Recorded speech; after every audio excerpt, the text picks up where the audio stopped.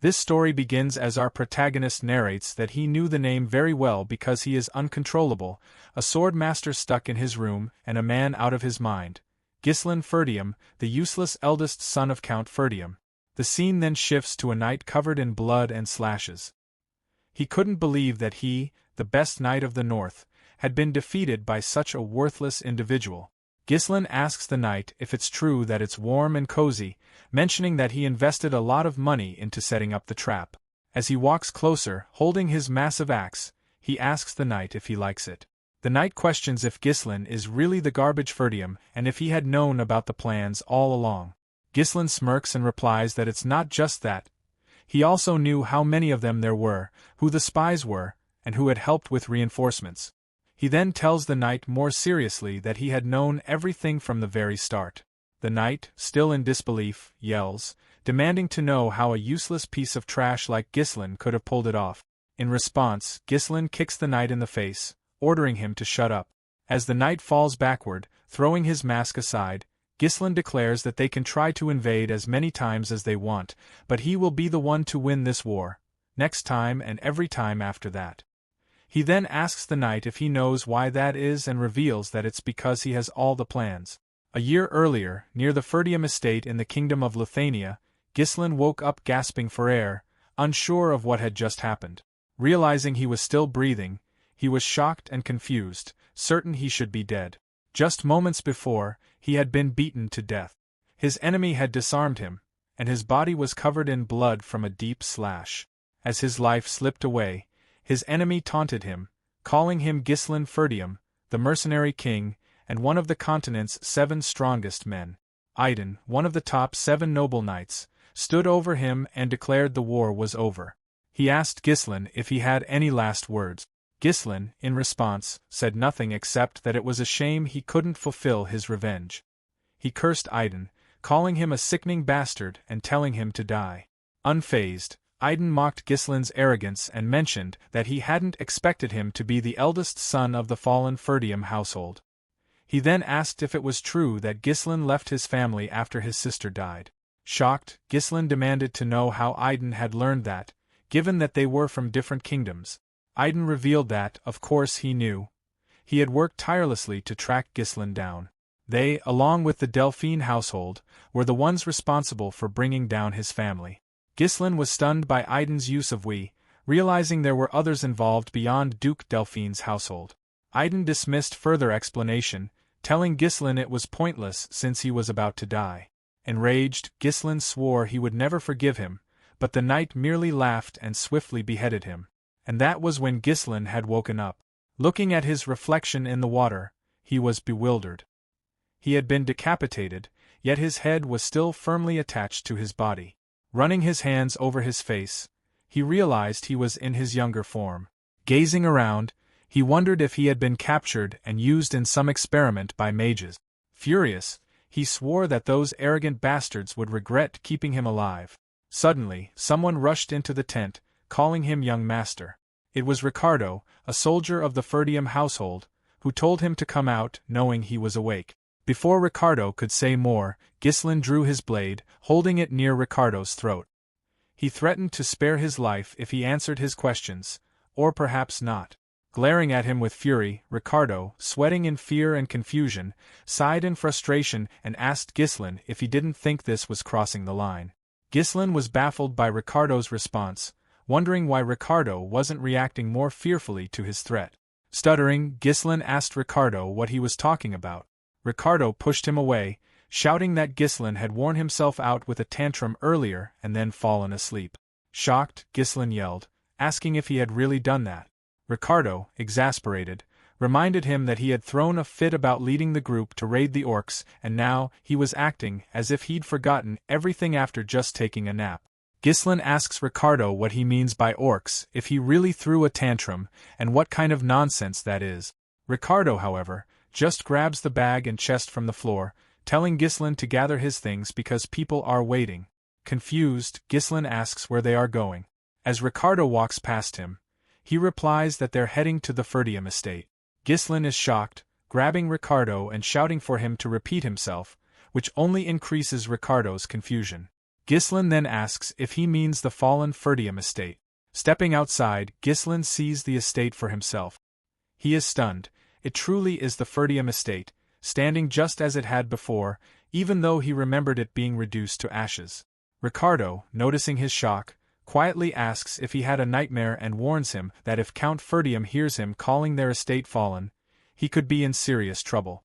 Ghislain pinches his face tightly, trying to see if he's dreaming, but the pain confirms that this is real. Then, looking at his younger reflection and the estate in its original state, Ghislain begins to suspect he's traveled back in time. He recalls how his younger self had resented the household, how his immaturity, born from feelings of inferiority, led to countless troubles.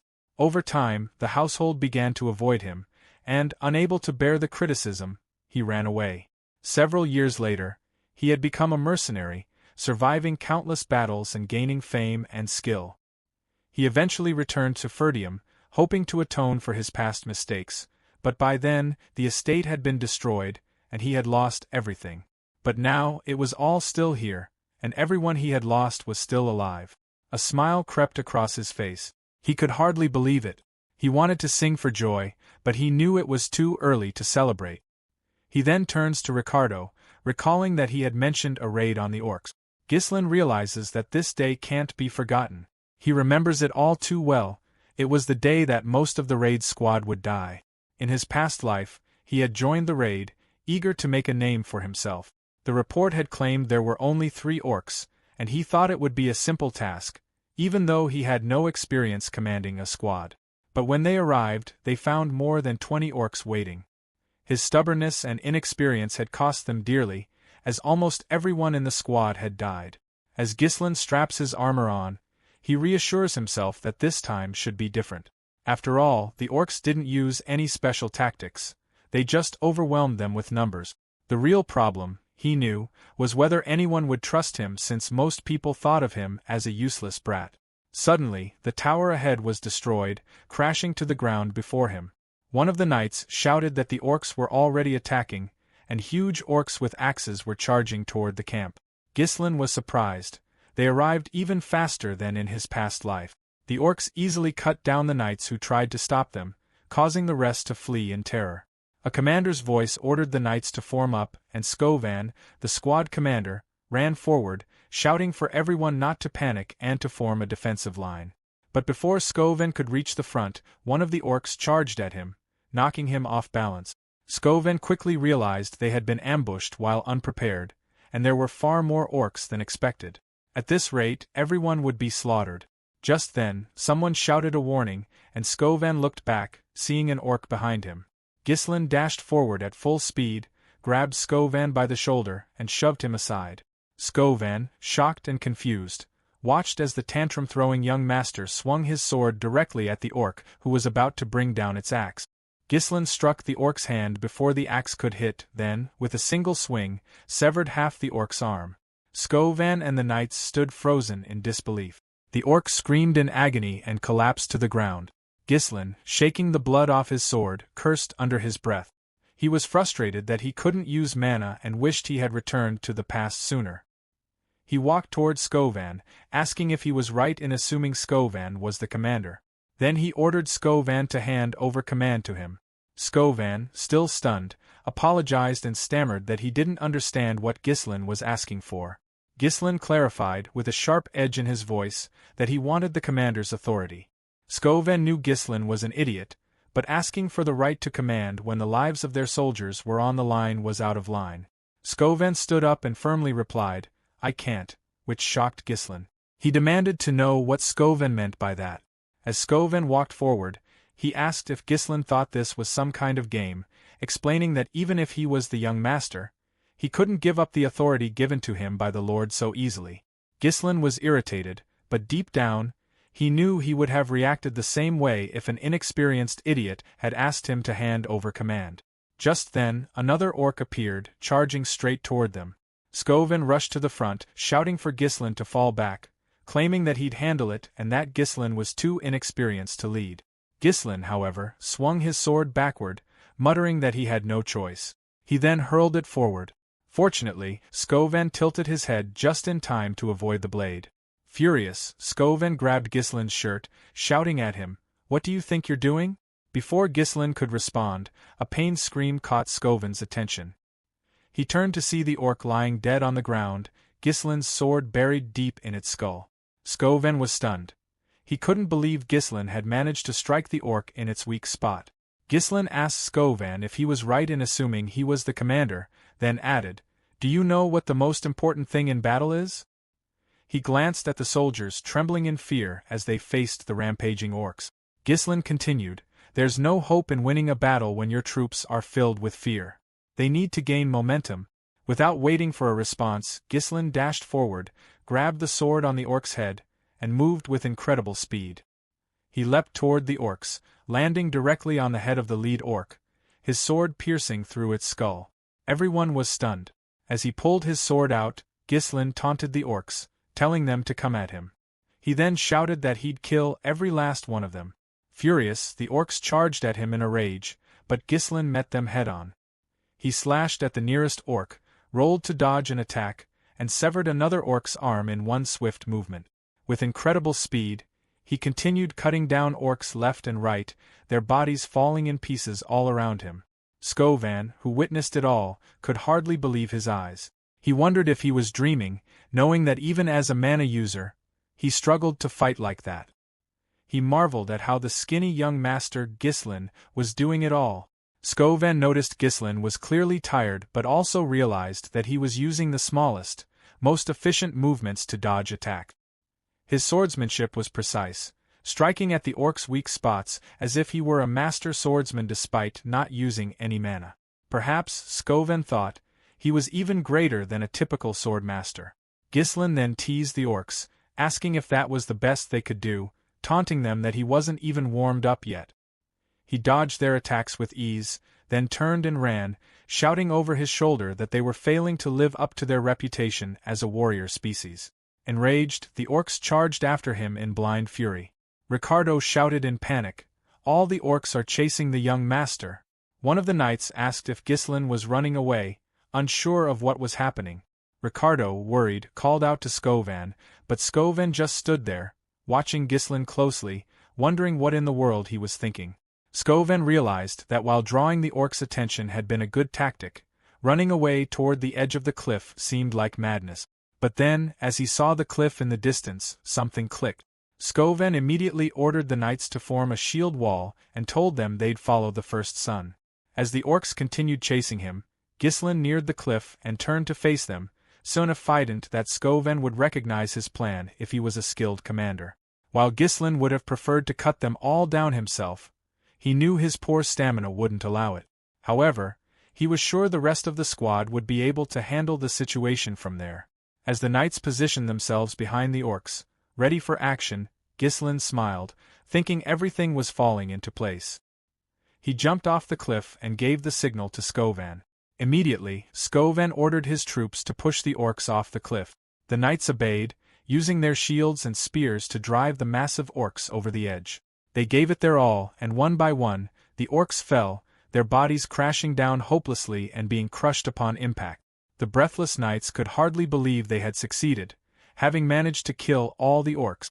Skoven rushed to the cliff's edge, shouting for Ghislain. To his relief, Ghislain had managed to pierce his sword into the cliff's side and was hanging on. He smiled up at Skoven, and Skoven, though surprised, smiled back. Reaching out, Skoven told him to grab his hand. But just as Ghislain replied, his grip slipped. Unable to hold on, he plummeted down the cliff, leaving the knights horrified, screaming his name in panic. As Ghislain fell, he dreamed of his younger sister calling him. He asked if she was Elena, but then flashes of memories came rushing back. Elena crying, asking about their mother, thanking him with a smile, angrily questioning his behavior, and declaring he was the worst. These memories of Elena flooded his mind. Suddenly, someone grabbed him, calling him brother, and when he turned, he saw Elena shouting that they should go together. Ghislain awoke in his room, realizing he was still alive. He assumed the knights had somehow managed to save him. As he sat up, he wondered if everything had been a dream, but the pain in his body told him otherwise. He guessed the pain was the consequence of pushing himself beyond his limits, though it also reassured him that he was indeed alive. Just then, someone entered the room, his maid, Belinda, who excitedly informed him that he was awake. Ghislain was surprised to see her. She immediately began scolding him, reminding him of how worried she had been and how she had warned him to let the knights handle the orcs. Without warning, Ghislain hugged her tightly. Startled, she asked what he was doing and if she had done something wrong, but he simply replied that he was just happy to see her. Belinda had been his personal tutor since childhood and the only one who stayed by his side despite his foolishness. After their family's downfall, she had disappeared, and he had never seen her again until now. Seeing her again filled him with a mix of relief and joy, emotions he never thought he'd feel again. Belinda, however, was confused, asking why he was so happy when they saw each other every day. Ghislain realized he needed to tell her the truth. He explained that a catastrophe would soon strike Perdium, shocking her. She asked what he was talking about, to which he replied that he had died and come back to life. However, Belinda playfully dismissed his claim, teasing him that it was probably just the orcs that almost killed him. Ghislain tried to clarify, but she shifted the conversation, pointing out that he, not Perdium, was the one in greater danger. She then launched into a lecture about all the things he had done wrong, making Ghislain realize she didn't believe him at all. Accepting that convincing her was futile, he gave up on the subject. Belinda then asked what he was going to do if he was too injured to attend the upcoming festival. Ghislain, confused, asked what she meant, but Belinda reminded him about the festival, wondering how he could have forgotten. She pointed out that Elena had been looking forward to attending the festival with him, seeing it as a chance for them to become close again. Looking at a nearby photo of him and Elena, Ghislain recalled the festival that always occurred around this time of year. In his previous life, he had never had the chance to enjoy festivals, haunted by trauma. Ghislain then asked Belinda how long it was until the festival, to which she replied that it was only a week away. He became serious, knowing that this festival marked a day that would change his life forever. Elena then entered his room, calling out to see if he was there. Ghislain looked at her, his mind swirling with the memory that continued to haunt him. He knew that 1 week from now, Elena would die. Ghislain hugged Elena tightly, surprising both her and Belinda.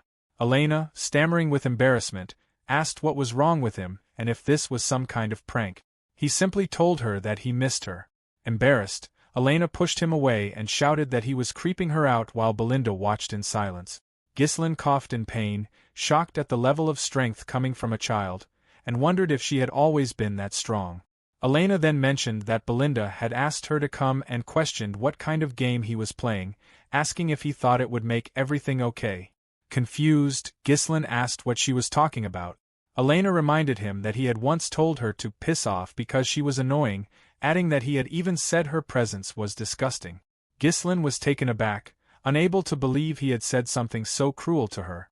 Feeling awkward, Ghislain apologized, fully aware that he hadn't been close to Elena in his previous life and had acted like a complete piece of trash. His unexpected apology left both Elena and Belinda speechless. Elena, still in disbelief, asked if his head had been injured since she had heard that an orc had knocked him out. Irritated by the remark, Ghislain tried to explain himself, but he suddenly felt a sharp pain throughout his body and dropped to his knees. Elena, teasing him, remarked that his condition proved her point, reminding him that he had returned unconscious. But when Ghislain looked up, he saw both of them laughing at him sweetly. A smile formed on his face as he realized how much he had missed these moments. He couldn't help but wonder why his past self had wasted so much time on trivial things. The upcoming festival resurfaced in his mind, the one where he had rejected Elena's offer to attend together, using the raid squad incident as an excuse. That festival had been the last time he ever saw her, and shortly after, her body had been found mutilated along with her bodyguards. He clenched his clothes in anger, knowing that he should have been with her. Just then, a knock came at the door and 2 bodyguards, Jamal and Philip, entered, calling for Elena. She asked if something had happened and reminded them she had asked them to wait outside. Jamal apologized, explaining that a servant had requested Elena's oversight of the festival preparations. Ghislain, confused, asked why Elena would be asked to handle such matters. Belinda chimed in, teasing him that he wouldn't know because he had always been lazy, noting how strange it was that there was such a shortage of workers in Perdium that even the young lady had to step in. As Elena headed out, she told Ghislain to take care of himself. Still wondering about the shortage of workers, Ghislain realized that in his past life, he had never cared about such things. Wanting to be more involved this time, he offered to help, surprising Elena. Belinda, equally shocked, asked if he was serious, while Elena questioned if he had indeed suffered a head injury. A short while later, as they moved through the busy street, Ghislain called out to Elena, reminding her that he had offered to help. Elena shouted back, telling him to go away and warning that people were too frightened to work with him around, which drew the attention of everyone nearby. Annoyed, Ghislain asked if this was how she treated someone who wanted to help. She just pushed him away again, insisting that the best way for him to help was to stay out of the way and avoid causing trouble. As she pushed him aside, Ghislain's thoughts turned to the memory of her death. Her body had been found near the slums, far from the festival grounds. He deduced that someone must have lured her there or forcibly moved her. To prevent this from happening, he realized he needed to learn more about the ins and outs of the estate. Suddenly, someone rushed over to them, and Ghislain recognized the man's face. It was Fergus, an old knight. Fergus, visibly relieved, expressed his gratitude that Ghislain was safe, tearfully explaining that he had come as soon as he heard about the orc attack. Ghislain, trying to brush it off, told Fergus to stop talking about it. However, Elena seized the moment, telling Fergus that Ghislain had been acting strangely since waking up and ordering him to escort her brother back to his room. Fergus, loyal as ever, agreed, much to Ghislain's frustration. Once again, his past reputation as a hooligan was getting in the way of him being taken seriously. Ghislain realized that there was no point in arguing and accepted that he would get a better sense of what was happening around the castle in the following week. He then asked Fergus if he was correct in recalling an abandoned training field in the castle and ordered him to take him there. Fergus, surprised, asked why he wanted to go to the training field. Ghislain simply replied that he intended to train, which shocked Fergus even more. Despite his surprise, Fergus led him to the training field.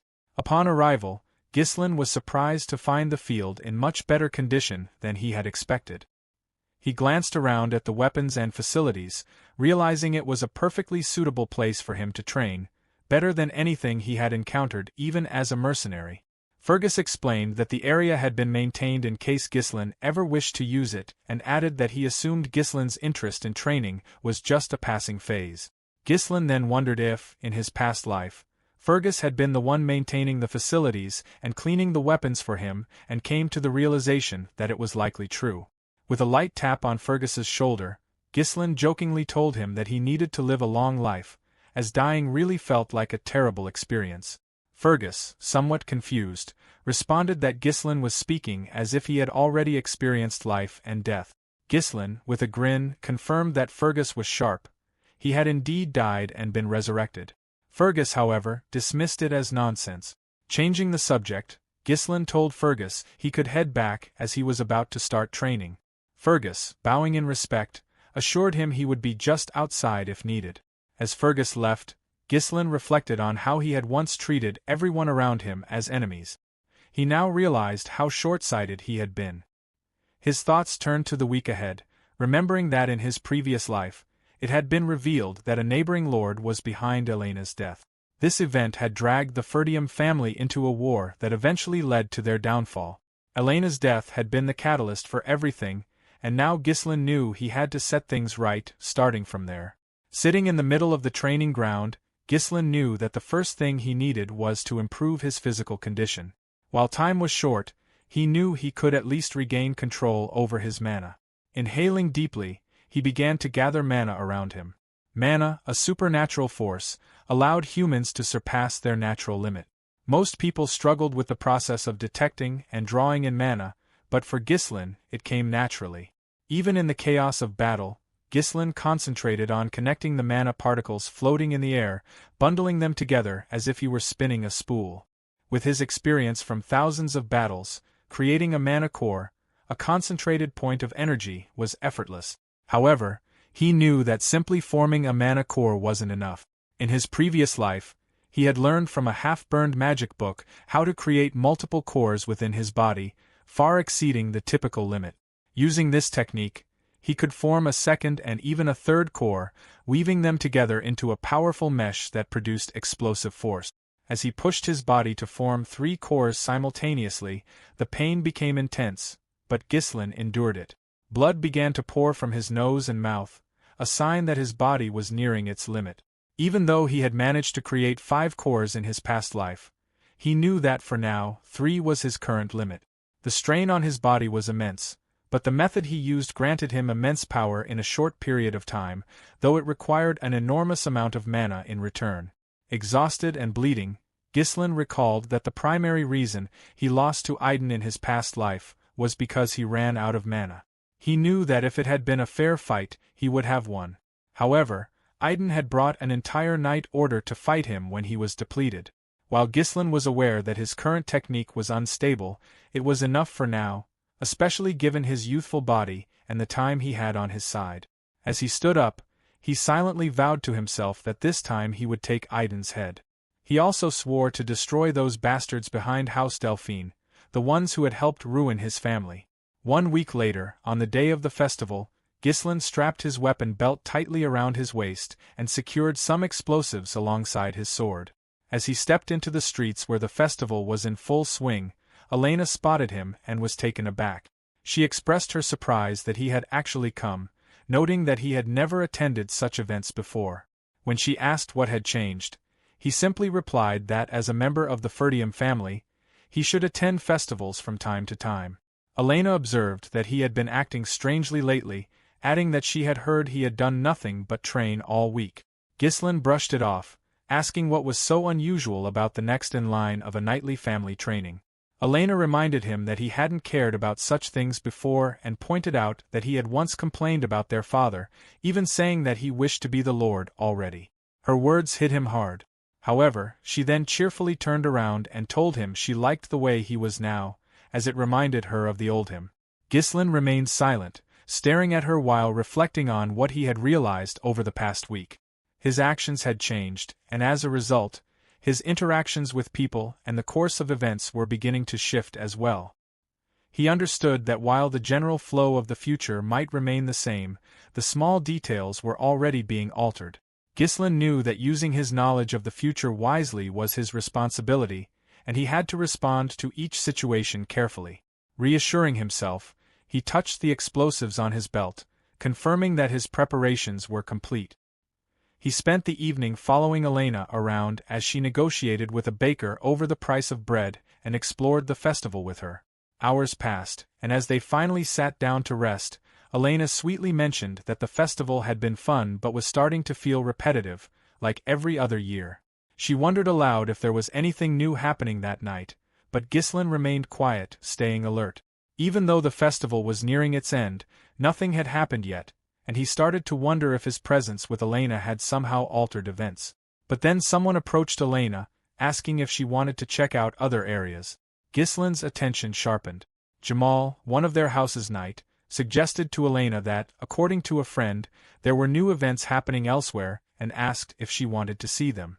Elena, excited by the idea, agreed and followed Jamal, saying it had better be fun. As Ghislain watched them, a cold realization hit him. It was them. The traitors of their house. Elena's escort knights, Jamal and Philip, were among the most trusted knights in the feud, having protected her since childhood. It was known that, in his past life, they were killed while defending Elena. A moment later, they arrived at their destination. Jamal cheerfully informed Elena that they had arrived, but the place was desolate. Nothing but destroyed stalls and abandoned houses surrounded them. Elena looked around in disappointment, questioning what it was and expressing doubt that there would be a performance in such a rundown area. Jamal responded that they probably weren't ready yet, and he was sure people would arrive soon. Elena, annoyed, shouted at Jamal, asking if he really believed anyone would perform in such a dirty place. This was exactly what Ghislain had expected. He scanned the area, noting that while it seemed like a simple deserted street at first glance, the obstacles blocking escape routes were strategically placed. They had prepared in advance. Suddenly, Elena grabbed Ghislain's arm, telling him they should leave. Jamal tried to stop her, suggesting they should at least wait to see the show, but she firmly dragged Ghislain away, refusing to stay in such a place. Ghislain, surprised by her strength, jokingly asked if she had been working out. She glanced back at him in confusion, not noticing that she had bumped into Philip. Philip, visibly annoyed, told her they should wait a little longer. Elena, horrified by their strange behavior, asked what was wrong with them. Jamal, trying to calm her, explained in an unnerving tone that they had simply received a reasonable request. Shocked, Elena demanded to know what Jamal meant by a request. Before she could process it, 3 men appeared, approaching them. The leader, Frank, commended Jamal and Philip for their clean work. Jamal, proud, confirmed that they had brought the young lady as promised and suggested they conclude the deal. However, Frank's eyes narrowed when he noticed Ghislain. He asked the bodyguards why Ghislain was there, pointing out that he had never requested the eldest son of the Perdium family. Elena, now trembling with fear, stood close to Ghislain. Jamal dismissed the concern, saying they could hand Ghislain over for free, explaining that he had foolishly followed them without realizing he was walking into his own grave. Ghislain, furious, demanded to know if Jamal had really betrayed them and whether he thought he could get away with it. Jamal, smirking, taunted him, suggesting that Ghislain should worry about his own fate. He revealed that they were simply tired of Perdium's impoverished land plagued by barbarian attacks, and that many others were likely fleeing as well.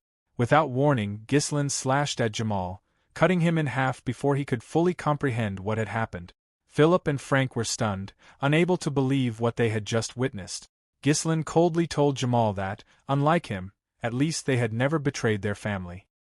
He then turned to Philip, asking if he shared Jamal's foolishness. Panicking, Philip grabbed Elena, using her as a hostage while cursing Jamal for being an idiot and losing to an amateur. But before Philip could draw his sword, Ghislain's blade pierced through the middle of his head. As Philip collapsed, his final words were a stunned declaration that it was impossible. He fell to the ground, lifeless. Elena, shaken and terrified, rushed to Ghislain, hugging him tightly in fear. The men with Frank hesitated, asking if Frank was certain this was truly the eldest son of Perdium.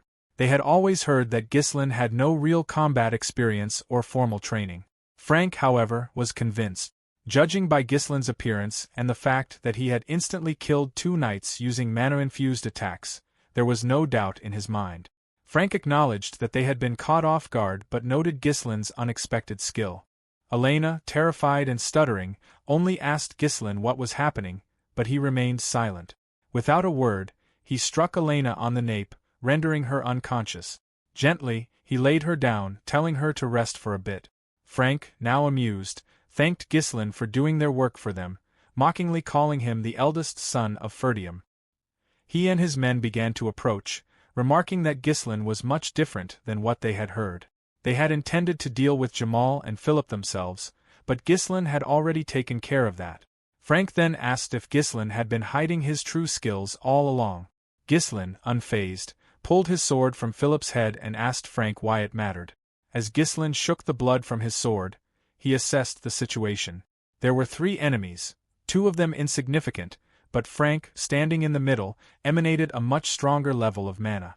Realizing he needed to finish this quickly, Ghislain released his own mana, created mana threads, and began walking toward them. He asked Frank whose request it was to capture Elena, but Frank dismissed the question, saying there was no need for a dead man to know. Ghislain, knowing Frank wouldn't give up the information easily, responded that it didn't matter. Frank would want to spill it soon enough. One of Frank's men asked if they should sever Ghislain's head, but Frank refused, ordering them to capture him alive.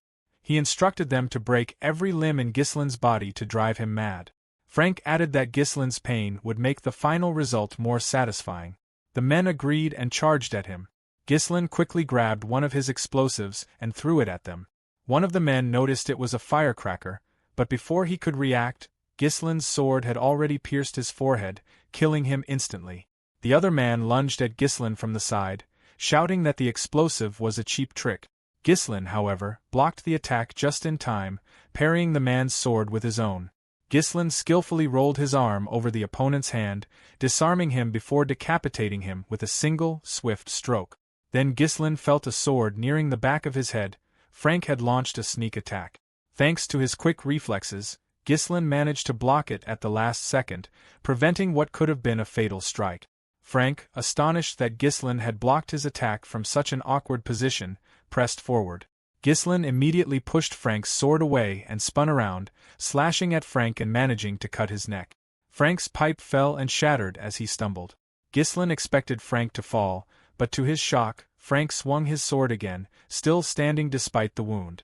Ghislain blocked the strike with both hands, barely able to hold back the force of the attack. Frank, healing his neck with mana, remarked that if he had been lacking in mana, he would have been decapitated.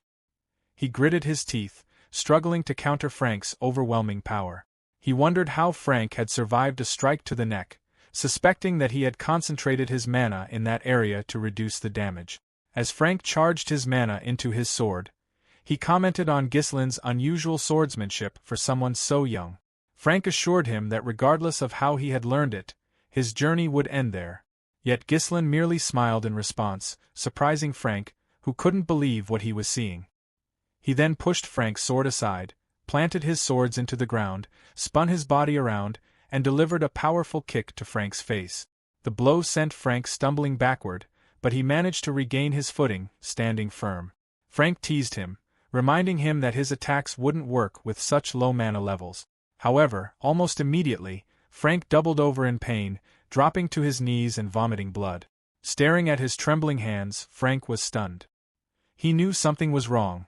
There was no way Ghislain's attack should have pierced his mana-enhanced defenses at this skill level. Ghislain walked closer, his presence intense, and told Frank that he hadn't expected to uncover the true culprit behind Elena's death, but now he knew it was Frank. As mana flared with rage, he released the power of his third mana core. Frank was shocked, shouting in disbelief, demanding to know how he had boosted his mana so drastically. Ghislain didn't answer. Instead, he lunged toward Frank with both swords swinging. Frank, realizing the speed of his assault, barely managed to block each strike, struggling to keep up with the relentless barrage of attacks. Ghislain poured force into every blow, each swing more powerful than the last. Finally, Ghislain put all his strength into a decisive strike. Frank blocked it, but the impact was overwhelming. Frank could feel his hands going numb just from the sheer force of defending against Ghislain's strikes. Cracks began forming on Frank's sword, and he realized that no matter how much mana one gathered, it usually had a limited effect. He had never seen a technique that could increase mana so explosively. Staring at him, who was preparing for another attack, Frank felt as if he were facing a completely different person. When Frank tried to block the next attack, his sword shattered into pieces. Ghislain's blade sliced into Frank's body, sending blood splattering everywhere. Not stopping, he launched another attack, stabbing Frank directly in the stomach. Frank coughed up blood, screaming in agony. Ghislain then pinned Frank against the wall with his arm, demanding that they finish their conversation from earlier. He seriously asked Frank who had requested Elena's assassination. Desperate, Frank pulled a hidden knife from his sleeve. Determined not to go down easily, he decided to at least take Elena with him. As he aimed the knife at her, ready to throw it, his hand and the knife were suddenly bound by threads. Ghislain calmly suggested to Frank that they make a deal, warning him not to do anything foolish. He told Frank to answer his question, and in return, he'd sheath his sword. Frank, now immobilized, realized that the threads were infused with mana, preventing him from moving. He recalled Ghislain releasing those threads earlier but hadn't paid attention. Then, with cold determination, he slid his sword deeper into Frank's stomach. He remarked that someone of Frank's caliber should be able to patch himself up, but it wouldn't matter if he destroyed his mana core. Frank's eyes widened in shock as Ghislain twisted the blade. The pain inside Frank grew unbearable. His mana began to scatter, breaking apart under the pressure. Panicking, Frank screamed that Ghislain was out of his mind, warning that one wrong move could cause a mana backflow, leading to a catastrophic explosion that could wipe out the entire area. Ghislain, however, remained calm, dismissing the threat as something that only applied to the unskilled. He assured Frank that he could manage it. As Frank felt himself breaking, he realized Ghislain wasn't bluffing, he was going to die. Desperate, Frank shouted that it was Count Desmond who had requested the assassination, explaining that Desmond needed a pretext to start a war against both the Perdium and Degard families. Ghislain asked if Frank was telling the truth, recalling that in his previous life such underground dealings were usually handled by families allied with the ducal house. His fury grew as he thought of Duke Delphian and how he had orchestrated such madness behind the scenes. He then demanded to know if that was why Elena was targeted. Frank, stammering, confirmed it was true. In response, Ghislain drove his sword deeper into Frank's stomach until it pierced through and came out the other side. Frank screamed in agony, accusing Ghislain of going back on his word, but Ghislain, unfazed, asked him what the issue was, reminding Frank that he had killed plenty of people in his life, yet now, when it was his turn, he was afraid. Suddenly, Frank let out a loud, manic laugh. He pressed his forehead against Ghislain's and taunted him, saying that nothing would change even if Ghislain killed him. Frank boasted that his work with the guard was already complete and questioned if he thought anyone would listen to a punk like him. Shouting, Frank declared that Perdium would still fall due to the impending war. But he slammed Frank's head against the wall, silencing him. Leaning close, he whispered that he had a secret. He had been reborn after dying, and this time, things would be different. Ghislain then shattered Frank's mana core completely, causing Frank's body to break apart. Just before Frank could explode, the mana core shot up into the sky and detonated like a beautiful firework. Ghislain, breathing heavily, surveyed the dead bodies around him and glanced back at his sister, still peacefully asleep on the ground. Throwing his sword aside, he exhaled, trying to calm himself, but pain racked his body, and he collapsed to his knees, vomiting blood. Wiping his mouth, he cursed. Back when he was the Mercenary King, exploding 3 mana core wouldn't have been a problem, but now it was pushing him to his limits. Forcing himself to stand, he staggered toward a nearby house, shouting that he wouldn't fall like this. Entering the room, Ghislain found 2 bodies wrapped in white cloth. He walked closer, remembering that in his previous life another body had been found alongside Elena's. Based on Frank's words, he realized that the body before him was the son of Count de Garde, cold and lifeless. He then glanced at the other corpse, deducing that it must be young de Garde's escort knight. Ghislain pieced together the plot. The de Garde heir and his knight had been killed and framed as Elena's murderers. It was a perfect cover to ignite a war. He knew that if the bodies were discovered, it would trigger the conflict just as it had before. Determined to stop that from happening, he pulled out his last fire explosive. He set the entire house ablaze, ensuring that the corpses of the de Garde heir and the knight were reduced to ashes. As the flames consumed the evidence, Ghislain hoisted Elena onto his back and walked away, resolute that he would not allow things to unfold as they had in the past. Unbeknownst to him, a figure hidden in the branches of a tall tree had been watching the entire scene. As soon as Ghislain left, the mysterious figure hurriedly slipped away into the night. In a dimly lit meeting room, the mysterious man reported to a gathering of powerful figures that the mission had been a failure. The room was filled with disbelief. After all, they had sent their guard knights along with Frank, the best they had. One of the big figures questioned the mysterious man, asking if he had underestimated the task, thinking it would be easy work to handle just one girl. The mysterious man, sweating nervously, stammered as he explained that the failure was due to Ghislain Perdium. Confused, the room fell silent for a moment. Everyone exchanged puzzled looks, knowing Ghislain's reputation as a useless bastard from the north. One of the big figures erupted, shouting that Ghislain was a worthless piece of trash and accusing the mysterious man of using him as an excuse. Visibly shaking, the mysterious man insisted that Ghislain was completely different from the rumors and information they had. He recalled Ghislain's powerful mana, the ease with which he killed the knights, defended against Frank, made Frank spill secrets, destroyed his mana core, and erased all the evidence. He explained to the room that Ghislain seemed like a completely different person, but the man added they had already dealt with the de Garde family, so there would be no issue in starting the territorial war. He then begged for another chance. The big figures weren't impressed. They shouted at him to shut up, accusing him of failing to gather sufficient intelligence on one kid, botching an easy mission, and now daring to ask for another chance. They angrily declared that the setback was too great and demanded the mysterious man's elimination. Suddenly, the boss spoke up, his calm voice cutting through the noise, telling the room it was getting too loud. Everyone fell silent. The boss then turned to the mysterious man and asked what kind of chance he wanted. Stuttering, the man replied that he would take care of Ghislain Perdium. The boss asked how he planned to do it, and the man explained that he would orchestrate a duel naturally. The mysterious man then revealed that he had someone in mind, piquing everyone's curiosity.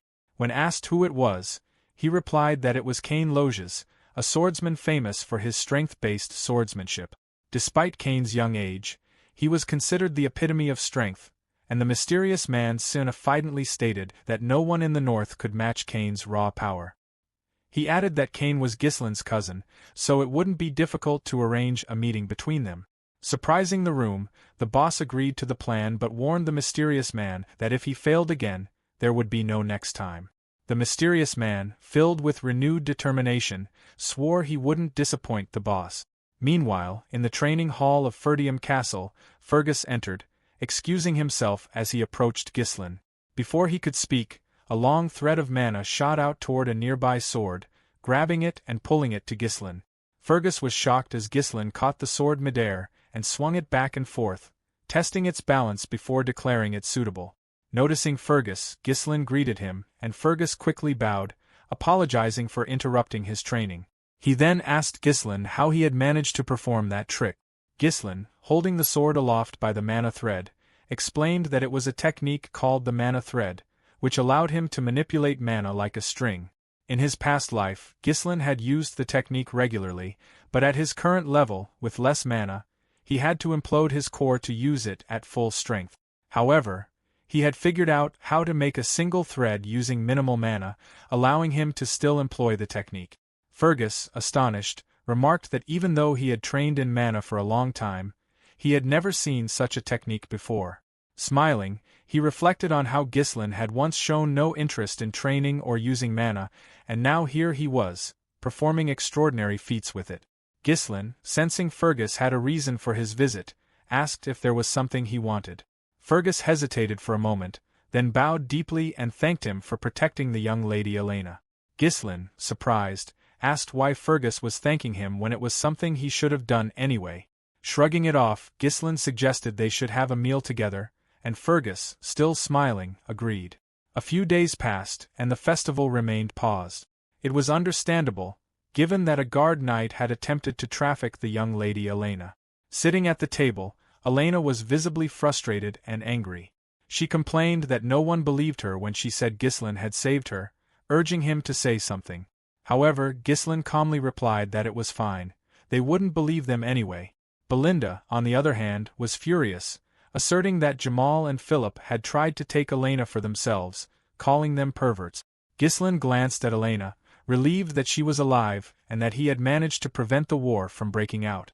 However, he knew they wouldn't give up so easily, and he couldn't stop them alone forever. This meant he needed to build a military force. As the maid excused herself to bring their food, Ghislain sat deep in thought, considering how he needed to get more involved in politics to strengthen his position. But when his dish was placed in front of him and he opened it, he was stunned to find only a piece of bread. Shocked, he asked Belinda why they were getting dessert first. Belinda, puzzled, asked what he meant by dessert and reminded him of their dire financial situation. Suddenly, they heard shouting outside. People were yelling for compensation. Startled, Ghislain saw a chubby man leading a group, demanding that Perdium compensate them for the losses they had incurred due to the festival's abrupt cancellation. The crowd rallied outside the Perdium mansion, shouting for the knights to come out and accusing them of hoarding wealth. Ghislain looked out the window in disbelief, asking what was going on. Belinda, aside, saying she knew this would happen, explained that their country was full of merchants who relied on profits from the festival. While the event had been enough to satisfy them last year, this year's abrupt cancellation after just one day had left them furious. Ghislain asked if the county situation was truly that bad. He knew that if nothing was done, the merchants would only become more aggressive. Turning to Fergus, he asked what the soldiers were doing and ordered him to send them down to calm the crowd. Fergus, smiling wryly, replied that they didn't have any soldiers. Confused, Ghislain asked what he meant. Fergus explained that most of the troops had been dispatched to the Forest of Monsters for reconstruction after the orc raid. Ghislain cursed under his breath, unable to believe the situation. Perdium, constantly at war with barbarians to the north, was now dealing with the monster-filled forest to the south. The absence of soldiers left them vulnerable. Frustrated, Ghislain pulled Belinda aside to speak in private. He whispered, asking if she was the one managing his money and suggesting they use some of it to calm down the merchants. Belinda, however, smiled and told him there wasn't any money left. Stunned, Ghislain asked why not. She reminded him that the Count had cut off his allowance because he had been spending money recklessly. Realizing he was broke, Ghislain cursed his past self for squandering his resources. Desperate, he asked Belinda to lend him money, but she simply replied that she didn't have any either. Returning to his room, Ghislain sat by the window, cursing his situation. He wondered how they had ended up with nothing and realized that without even a little money, there was nothing he could do. Despite having knowledge of the future, he needed money, and fast. Ghislain began to think about whether there was anything in the estate that could help when he suddenly heard someone rushing toward his room. Ricardo barged in, shouting his name in a panic. Ghislain stepped away from the window and asked Ricardo what was wrong. Ricardo, breathless, shouted that there was a problem. The young Master Cain Loges was requesting to see him. Ghislain was surprised at the sudden news. Meanwhile, in the waiting area, Scovin lay on the ground, heavily beaten and bleeding.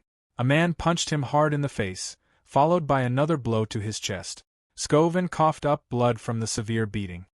His vision blurred from the pain, and he was barely conscious when he saw a figure approach. Fury rising within him at the sight of Scovin's condition, just then a voice called out, noting Ghislain's arrival. A massive man stepped forward, the young Master Cain Loges. Towering and menacing, with a mocking grin, Cain greeted Ghislain teasingly. Ghislain scanned the scene with a sharp, focused gaze. Standing in front of him was a tall figure, looming with an unsettling presence. He gave a creepy smile, a look that hinted at something more than mere recognition. This boy was no ordinary stranger. He was the heir of Loges County, a family with whom they had once forged an alliance. He was none other than Cain Loges, the sole heir to the Loges County and the only true friend he had during those times. Their eyes locked gazes. It was as if, in that moment, they were on the verge of some significant confrontation. The brief moment passed, and the tension in the air was interrupted by Ghislain's voice. Turning away from Cain, he shifted his attention to Ricardo and asked about the situation. Ricardo, already terrified, explained that they had responded to a report of a disturbance at the tavern. There, they had found Cain with his escort knight. After recognizing them, Cain asked if the rumors about Ghislain were true. Commander Scovin then explained the details of the rumors to him. After that brief exchange, the tension exploded into action. Without hesitation, Cain moved with incredible speed and power, smashing the commander with a single brutal strike. The others could only stand in stunned silence, and that's exactly what happened. No embellishment, no exaggeration. Cain, with his unsettling smile still in place, turned to Ricardo and demanded that he tell the truth. His voice was low but commanding, cutting through the silence like a blade. Ricardo hesitated but eventually spoke, his tone unsure, repeating the astonishing claim. That Ghislain, who had never trained, had taken down an orc with his bare hands and dealt with the traitorous escort knights all by himself. Cain told Ghislain that the situation wouldn't have happened in the first place if Ghislain hadn't lied. Ghislain had stood completely emotionless, aware that Cain often treated him as a subordinate. He remembered how Cain had always caused a mess whenever he visited Perdium. Even after smashing the commander and single-handedly taking down the knights, no one had dared to speak against him because he was Cain Loges. Essentially the main character's subordinate, their relationship was far more complex than that. This unspoken authority had shielded Cain from any repercussions, leaving everyone around them in silent awe or discomfort. It was in this atmosphere of dominance and power that Ghislain's inferiority complex had taken root. Watching Cain's effortless confidence, boldness, and ability to take control of any situation without fear had made Ghislain feel smaller in comparison. To the outside world, Cain's confidence and fearless demeanor were praised as qualities befitting a true heir, someone destined for greatness. Cain had wondered if he would have charged at him with this much provocation. A while ago, in Loges County, a mysterious man told Cain to kill Ghislain. He promised that, if he succeeded in this task, the esteemed one would support the Loges family. Cain's eyes narrowed as he leaned in closer, asking the man with dark curiosity how exactly he planned to eliminate Ghislain. The man hesitated for a moment before offering a cold, calculated reply. He suggested luring Ghislain into a duel, making it appear as though a simple misunderstanding or dispute between them had gotten out of hand. He explained that, once the duel began, they would ensure it seemed like an accident. No one would question it, and Ghislain would be out of Kane's way. The strange man remarked that this was an uncommon opportunity, even for them. Kane expressed his excitement at the thought of killing his own cousin, though he also wondered if the others wanted to eliminate Ghislain because something had changed about him. After some time, Kane turned to Ghislain, his curiosity evident, and asked why he was still standing there. He added that, since Ghislain knew of his presence, he might as well bring out the thing he had prepared for him. Kane's tone was casual, yet there was an underlying expectation, as if he was anticipating this moment for a while. Ghislain had remained still for a moment, a faint smile tugging at the corner of his lips. Kane previously heard rumors about the grand festival being interrupted, throwing the once joyous celebration into uncertainty. Now, however, Ghislain seemed determined to reignite the excitement. Ghislain remarked that everyone wanted to liven up the mood and that they should ensure the people had an amazing time. Ghislain, completely clueless and somewhat nerdy, had asked Kane if he was talking about something specific. He recalled that Kane often demanded alcohol and women whenever he visited, and Ghislain complied in the past out of fear of being beaten. But not anymore. He remembered Belinda telling him that the Lord had cut off his support due to excessive spending. Realizing this, Ghislain had understood that he was waiting for this very moment. Kane, growing impatient, urged Ghislain to bring the item quickly, insisting he couldn't wait much longer. Ghislain, though aware of the urgency, responded calmly. He assured Kane he would bring it right away but mentioned there was something else he needed to address first. Ghislain then added that Kane had a debt that needed to be settled immediately. Everyone stood in stunned silence as Ghislain broke the tension. He firmly reminded Kane that everything he had prepared was funded with his own money. The room was filled with disbelief as Ghislain stated his decision. He intended to settle for 1,000 gold as the principal amount, plus interest. Kane dismissed the claim, asserting that Ghislain had done so out of gratitude for their friendship. Ghislain, however, grown angry and warned Kane to repay the debt or face severe consequences. The room had fallen silent at this exchange. Kane stood up and accused Ghislain of becoming bold only because he was lenient with him. The shifting power dynamics between Kane and Ghislain. Kane asked whether Ghislain's confidence was justified, given that it stemmed from spreading false rumors about defeating two knights. Rumors that had earned him the ridicule of the North, where people called him an idiot for his nonsensical talk. Suddenly, Kane launched an attack on Ghislain, but Ghislain dodged every blow and delivered a powerful punch to Kane's stomach. Kane fallen to his knees in defeat. Ghislain told Kane to stop whining, noting that he had blocked every strike. Everyone in the room seemingly placed the blame on Ghislain. Kane, however, was satisfied with the outcome. He turned to the mysterious man and inquired about his acting skills. The man grinned, complimenting Kane on his excellent performance and pointing out how convincingly he had manipulated the situation to make Ghislain appear guilty. The man speculated on what might come next in the escalating tension between Kane and Ghislain, whether their confrontation would lead to unexpected alliances or deeper conflict. Kane, pleased with himself, reflected on his flawless manipulation. He had orchestrated the scene to lead everyone to the conclusion he had desired from the beginning. In the midst of his triumph, Kane realized that this was a perfect opportunity to sever ties with Perdium. Comparing the situation to the flower known for its tragic beauty, symbolizing allure and peril, he resolved not to let the moment slip away. With swift determination, he pulled out a pair of striking purple gloves, their fabric shimmering ominously in the dim light. The gloves were a symbol of his readiness to engage in duel, a declaration of intent. He turned towards Ghislain, a look of fierce resolve etched across his face. Kane shouted with a mixture of disdain and anger, asking if he thought he could tarnish the dignity of nobility with lies and deceit. He declared that a line was crossed, one that could not be uncrossed. In that instant, he lunged forward, the air thick with tension as the confrontation escalated. Kane's grip tightened around the fabric of justice as he prepared to deliver a blow that would not only strike at him physically but would also aim to shatter the illusions he had built around himself.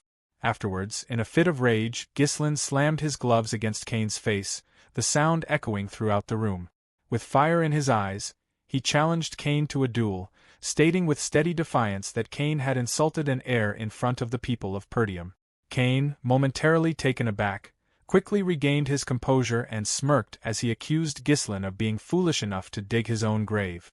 The crowd watched in anticipation, sensing the tension rising between the two. Cain, with unwavering confidence, casually accepted the challenge and added mockingly that Ghislain should not regret his decision later. The atmosphere crackled with excitement as Ghislain understood that this duel would not only settle their dispute but also serve as a spectacle for the onlookers. Ghislain then instructed Ricardo to bring all the merchants protesting in front of the castle and to tell them he would make them big money. The festival was suddenly cancelled as the atmosphere, which had heated to its peak, suddenly cooled down. Left behind were tourists who couldn't return out of regret, stuck in a state of incomplete combustion, unable to spend their money or time. Ghislain stood holding his sword when the announcer proclaimed the duel between young Master Cain and Ghislain. Some in the crowd shouted that they would bet their money on young Master Cain, while others remarked that the damn punk was finally going to get what he deserved. Meanwhile, outside, vendors were shouting slogans, enticing people to buy deals and place their bet. One man proclaimed he would bet on young Master Cain. Cain questioned the audacity of the crowd for turning a sacred duel into a marketplace and made it clear that his sword would not stop, even if his opponent surrendered. He remarked that such surrender must be exactly what Ghislain was after. Ghislain glanced at the gathering crowd, sensing their anticipation, and noted aloud that enough people had gathered to begin. He seemed to consider that the excitement necessary for a proper bet wasn't present but decided it was time to proceed regardless. The mysterious man who was accompanying Cain expressed skepticism, doubting whether proper bets could be placed under the current conditions. His observation prompted murmurs among the onlookers. Then, a rotund man stepped forward, crossing his arms and scoffing at the idea that anyone would bet on Ghislain. He confidently stated that it was obvious Ghislain stood no chance against Cain. The atmosphere shifted dramatically as the Knight Commander Scoven entered the gathering with a glimmering bag of gold. Clearing his throat to capture attention, he proposed changing the stakes, suggesting that bets should be placed on how long Cain could endure against Ghislain rather than on the winner. His suggestion sparked murmurs of surprise and interest. Two strikingly attractive women then approached, drawing attention as they declared their intent to bet on Ghislain. The crowd was taken aback, particularly recognizing Elena among them. Cain, growing impatient, stood with his arms crossed, scanning the crowd and expressing frustration over the delay. Ghislain calmly told Cain to hold on, remarking that since he was older, it would look strange for him to make the first move. Ghislain maintained his composure and unsheathed his sword, proposing that Cain attack first to demonstrate his abilities. Cain retorted that it was too late for Ghislain to act as though age gave him seniority. As the battle commenced, Cain unleashed a furious attack. Ghislain initially seemed to struggle but soon dodged every move Cain made. The crowd chanted enthusiastically for Cain, doubting Ghislain's ability to endure even one strike. Meanwhile, a white-haired woman, Belinda, urgently told Elena they needed to stop the duel, her voice filled with determination and fear. The mysterious man accompanying Cain dismissed the possibility of intervention, asserting that it was too late. He explained that anyone who crossed swords with Cain was trapped in a web of their own making, ultimately exhausting themselves through evasion until they left an opening for defeat. As the battle raged on, Ghislain skillfully evaded each of Cain's strikes, prompting Cain to remark, with a mix of admiration and frustration, that Ghislain was as slippery as ever. It was evident that Ghislain's abilities had significantly improved since their last encounter, showcasing years of practice and newfound mastery. Just when it seemed like Ghislain might maintain his streak, Cain executed a powerful maneuver, grabbing and launching Ghislain into the air. For a moment, time seemed to freeze as Ghislain soared upward, suspended in midair, and a sense of impending doom settled over the arena. Ghislain reflected on whether he should have gone easy on Cain but resolved not to forgive him for crossing the line. In an instant, Ghislain moved decisively toward Cain, leaving both Cain and his companion in shock. He realized that he returned to a stable state by condensing mana into his legs and hip.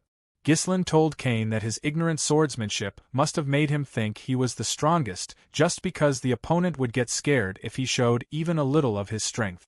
Ghislain expressed his desire to open Kane's eyes.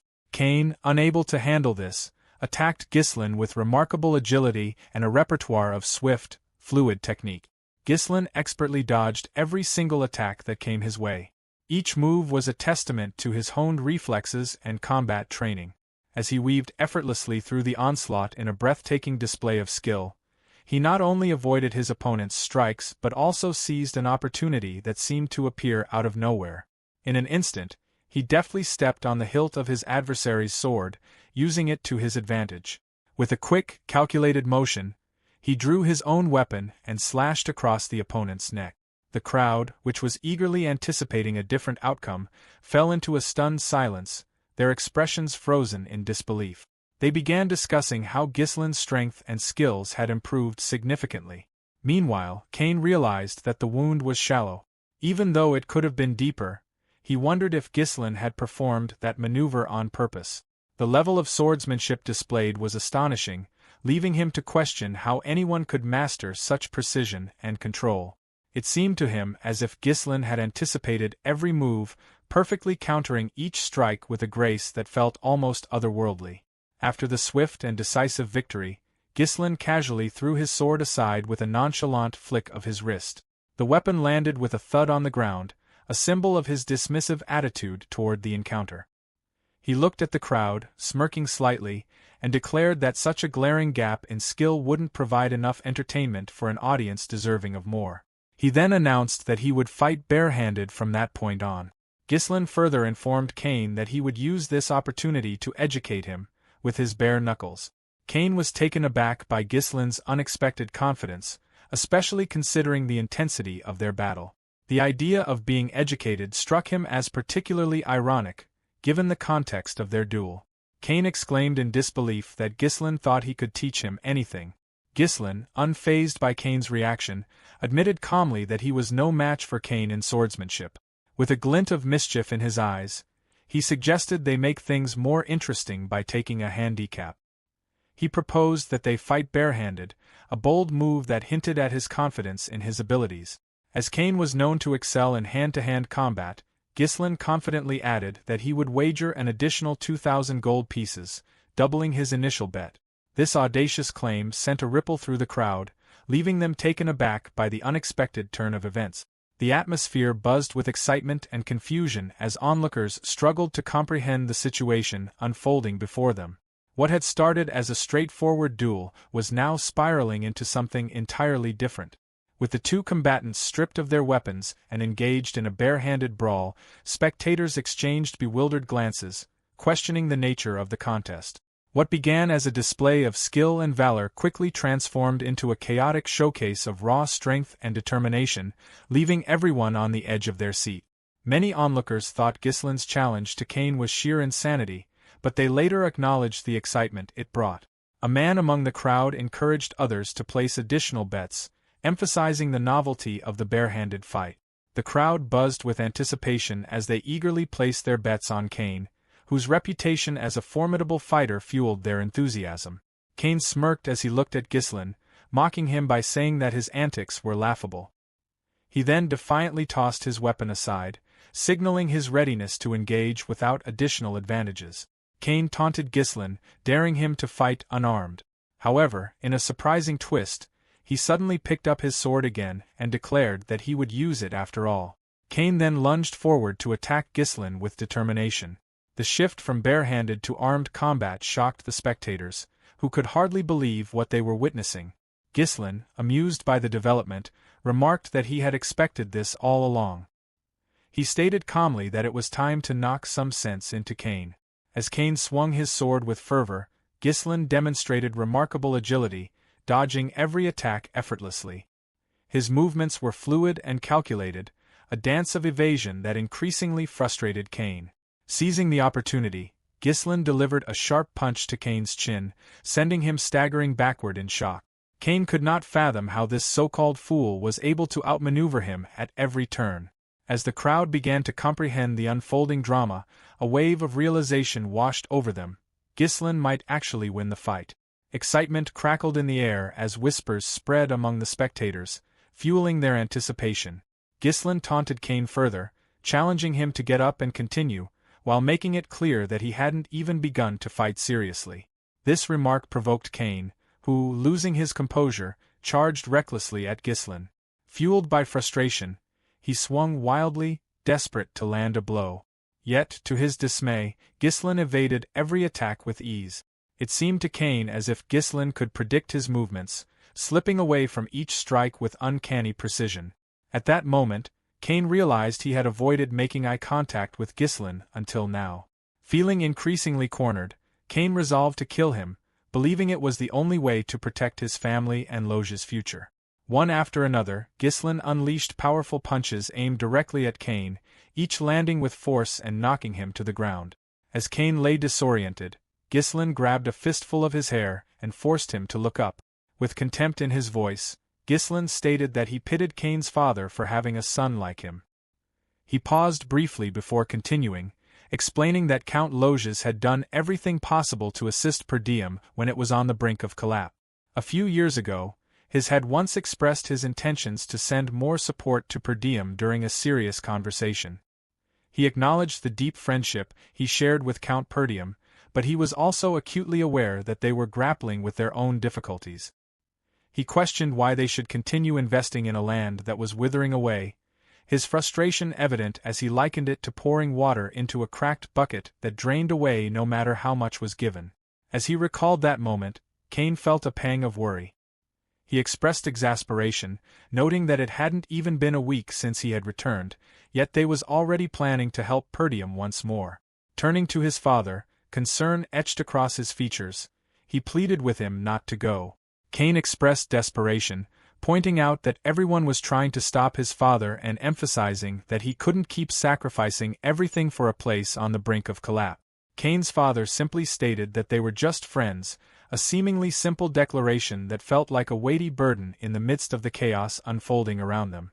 After the fierce battle that had just taken place, Ghislain, expression a mix of concern and determination, urged Cain to rise from the ground.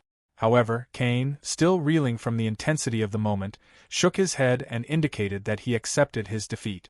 The atmosphere in the arena was electric, charged with a palpable mix of shock and terror as the crowd collectively gasped at Cain's unexpected admission. Their eyes darted between the two combatants, struggling to comprehend the turn of events. And just like that, in an instant that felt both agonizingly slow and astonishingly fast, Ghislain was declared the winner. The mysterious man then questioned Cain about why he had accepted defeat so early, suggesting it was merely due to a slight disadvantage. Cain suddenly responded that it was time for him to do what he had to do. Addressing the crowd with a grin, he announced that the man in question would volunteer to pay for all the meat and drinks for everyone gathered that night. The onlookers burst into laughter, their interest piqued by the unexpected turn of events. The man in question immediately protested, turning crimson as he urged Ghislain to retract the statement, insisting he had not said anything of the sort and trying to regain control over the situation. Ghislain, however, remained firm, playfully replying that it was the price for losing the duel. He clarified further that the amount wouldn't be deducted from the bet and instructed the man to add 2,000 gold to their original wager of 1,000 gold. With a frightening intensity in his eyes, Ghislain warned that if he dared to run, he already knew the consequences he would face. His words lingered like a dark cloud, carrying the ominous promise of dire outcomes. After a tense moment, turned and walked away, leaving behind. The next day, Ghislain, in the privacy of his room, eagerly examined the substantial amount of gold he had accumulated. Each coin shimmered in the light, a testament to his efforts and determination. As he sorted through the riches, a thought struck him that with this much money, he could hire a small mercenary corps to bolster his efforts. However, he also realized that wealth accumulation required time and patience, two luxuries he felt were unavailable. As his vision for the business crystallized, he concluded that quick action was essential to bring his plans to fruition. At that moment, two playful girls burst into Ghislain's room, their energy filling the space. Elena, with a mischievous glint in her eyes, asked him about his plans for spending all the money. Belinda added with a knowing smile that she already had an idea. It was likely for Amelia's upcoming birthday. Belinda, knowing it was true, guessed he was making an effort to impress Amelia with a very expensive gift. As he listened to their banter, The thought struck him that he might have unintentionally taken on the role of a fiancé. The realization thrilled and terrified him, leading him to ponder his feelings for Amelia and what being tied to her in such a way truly meant. He was utterly stunned when the girls revealed that he apparently had a fiancée. His wide-eyed shock amused Belinda, who softly chuckled and advised him not to be shy. She remarked that they already knew what he was thinking. The girls explained they had read his mind and pointed out that he was pretending to be clueless because he felt embarrassed. Meanwhile, the other girl rolled her eyes knowingly, thinking his reaction was another example of his awkwardness. She revealed they were referring to Amelia from Rapold County. At this, Ghislain's expression shifted dramatically. His initial shock gave way to a darker look, as if the ground beneath him had vanished. He appeared visibly shaken and even angry. This reaction was peculiar, especially considering Amelia Rapold's reputation as a noble among nobles. Celebrated for her kindness and justice, she was respected and adored by the people in her territory. However, Ghislain saw her differently, viewing her as a traitor due to her future role in inciting rebellion and becoming the infamous Witch of the North. In an alliance with powerful Delphine Duchy, she will hammer the final nail in Perdium's coffin. Afterward, Ghislain asked Belinda about their father's expected return. She shrugged and replied that he might be back in about a week, but couldn't be certain. Ghislain mused to himself that a week should be enough time to carry out the plans he was quietly preparing. Before leaving the room, he announced his intention to visit Rapold County, catching Belinda off guard. The timing confused her, especially with no special occasion nearby. Ghislain revealed that his true motive was to collect money from the people there. Meanwhile, on the other side of a dimly lit alley, a breathtakingly gorgeous woman knelt gracefully.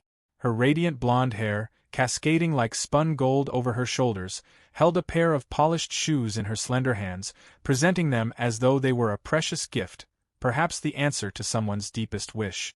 Her delicate features, normally beautiful, now held a strange intensity as she focused on the task at hand.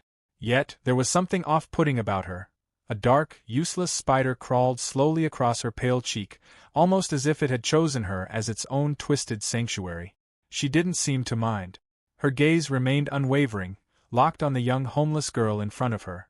The girl's clothes were worn and tattered, practically hanging off her thin frame, and her face held a mixture of confusion and unease at the sight before her. In a gesture of kindness, the woman reached out with the pair of shoes in her outstretched hands. The mysterious benefactor was revealed to be Amelia, the beloved companion of Ghislain. Her eyes filled with compassion as she insisted that no person should go without shoes on her estate. She added that if anyone were to walk barefoot on those grounds, it should be her instead. Without hesitation, Amelia turned to her attentive guards and firmly, though gently, commanded them to ensure the people received immediate hospitality. She clarified that they were to be provided with warm food and comfortable shelter right away. The guards began carrying out her orders, and the people couldn't stop thanking Amelia for her gesture. However, at the Rapold estate in Amelia's garden, she was sitting on a chair while a man washed her feet. He was her escort knight called Bernaf. She told him that her father had always demanded absolute obedience from the people of his territory. But she believed the common people would always follow the one who kept them warm and well-fed. Bernaf, speaking with calculated intent, suggested that her generous actions would surely win over the people's affection. He also pointed out, subtly, that such popularity would give her an advantage in the upcoming successor competition. His manipulative words sparked an unexpected reaction. Without warning, she kicked him solidly in the face, keeping her leg firmly pressed against his cheek. She demanded that he provide information about the events surrounding the finest sword of the North. Bernaf apologized, explaining that his actions were intended to avoid needless attention. He added that if he were to stand victorious, people might start paying attention to her, and it wasn't yet time to reveal her claws because, in his view, his blade belonged to her. The knight then kissed her foot, seemingly fulfilling his strange obsession. Afterward, she gently held his face, her gaze intense and burdened with the weight of forbidden emotions, as though she were on the brink of committing a sin. Her fingers traced his cheek as she reminded him in a soft but firm tone that she had invested much in raising him. She warned him that she would not tolerate any sign of weakness, not now, not ever. She then shifted the conversation, asking how things were progressing with the merchant. Bernaf assured her that there was no need for concern regarding the Arctia Merchants Guild and that everything was under control. He elaborated, saying that all the materials used for the reconstruction of the Forest of Beasts outpost, which had recently been half destroyed by the orc attacks in Perdium, were being purchased through their guild. Essentially, they were recouping all the support funds that Count Rapehold sent to Perdium each year. He also informed her that the guild was recruiting every soldier and knight leaving Perdium, many of whom were highly trained warriors from barbarian tribes. These recruits, he noted, were strong, disciplined, and battle-ready. Amelia acknowledged his report but reminded him, as she had said before, that they needed to maintain the appearance of an ordinary merchant guild. She warned him against harboring feelings for her or planning dubious activities, calling him a weirdo. She stressed that their true identity could not be exposed until they had fully built up their strength. At that moment, Butler entered the room hurriedly, his demeanor suggesting urgency. Bernaf intercepted him, sternly reminding him that the lady was resting and asking who had given him permission to enter. The man hesitated briefly but then bowed and explained that he had important news. He announced that Ghislain Perdium himself had arrived and wished to see Amelia. Amelia was visibly displeased, wondering why such a useless man had come to see her. The messenger clarified that Ghislain claimed to have something to discuss regarding the Merchant Guild. Amelia and Bernaf were taken aback by the news. Meanwhile, in the visitor's room, Ghislain sat dressed formally, as if preparing for a proposal. When Amelia entered, she remarked coldly that it was unpleasant of him to visit without prior notice. Ghislain, seemingly unperturbed, explained that her birthday was approaching, and he thought it would be nice to surprise her with an early gift. He mentioned that he had picked it up from a nearby merchant guild and noted that the fragrance of the flowers was especially captivating. He was so impressed by the flower that he wanted to continue trading with them. Amelia, with a puzzled expression, replied that she didn't understand his intentions. She then stood and declared that, having received his gift, she would now be leaving. She bid him farewell and attempted to exit the room. However, Ghislain called her name and motioned for her to sit back down. His tone carried unexpected firmness, and Amelia felt an unfamiliar pressure in the air, a heavy weight that made her pause. She couldn't help but notice how different he seemed. This was the same Ghislain who once stuttered nervously in her presence, yet now exuded an air of quiet confidence that both intrigued and unsettled her. Ghislain told her directly that they should get to the point. He needed 10,000 gold. Shocked, Amelia questioned whether visiting unannounced and asking for such a large sum was appropriate behavior for her fiancé. She inquired if this demand reflected the will of Count Perdium. Ghislain denied that his father had anything to do with the request and insisted that she should simply give him the money. He also pointedly asked if she had any intention of marrying him. His tone was casual, but there was an unmistakable seriousness underlying his words. Leaning back, he crossed his arms and seemed to study her reaction. Not only that, he dropped his teacup on the ground. He went on to comment about her escort knight, suggesting that if she were to become the lord of the land, marrying someone like Bernaf might be feasible. However, he cautioned her to be careful, as any revelation of her secret efforts to consolidate power could place her in significant danger in Rapehold, where the fight for succession was fierce. Their tense conversation was interrupted by a sudden commotion. A cat that was lazily lounging nearby leaped at Ghislain with unexpected ferocity. He narrowly dodged the attack and shook his head in exasperation.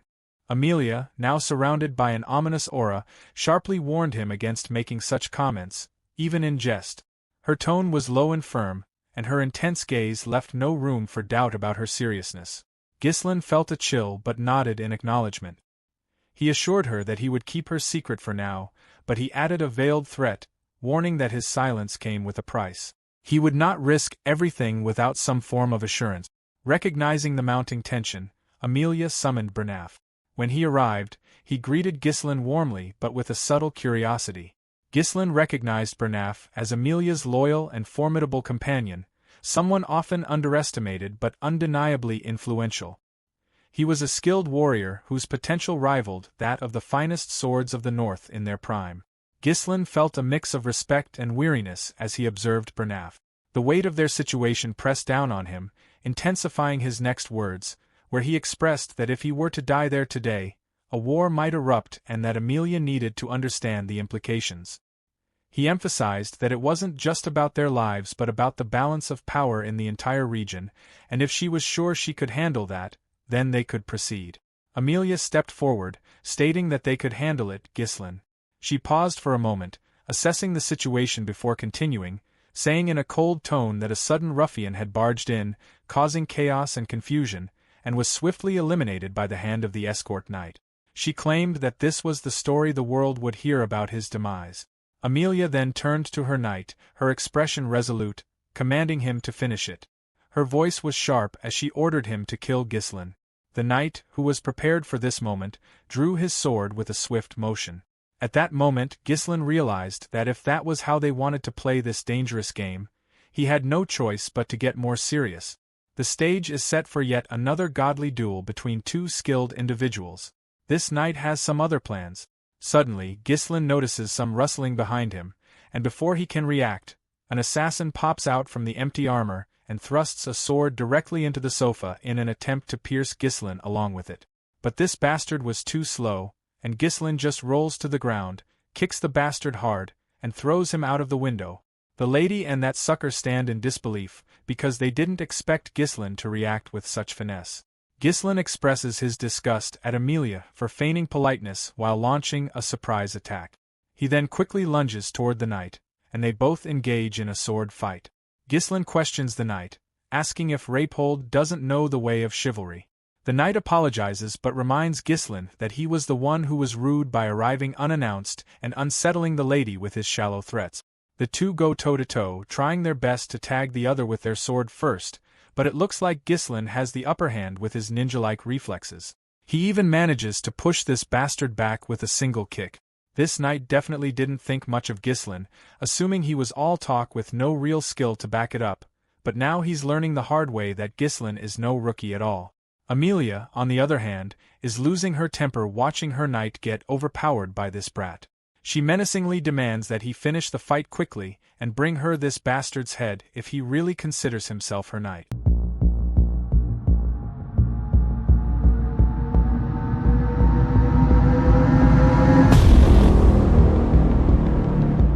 The Feetlicker decides to get a little more serious because this is now a matter of his mistress's honor, and he doesn't want to disappoint her. He boldly tells Ghislain to come at him. Ghislain keeps that sassy smirk on his face, mocking how an escort knight dares to order him around like that. But now that this knight is asking for it, Ghislain is more than ready to give this bastard exactly what he's asking for. The two once again engage in a deadly dance of swords, but this time the knight isn't holding back a single bit. He even manages to graze Ghislain's face with a nasty cut. Both of them are moving so fast that it's hard to follow their movements. All they leave behind are silhouettes of themselves. Amelia, on the other hand, is growing more frustrated and restless watching Ghislain fight like this. She can't believe how a guy who was once called a lousy punk is now fighting her knight on equal footing. The fight itself is incredibly intense, and if you blink, you miss it. Both fighters are too fast. When Ghislain tries to tag this bastard, he dodges, and when this bastard tries to tag Ghislain, he dodges. This back and forth continues relentlessly. Ghislain then tries to use the same attack he did before, but this time he gets slammed hard onto the ground. While he's caught off guard, the knight charges at him with his sword in hand, but Ghislain quickly reacts, pulling off a series of acrobatic moves before landing back on his feet. By now, Ghislain has figured out that this dude is enduring attacks by using mana. On the other hand, the knight is also forced to admit that Ghislain is quite different from what they've heard about him. The way he wields his sword doesn't look like something systematically taught. It seems more like he picked it up through real combat experience. The knight asks if Ghislain has perhaps fought with barbarians so often that he naturally adopted their style. He believes that such a method might work in a chaotic battlefield, but claims it won't work against him. This time, the knight vows to end this. Ghislain also knows that this is not proving to be easy. The narrow, precise thrusts of the blade, constantly targeting his head, can mess with his sense of distance and timing. At close range, the difference in the opponent's size makes it hard to overpower this bastard with technique alone. In the first place, this knight wasn't an opponent Ghislain should have tried to take on yet. It's basically like trying to defeat a final boss with level 1 gear. But, well, Ghislain didn't have much time to prepare for all that, so he decides to take the fight up a notch. He conjures up a mana string, which zips past the knight's ear before the knight can even figure out what's going on. Ghislain pulls a sword from behind, knocking the bastard hard at the back of his head. Then, Ghislain follows up with a kick to the knight's face. The knight momentarily loses his senses after getting hit twice on his head, leaving the spider lady in disbelief. Ghislain then leaps into the air, and comes crashing down, but the knight quickly throws him away with a powerful push of his body force.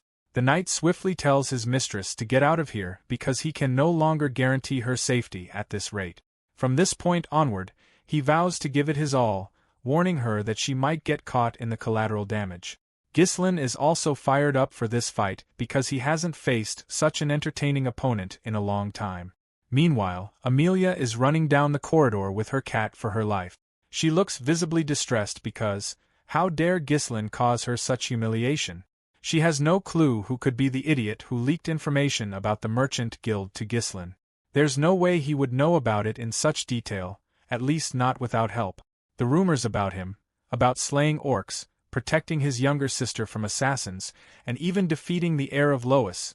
Judging by that rascal's past, she had thought it must have been either luck or exaggerated information. But now she is forced to believe that he might really have improved. She then notices that all of the guards are missing, which annoys her further. But she soon finds all the soldiers scattered on the ground, and the one who took them down is none other than Belinda. Amelia is startled to see Maid, and before she can react further, Belinda places a dagger right over her throat. That's when Belinda notices the spider hanging over her face. She grabs the little critter in her hands and expresses her dislike about this. Belinda then reminds this bastard of a lady that she remembers the day of the engagement ceremony, where she eavesdropped on the conversation between Count Rapold and the Lord of Perdium. She apparently overheard that all of Amelia's siblings picked on her for having creepy spiders around her, so she raised the spiders herself and took her revenge. Belinda isn't sure if that action was perhaps an attempt to overcome trauma or a display of self-assertion. Belinda then apologizes if this might come off as harsh, but she reminds Amelia that it doesn't suit her. With that, she crushes the spider under her feet. After crushing the spider brutally, Belinda requests that this lady cooperate with her a little. But before we can learn what kind of request Belinda wants to make, we're back to the fight between the boys. It looks like the knight has started to exude some serious, ominous power already. The air has gotten rough, and the overwhelming amount of mana is really making Ghislain quite concerned.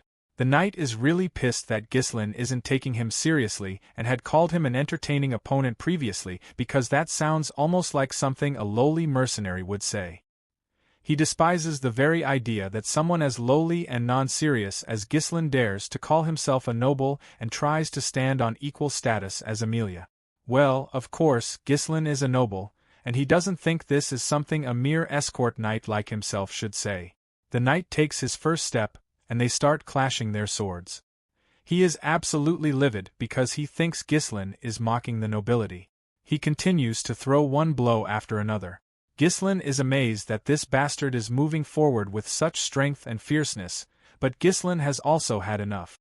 He responds with equally aggressive swordsmanship. This time, the knight is definitely not messing around. With a single swing, he pushes Ghislain backward, then quickly follows up with another blow to land a critical hit. Time freezes as the final blow from that bastard is deployed, and blood splatters as the blade grazes the shoulder of Ghislain. The knight, on the other hand, is absolutely boggled out of his mind that this bastard braced himself for the injury and used his shoulder to push away the blade. Ghislain then quickly retaliates, pushing the absurd knight backward a little, but Bernaf quickly delivers a kick to Ghislain while mocking him, saying, "This is the difference between him and a brat who wields his blade for entertainment." The kick sends Ghislain flying backward, but it still isn't enough to take him down. He still finds this whole situation quite entertaining. With overwhelming speed, range, and consecutive attacks, the knight controls the flow of the fight. Any attempt to counter him in close quarters through grappling is instantly shut down. In a locked clash, it seems like their swords are bound together, making the knight believe they can't be separated. With Ghislain's current mana, he can't counter the knight's strength, but he's playing a long game, knowing that the knight has still yet to see the ace Ghislain has up his sleeve: Ghislain's unique mana cultivation technique. In an instant, Ghislain unleashes his third core and shifts the balance of the fight. One powerful strike is enough to knock the sword out of the knight's hand, leaving him bewildered. The only thing in Knight's mind is how this guy wields such explosive mana during combat. With Knight now defenseless, Ghislain places his sword over the knight's head, freezing him completely. At that moment, Belinda drags Amelia into the scene as well. The once cocky lady is literally in tears and quickly agrees to give the 10,000 gold, urging them to simply vanish from her sight. Afterward, while Ghislain is glad to have gotten what he came for, he's also irritated that it had to come to this. It would have been so much easier if she had just agreed earlier. Anyhow, he withdraws his sword and walks toward Amelia to deliver some bad news. The fee just went up to 20,000 gold. In the aftermath, Amelia's entire palace is in shambles. She's throwing stuff around out of frustration. Not only did her knight lose, but now she has to fork over 20,000 gold. The knight tries to apologize, admitting that Ghislain turned out to be a much stronger individual than the rumors suggested. He owns up to his mistake, saying it's his fault for not assessing him properly beforehand. Ghislain had admitted mana surpassing that of an advanced-level knight. Amelia is clearly not thrilled to hear this. When the knight asks if she wants to report this to the Delphine Duchy, she slaps him across the face.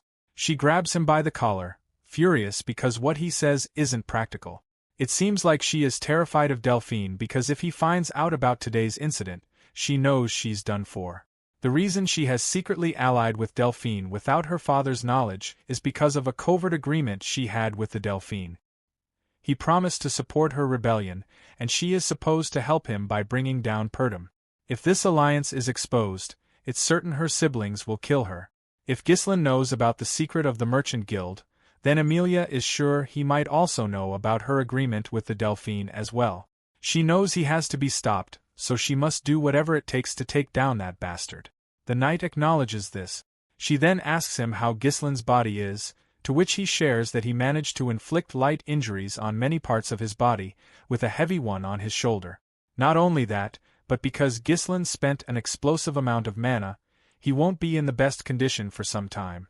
Since they are thinking of getting rid of him without leaving any trace, they cannot use knights from their land. Amelia had already figured that much, which is why she had some extra knights trained for these kinds of situations. It seems even the knight doesn't know about these knights, so she reminds him about the wildcats. This group apparently consists of war orphans, those without kings, and those without status. Only the most talented, natural-born specialists are among them, known as the wildcat traffickers. She tells her knight to go to the location she marks on the map and assemble a dozen or so of them, only those who are proficient with mana. The choice of location for troop deployment makes sense to the knight. You see, that ravine is the only narrow path from the Refold territory to Perdium. It's an ideal place to quietly handle things since the area is remote and the terrain is tight. Knight decides to get started on the plan right away. This time, Amelia is absolutely determined to make Ghislain pay for the humiliation he has caused her. Meanwhile, Ghislain has already left Amelia's palace. Inside his carriage, he carefully wraps his injured body with bandages. We also see Old Man Fergus and Belinda are accompanying him. They ask if he's all right, and he assures them there's nothing to worry about. The cuts aren't too deep, and it's not that bad considering he had pushed himself to his best. Ghislain is just relieved that the 20,000 gold he received from Amelia is enough to cover the base funds needed to rebuild their territory. That amount of money is like saving a few years' worth of effort. Of course, it would have been great if he could have killed Amelia too, but doing so would have made war unavoidable. He can't risk the safety of his territory just because of a momentary whim. Perdium is already struggling to deal with the barbarians, so it's wiser to withdraw quietly without stirring up more trouble. The fact that he knows the secret of the Arctia Merchant Guild is already enough to put a burden on Amelia.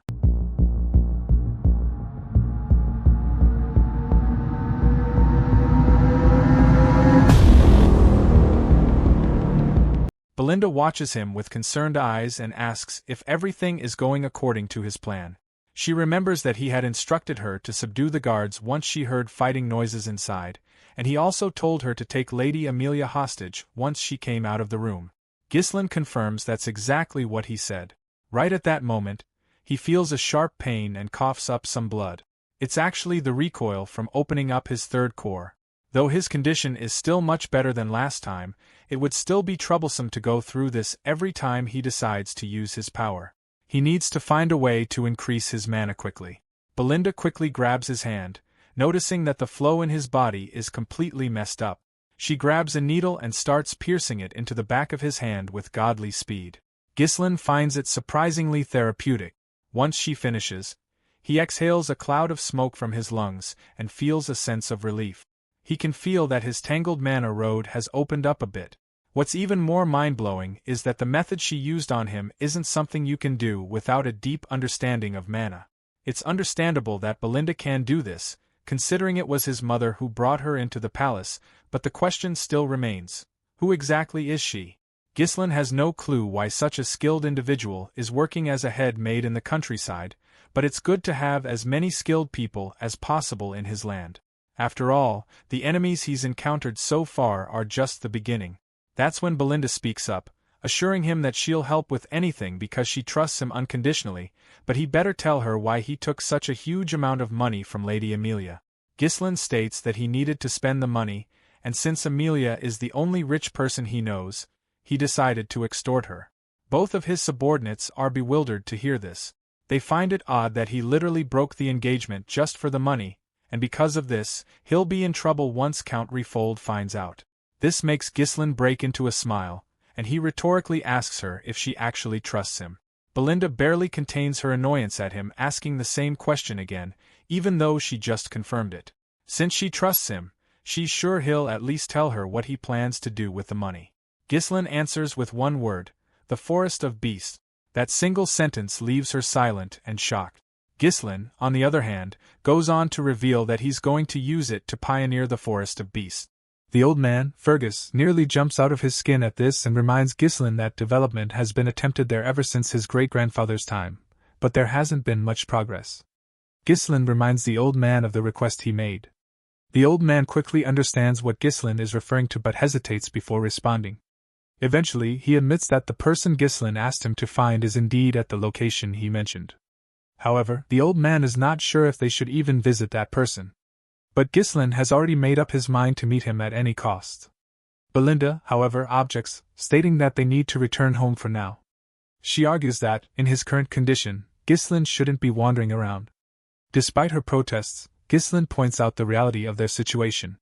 He questions whether Amelia would let them leave so easily after everything they've done to her.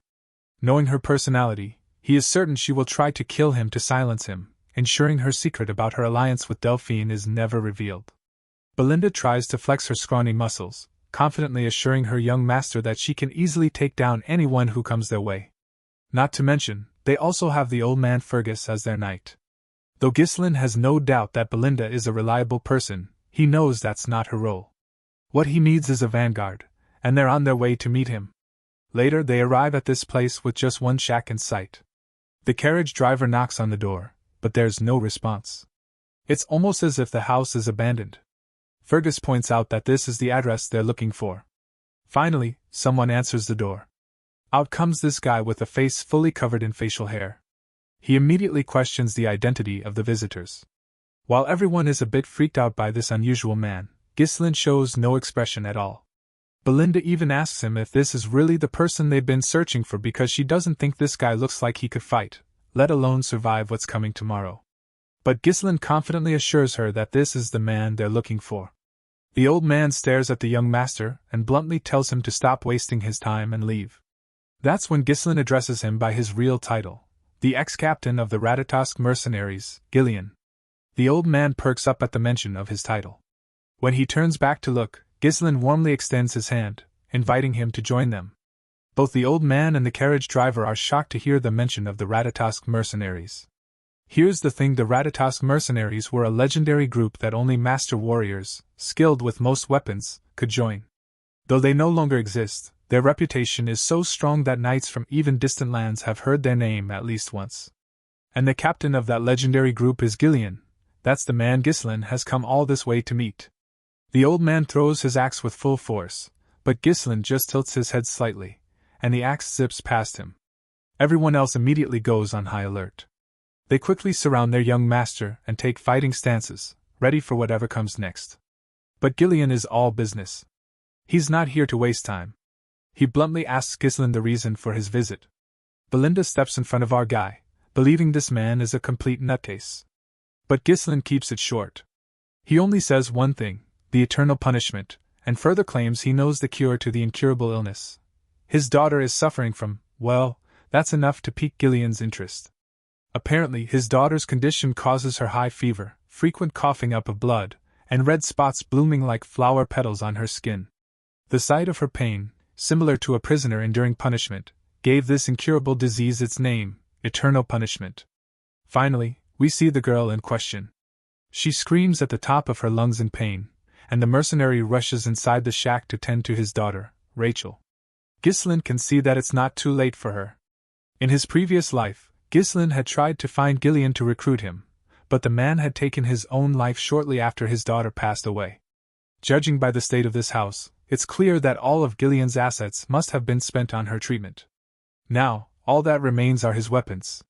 The poor girl cries out, pleading with her father, saying she's in pain and can't bear it anymore. Seeing her suffer, Ghislain decides to act quickly. He quickly tells Ghislain that he's going to start the treatment right away, but Belinda immediately steps in to stop him before he can go any further. She doesn't understand what he thinks he's trying to do, but she knows this isn't something strength alone can solve.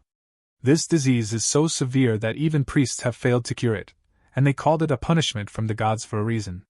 She doubts there's anything he can do. But Ghislain just yanks her hand off his shoulder and makes it clear he can fix her. He reminds Belinda that since she claimed to trust him, she'd better stick to her words. With that, it seems Belinda has no room left to argue. He then hands her a paper listing all the medicinal herbs they'll need and tells her to come back with them. When she reads the ingredients, she's stunned for a moment. The reason Ghislain knows all this is because, for wandering mercenaries without a home, knowledge is directly tied to survival. Eternal punishment might be incurable right now, but a cure will be discovered in the future. Back then, it became quite a hot topic, especially because the method was relatively simple. Thanks to that, Ghislain remembers it clearly. The only problem is the exorbitant cost of the ingredients, and one of them is a rare herb called Fairy's Blessing. Now that he has the Fairy's Blessing and the other herbs, he carefully chops them, packs them tightly into a bottle, and pours distilled alcohol over the mixture. He shakes it thoroughly to blend everything and lets it sit for a while. Once ready, he adds the remaining ingredients, stirs them together, and prepares the potion. With that, the remedy is complete. He presents it to Ghislain and instructs him to have his daughter drink it. Since Ghislain has no reason to refuse, he quickly pours the medicine into his daughter's mouth. The moment it reaches her stomach, the effects begin to take hold. Her bruised, red body starts returning to normal, leaving everyone speechless. It's just unbelievable. No one, not even Ghislain, expected the medicine to work. But Ghislain was already confident in the results. Ghislain turns to him and asks how he knew about this cure when even divine power couldn't heal her. To this, Ghislain explains that the priest's divine powers aren't omnipotent. They enhance the body's vitality and strengthen its regenerative abilities, helping it fight the illness, but that's different from offering a fundamental cure. The man's hands tremble as he reaches out to Ghislain, asking if his daughter will actually be cured. Ghislain gives the father the positive response he's been longing for. He reassures Ghislain that it will take a couple of months but guarantees that his daughter will be completely cured. The man's eyes widen in disbelief. As big and strong as he is, he falls to his knees, bows his head, and humbly asks what Ghislain could possibly want in return. Since Ghislain came all this way, there must be a good reason. However, the old man tells him up front that he has nothing much to offer other than his useless body. If Ghislain needs him to become his dog, so be it. He'll follow every command and be his slave. But Ghislain makes it clear that he doesn't need a slave. What he needs is Ghislain, the captain of the Ratatosk mercenaries. When the old man looks up, he's shocked to see the familiar eyes of a dreamer. Ghislain quickly stands up, picks up his axe, and removes his long ponytail. Now, he looks like an absolute giant, exuding an aura of power and confidence. He asks if anyone else has come here aside from him and his party. Ghislain confirms that it's just him and his 3 companions. The man then asks if there's anyone with a grudge against him, to which Ghislain confidently replies that there is and there will be more in the future. With that said, the giant man grabs his harpoon, and after imbuing it with mana, he launches it with godly speed. The harpoon drills straight through his hut and into the forest. Moments later, as he pulls the rope back, the prey caught on the harpoon emerges, a man lodged in its barbs. Ghislain grabs the intruder with his massive hand, his grip like a vice, and demands to know who sent him. The spy, however, seems more interested in how Ghislain even knew he was hiding in the woods. Turning to Ghislain, Ghislain asks what he'd like to do with this one. Ghislain calmly replies that he already knows who sent the man, but he'd prefer not to stain his blade on a day like this. Still, he admits it seems he has no choice. That's when Ghislain stops him from unsheathing his sword and promises to take care of the intruder himself. With that said, Ghislain tightens his colossal grip, and the screams of the spy echo through the forest. Once the deed is done, the mercenary respectfully bows to his master. Meanwhile, Belinda is visibly unsettled. Seeing Ghislain kill so effortlessly and without hesitation leaves her shaken. She can't understand why the young master would recruit someone so dangerous. The big guy, on the other hand, falls to his knees and vows that, from now on, his life belongs to Ghislain. In response, Ghislain offers a confident smile, eager to work with him. The scene then shifts to a lone hut standing in the middle of a swamp. Inside the hut, the wildcat traffickers are in a state of confusion as the report reveals that a reconnaissance unit has been killed. That's when the senior member speaks up, urging everyone to simmer down. This man is Vigo, the captain of the squad. Vigo then states that, according to the night intel, Ghislain shouldn't even have been able to find the reconnaissance unit, let alone kill them. He wonders if the unit was incompetent or if the intel was wrong. It's then the reporter reveals that Ghislain has joined Ghislain's group. The captain becomes enraged, grabbing the reporter by the throat and angrily demanding confirmation. The poor guy barely manages to respond, confirming once again that he saw it with his own eyes. Vigo is fascinated by this news because he never expected that big guy to get back into killings again. Apparently, it looks like Vigo was also part of the Ratatosk mercenaries group. The scene transitions back to our party, where this time Ghislain is driving the carriage. Inside, Belinda finds herself suffocating from all the weaponry loaded into the carriage. She wonders if Ghislain really had to bring so much stuff. Couldn't he have just brought a sword or two? She wonders if he's some kind of arms dealer. In the other carriage, Fergus and Ricardo are acting as the rear guard, keeping watch from behind. Meanwhile, Ghislain tries to remind Belinda that Ghislain will definitely put these weapons to use, so she'll have to bear it for now. The most important thing is to escape this rift safely. The lady then speaks about the spy they captured, mentioning that she's sure he must have been sent by Amelia. She finds this troubling because the mask the spy wore was a symbol used by the wildcat traffickers, a powerful guild in Refold. Their main trades are smuggling, assassination, drugs, and human trafficking, among others. They are filthy scum who take on all the vile work. Among them are many skilled former mercenaries, making them a shadowy guild with considerable combat power. Ghislain is quite bewildered that Belinda knows so much, especially since she only stays in the castle. In response, she simply states that she heard a lot about it before she started working there. In any case, she explains that the enemy is persistent, so he better be careful. Ghislain warms to her concern, noting how much she values him. He reassures her that he will be fine because now they have Ghislain with them. Suddenly, the ground beneath them starts to shift. Two assassins emerge and start following their carriage from both directions. In the next moment, they spring out of the sand to strike at Ghislain. But Ghislain grabs a sword in one hand and an axe in the other, effortlessly blocking both attackers' strikes simultaneously. Not only does he block them, but he twists his weapons so quickly that the assassins' arms are torn off from their bodies. With his next move, Ghislain cuts through both of them like they were nothing.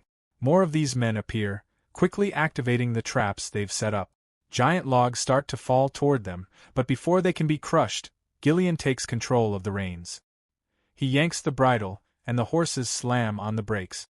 In a matter of seconds, the area is crawling with these creepy assassins, all armed with weapons embedded in their hands. That's when Vigo mentions Ghislain as the former captain of the Ratatosk mercenaries. He calls him a coward for disbanding the entire group, just because of his daughter. Ghislain doesn't seem to vibe with the accusations this unknown bastard is throwing at him. Vigo continues, saying that after the group was disbanded, he had to live a life he never wanted. He tells Ghislain not to act silent, as if he can't even remember his former peer. It seems that Ghislain actually doesn't remember this creepy man, but Vigo is convinced that he's just pretending to play dumb. Vigo is looking forward to making Ghislain remember his old colleagues and promptly signals his lackeys to charge. Ghislain asks if he should step in to help, but Ghislain simply replies that it's all okay. These bastards clearly have business with him, so he assures Ghislain that he doesn't need to bother. As soon as those creepy bastards get close to pierce Ghislain with their swords, Ghislain cuts through them like they're vegetables. A few more charge from the other direction, but Ghislain prepares himself and cuts down the first one in line. When the second tries to attack, he too has his hands ripped apart. Vigo, watching from the sidelines, had expected this outcome. After all, Ghislain held the position of captain for a reason. Since direct attacks are pointless against this brute of a man, Vigo orders his units to split into two groups and take him on from both sides. But Ghislain quickly hops onto his horse, axe in hand, charging at these bastards. With a single swing of his axe, he obliterates them, not letting a single one come close. Seeing no chance of getting closer, the men then decide to aim for the horse first, but they stand no chance. Ghislain is swinging his axe like a blender, cutting down everyone in his path and leaving the ground a bloody mess. Finally, Vigo himself jumps into the fray, but Ghislain quickly safeguards himself with his shield. Vigo, seething with rage since Ghislain ruined his life, declares that he won't let him ruin his plans as well. For that, Ghislain must die. The bastard quickly kills the horse Ghislain was riding, but Ghislain quickly jumps off unharmed. Vigo doesn't waste any time and comes charging with his blade, but the old man quickly blocks the direct hit with his axe. In the middle of the fight, he reminds this bastard that he's no longer the captain of the Ratatosk mercenaries. One crushing blow from our old hero leaves this sucker in pain, and Ghislain further throws him away with ease. Vigo is in shambles after just one hit. Blood leaks from his mouth as he questions who the captain is, if it's not him. In response, Ghislain begins to channel his mana, calmly stating that he has discarded his past. He is now nothing but young Lord Ghislain's subordinate. This leaves Vigo utterly bamboozled. He furiously charges like a madman, realizing that this bastard is acting so nonchalant after destroying his life. The exchange of blows begins again, both warriors pushing themselves to overpower the other, but it's clear that the one struggling is Vigo, who is only acting out of sheer frustration. He reminds Ghislain that the mercenary company was disbanded after he left, and thanks to Ghislain's decision, Vigo lost his power and ended up living a disgraceful life just to survive. The old man doesn't respond to Vigo's words. Instead, he continues to swing, strike after strike, relentlessly attacking Vigo. Finally, Vigo manages to render the old man's shield useless with a powerful kick. Vigo makes it clear that he had been prepared to sacrifice his entire life to make the Rados mercenaries the best in history, but Ghislain threw it all away only to end up as a mere pawn of a spoiled noble. For that, Vigo isn't sure he can ever forgive him. He finally throws his deadly ninja daggers, but the old man swings his axe around and deflects 3 of the blades. Right then, Vigo charges in with a dagger in hand, but it zips past Ghislain as their clash continues. No matter how strong Ghislain may have been, Vigo is confident that he is not as powerful as he was when he was captain just a few years ago. While Ghislain wasted his time trying to cure his daughter, Vigo is glad that he put himself through countless battles to grow stronger. He's pretty sure this Ghislain is no match for him now. Vigo quickly picks up the 3 daggers from the ground and throws them directly at Ghislain, but the Ghislain stops them with his bare hand as if they are nothing. When Vigo charges again, Ghislain swings his axe once more. Vigo avoids the hit, coming mere inches away from the old man's skull. Ghislain quickly imbues his hand with mana and stops the dagger midair. He then speaks to Vigo, asking if this was really all the reason he had for seeking vengeance. Vigo is caught off guard after seeing Ghislain channel mana just to catch the dagger. It does not take him long to realize that Ghislain had not been showing his true strength until now. Before Vigo could react, Ghislain's axe struck him brutally in the face, sending him flying into a nearby tree with great force. The old man approaches, his voice calm but firm, as he questions why Vigo hadn't come for him earlier if all he wanted was revenge. Vigo sneers and admits that he has already visited Ghislain's old home, but there was no trace of the Ratatosk mercenaries' captain. All that was left was a feeble old man, too weak to be worth killing. The thought that the man Vigo once looked up to is gone now is brutal.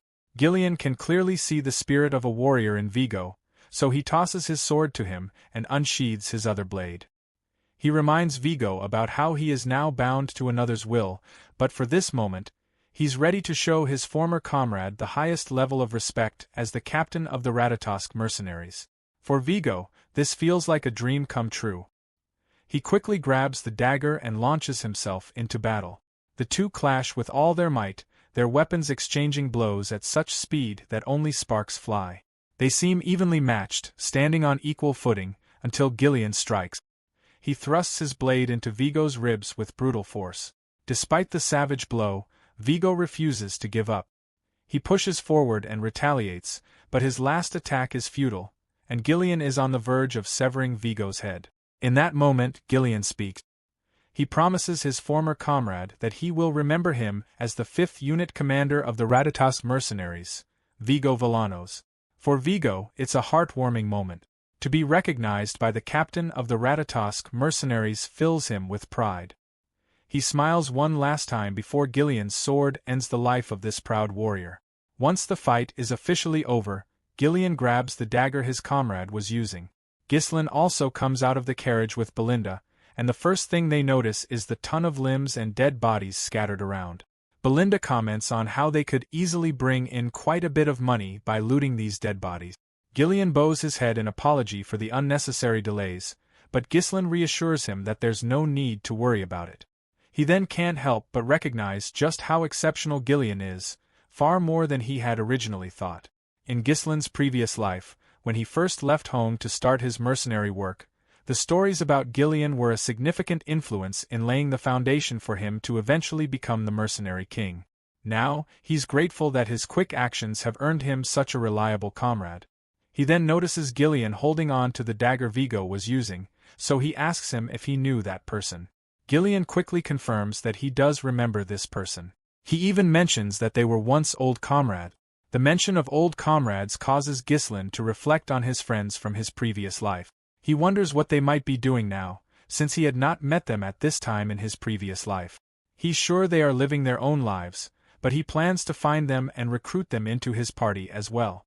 Anyway, now that everything is cleared, he decides to follow Belinda's suggestion and gather anything valuable these guys have. The lady happily acknowledges it and commands Ghislain to take the lead and collect them for us, but the brute warrior reminds her that he is not her subordinate. 2 days later, we find ourselves in Perdium territory. After many days, our party has finally made it into their land after riding for what feels like forever.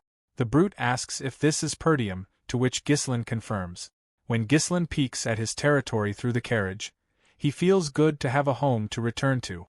When he first ran away from home, he thought he would be able to come back at any time, but he was dead wrong. He then turns to Ghislain and asks for his opinion about this place. The brute is momentarily caught off guard to hear this and is not sure how to respond, so he just says it's great. But Ghislain knows that this place is awful, and as much as Ghislain hates to admit it, it's indeed in a bad state. All the houses are outdated. Renovations are out of the question, and the fields are completely uncultivated. All the farmers have been conscripted into the military, leaving the land forcibly fallow. Ghislain then reveals the rumors he has heard, that Perdium is always at war because of the northern barbarians.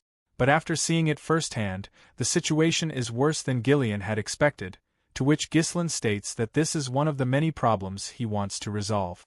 And this is precisely why he needs the strength of the Ratatosk mercenaries as captain. He's sure it will be a long battle, a battle to eliminate everything connected to Delphine and to protect what was taken for granted.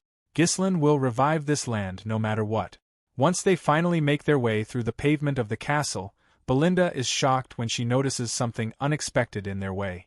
The man in front of them is actually Ghislain's father. Sometime later in Perdium Castle, the commander of the Perdium Knight Corps, Randolph, said that they needed to reduce their military power. The manager of the estate, Homern, asked what his comrades said. The treasurer of Perdium, Albert, turned to his brother and said that it would be much harder to hold the borders if they reduced it. Maybe it would be better to ask Randolph for a little more support. Homern rested his head tensely on his hands and said that Randolph was no help here. According to intelligence, they were hiring soldiers and actively stockpiling food. Randolph was very surprised and said that there was nothing to be done. They needed to find money and rebuild the fortress in the monster forest, which was almost completely destroyed during the last orc hunt. By cutting the knights' salaries, they would at least be able to hold out somehow. Homer asked, but is reducing combat power too much of a risk in the current conditions? The protagonist, calmly watching them, thought that nothing seemed to have changed. How much time has passed? For the young master, only a couple of months had passed, but for the king of mercenaries, decades had passed. Ghislain said that they had worked hard during the military campaign. He turned to his father, and Count Perdium drew attention to him. The protagonist thought that as a child, he was afraid of his father because of his stern and severe face. Now he understands that it is complete exhaustion and apathy caused by the weight of responsibility on his shoulders, the burden of an aristocrat. The father, drinking tea from a cup, said that he heard that his son left the castle for a week. Where was Ghislain? The son answered that he went to Randolph. Zwalter asked, did his son cause them trouble? Ghislain tensely brought the cup to his mouth, and answered that not at all. Albert turned to the young gentleman, and said that he had heard rumors that the protagonist won money in a duel with that youth, Cain, and has not yet managed to spend it. Ghislain thought that he would call it an investment. The protagonist did not confirm this, and said that he simply went to resolve a matter with Amelia. Homer smiled and said that he would not stop repeating that the master must remember his status as the heir to the lands of Perdium when taking any action. Ghislain calmly said that he understood and the manager could not worry. Homer became angry and thought that the master did not listen to his words at all. How could he not worry? Zwalter put the cup on the table and asked them to stop. He said that he heard there were still problems in his absence. The father asked sternly, the son killed Jamal and Philip, who tried to steal and sell Alina. Is this true? Ghislain angrily remembered the arrogant faces of Philip and Jamal. Randolph asked, the protagonist could hardly cope with them on his own, right? Maybe they somehow forced them to fight among themselves and then distorted the facts and only told about the successful outcome. Ghislain thought that even though they were traitors, it seems that Commander Randolph was not happy with the fact that he killed his men. Maybe it's better for him not to argue for now. Ghislain calmly agreed and said, that's roughly how it was. Randolph snorted arrogantly and said that he knew it. Zwalter praised his son, which surprised the protagonist greatly. The father said that no matter how it happened, the most important thing is that Elena is safe and sound. Ghislain thought that his father praised him for the first time. Ghislain asked if he could ask for one favor. Homer said that if the request once again concerns the master's salary, he is ready to answer in advance that this will not happen. Randolph agreed and said that the protagonist has too many sins to be washed away by one good deed. He furiously listed all the bad deeds of the master. Ghislain looked to the side and thought, well, what was there to say now? Ghislain smiled, turning his head to the side, and said that he just wanted to ask his father's permission out of politeness.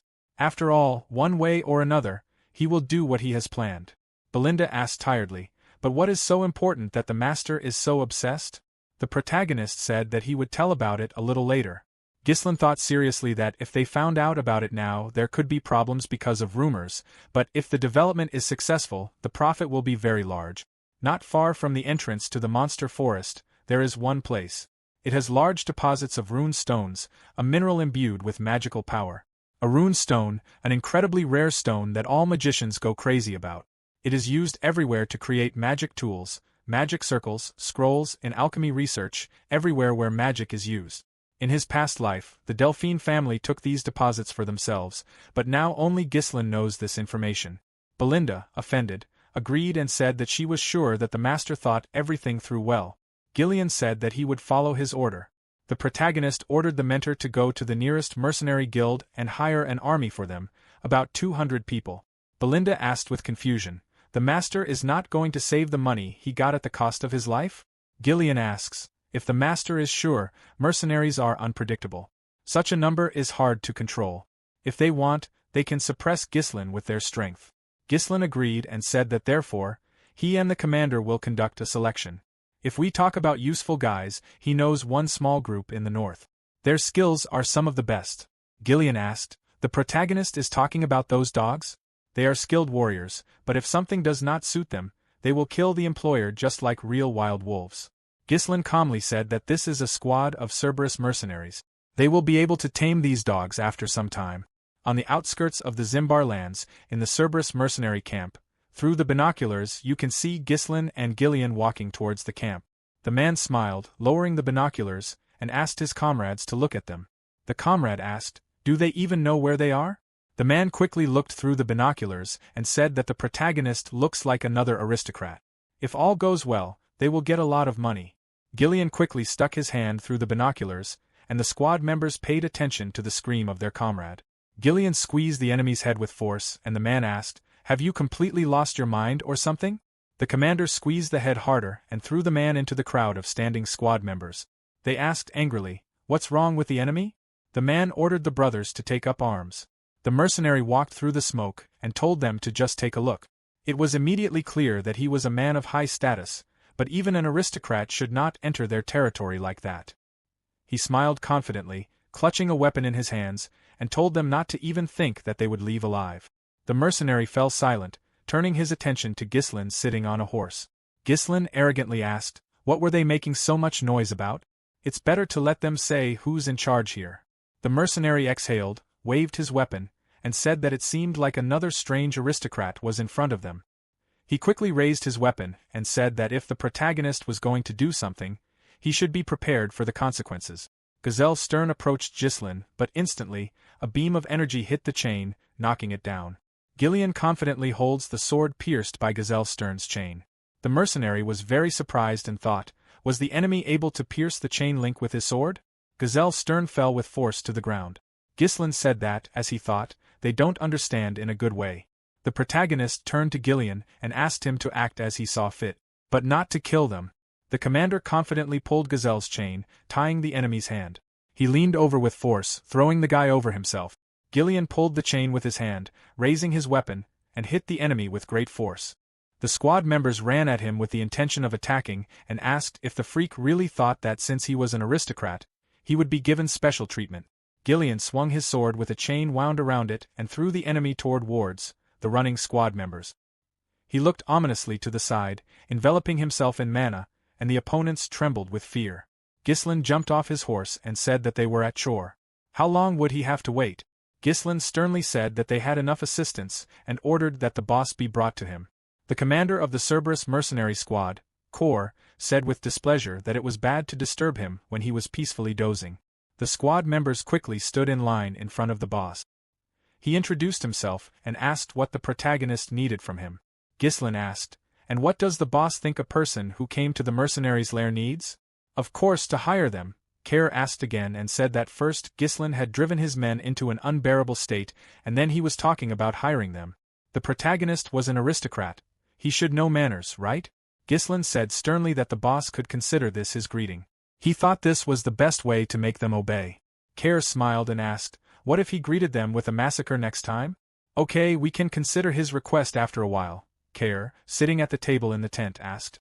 So, what kind of great plans does he have there? Ghislain answered, the forest of monsters, and said that he wanted to hire them to clean it up. The squad members were very surprised and asked, isn't this the one teeming with freaks? Just don't tell him that this is the same forest bordering the Perdium mansion. The boss asked, who is the protagonist to invade such a dangerous territory? Ghislain introduced himself and said that he was the heir to the lands of Perdium himself. Kerr was very surprised by his answer, and the knights immediately became noisy. They asked, is this the same famous son of the Count? Now his crazy actions are not surprising. Is he really going to clear the forest of monsters? Kerr insulted him and said that probably a spoiled child like Ghislain does not know what kind of forest it is. Children do not belong there, and he will not even listen further. The boss raised his hand and said that the negotiations were over. The protagonist fell silent and thought for a moment and asked, was Kerr scared or something? Ghislain grinned maliciously and asked, and they say that their mercenary squad is good. Is this really another rumor? The boss put his feet on the table and asked the child to lower his tone and said that, as Ghislain said, they are mercenaries. If the price does not suit them, they will not work. The protagonist sternly said that weak people are always looking for excuses. Kerr fell silent and threw his head back, saying that he would have played with him, but his provocation ruined everything. It is not worth getting your hands dirty with children like him who do not even understand how the world works. Kerr will let Ghislain go. The boss ordered him to pay for the damage and leave. Ghislain tensed up, closed his eyes and refused, saying that this would not do. The protagonist confidently asked Care for Moriana's confession. Everyone was very surprised, and the boss angrily asked if Ghislain even knew what this meant. Ghislain confidently answered that of course he knew. A traditional duel in the world of mercenaries is Moriana's confession. The duel participants must fight with blades without using mana. In this case, their non-working hands are tied together. Also, the duel is held in a very small circle, crossing which automatically means defeat. This is a tough fight for life, limiting a person in space and in movement. There were many cases when both participants died as a result. The loser must admit defeat and completely submit to the winner's orders, in other words, become his dog. The protagonist seriously asked, "What would Care say?" Ghislain wondered in fear. Did the noble lord intend to follow the mercenary custom? In the mercenary world, refusing this fight is tantamount to dishonor. He cannot refuse. The boss grinned maliciously and turned to his brothers. He said with a terrifying look that it seemed their little noble lord was yearning for recognition in the mercenary style. Shouldn't they respect him? After a while, they clasped each other's hands, tied with a rope. The opponents stood opposite each other in a circle, while the squad members asked the captain to kill Ghislain. Care asked, did the opponent think he had learned a few tricks and could fearlessly go up against him? He added that there was no turning back and quickly pulled Ghislain towards him. The boss calmly said that he had won 5 times. The protagonist quickly extended his opponent towards him and asked, "Only 5?" Ghislain looked at him arrogantly and added that he had done it hundreds of times. They quickly swung their blades but missed each other. The opponents met their eyes and instantly leaned to the side. Ghislain strikes but Care blocks them. The boss brought him closer to himself, and the protagonist tried to wound him with a blade. Care extended his hand with a blade, but Ghislain leaned over, not getting hit by the attack. Care kicked him, but Ghislain instantly blocked the attack with his leg. Care confidently noted that the opponent was holding up well. He asked, so, the protagonist wanted to say that he had achieved Moran's recognition hundreds of times, which was hard to get even once. If the opponent was going to praise himself, he should come up with something more plausible. The boss quickly attacked Ghislain with a blade, but he managed to lean to the side. The squad members fiercely supporting the boss asked, "The captain will crush this aristocrat, right? Let the aristocrat know who he's messing with." Ghislain looked at them ominously, and the squad members instantly fell silent. He turned his head to the side and thought that this was an unfavorable fight for Ghislain. The radius of the circle was too small, even for one person lying down.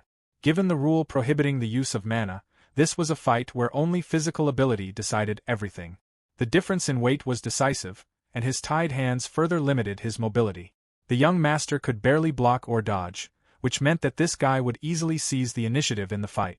If it became too dangerous, Ghislain would immediately, without having time to fully think, he reached for the weapon behind his back. Care grabbed the protagonist by the arm and threw him to the side, swinging the blade.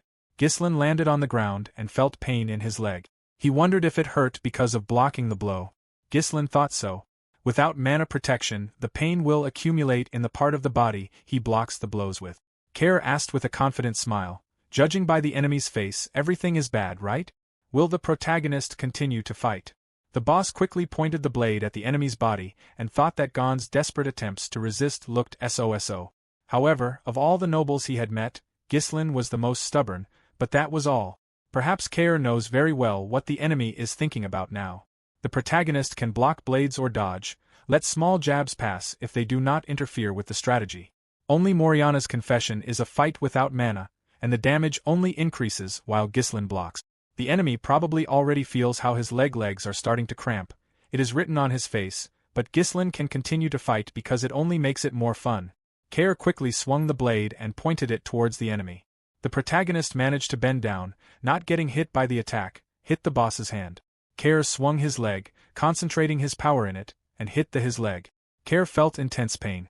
The boss calmly said that it was time to finish. He raised the weapon above the enemy's head and ordered him to die. The audience was surprised to hear a scream, and Ghislain quickly pulled out his hammer. Ghislain grinned and instantly bent down, not getting hit by the attack. The protagonist, leaning his feet on the ground, turned around, pulling the enemy with him. Ghislain swung his blade, leaving a wound on the boss's body.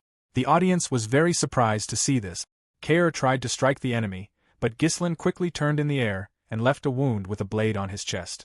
The squad members exclaimed that the captain was cut again. They thought the captain was dominating the fight.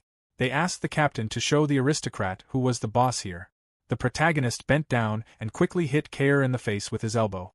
Ghislain clenched the blade in his hand and hit the enemy in the face with his fist.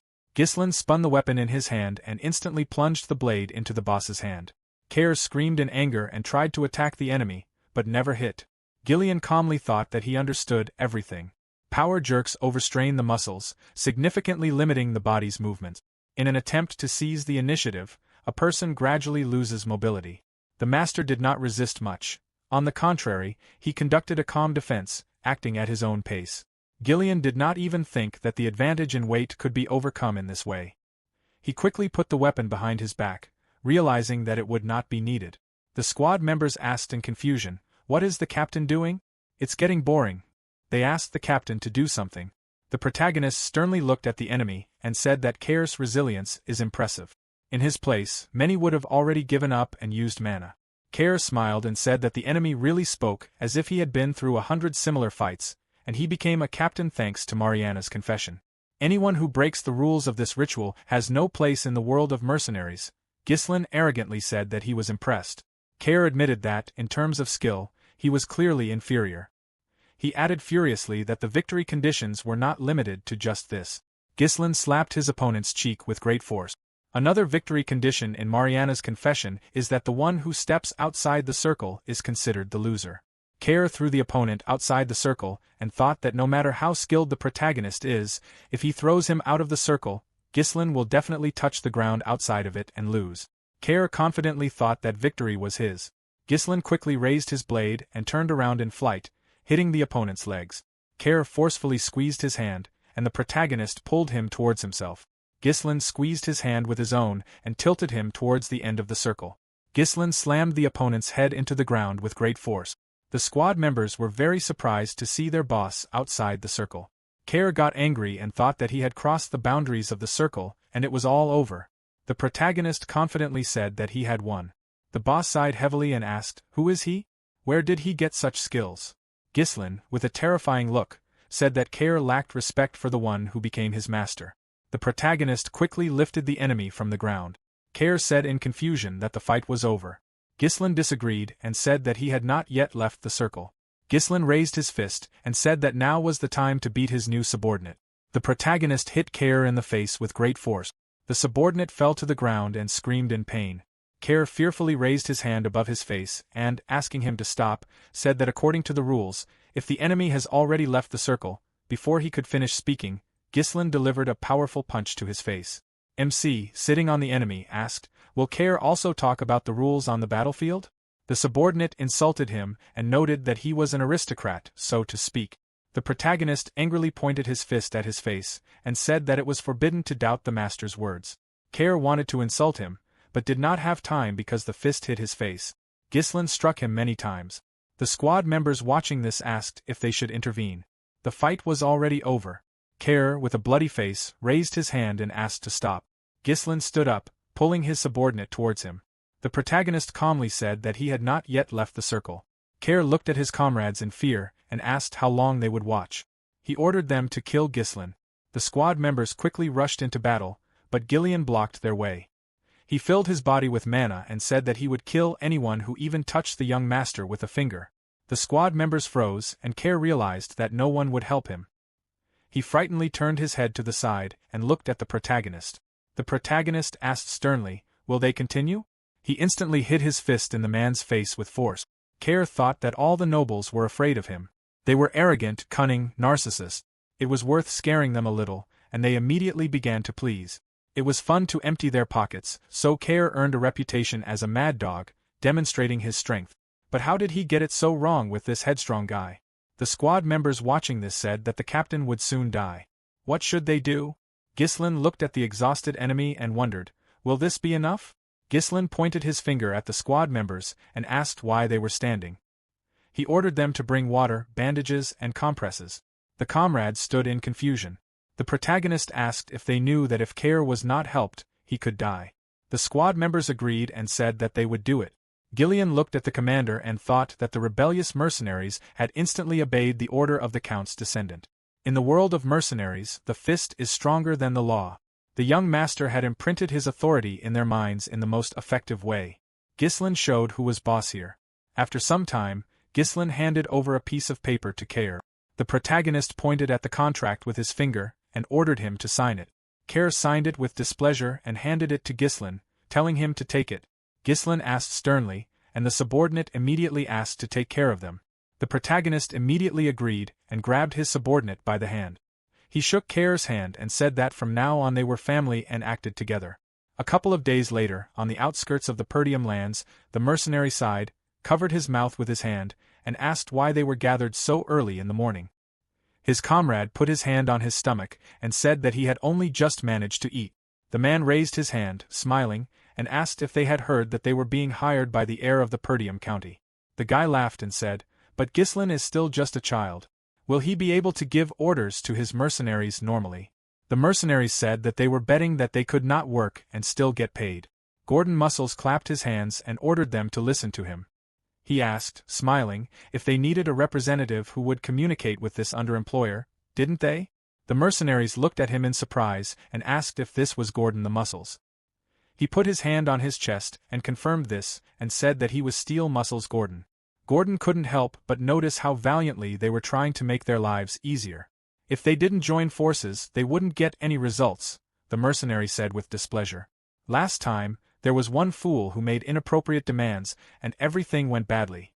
The man asked, so what was he proposing? Gordon confidently said that they just needed to not cross the line of reason. He held out a bag of gold and said that he would act as their representative and scare the employer a little, and they just needed to agree. Okay, the mercenaries agreed, and said that as long as Gordon was talking, everything was under control. With his massive muscles, everything always worked out. Gordon could be relied on. Although he trains all day, his instinct for money never fails. The mercenary exclaimed that someone was coming. The mercenaries looked at Ghislain riding a horse in the distance. The mercenaries, mocking, asked, "Did the employer come alone? These clothes, it seems, is their employer." In his place, the mercenary would have been scared by the sight of Gordon's muscles. Gordon raised his hand, calling the mercenaries to him, and said that they were responsible for the right atmosphere. He smiled, clapped his palms together, and said that this nobleman needed to be taught a harsh life lesson. Gordon was very surprised to see many people behind the protagonist.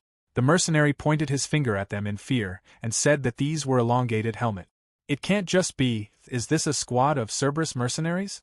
What happened to these guys that they began to obey so peacefully? The horses approached the mercenaries and stopped. Ghislain looked sternly at Gordon and asked, "Is he the leader?" Gordon agreed, and Ghislain asked what his name was. The mercenary introduced himself, and the protagonist said that he was impressed. Ghislain introduced himself, and, riding away, ordered Gordon to gather his guys. Ghislain turned his head to the side and said that they were going to clear the forest of monsters. After some time in the camp, the protagonist thought that all preparations for exploring the forest were complete. They had enough supplies and the troops were ready to move. The protagonist ordered his assistant to tell him how many mercenaries they had managed to gather. Belinda reported that there were currently 148 contract mercenaries and 41 fighters from the Cerberus squad in the camp. The total number, including them, was 192 people. Ghislain asked if she had reported Scoven's position in detail. Belinda noted that she expected him to disobey. However, he even volunteered to cover their infiltration of the monster forest. He has experience commanding a garrison in the monster forest, so they should not worry about this. Ghislain ordered his mercenaries to line up, and he reported that right in front of them was the monster forest, which they were to clear. They should know about this place, which lurks unknown dangers, monsters, secrets, and perhaps even more terrible things can be found there. However, clearing this forest is a necessity. The mercenaries were scared when they realized that they really had to clear a dangerous place. Belinda was outraged by the inappropriate behavior of the mercenaries. The protagonist said that those who wanted to leave were free to go. However, in case of success, he guaranteed triple pay for everyone. Belinda whispered that they had spent almost all the money on preparation. The protagonist noted that he did this to raise motivation. Ghislain thought, remembering the magic war, that if they succeeded, everything would pay off. Ghislain asked, "Does she trust him, right?" Belinda admitted that she had to trust him. Kair considered it reckless to promise a large sum of money that Ghislain did not have. Ghislain noted that he had done well with the planning. Then the protagonist announced that it was time to begin the expedition to the monster forest. After a while, they cut down trees in the forest. The protagonist noted that sunlight was finally reaching the forest. Now they must continue clearing the way in this direction. First, they need to fell the trees, chop them down, and load them into the carts, and those who are not busy should dig up the stumps so that it will be easier to uproot them later. The protagonist thought that, according to the report on the conquest of the monster forest by the Delphine Duchy, which he studied in his past life, the monster forest is incredibly vast. One day they will drive out all the evil spirits from there and conquer its resources, but now it is more important for them to focus on money. They must forget about everything else. Now, the most important thing is to pave the way to the runestone vein. The profit from this expedition is critical to thwart the envious people from Perdium. Care wondered if even hiring them decided to get his hands dirty. The mercenaries discussed whether they were being set an example or whether this was just an aristocrat's show. However, they decided that he would soon collapse from fatigue. Belinda shouted that they should stop chatting and get down to their work. She then asked the protagonist why he was working himself if he hired so many people. They were starting to look down on him because of it. Ghislain noted that it didn't matter at all. The more people worked, the faster things would go. No one would want to linger in a place like this, he was sure of it. Belinda stated that he seemed to already know everything about this place. Care envied the girl's care for the protagonist, and he noted that they were like dogs being driven straight to hell. Ghislain allegedly accidentally hit him with a log when he turned away. Care shouted, "Does he really want to fight?" Ghislain thought that everything was going according to plan so far. Duke Delphin, who conquered the kingdom and founded a new dynasty, was primarily focused on conquering the monster forest. He did not immediately understand why Duke Delphine decided to get involved here in the first place, but then he got a report from this expedition, which listed the key mineral deposits and monster habitat. Thanks to this, he was able to prepare thoroughly. At this time, the mercenaries were wondering why they needed so many lamps at night. It is best to use torches, which would cost them much less. After a while, the protagonist began to worry that nothing was happening. The protagonist thought that all he had was knowledge from notes and not real experience. Ghislain ordered that no one should let down their guard. Further, the forest becomes denser. Then the mercenaries noted that it became dark too quickly. However, according to rumors, this forest should be very dangerous, but they did not meet any living creatures here at all. They noted that Gordon did nothing and agreed to all the conditions, and now some wanted to get their money back. Suddenly Gordon asked, "They really did cut down a lot of trees on the way here, right? Then where did the way back go?" Ghislain ordered everyone to prepare for battle. The mercenaries tensed up and grabbed their weapons. The protagonist said to Gordon that if he stayed there, he would definitely die. He should move towards them very slowly. Suddenly, Gordon hit a tree in front of him with a log, but nothing happened. The mercenaries decided that their client just wanted to scare them. They just lost their way because everything here was too much the same. This was clearly not a forest of monsters, but just a dense forest. The protagonist said that they should retreat back if they also died. The mercenaries shouted, "Why is he trying to scare them? Does he really expect to control them with fear?" Suddenly, the tree came to life and grabbed the mercenary. Ghislain thought that their presence was completely imperceptible. No one could have predicted their appearance, an entity for which they would become easy prey if they did not immediately understand what was in front of them. Ghislain announced that it was Indyrus Ent. The mercenaries screamed in panic that the monsters were already here. They must quickly escape from here. The Dyrus Ent grabbed the fleeing people and swallowed them alive. Gordon begged for help, to which the mercenaries arrived and tried to help. However, the vines that grabbed the people could not be cut with a regular axe. At the last moment, the protagonist cut off the monster's vine and saved Gordon, and then dealt a crushing blow to this creature. The mercenaries decided that they were shown the weak point of these monsters, where they should strike with their weapons. The protagonist shouted that they must calm down. If they split up, they would become easy prey for that monster. They must raise their shields and stick together so that not a single vine gets through. They must focus on defense and wait for new orders. The mercenaries formed a defensive line in front of the monsters. Ghislain asked, "Care, where are the oil lanterns?" He orders them to light them and then throw them at the monsters. They must burn them to the ground.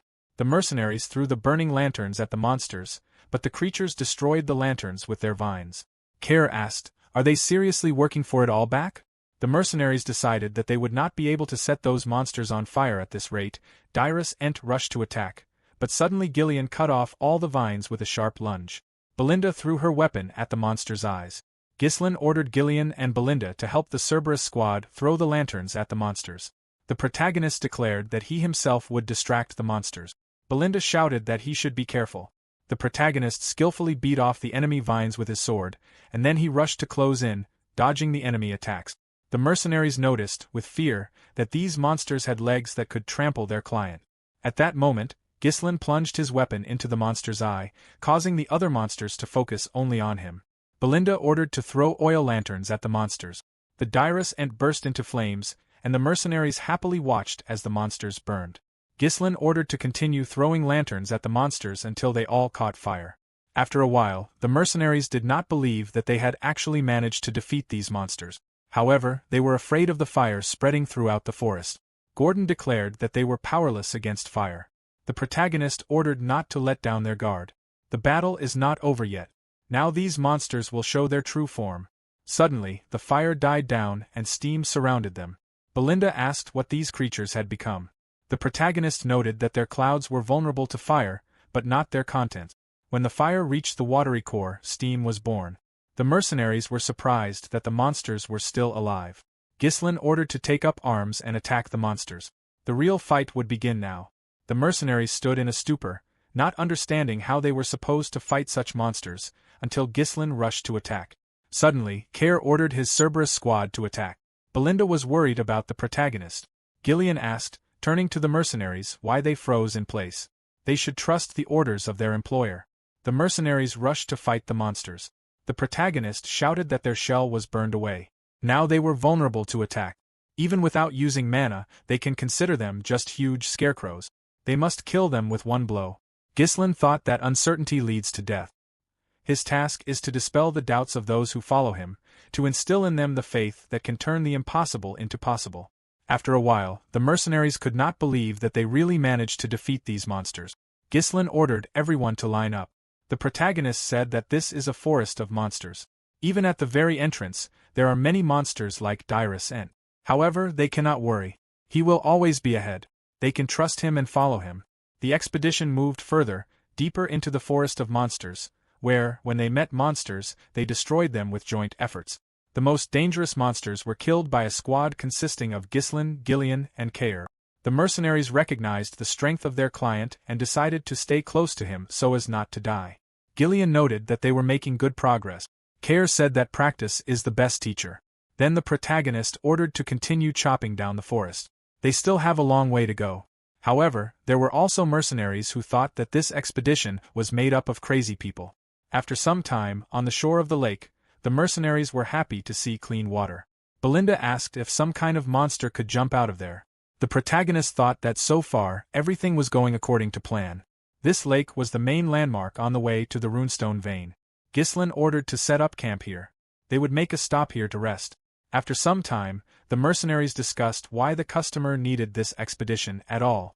No one knows what awaits them ahead, even if the last 2 nights were calm. At this time, Manus advised running away from the camp. Gordon asked why they would do that. Manus refused to risk his life. He believed that life was much more important than money. Gordon noted that they had already walked a long way. According to the employer, the target was near the edge of the forest, which meant they were already quite close. Manus asked why he believed him. This is why he is always deceived.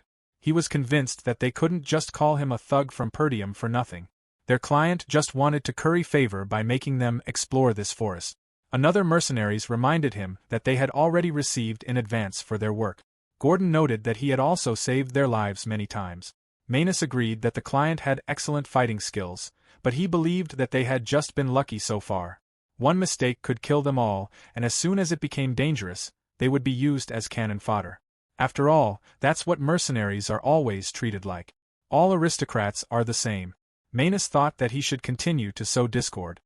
He wouldn't be able to break through the crowd of monsters alone, and at the same time, he would use them as bait at the first opportunity. The mercenaries noted that without the client, they would have died long ago. They even watched as their employer was now healing the wounds of the injured people. At this point, the protagonist said that he shouldn't let water get on the wound, as it could fester. Belinda pointed out that it was a very expensive medicine. Maybe he should save it for himself.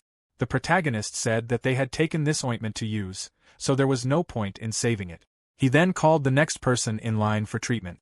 The mercenary with an eye patch said, addressing Manus, that he uses medicines and potions that cost more than they themselves would.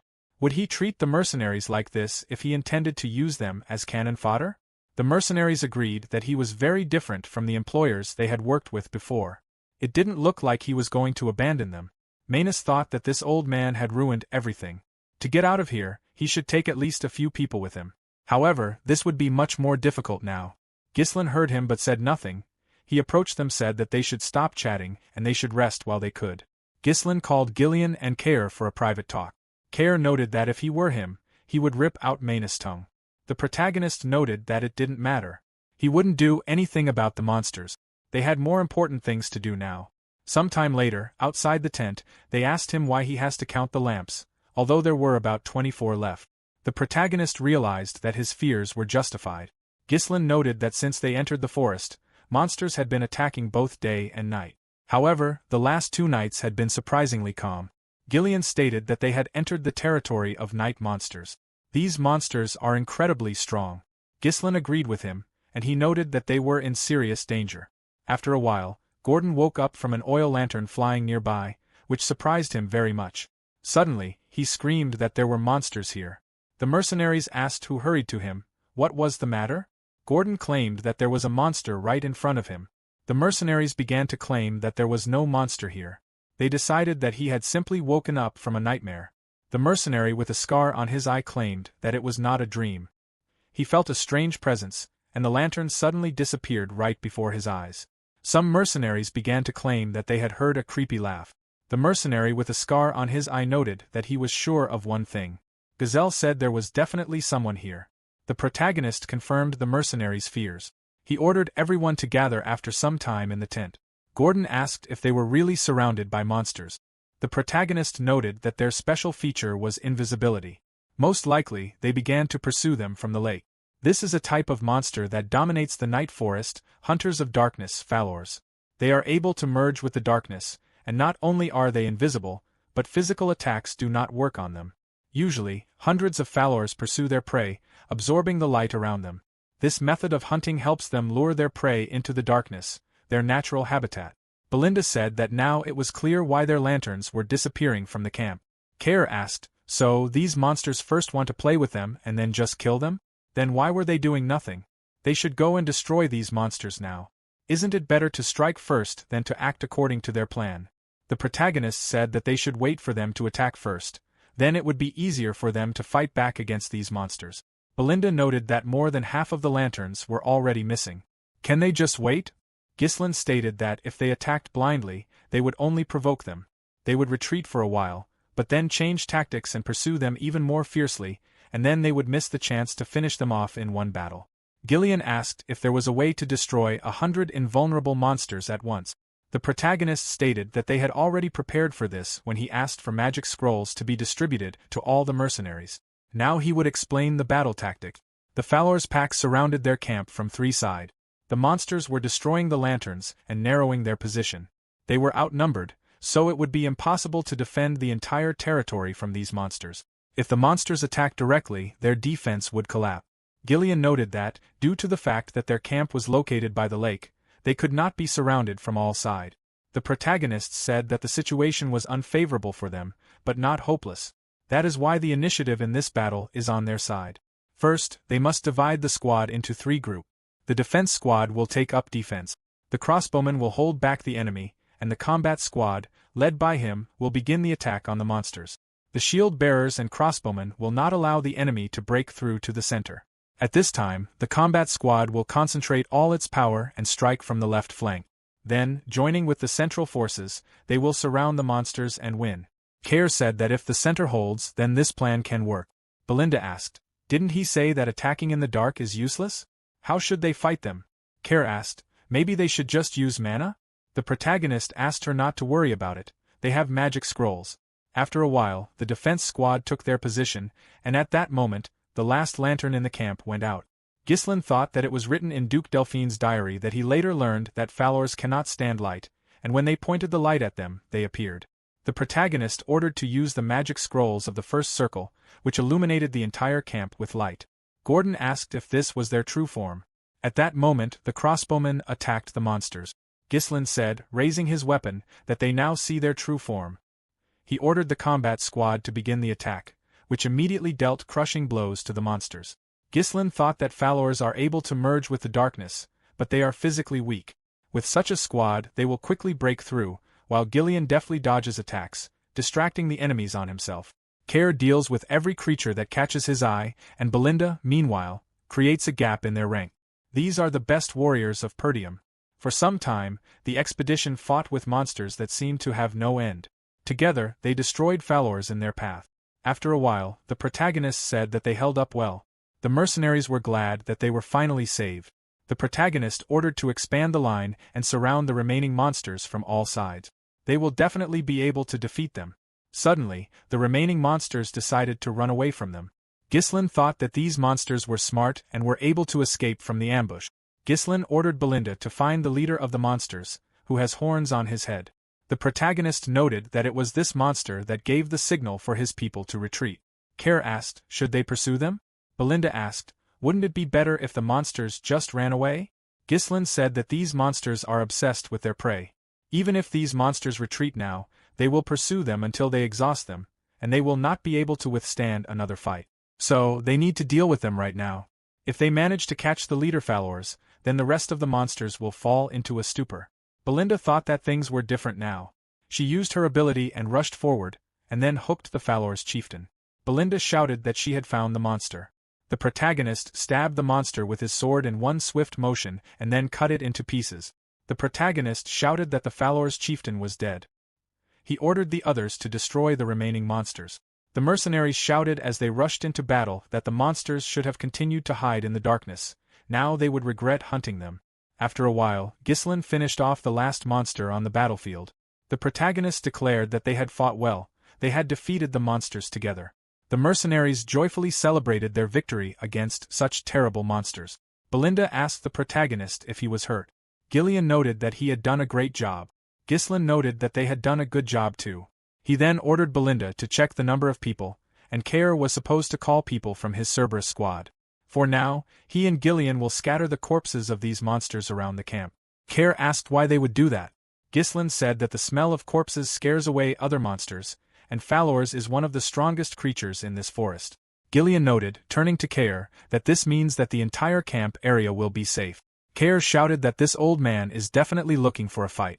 The protagonist then thought that about 10 days had passed since they entered this forest. Now that they have killed followers and dealt with all the monsters on their way, all that remains is to get the runestone. Is this really the end of their journey? After a while, Belinda reported that she had checked everything. There are 41 fighters from the Cerberus squad in the camp, 126 contract mercenaries, which is 3 less than before the start of the battle. The protagonist noted that the Cerberus squad has not suffered any losses yet. Care said that it was all because of his excellent leadership. Ghislain asked, so, among the contractors, 3 people died? Belinda said that they were unable to find their bodies, so they could not even identify them at this point. Gordon asked, where did Manus go? The mercenaries decided that they were killed by monsters, which is why there were no bodies left.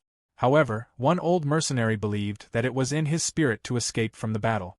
After a while, Manus and his henchmen fled in the forest, who believed that they would have definitely died in that battle if they had not decided to escape from there.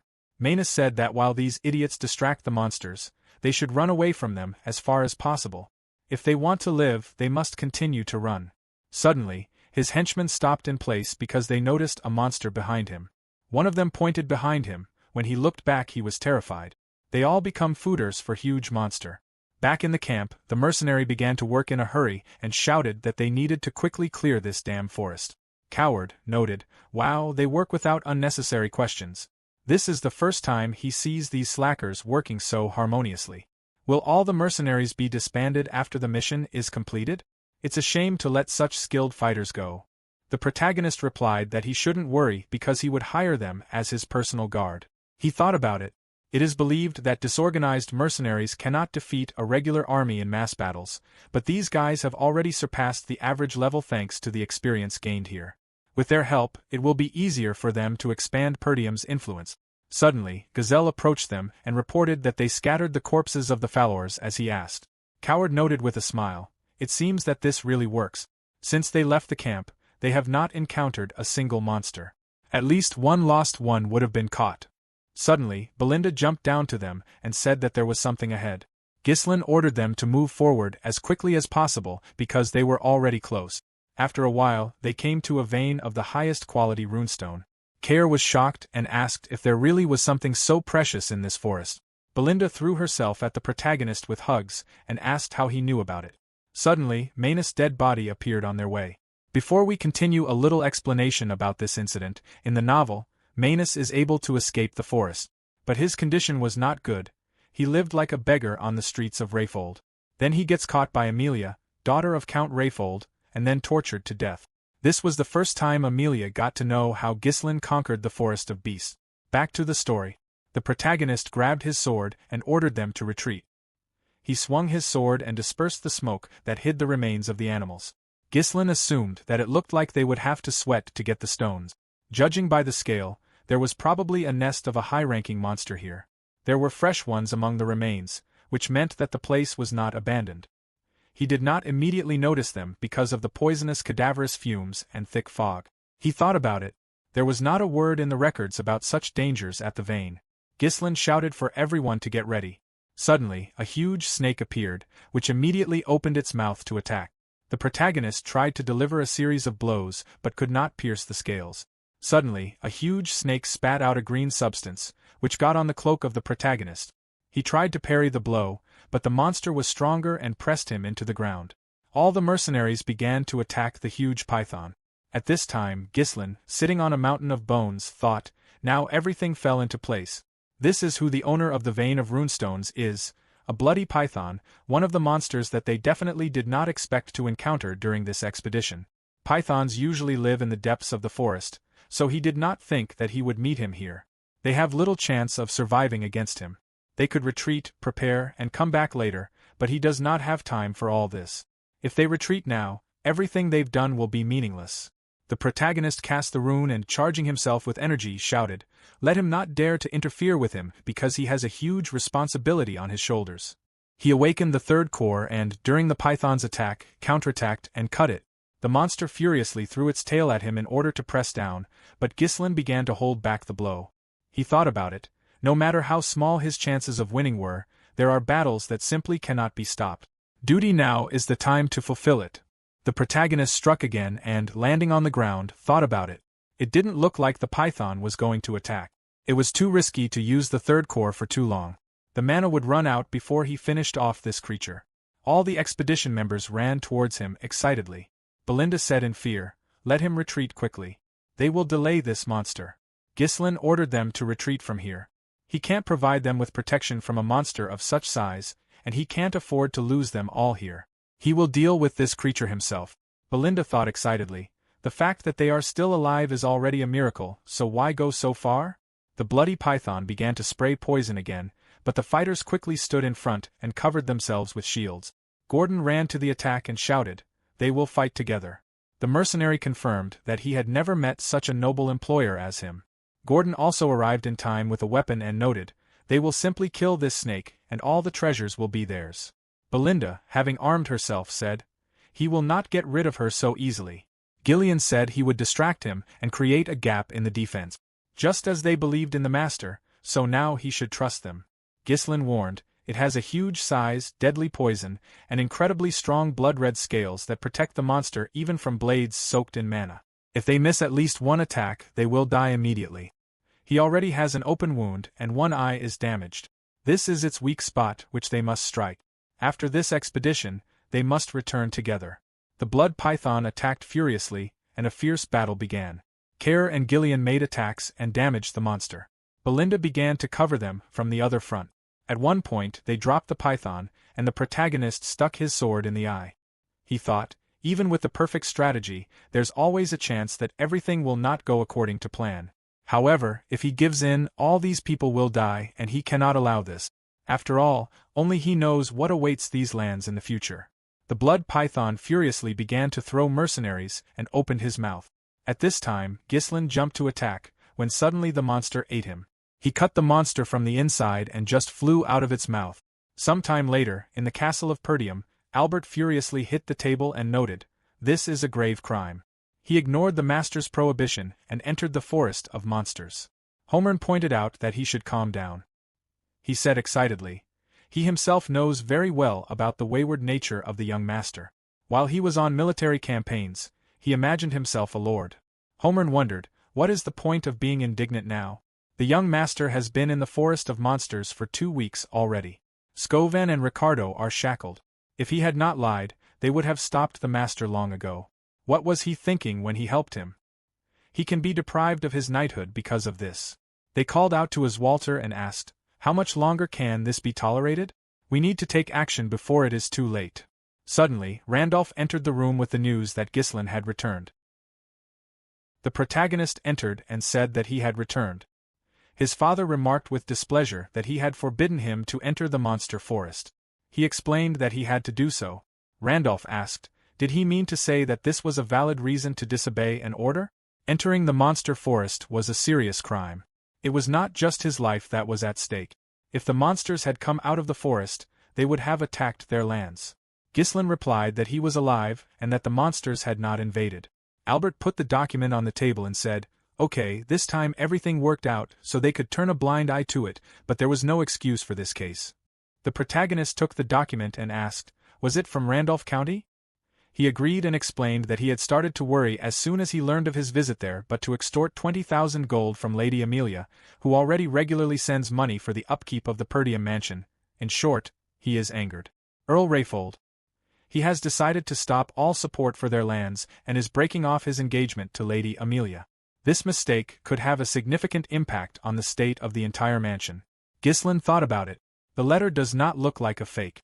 It was written personally by the Earl. Despite the bad relationship between him and his daughter, manipulating the emotions of people obsessed with money is not that difficult. This means that Amelia is ready to unite with the enemy to destroy him. He will assume that those mercenaries are not her last move. In this case, all leverage over her is now meaningless. Any secret deals or trade will be considered attempts to hide this situation. If he was late, he would be trapped inside the mansion. Time is clearly not on his side. Albert asked if he had anything to say. Homer added, for starters, let him return 20,000 gold. Randolph sadly noted that this amount would be enough to forget about the costs of the night order for a while. Ghislain explained that he spent everything. This money went to the expedition to the Forest of Monsters. He is sorry. He has no excuse for the situation with the County of Rold. Randolph grabbed him by the chest and shouted, what kind of heir is he if he sells the future of the county with his own hands? Homer furiously noted, from this moment, he is no longer a noble, but a criminal. Let him be thrown into prison immediately. The protagonist replied that he would pay for everything. From now on, he will personally allocate funds for the needs of the mansion, including 20,000 gold. Zwalter asked, what does this mean? The protagonist called Belinda and noted he did not go to this forest for a walk.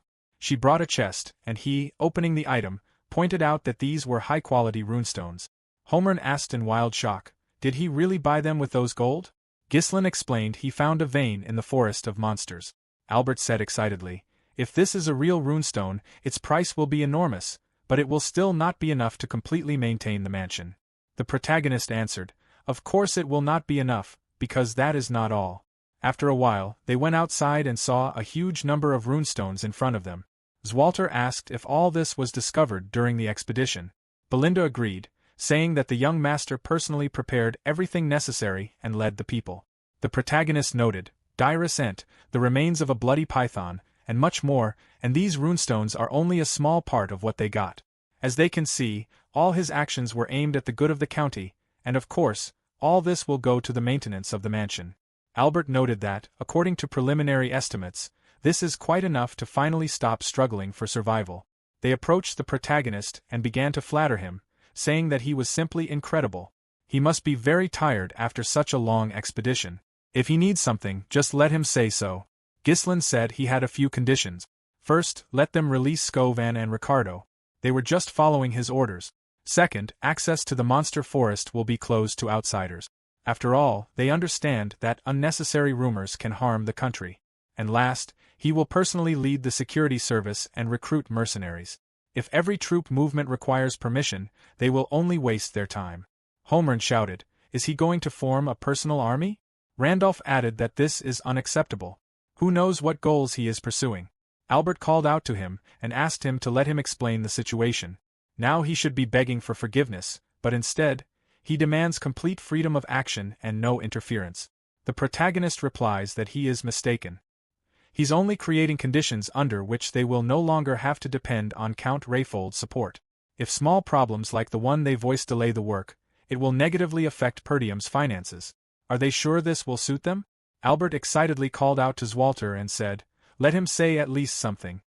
He is literally trading the future of the county." Suddenly, the mercenaries called out to them.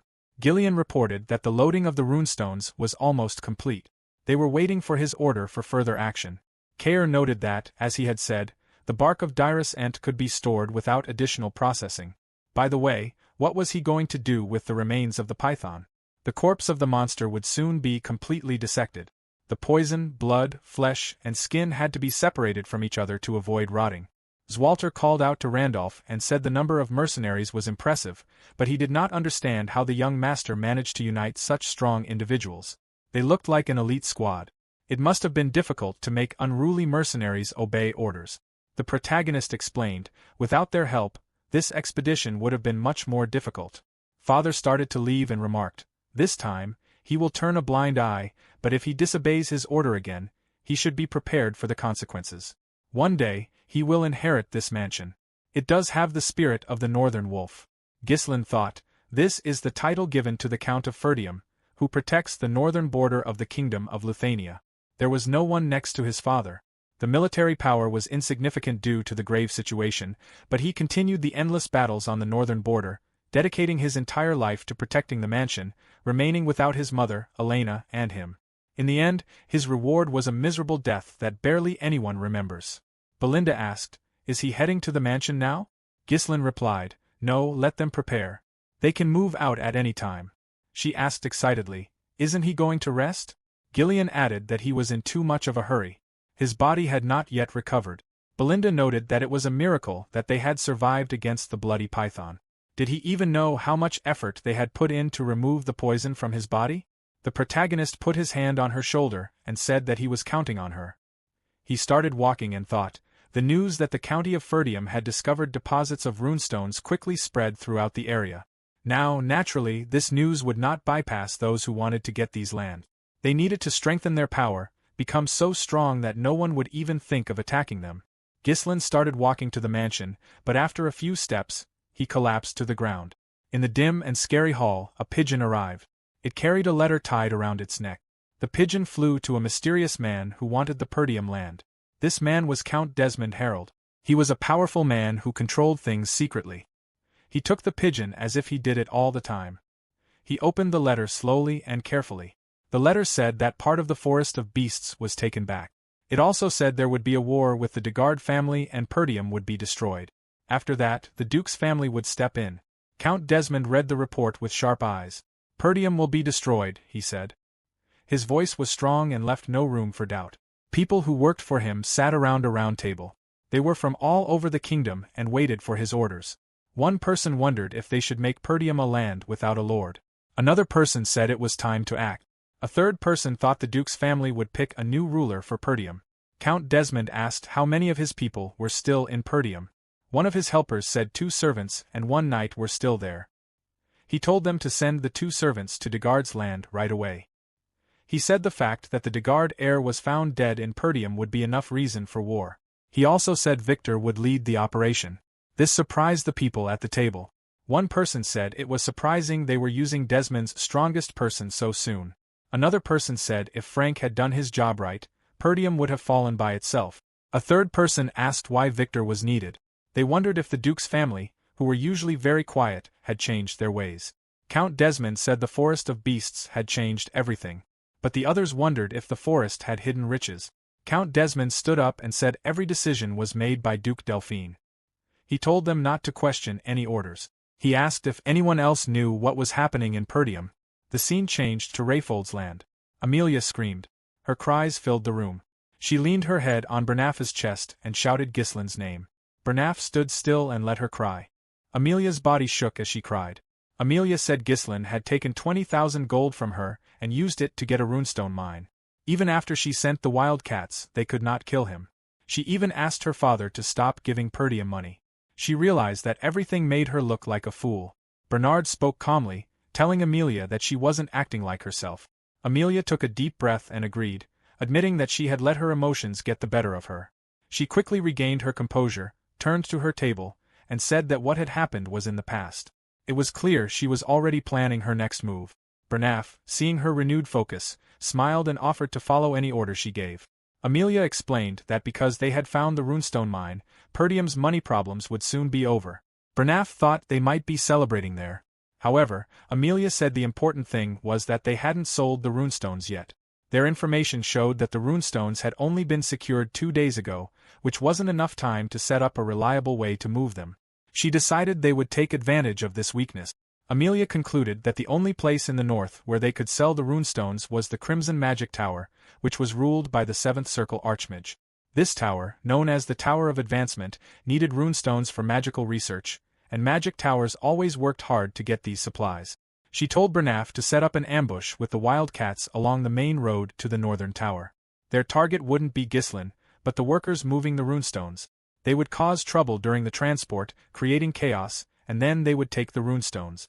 Bernaf suggested the Scarlet Flame Tower in Brivant's territory, but Amelia reassured him, explaining that the Scarlet Flame Tower wasn't doing well and Ghislain would never choose the lower-paying tower when the Crimson Magic Tower offered more money.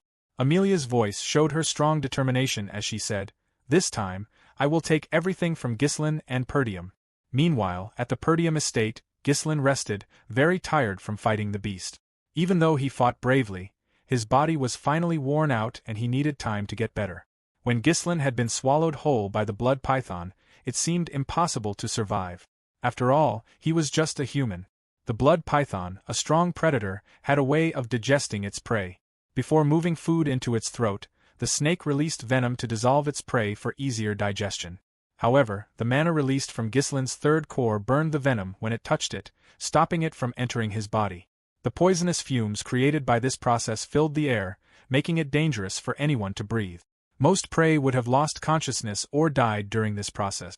Ghislain knew he had to keep going, even though it was very hard. He was responsible for his family's future. He told himself he must not lose consciousness while inside the blood python's mouth. If he did, everything would be lost. The trip, his family, and his future. He knew he could not avoid the poison. So, he decided to try to use it. He tried to pull the poison into his mana core. He used the strong spinning motion of his mana inside his core to try to stop the poison from working. This was a hard thing to do. Only people with very strong mana control could do it. Ghislain tried it. He was not sure if it would work, but he tried anyway. He used the poison as extra fuel to keep his mana from exploding. He thought this was how he could get free from the blood python. After sleeping for 2 days, Ghislain finally woke up. He was surprised that his body did not hurt anymore. Instead, he felt good. His memories came back slowly, and he sat up. He felt confused. He remembered his father forgiving him, but he did not remember what happened after that. He looked around and saw Elena sitting by his bed. It looked like she had been taking care of him. She had been worried, waiting for him to wake up. Suddenly, Elena ran to him and hugged him tightly. She was very happy to see him awake. She told him he had slept for 2 days. He had gone out without saying anything, and then he had fallen when he came back. She felt many emotions, but when her worry went away, she spoke to him with a warm and familiar voice. Ghislain was still confused, and he said her name nervously. But before he could think more, Elena pushed him back onto the bed and ran out of the room. She yelled to Belinda that her brother was awake. Ghislain thought about what had happened. 2 days after he got out of the blood python's body, he had only gotten a little bit of help from Belinda. Then, he kept working. He had tried to keep going until the runestones were sold. But his young body could not handle it and he had fallen. He thought about how careless he had been. Ghislain realized that his body was in surprisingly good condition, considering how reckless he had been. Sleeping for only 2 days should not have been enough to get better from such injuries. He looked at his body and noticed something strange. He was healing much faster than before, and he had more mana. When he tried to use his mana, he noticed that it had changed. Ghislain wondered if his magic power had mixed with the blood python's power when he stopped the poison inside him. He said to himself that he never knew in his past life that he could get stronger this way. The risk he took had worked out well. He would need to do some tests after he dealt with more important things. One thing was clear: if this method worked, he could get much stronger very quickly. A happy smile came to his face, but he quickly thought about what he needed to do next. Selling the runestones was now the most important thing. 2 days had passed, and by now, everyone who needed to know about the runestone mine knew about it. Ghislain quickly put on his clothes, planning to gather the soldiers right away. Just then, someone knocked on his door. He thought it was Belinda and called out to her, saying she didn't need to knock. However, he was surprised when his father came into the room, followed by Belinda, who looked happy to see him standing, and Elena, who had a shy smile on her face. Zwalter, his father, said with relief that Ghislain was awake. Ghislain, surprised by his father's words, said he was fine. Zwalter, looking very relieved, said he was glad Ghislain was okay. Quickly coming to his side, Belinda touched his face, talking to him like a child. She told him off for suddenly collapsing and said how worried they had been. Ghislain calmly told her he was fine. Zwalter moved closer to Ghislain, asking if they could talk. Standing in front of his son, Zwalter then said he had something to ask. Ghislain, confused, listened carefully, because his father had never talked to him this way before, as he had always thought of him as a failure as the Perdium family's heir. Later, the two men, father and son, walked to the training area. The quiet silence was only broken by the sound of their footsteps, each holding their sword. Ghislain couldn't help but look at the Count closely, realizing it was the first time they had been alone together. He thought about how, in his past life, he had always been too busy avoiding his father, afraid of being scolded. The tense feeling of the moment brought back memories of the past, but Ghislain stayed focused on the present. Once they reached the middle of the training area, Zwalter spoke, apologizing for calling his son out so soon after he had rested. Ghislain reassured him, saying he had slept well for 2 days and felt great. However, Ghislain quickly changed the subject, asking about the request his father had mentioned earlier. He, getting nervous, wondered if he was going to be scolded. Zwalter looked hard at his son for a moment, then looked away, like he was trying not to see him. Ghislain felt his suspicions grow because his father was acting strange, and a quiet, uncomfortable feeling filled the space between them. As the silence went on, Ghislain thought about the words his mother had told him when he was a child. He remembered a dim evening when he, his mother, and Elena were sitting on top of a hill, looking out at the distant Perdium estate. His mother had talked about his father, saying that he was not a completely honest man. She explained that he always put other people first and never showed his true feelings. But she also said that he was different when it came to her, and she chuckled as she remembered him telling her he loved her. His mother had told him then to try to understand his father, even if he seemed rough and unfriendly because he just didn't know how to show his feelings. Ghislain hadn't really understood what she meant back then, but standing in front of his father now, the meaning seemed clearer. Suddenly, Zwalter stood straight, holding his sword straight up and telling Ghislain to raise his sword. Ghislain, feeling nervous, did what he was told, and drops of sweat formed on his face. Even though he was nervous, he tried to be brave, and he looked his father in the eyes. They got ready to fight, each taking their fighting stance, swords ready. In a very short moment, Zwalter moved forward quickly, pushing his sword towards Ghislain. Ghislain reacted quickly, stopping the attack by turning his sword and putting it in front of him. Zwalter pulled back, spinning his sword upward before hitting down with all his strength. Ghislain stood firmly and took the blow near the handle of his sword. Determined, Ghislain swung his sword from behind, trying to hit his father. Zwalter brought his sword down to block, then quickly attacked back with the quickness of a striking snake. Ghislain barely managed to raise his sword in time to defend himself. The fight continued, with each move coming faster and sharper than the one before. Zwalter's movements were smooth, but Ghislain kept up, pushing his sword with great precision. Zwalter dodged and fought back, putting his weight into every hit. With each exchange, Ghislain began to understand what kind of sword his father used.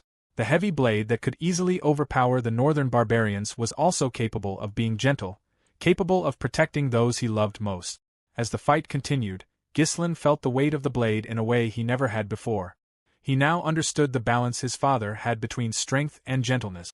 After several more exchanges, Zwalter moved forward again, hitting his sword down with great force. Ghislain blocked with the handle of his sword, changing the direction of the hit before quickly swinging from his side, trying to hit his father. Zwalter quickly lifted his sword behind him to block an attack. Right after that, both the father and the son saw openings in each other's defenses, and they both attacked. Their swords hit each other, with each blade pointed at the other's neck. The fight ended with neither of them winning, and they just stared at each other closely. Ghislain looked at his father with a sharp look, and Zwalter, even though he was proud of his son's skill, felt a little worried about what he had just seen. Zwalter spoke first, telling Ghislain that he had improved a lot. Ghislain smiled nervously and said a quick thank you, but he was more surprised when Zwalter gave him some advice. He told Ghislain to use less force when they fought. Zwalter said that Ghislain was strong and fast enough to fight monsters in the forest, but his plans were too easy for an opponent to guess. Ghislain thought about what his father said and made a low sound to show he understood. He was used to watching his opponent's moves when he fought, but maybe he needed to think about more things during a fight. While Ghislain was thinking, he realized something. He had never been taught properly by anyone. His sword skills were only from fighting and his instincts, and he had never had any real lessons. Because he had never learned from a teacher, he knew that he had missed some important things. But now, with his father's help, he was starting to learn those things. Ghislain had a quiet moment of understanding. He had always thought that he could only rely on himself and had felt alone, never asking for help. But now, getting help from his father, he saw that it was not a bad thing. It was something he could learn from, something he could accept. Ghislain thanked his father for the lessons. But Zwalter stayed quiet, his face showing nothing as he looked at his son. After a moment, he spoke, saying that he had actually wanted to tell Ghislain off. The young man was surprised. His father explained that even though Ghislain had done well, breaking the rules was still breaking the rules. If everyone ignored the rules because they had done good things, it would cause problems. Ghislain listened carefully. He was not the foolish young person he used to be, and he was changing and growing. His father saw it too, saying that Ghislain had changed. Zwalter told him to keep doing what he was doing, to think about Perdium and the people around him, and to do his duties as the person who would take over the estate. The word duties stayed in Ghislain's mind. He couldn't say it out loud, but he had decided to protect the estate the moment he woke up in the soldiers' rooms. Before his father left, Ghislain remembered something. He asked Zwalter about the favor he had mentioned before. Zwalter was unsure and had trouble speaking. Finally, he turned and asked Ghislain if he had any money. It was needed to fix the northern fort. Later, Ghislain put on his cloak and walked toward the camp in the Forest of Beasts. His group of hired soldiers waited for him there, with his best helpers standing at the front, ready to greet him. As Ghislain came closer, the soldiers stood in a line and said hello together. Ghislain smiled when he saw them. He asked how everyone was doing, and the soldiers answered happily, showing they respected and liked him. Care said Ghislain looked healthy, and Gillian asked if he was feeling well. Ghislain told them he was fine, and said sorry for making them wait. Then, he asked about Rachel, Gillian's daughter, and was happy to hear she was better than expected. Ghislain bowed his head, thanking Ghislain for helping Rachel get better. After the friendly talk, Ghislain's voice became serious. He told his trusted helpers that the estate was in danger. His serious words were important, and they all knew something big was happening. They had seen what he did in the Forest of Beasts and knew a bigger problem was coming. The four of them went into a tent, and Ghislain told them everything. He talked about the attack on Elena, the people trying to start a war by killing her, finding the dead Degard prince, and the growing dangers aimed at Perdium. Ghislain thought that spies had been working inside the estate for a while. Understanding how serious it was, Belinda said she now knew why Ghislain was in such a rush. She had thought they could relax after finding the runestones, but now it was clear they had no time to rest. Care, who always wanted to fight, said that after the Forest of Beasts, war seemed to be the next thing for Perdium, a place that was never boring. Gillian also understood the danger, realizing that Perdium's recent discovery of the runestones made it a good target for enemies who wanted to take advantage. Ghislain agreed with them, saying their enemies would not leave Perdium alone. He then stopped talking as Belinda told them to tell the people who worked for the estate and the Lord, but Ghislain shook his head. He warned them not to act too fast, saying that even Elena's soldiers had betrayed her, and there could be spies among the estate workers too. They couldn't trust anyone until they knew who their real friends were. He said that saving Elena had given them a little more time, but finding the runestones had probably made their enemies move faster. They were going to have a big fight. The words, big fight, made everyone feel heavy and serious as Ghislain got ready, and prepared his people for what was coming. The room became very quiet as everyone understood how serious things were. Ghislain really trusted the three people standing in front of him. He knew they would always be loyal. Care spoke first. He told Ghislain he was ready to do anything he was told. His tough personality seemed to disappear when he spoke to the young lord. Gillian, who was just as loyal, said he had already given his life to Ghislain and would follow him anywhere. Belinda, the loyal and bold maid, suddenly stood up. She said that only she would protect the young master. Ghislain felt relieved and smiled a little. He then started talking about what they needed to do, speaking firmly about the danger to their land. He said that the biggest enemy of Perdium was the Duke of Delphine, a hidden person who wanted to take their land. He named Count Desmond and Amelia, two tricky people who worked for the Duke, and promised he would not let them win. Ghislain said their next step was to go south to the Scarlet Flame Tower. Kair, seeing a chance to make money, said he was excited to finally sell the runestones and get rich. Belinda asked Ghislain why they were going there, saying the Crimson Magic Tower was closer and would pay more. But Ghislain explained that the Scarlet Flame Tower was a better choice because it would cause less trouble. Ghislain, who was good at planning, understood why. When dealing with valuable things like runestones, they needed to be ready for any danger. Belinda quickly agreed, remembering how their last deal almost became a trap, and said they might be ambushed. The Scarlet Flame Tower used to be the most successful in the south. But when Delmoth of the Crimson Magic Tower became a very powerful wizard, things changed. Now, the Scarlet Flame Tower was trying to become powerful again, but it was still weaker than the Crimson Magic Tower. Ghislain wanted to go to the Scarlet Flame Tower for a personal reason. He wanted to find someone from his past life and bring them into his plans. The story moved to the Scarlet Flame Tower building. The building was very tall and looked very modern.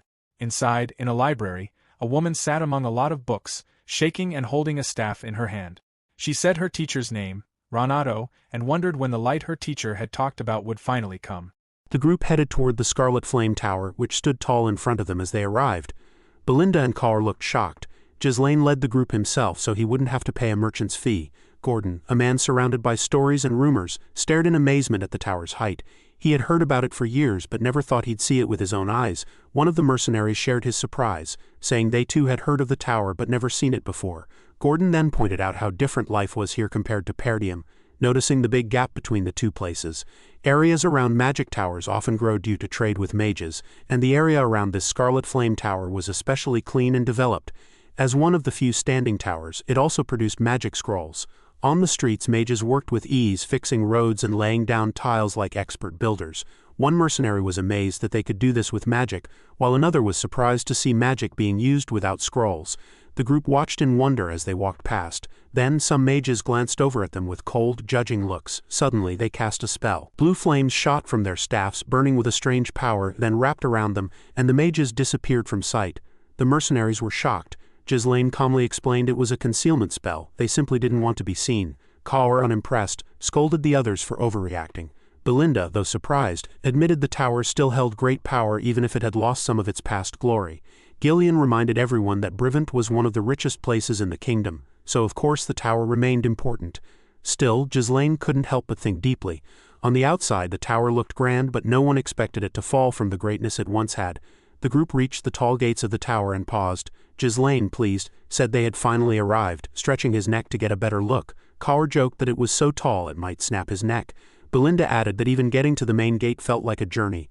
As they got closer, something seemed strange. There were no guards at the gate. Instead, two sets of armor holding large axes stood still and empty. Suddenly, a mage shouted from above the gate, telling them to back up.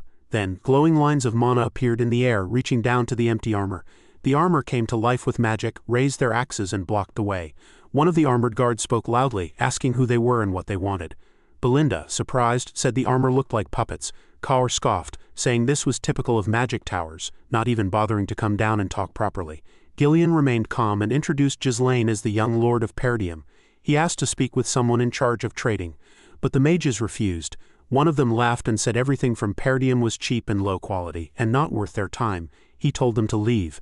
Belinda, furious, shouted at the mages to come down and face them properly. Instead, the mages made the armored puppets take a threatening stance. Ghislain stayed calm and asked Ghislain what they should do next. Ghislain asked the mages if they were really sure about turning them away. The mages paused, curious. Ghislain pulled out a piece of runestone and held it up. At first, the mages didn't understand. But then one of them suddenly realized what it was. A whole carriage full of runestones. Realizing the value, the mages hesitated. Ghislain smiled and asked if they were really going to give up such a chance. The gates opened and the group was finally allowed inside. Ghislain and Belinda were taken to meet the trading official. Two men welcomed them politely and bowed. One introduced himself as Sylvain, the tower's trade manager, and promised to help with whatever they needed. Ghislain said he wanted someone senior enough to handle a trade this big. He wanted to speak directly with the tower master. Sylvain was surprised but quickly agreed. He said he would notify the tower master and arrange for someone to escort them to the reception room. Belinda, still angry about how they had been treated earlier, muttered under her breath that they should have been respected from the beginning. Suddenly an explosion shook the tower, catching Ghislain's attention. He asked if something was wrong, but the mage assured him it was normal, just part of magic research. Still, Ghislain's mind wandered, thinking of someone. Inside the research lab, the door opened, and 3 high-ranking students walked in. One girl was already on the ground, the air still buzzing with leftover mana. A blonde-haired mage scolded her, saying she had been warned not to enter. The blonde man named Alfoy mocked the black-haired girl, saying she didn't even have magic power and didn't belong in the research lab. He teased her, asking if she was ignoring the words of Alfoy, the tower master's heir and a third circle mage. Another mage with black hair joined in, mocking the girl and her teacher for accepting someone like her. A third mage, also blonde, said she should feel lucky just to be allowed into the Scarlet Flame Tower at all. The black-haired girl, weak and lying on the floor, gasped for breath but still found the strength to speak. She said she had as much right to be there as anyone else. Alfoy sneered and called her a mage with heavy sarcasm. Then he raised his staff, casting a spell. Crimson flames lit up as he prepared to attack. Smugly, Alfoy told her to try and block it with her magic. He threw a fireball at her, a basic first circle spell called Fire Sling. The girl, barely able to stand, raised her hand to defend herself. Her hand trembled as she tried to cast a shield, knowing she might have to take the hit with her own body. Just before the fireball hit its target, a man in a cape stepped in. It was Ghislain, who quickly used his sword to block the fireball with ease. His action saved the girl who had been suffering at the hands of her fellow mages. Ghislain then turned to the 3 mages with a calm look and spoke about the experiments being done at the Scarlet Flame Tower, criticizing them for allowing bullying and ignoring the respect that should be shown to fellow mages. At the same time, in the Tower Master's meeting room, things were tense. Hubert, the head of the Scarlet Flame Magic Tower, was furious after learning that their supply of runestones was almost gone. He held his head in frustration, knowing that without runestones their tower would fall further behind the Crimson Magic Tower. Angry, Hubert demanded answers. He had told the elders to prepare in advance, but they had failed. His voice grew louder as he blamed them for wasting time and resources. One elder in a yellow hat quietly scoffed, thinking Hubert spent more time with nobles and enjoying luxury than managing the tower. Another elder in a red hat agreed, annoyed by Hubert's poor planning. A third elder in a green hat raised an even bigger issue. Their master was only a 6-circle mage, while the Crimson Tower's master was a 7-circle mage. Hearing Delmuth's name, Hubert became furious. He believed that with more runestones he too could become a 7-circle mage, and claimed Delmuth was unfairly hoarding them. The green-hatted elder pushed further, asking what they would do when the runestones ran out, as it would halt all training. Hubert, enraged again, cursed Delmuth, jealous that a low-born mage had surpassed him. Just then, Sylvain, the trading manager, rushed in with urgent news. He said a huge shipment of runestones had just arrived. The elders were shocked, their worry turning into cautious hope. Meanwhile, in the research lab, Alfoy kept attacking Ghislain with fireballs, but Ghislain calmly deflected them with his sword, not even flinching. Alfoy grew more desperate and put all his mana into one giant fireball, throwing it with full force, but Ghislain simply swung his sword and cut the fireball in 2, leaving himself and the girl unharmed. The other mages watched in disbelief. Alfoy, stunned and angry, demanded to know who Ghislain really was, thinking he was just a noble wandering the tower. Before he could do more, a magical line wrapped tightly around him. Belinda appeared, binding him like an assassin, her voice cold as she warned him for attacking her young master. Alfoy, struggling, asked who these people were. Before Belinda could answer, a loud voice shouted for silence. It was Hubert, furious, yelling at the chaos in the lab. He had come with the 4 elders and now stood watching the tense scene. Alfoy tied up, Ghislain with his sword out, and the room filled with heavy silence. The Tower Master had arrived and Vanessa gasped in surprise, trying to collect her thoughts. Ghislain stood calmly beside her, showing no emotion at the arrival of the tower's most powerful mage. On his order, Belinda untied the rope binding Alfoy, who collapsed to the floor in panic. Alfoy quickly got up, calling for his master in fear, and ran to him, clinging to him and claiming that intruders had attacked. He said he had only tried to stop Vanessa from entering the lab when a young man suddenly attacked him, insisting he was trying to protect her. Belinda scoffed and mocked him for acting like a girl, which made Alfoy angrily defend himself, shouting that he was a man. Vanessa, still on the ground, softly explained that she only wanted to use the lab. Her words triggered a memory in Ghislain. He recalled hearing about a powerful and unpredictable mage called the Red Nightmare, known for her madness, and wondered if even someone like her could have moments like this. Hubert, furious, yelled that the young man had broken into the tower and harmed his disciple. He raised his wand and prepared a fire spell to destroy him, but Ghislain stayed calm. Belinda gently asked what he planned to do. Despite the threat, Ghislain kept his cool, stepped forward and introduced himself as Ghislain Perdium, the young lord of the Perdium territory, saying he had come to trade runestones. Hubert was shocked, struggling to understand the situation. Alfoy, still stunned, asked if he was serious. Ghislain smiled and offered to show the wagons waiting outside. The group went out to find 10 wagons full of runestones. Even Vanessa, once thought useless by the elders, was part of this surprising scene. The elders were speechless. Just moments ago, they had argued over resources, and now a huge supply was in front of them. The Blue Hat Elder was the first to speak, saying it couldn't be real. The Red Hat Elder couldn't believe a young man had gathered so many runestones, and the Yellow Hat Elder asked Hubert what to do next. Hubert stood frozen, his face dark but his mind racing with excitement. Inside, he laughed, seeing this as a gift that could help him finally defeat the rival Crimson Magic Tower. Outwardly, he stayed calm and pretended the runestones were less than expected and of poor quality. He cleared his throat, trying to act professional. Nearby, Kaur boiled with anger at Hubert's insult, his hand moving toward his sword. Vanessa, unsure and quiet, said that even one wagon would last for weeks, but Hubert snapped at her, telling her to be quiet and mocking her for being useless. He cursed the late Mage Renato for leaving behind such a burden and told Vanessa she should at least be aware of her worthlessness. Ghislain, understanding Vanessa's potential, stayed silent, thinking about the situation. Hubert looked at the elders and asked if they agreed with him. The elders quickly caught on to his plan. The Blue Hat Elder picked up a runestone and pretended it wasn't impressive. The Yellow Hat Elder suggested the stones could be fake because of their source. Belinda, angry, demanded an explanation, furious that their young lord's hard work was being dismissed as worthless. Ghislain stood calmly beside Belinda, not bothered at all by the elder's attempts to twist the situation. The Yellow Hat Elder tried to make light of things, saying that getting the runestones was hard, but it wasn't really their problem. He also mentioned that scams were common now, and the Green Hat Elder agreed, saying they couldn't just trust the seller's word. After hearing them out, Ghislain asked directly if they were refusing to buy the runestones, which surprised the elders. He then told his group to leave, making it clear the Scarlet Magic Tower wasn't interested in the deal. Belinda smirked at the elders as she followed him, but Hubert, starting to panic, quickly told someone to play along.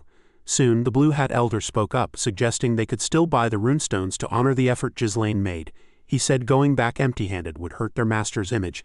Hubert, pretending to be generous, agreed and said they'd buy all the runestones, but at a slightly lower price. Ghislain stayed calm and said there'd been a misunderstanding. He told Kaur to leave just one wagon of runestones and take the rest away. Kaur hesitated, but Ghislain reminded him they had only agreed to sell one wagon. This made Hubert and the elders panic, realizing they might lose something valuable. Kaur quickly agreed, saying he had forgotten the deal, and ordered the mercenaries to move the wagons, which they did at once. Confused and upset, Hubert demanded an explanation. Ghislain apologized and said there had been a mix-up about the quality of the runestones because of his subordinate's mistake. He added they were heading to the Crimson Magic Tower, and just needed money for the trip. This crushed Hubert, as losing the runestones to a rival could ruin his chances of taking back the top position. Trying to fix things, Hubert laughed it off and invited Ghislain to talk privately. Ghislain smiled, knowing he had the upper hand, and agreed. They went to the master's office, where Hubert, the 4 elders, and Ghislain sat down, with Ghislain's top 3 standing nearby. Hubert introduced the elders, saying they were 5th Circle mages, the strongest below the Tower Master. Ghislain complimented them, and called the Scarlet Magic Tower the 2nd strongest in the north, clearly teasing them about the Crimson Magic Tower. Hubert, uneasy, defended his tower, saying the rumors weren't true and they were still number 1. Ghislain just shrugged and said it didn't matter. Belinda quietly told Ghislain she was worried about Ghislain's boldness, but Ghislain trusted him. Kaur, meanwhile, was thrilled watching Ghislain outsmart the elders. Hubert, trying to move forward, asked how much Ghislain wanted for the runestones and warned that no one else would pay much. Ghislain raised his hand and calmly said the price was double the market rate. Hubert was shocked and angry, saying Ghislain clearly didn't know how business worked. He accused him of making up rules and lacking any real negotiation skills. Ghislain simply replied that he believed the Scarlet Magic Tower should pay double. The Blue Hat Elder cried out in disbelief, and another elder shouted, asking if Ghislain was mocking their tower. Hubert, clearly annoyed, called out to Ghislain, his voice suddenly sharp. He said it bothered him to see someone so young speak so boldly without understanding the consequences. Hubert stared at Ghislain with angry eyes, but Ghislain stayed calm, showing no fear even in front of a powerful 6th Circle mage, trying to take control. Hubert admitted Ghislain was young and allowed to make mistakes. He offered to pay a bit more than market price if Ghislain sold everything, but Ghislain didn't respond. He stood up, making Hubert ask why. Ghislain replied coolly that Hubert didn't seem interested since he had already offered the runestones at double the price. If that wasn't good enough, he would just go to the Crimson Magic Tower. As Ghislain turned to leave, Hubert quickly told him to stop, softening his tone and asking him to sit back down. Ghislain smiled and turned to face them again. The three subordinates who had been watching closely now saw that Ghislain was cleverly outsmarting the experienced mages. Frustrated but trying to keep his dignity, Hubert admitted Ghislain had guts and agreed to pay double the market price. Ghislain calmly accepted but said he would only sell 1 wagon's worth at that price. When Hubert protested, wanting all the runestones, Ghislain explained logically that if word spread they sold to the Scarlet Tower at double, the Crimson Tower might offer triple. So it made no sense to sell everything now. Hubert lost his temper and yelled, saying Ghislain was going too far. But Ghislain, unfazed, stood up to leave again. In a panic, Hubert shouted for him to wait, and quickly offered triple the market price for everything. Ghislain paused, smiled, and sat down, saying now they were finally speaking the same language. He complimented the Scarlet Magic Tower, calling it the best in the north, and Hubert rushed off to get the money. Inside, Hubert was furious. He was a powerful mage, yet a young outsider had outplayed him. He vowed that if Ghislain pulled this again he would burn his head. Just as Hubert was about to leave, Ghislain stopped him with one last request. Now at the end of his patience, Hubert snapped, asking what more he wanted. Calmly, Ghislain said he wanted Vanessa handed over to him. The room fell silent. No one stepped forward to negotiate. Everyone was shocked. Hubert finally asked if Ghislain was serious. Ghislain said yes, he wanted Vanessa as his personal mage. At that moment, memories from Ghislain's past life came back. He remembered using a sword as a pan to cook meat during a break while leading a mercenary group. Beside him was Claude, his favorite subordinate, who had a hook for a right hand. As the meat started to burn, Ghislain complained, and Claude snapped back, saying it was unfair to ask a one-armed man to cook. Ghislain raised his fist and Claude backed off, pretending it was a joke. Changing the subject, Claude mentioned a name he thought Ghislain might find interesting. Vanessa the Red Nightmare. Ghislain hadn't heard of her, so Claude explained she was a 7th Circle mage who had burned the northern part of Luthania. She had chosen the rare path of mana cultivation instead of the usual magic circle method. That caught Ghislain's attention, and he asked why she would do that. Claude said she was simply mad. He described how her rampage caused death, fire, and financial ruin. The nobles had even issued an extermination request for her. Ghislain found the idea of a 7th Circle mage who reached that level through mana cultivation fascinating. Ghislain smiled, clearly entertained by the chaotic girl, and decided to bring her in. When he told Claude, Claude was shocked. Looking back, Ghislain knew that plan never worked. Vanessa had already lost control of her magic, and when he finally found her, she was nearly dead. But even then, her potential wasn't gone. She could still become a powerful 7th Circle mage with the right help. Now, under Perdium's care and with knowledge from his past life, she had a chance to grow. Ghislain chose to protect her. Just then, others started commenting. Ghislain asked if he meant the girl from earlier. Kaur said she didn't seem very strong. Belinda quietly asked to be told in advance if someone was going to be brought in. Around the room, whispers spread among the mages. The Red Hat Elder said this worked out well, as Vanessa had always been a burden. The Yellow Hat Elder added that taking care of her so far was enough to respect their past connection with Renato. Then Hubert stepped forward, officially welcoming Vanessa as a valuable mage of the Scarlet Flame Tower, saying she would serve them well. But Ghislain interrupted with more demands. 3rd Circle or higher combat mages must be sent to Perdium too. Hubert grew angry, wondering if Ghislain was planning some huge project. But Ghislain said they were needed for territorial defense. The elders were alarmed. Combat mages were usually paid extra, and now they were being asked to go without pay. Ghislain stood firm. He wanted triple the usual price the mages sent for a year, and Vanessa to be his personal mage. These were his fixed conditions for giving them the runestones. The trio visibly tensed. The price alone was shocking, and Ghislain wanted more. The elders glared at him. Hubert struggled. While the runestones were urgently needed, this demand felt like too much. Furious, Hubert released his magical energy, shaking the room, and the elders joined him, pressuring Ghislain with their combined power. But Ghislain sat calmly, unaffected. Hubert stared him down, accusing him of ignoring the law, which forbade tower mages from joining territorial wars. He said this insult deserved death and threatened to destroy Ghislain. On paper, Hubert's anger made sense. Ghislain had made the first move. The air turned tense. Belinda, Ghislain, and Kaur prepared for battle against stronger 5th and 6th Circle mages. Ghislain was ready to defend Ghislain with his life. But Ghislain remained calm and asked Hubert if he was sure he wouldn't regret this. Hubert paused, curious. Ghislain then revealed a huge secret. A massive runestone vein had been found in Perdium, dozens of times larger than what they had brought. The news stunned Hubert and the elders, and their magical pressure faded. Ghislain explained the discovery was already spreading across the north. He asked what that meant. Hubert understood. Others would soon come after the vein. Ghislain praised Hubert's quick thinking and stood up. He said Perdium didn't want war, only the tower's support during this time of growth. In return, he promised exclusive access to the runestones. Hubert repeated the offer, exclusive rights. Ghislain held out his hand to seal the deal. With this agreement, Scarlet Flame Tower could rise above the Crimson Magic Tower again. The offer was so tempting that Hubert let go of his pride. Greed replaced his anger. A steady runestone supply was a dream, and Ghislain had offered both power and safety. Hubert's rage disappeared. Smiling, he shook Ghislain's hand. The sudden change in attitude unsettled Ghislain. After the meeting, Hubert told Alfoy he would go with the young lord to Perdium. Alfoy objected, asking why he had to go when there were other mages, but Hubert ignored him. The most talented person in Scarlet Flame Tower's history wasn't sent on this mission out of duty, but because the tower's future depended on it. Alfoy, the chief officer, was chosen to represent the tower, and the praise from his master filled him with pride. As mercenaries unloaded the runestones, Hubert explained more. This mission was training for Alfoy's future as Tower Master. He had to watch over the estate, stop any theft of runestones, and avoid getting involved in local conflicts. His task was to last 1 year, after which Scarlet Flame Tower would rise above Crimson Tower again. Alfoy accepted with determination, but his excitement vanished as soon as he arrived at Perdium. He was disappointed by the estate's poor condition. Ghislain, the local lord, greeted the group with his men. The mages had different views on the castle. Some found it plain but practical, others saw its balanced design, but Alfoy thought it was a miserable place and hated being there.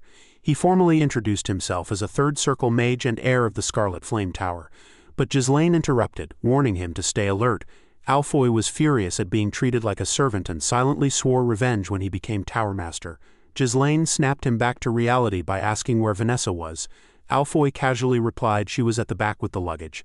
Soon, Vanessa arrived, out of breath, carrying bags. She was shocked to see the young lord himself welcoming them and bowed politely. Alfoy whispered for her to hurry up and said he doubted she'd show up. Ghislain considered how to handle Alfoy. Publicly insulting the heir was risky. Instead, he called Vanessa over and told her to drop the bags and come to him. She hesitated, saying she hadn't finished, but Ghislain picked up a bag himself.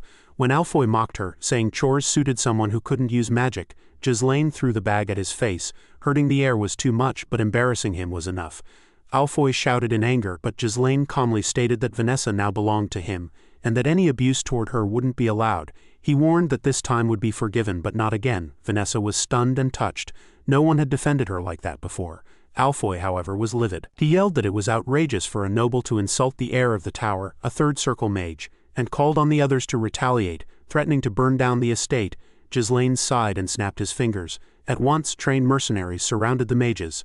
Alfoy panicked, shocked that warriors dared raise weapons against them, but Ghislain silenced him and reminded everyone that the contract gave him control over the mages for 1 year, as agreed by the Tower Master in exchange for runestone access. If the mission failed, it would be the tower that suffered. Alfoy knew he couldn't let that happen. Ghislain made it clear. Their only job in Perdium was to serve as mana backups. If they wanted respect, they had to do their job without complaint. Alfoy was furious at being treated like a tool, but he had no choice. He couldn't fight back. Ghislain turned away and told Kaur and Gillian to make sure the mages understood their place. Kaur, clearly enjoying it, joked that life must have been easy for the scholars at the tower. Gillian agreed and said the newcomers would soon get used to how things worked in Perdium. Alfoy was shaking with anger but couldn't do anything about it. Vanessa stood still, slightly nervous as she watched her old companions being punished. She jumped a little when Ghislain came over and spoke to her, telling her that from now on she was to follow only his orders because she was now his personal mage. She was shocked and blushed. Since her old master died, no one had shown her that kind of respect. Still, she had doubts. She reminded him that she couldn't even use magic and didn't feel worthy of being someone's personal mage. Ghislain held out his hand and said he would help her learn to use magic, believing she had great hidden potential. Vanessa had wanted to stay at the tower even if it meant being treated like a servant, because she could still study magic there. But she had no choice and had followed Ghislain, accepting his help, even though she wasn't sure about him. She wondered how someone like him, a swordsman, could teach her anything about magic. Ghislain called her name, breaking her thoughts, and she quickly answered. He gently asked how much magic she had learned. She quietly said she had reached the 5th circle but only knew the theory. Ghislain smiled kindly and decided to personally train her in mana cultivation. He praised her for reaching the 5th circle, saying it wasn't a small thing. Vanessa, used to being treated as useless, didn't know how to take the compliment. She looked down and admitted that no matter how hard she tried, she still couldn't use magic. Ghislain already knew why but asked anyway. Vanessa replied softly that she had never once felt mana even as a child, though she had never stopped trying. But the more she learned, the more hopeless it felt. Her teacher Renato had passed away, and she wondered if that's why she was left behind. Ghislain, sure of her hidden strength, decided to start with teaching her to control mana. If she could apply her knowledge with proper cultivation, she could become as powerful as the elders of the tower. He remembered her from a past life as a brilliant mage. In this time, memorizing magic wasn't enough. True power came from understanding and shaping spells through one's will. Vanessa had the knowledge, but her body hadn't caught up. Real magic control came from struggle and steady effort. Ghislain believed her path had just been different, not wrong. He remembered Claude mentioning a powerful woman from his past life who had reached the seventh circle but became unstable by combining magic and cultivation without the right method. She was smart but careless. Ghislain was determined not to let that happen again. Confidently, he told Vanessa he would now teach her mana cultivation. She tensed up right away. The idea scared her. Her old master had tried to teach it once, but it didn't work. She immediately questioned why a mage should learn that. Ghislain explained that both magic and cultivation were based on the same thing, mana, and asked if she had ever practiced it properly. She was shocked. She had learned the basics before, but in a strict, limited way. The idea of learning it from someone with no magical rank seemed ridiculous. She shook her head and said no. To her it felt dangerous. If it went wrong, she could be seriously hurt. But Ghislain smiled gently, called her name again, and held out his hand inviting her to start. He believed that her struggles in a past life came from bad technique and long-held pain. He had seen others break under pressure too, even knights. But this time he was sure it would be different. Vanessa saw the seriousness in Ghislain's face as if he was offering her a way to finally become a real mage. She didn't fully understand what he meant. In the magic tower, people had called her useless and thrown her aside. Looking down to hide her trembling eyes, she thought hard about what to do. Maybe she didn't even have a choice. Ghislain could force her, and the only other path led to madness and death. So, gathering her courage, she decided to accept, hoping this was her chance to use real magic. Nervous and unsure, she sat in front of Ghislain with her back turned to him. Without hesitation, she loosened her collar and showed her back, allowing him to begin the mana transfer. In his past life, Ghislain had seen that same desperate look in her eyes, the hunger for magic mixed with sorrow and anger. She had once chased power through a strange cultivation method and turned into a being of destruction, ruled by pain and instinct. But now in this new life he had reached her before that happened. He silently promised to save her from falling again. Then he summoned his mana and placed a steady hand on her back. The process would hurt, and one mistake could kill her, but he didn't hesitate. Mana surged into her body, causing sharp pain through her nerves. He told her to stay silent. The mana paths inside her were getting tangled. He said the mana now belonged to him and told her to focus on it, follow its movement, and not lose track. Knowing how serious this was, Vanessa shut her eyes and concentrated completely. She focused on syncing with the mana inside her. Normally mages were guided step by step and only later formed a mana core, but Ghislain chose to start with sensation, letting her fully feel the mana inside her. Her goal was to move that mana through her internal channels and form a core. As he helped shape a small temporary core inside her, Vanessa's eyes lit up. For the first time, she truly felt mana, something she had believed would never happen. Whether she could keep cultivating now depended on her. The core made from Ghislain's mana would fade unless she built her own. Lost in the feeling, her thoughts drifted to the past. She remembered being an orphan. Renato had taken her in, impressed by her sharp mind, and asked Hubert to help her future. Renato had begged Hubert, saying Vanessa's understanding of magic theory could unlock real spellcasting. But Hubert laughed, saying intelligence didn't matter if she couldn't cast a basic spell. He asked coldly, if a child couldn't use magic, could she be called a mage? Behind a cracked door, young Vanessa had listened as her teacher pleaded for her. Hubert had made his judgment clear. No matter the effort, she would never amount to anything. She saw her younger self again, struggling, cared for by a kind teacher, but still unable to feel mana or form a magic circle. She remembered crying, apologizing, blaming herself, thinking that if only she had talent, her master wouldn't have been forced to leave the tower. But Renato had left to find a way for her to use magic. Before going, he told her to lift her head and look at the sky. He promised the darkness wouldn't last forever, and that one day she'd see the light. And now, Ghislain was that light, reaching out to help her finally feel the magic she'd longed for since entering the tower. Deep inside, Vanessa realized her master's words had been right. Even someone like her could still find the light. Somewhere else, a fierce warrior fought a group of soldiers. As one cried out that he had already taken down 4 men, chaos spread. The warrior laughed and challenged them, calling their swords metal toys. One soldier attacked, but the warrior dodged, grabbed him, and slammed him to the ground with full force. Another rushed in from behind, but the warrior reacted quickly, swinging the first soldier into the second with brutal power. Both crashed through the barracks wall, standing over them without a scratch. The warrior smiled and said he hadn't even started warming up. Inside the tavern, Victor drank alone, silent and unaffected by the noise around him. A nearby soldier cheered that Boss was the best warrior in their group. After finishing his meal, Victor set down his cup and later went to rest by a riverbank, a fishing rod lazily placed beside him. Another man approached and asked how his training went. Victor didn't answer that, but instead asked what news he brought. The man said there was a dispatch order from Count Desmond. Victor stayed quiet for a moment, knowing that when the Count gave an order, it had to be followed. Out of duty, he put on his helmet again. When he returned to the tavern, he saw the men bruised from a fight, including their boss who claimed himself best, but Victor ignored them. He had been bored for a long time, and now, finally, there was a mission. He was ready to face the target Count Desmond had assigned. Count Degrade had suddenly declared war on Perdium. The news reached Zwalter while he was in his office with his brother Randolph.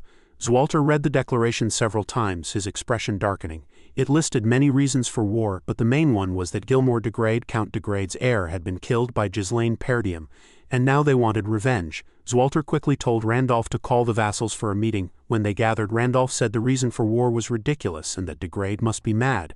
He insisted Ghislain couldn't have killed Gilmore. The vassals were furious too. One said it was unacceptable to start a war over lies. Another was saddened by the betrayal of an old alliance, and a third asked what Degrade hoped to gain. While the others argued, Zwalter stayed quiet, thinking. Known as a kind and loyal lord, he had always defended the northern villages from barbarian attacks. He was pulled from his thoughts when Ghislain mentioned the runestones and said he believed their envoys to Degrade might have leaked important information. The room burst into argument again.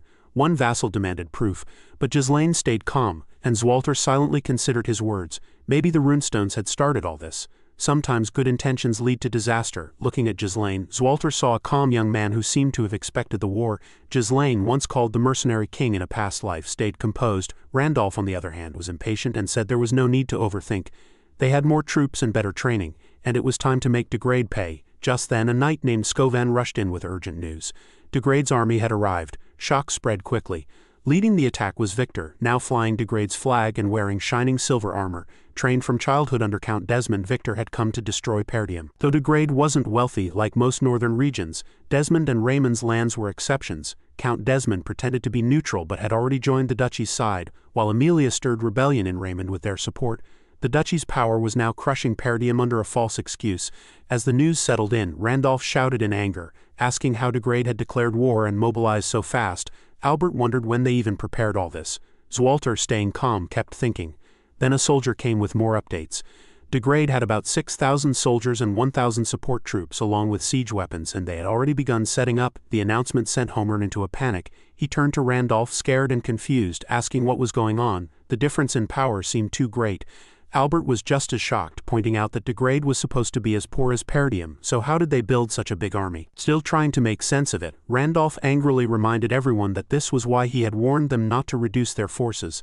Tired of the endless arguing, Zwalter shouted at his vassals to pull themselves together, warning that their fighting was only wasting time.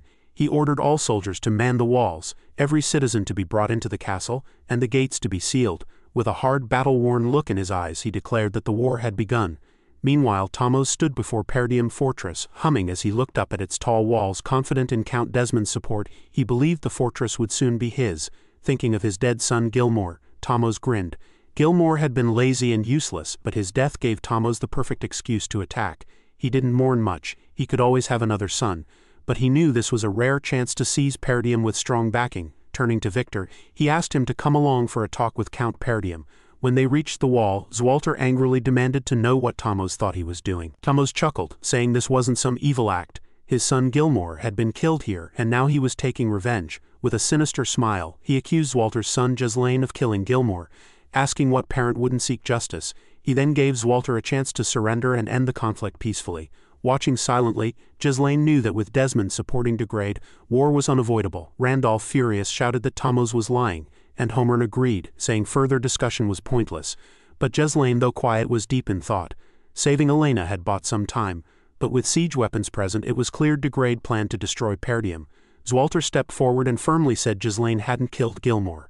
With the strength of a man who'd spent years defending the northern border, he warned Thamos to leave if he valued his life. Thamos was clearly shaken by Zwalter's fierce stare, while Victor stood quietly beside him, thinking Zwalter truly lived up to his reputation.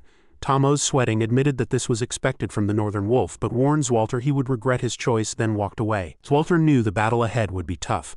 Perdium was poor, with little food and not built for a long siege.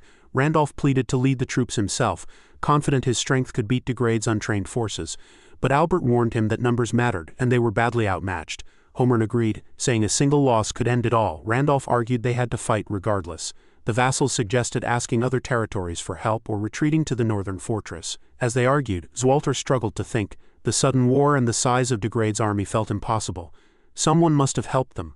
As lord, he couldn't abandon the castle, but as a father, he believed Ghislain was innocent and couldn't give up. Then Ghislain calmly suggested they prepare for a siege. Zwalter turned to him and noticed for the first time how composed his son was amid the chaos. Ghislain explained that Degrade had about 7,000 soldiers, while Perdium had just over 2,000. Their enemies were well prepared and confident. In about 15 days, once their siege weapons were ready, they would attack. Ghislain said the best plan was to request help and hold out. Zwalter agreed, even though something about the situation felt wrong. Just then, Ghislain smiled slightly, stepped close to his father and whispered something in his ear. Zwalter was shocked. Whatever Ghislain said, it stayed between them. The countdown to the coming battle between Degrade, backed by Desmond and Perdium, had begun. In just 15 days, Ghislain made up his mind to do everything he could to turn the situation around. Knowing Perdium couldn't survive on its own, he chose a new strategy. Wearing his dark armor, he gathered his subordinates, Ghislain, Kaur, and Belinda. Ghislain, once a mercenary, was as strong as a mid-level knight, and would later be known as the White Lion of Fenris. He was the first to swear loyalty to Ghislain. Kaur, a wild redhead, later became famous in Shadow Mountain as the King of Leather. He had once been reckless but became disciplined under Ghislain's tough training. Belinda was a mysterious woman from an assassin group, brought into Perdium by Ghislain's mother. After her death, Belinda looked after Ghislain and his sister Elena. With these three at his side, the real fight began. In his past life, Ghislain had been one of the top 7 strongest people on the continent, not because of his strength alone, but because of his brilliant tactics, placing him among the top 3 strategists. He had hoped to recruit Claude, his most powerful former ally, who had once helped him bring down entire kingdoms, but there was no time. So, using what he had and the knowledge from his past life, Ghislain began planning. He told his allies they needed to hit Degrade's supply unit before their forces advanced. Without supplies, Degrade couldn't continue the war. Belinda questioned how they could pull it off since Degrade's troops already blocked the area and were watching closely. Ghislain turned to Kaur and Ghislain for updates. Kaur said they had hidden troops in the Beast Outpost forest ready to move without being seen. Ghislain added that the soldiers had been given ponchos made of dark Dyrison bark, which helped them blend into the night. Pointing at the map, Ghislain said a large army would be noticed, but a small camouflage team could ambush without detection. Still, Belinda worried about the risks Ghislain was taking. He calmly told her their biggest challenge was finding the exact location of Degrade's supply unit, and he gave her the mission. Though shocked, Belinda accepted, knowing it was dangerous but trusting Ghislain's judgment. Ghislain, in turn, believed she could handle it. He knew the final step was to use his strongest move. In his past life he had known Vanessa, the Red Nightmare, a powerful 7th Circle mage who had helped build the Luthania kingdom with her unique magic. In this war, she was now a key part of Perdium's strength. Days later at Degrade's supply camp, hidden by thick clouds and darkness, Baron Fabro, the camp's commander and former Perdium vassal, celebrated, thinking the war had finally begun and hoping to be rewarded with land. Others who had betrayed Perdium joined in, praising their choice to support Desmond. As they drank and laughed, Ghislain's army lay in wait nearby. Leading them himself, he planned to destroy the supply camp and cripple Degrade's main force. Despite the serious mission, his allies made light comments. Belinda noted the gloomy weather, and Kaur said it was too dark to see. Ghislain smiled, saying the darkness made it the perfect time to strike. With everything in place, he lowered his visor, drew his sword, and gave the order, "No prisoners, kill them all." Ghislain charged ahead with fierce anger in his eyes, showing no mercy. His hatred for Desmond County and the duchy fueled him to crush anyone who stood in his way. His army, disguised as Degrade recruits and mercenaries, was too large to hide. It was clearly outside help in the war between Perdium and Degrade. Under the cover of night, no one in the Degrade camp noticed the ambush until it was too late. Ghislain's forces appeared from the shadows. Kaur grinned as he tore through the battlefield, cutting down soldiers at the supply post with each swing of his sword. Ghislain fought nearby with a large axe, cutting through enemy lines without hesitation. His powerful blows sent enemies flying. Degrade's soldiers were caught off guard and scattered. Ghislain reached the far end of the camp, turned his horse, and gave the order. No Degrade soldier was to survive. Flames spread as bodies knocked over torches, lighting tents on fire. Chaos filled the camp. A breathless soldier rushed to Baron Fabro, telling him they had been ambushed. Fabro stormed out of his tent, furious at the disarray and demanding answers. He shouted for his men to regroup, insisting they still had the numbers. But the truth sank in when he heard over 70% of his forces were already dead. Gordon, a powerful fighter hardened in the forest, followed Ghislain, crushing enemies with terrifying force. Ghislain, trying to save his energy, switched to a smaller weapon, still pushing through enemies. Kaur kept cutting through with wild precision. and Ghislain remained focused, his mana-filled blade striking with deadly skill. Even though he was weaker than in his past life, Ghislain was a deadly force on the battlefield, leading his men like a reaper. When Fabro saw Ghislain at the front, he realized this was no ordinary warrior. Drenched in sweat and overwhelmed, he ordered a retreat, but as he turned, his aide was suddenly struck in the neck and killed. Frozen with fear, Fabro collapsed. It was Belinda who had arrived, calm and cold, as she looked down at him from her horse, calling him Perdium's vassal.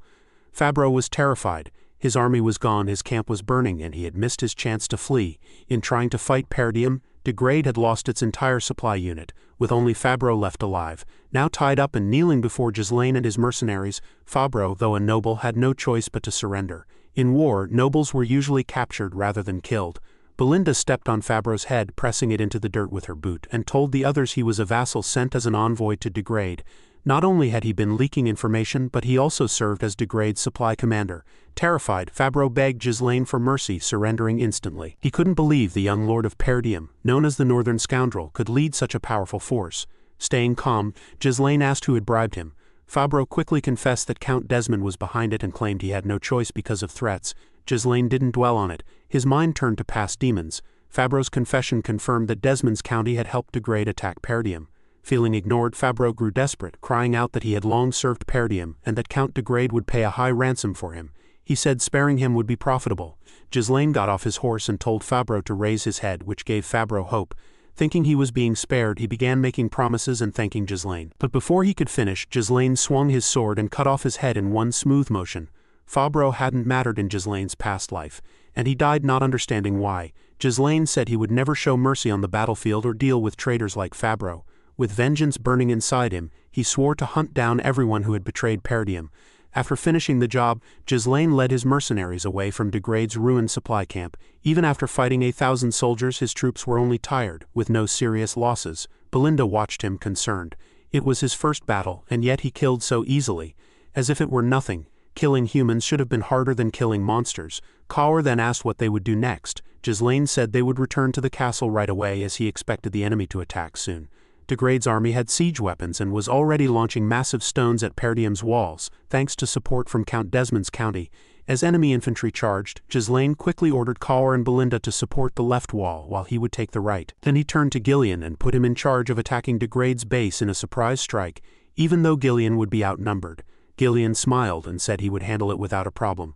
Ghislain smiled back, proud of his loyal warrior who reminded him of a sleeping lion. Kaur grumbled that Ghislain always got the exciting missions, while Belinda worried about who would guard the gate. Ghislain firmly told them to leave the gate alone without further explanation. As a former mercenary king who had destroyed a kingdom, he always had a plan, even if others didn't understand it. Though his aides still saw him as a young, reckless noble, his calm commands and sharp strategy left them wondering what he truly had in mind. Ghislain only said that this war would begin a new chapter in Perdium's story. Meanwhile, Zwalter, a brave high-level knight, stood ready at the front lines, calling out for his men to prepare for the enemy assault. On the other side of the wall, Randolph, a high-ranking knight, ordered the archers to shoot at the oncoming enemy. Although many were taken down by the arrows, there were still too many Degrade soldiers to stop. Carrying ladders, they began climbing the walls, overwhelming Perdium's defenses.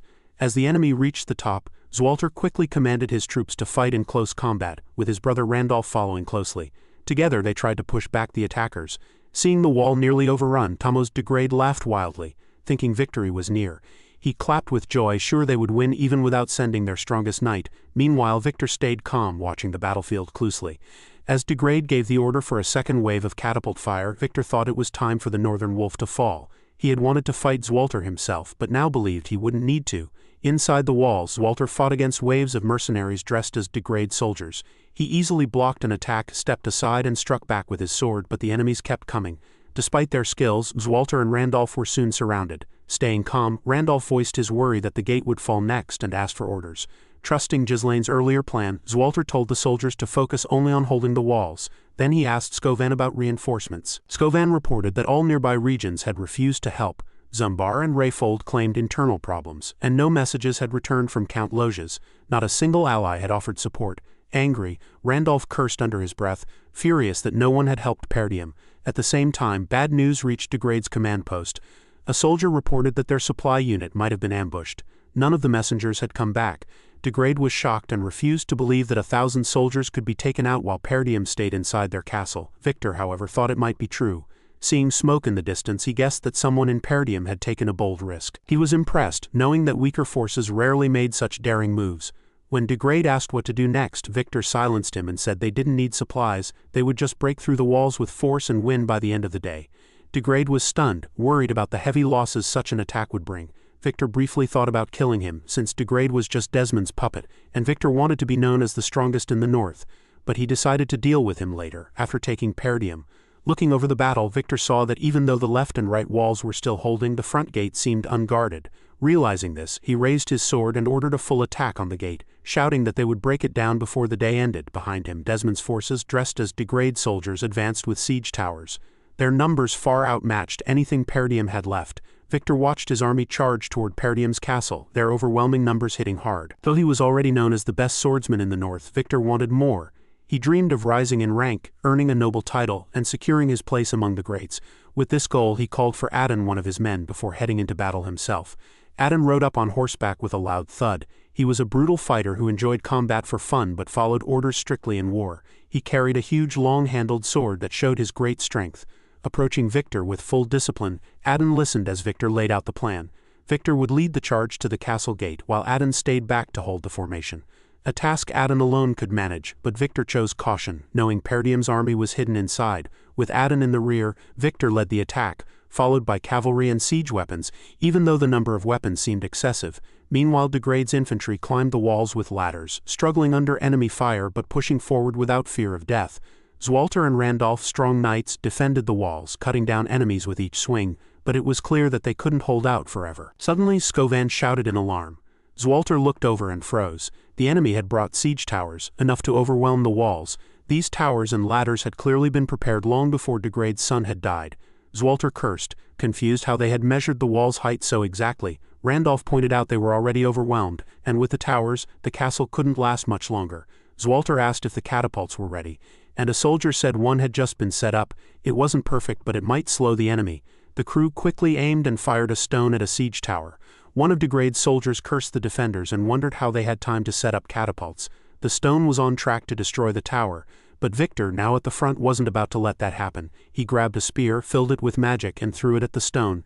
The two collided with a thunderous sound, a stone turning to dust. Degrade's troops cheered, while Perdium's soldiers were shocked.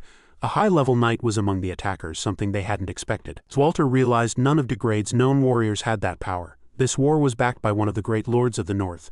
As Victor led the charge, he declared that nothing Perdium did would change the outcome. Confident in victory, he ordered the battle ram forward. It crashed toward the gate with unstoppable force. Degrade's forces had the advantage: powerful weapons, careful planning, and now a high-level knight.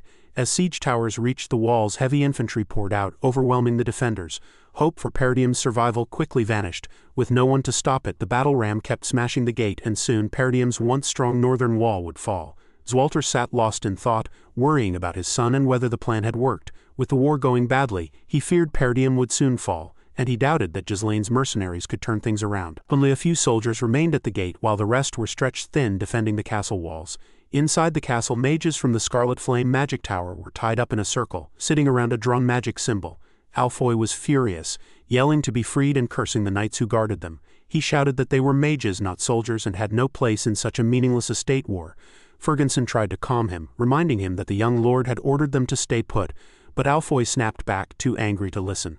Vanessa, though clearly nervous, stayed calm and stuck to Ghislain's orders. Outside, a battle ram pounded the gate, and Alfoy shouted that the fact it had reached so close meant Perdium was doomed. Vanessa tried to reassure him, but Alfoy kept yelling, convinced the castle would fall. They were tied up because they would have escaped the castle if given the chance.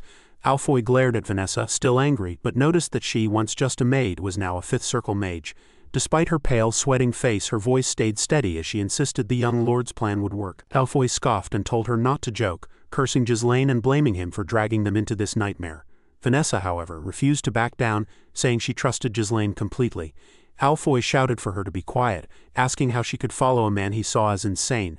But Vanessa stood firm and said Ghislain wasn't mad, he was brilliant with mana. He had helped her unlock her mana path just days ago, nearly killing her in the process, but she had pushed through the pain and finally become a true mage. Even though she could only create a small flicker of mana, she had apologized, but Ghislain reassured her it was enough for now and that her mana would grow. For the coming battle, Ghislain had ordered runestones to be buried outside the castle. The proud mages who once held high status had been forced to dig and hide these precious stones in the dirt. Vanessa felt sad seeing them reduced to laborers, but what pained her most was watching the runestones go underground. Suddenly, Alfoy shouted angrily at Ghislain, asking why mages had to dig and why not use soldiers or move the stones outside the territory. Before Ghislain could answer, Gordon stepped in, scolding Alfoy for speaking out of turn. Alfoy cursed again in frustration, and Vanessa, uneasy, turned to Ghislain and nervously asked what the purpose of all this was. Ghislain calmly explained that everything had been done in preparation for war. He had expected it, which was why he hadn't sold all the runestones to the Scarlet Flame Magic Tower but saved them for this exact moment. He said that the best way to win a battle was to overwhelm the enemy with numbers. He knew the enemy would eventually break through Perdium's gates, no matter how hard the defenders fought, but that didn't mean all hope was lost. He looked at Vanessa and told her that as a 5th Circle mage, she had a key role. Using the runestones and the mana from the other mages, she could release a powerful attack that would destroy large parts of the enemy army. Vanessa understood what he meant. It would involve killing many people. Though she was thankful to Ghislain for helping her become a mage, she wasn't sure if she had the strength to take lives for people she barely knew. The thought weighed heavily on her. She knew that if she refused, Ghislain might die. The responsibility of his plan now rested on her, and she began to doubt herself. But when the moment came, she stepped forward and activated the magic circle, determined to see it through. As Perdium faced destruction, Vanessa, who had once struggled with simple spells, was now handling the delicate and dangerous process of absorbing mana from the other mages. Alfoy watched in shock as she began a mana transfer, a risky spell that could make her much stronger but might kill everyone involved if she lost control. Despite the danger, she stayed focused, remembering Ghislain's belief in her, and her eyes glowed with blue light. As the circle drained the mage's energy, Ghislain led his mercenaries in a charge from behind, trusting Vanessa to do her part. At the same time, Perdium's soldiers tried to block the gates with anything they could and fired arrows through the gaps. Things looked bad until Randolph called to his brother, pointing to the back of the enemy line. Zwalter turned and saw a cloud of dust. A cavalry unit of only 300 was charging at full speed. He quickly saw who led them: Ghislain. Zwalter had hoped Ghislain would escape with Elena, but Ghislain had no plans to abandon his home. After the pain of his past life, he refused to leave Perdium behind. The black cavalry moved with unstoppable force, and Ghislain led them head-on, showing no fear even though they were outnumbered. Just then, Victor was shocked when a soldier reported they were being ambushed from both sides.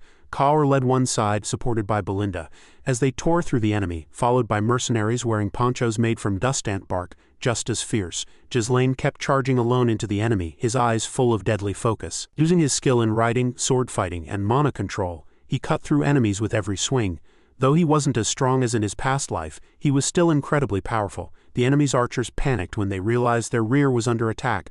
Some couldn't believe Perdium had reinforcements, but then Ghislain appeared, slicing through their ranks and heading straight for the bowman. The archers tried to stop him by shooting at his horse, but nothing could slow him down. In an incredible display of skill, Ghislain's horse dodged the incoming arrows, moving so quickly and smoothly it seemed impossible for a single cavalryman. It looked almost unreal, as if Ghislain was flying with his horse. The archers couldn't react in time, and their arrows missed. Ghislain came down on them with powerful strikes, his sword cutting through enemies with ease.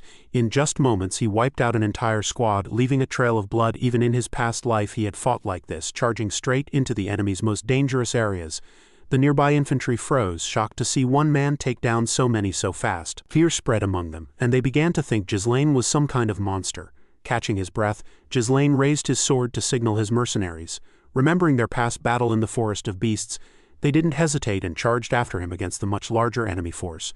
Ghislain's voice rang out across the battlefield, telling both his allies and the enemy that they were now launching a counterattack despite being outnumbered. His black cavalry, fearless and determined, charged at one side of the enemy. Meanwhile, degraded siege towers had reached Perdium's walls, making it hard for the defenders to regroup. Still, no one on the walls gave up. While Victor focused on capturing the main gate, Ghislain led a third of the mercenaries to strike the enemy's right flank. At the same time, Kaur led another team from a different direction, with Belinda giving important support. Ghislain took the last group and launched a surprise attack on the enemy's rear camp. His huge axe tore through soldiers with brutal force, each swing cutting down several at once. A few elite mercenaries followed him, moving with deadly precision. As they pushed deeper into enemy territory, Ghislain shouted commands to Gordon and Turan, saying he would distract the enemy so they could spread out and destroy key targets. Without hesitation, they obeyed. Even in the heat of battle, the mercenaries exchanged short words. Turan noted how rattled the enemy seemed, and Gordon added that when they returned nothing would be left of the camp but ruins. Things fell apart quickly for Tamos, Degrade's inept commander. Shocked by the sudden counterattack, he froze and couldn't lead, even as his aides begged him to flee. But it was too late. Ghislain stormed forward, cutting down anyone in his way. Covered in blood, he charged at the command center, shouting that he would capture Count Degrade alive. His axe, glowing with mana, gleamed under the sun. Tamos sensed that Ghislain was unstoppable. Just then, a flash of hope appeared. A sword strike, fast and sharp, came at Ghislain. He reacted instantly, blocking it with a strong swing of his own. The clash rang loudly as sparks flew from the impact. Both fighters paused, staring each other down. A knight this powerful hadn't been seen among Degrade's forces until now. The defenders were already shaken by strong enemies like Zwalter and Randolph at the front. But now a new high-level knight appeared at the rear, worsening their fear. This knight wasn't one of Degrade's men. Degrade lacked the leadership to attract such strength. From their first exchange, Ghislain could tell this was a serious opponent. One mistake here could be deadly. The knight, calm and tall on his horse, was Idun Presso. He looked at Ghislain and spoke with a hint of respect, noting how bold Perdium's forces were to attack so deep into enemy territory with so few troops. Idun swung his sword smoothly in practice, then asked his opponent to state his name as a sign of respect between warriors. But Ghislain stayed silent, his eyes locked on Idun, full of cold, focused intent. He raised his axe, his body glowing with raw mana, and said he was just a nameless weapon serving the young lord of Perdium. His loyalty came from the day Ghislain saved his daughter from a terrible fate, and from that moment he had followed Ghislain without question. Meanwhile, on the left side of Perdium's castle wall, chaos broke out. Enemy soldiers climbed in endless waves, but the defenders, toughened by battles against northern barbarians, held firm. Belinda fought hard to ease their burden, knowing the wall couldn't fall. She tied two enemy soldiers together and flung them toward Kaur, who was cutting down enemies nearby. Kaur welcomed the help, his eyes shining with battle lust. As the enemies flew through the air, he stepped forward and cut them down with one swift strike, blood spraying like a red arc through the sky. His past doubts vanished in the heat of battle, replaced by pure fighting spirit. He charged on, slashing through foes without pause. Amid the chaos, Belinda shouted at him for splattering blood her way. Kaur laughed, teasing her for complaining, saying she should dodge if she had time to talk. Belinda turned red with anger at his dismissive tone. On the right side, Ghislain led a third of the Black Cavalry, tearing through Degrade's flank with deadly power. Every swing of his sword broke enemy lines. Even heavy infantry fell in one blow. He fought at the front, releasing his second monocore with each breath to save energy. His fearless charge broke the enemy's spirit. Even outnumbered, none dared to face him. Once the enemy line broke, Ghislain shouted for his forces to push forward and destroy them. As the mercenaries broke through, he turned his eyes to the siege tower. His gaze sharpened, signaling the destruction to come. The mercenaries, hardened by survival in the forest of beasts, obeyed instantly. None hesitated, all charged as one. A Degrade captain cursed helplessly, watching his troops break ranks in fear of the Black Cavalry. Ghislain rode toward the wall again, a trail of blood behind him. He moved with such ease and unity on his horse that he seemed more beast than man. As the enemy blockade appeared, he told his horse to dodge, and it obeyed without pause. The spearmen struck together, and for the first time they hit Ghislain, only because he charged straight into them. Then in a blink, Ghislain vanished from the saddle. His horse slipped through the enemy untouched while Ghislain soared into the air. Sword raised, he crashed down onto a spearman, locking him between his legs. Using the man's body for support, Ghislain spun and slashed in a wide arc, cutting down everyone in his way. After killing the enemy spearman, Ghislain let go of the body he had used to spin, and with one final turn slashed his sword across the man's neck. Blood sprayed as the blow ended the fight. His sword, stained with the blood of many enemies, dripped steadily. No one had survived his path. Ghislain's eyes locked on the siege tower ahead, a towering, ugly machine unloading Degrade's heavy infantry onto the weakening battlements. Between him and the tower stood a thick line of enemy soldiers. But he didn't hesitate. His eyes gleamed with deadly focus. No one in front of him would be spared. They were all already condemned. He took in the situation quickly. The wall was in worse shape than he expected. It would likely fall before the gates even broke. His Black Cavalry had fought hard and broken through in places, but the enemy had more troops. If his forces lost momentum, they'd be overwhelmed. But Ghislain wouldn't stop. He took a deep breath and pushed on, full of renewed purpose. A corps captain from Degrade shouted for his men to attack. The siege tower had reached its mark. The wall would soon collapse, and only Ghislain stood in the way. Soldiers charged. Ghislain raised his sword and focused his breathing. For a brief second he drew on the raw energy of his third monocore, strengthened by the venom he'd absorbed from the blood python. Though not yet at the level of transcendence, his refined mana made his blade sharp enough to cut through iron like cloth. His sword flashed. The first attacker died instantly, his helmet offering no protection. Another man rushed at him, yelling with a rough sword and a wooden shield, but before his swing even landed, Ghislain had already sliced through his neck. More came. A well-armored soldier struck forward, but Ghislain dodged smoothly and sliced into the man's side. Another raised a blade toward his head, but Ghislain blocked it, then stepped in and spun, cutting across the man's back. As he neared the siege tower, arrows began to fall. The archers had seen him and aimed all fire his way.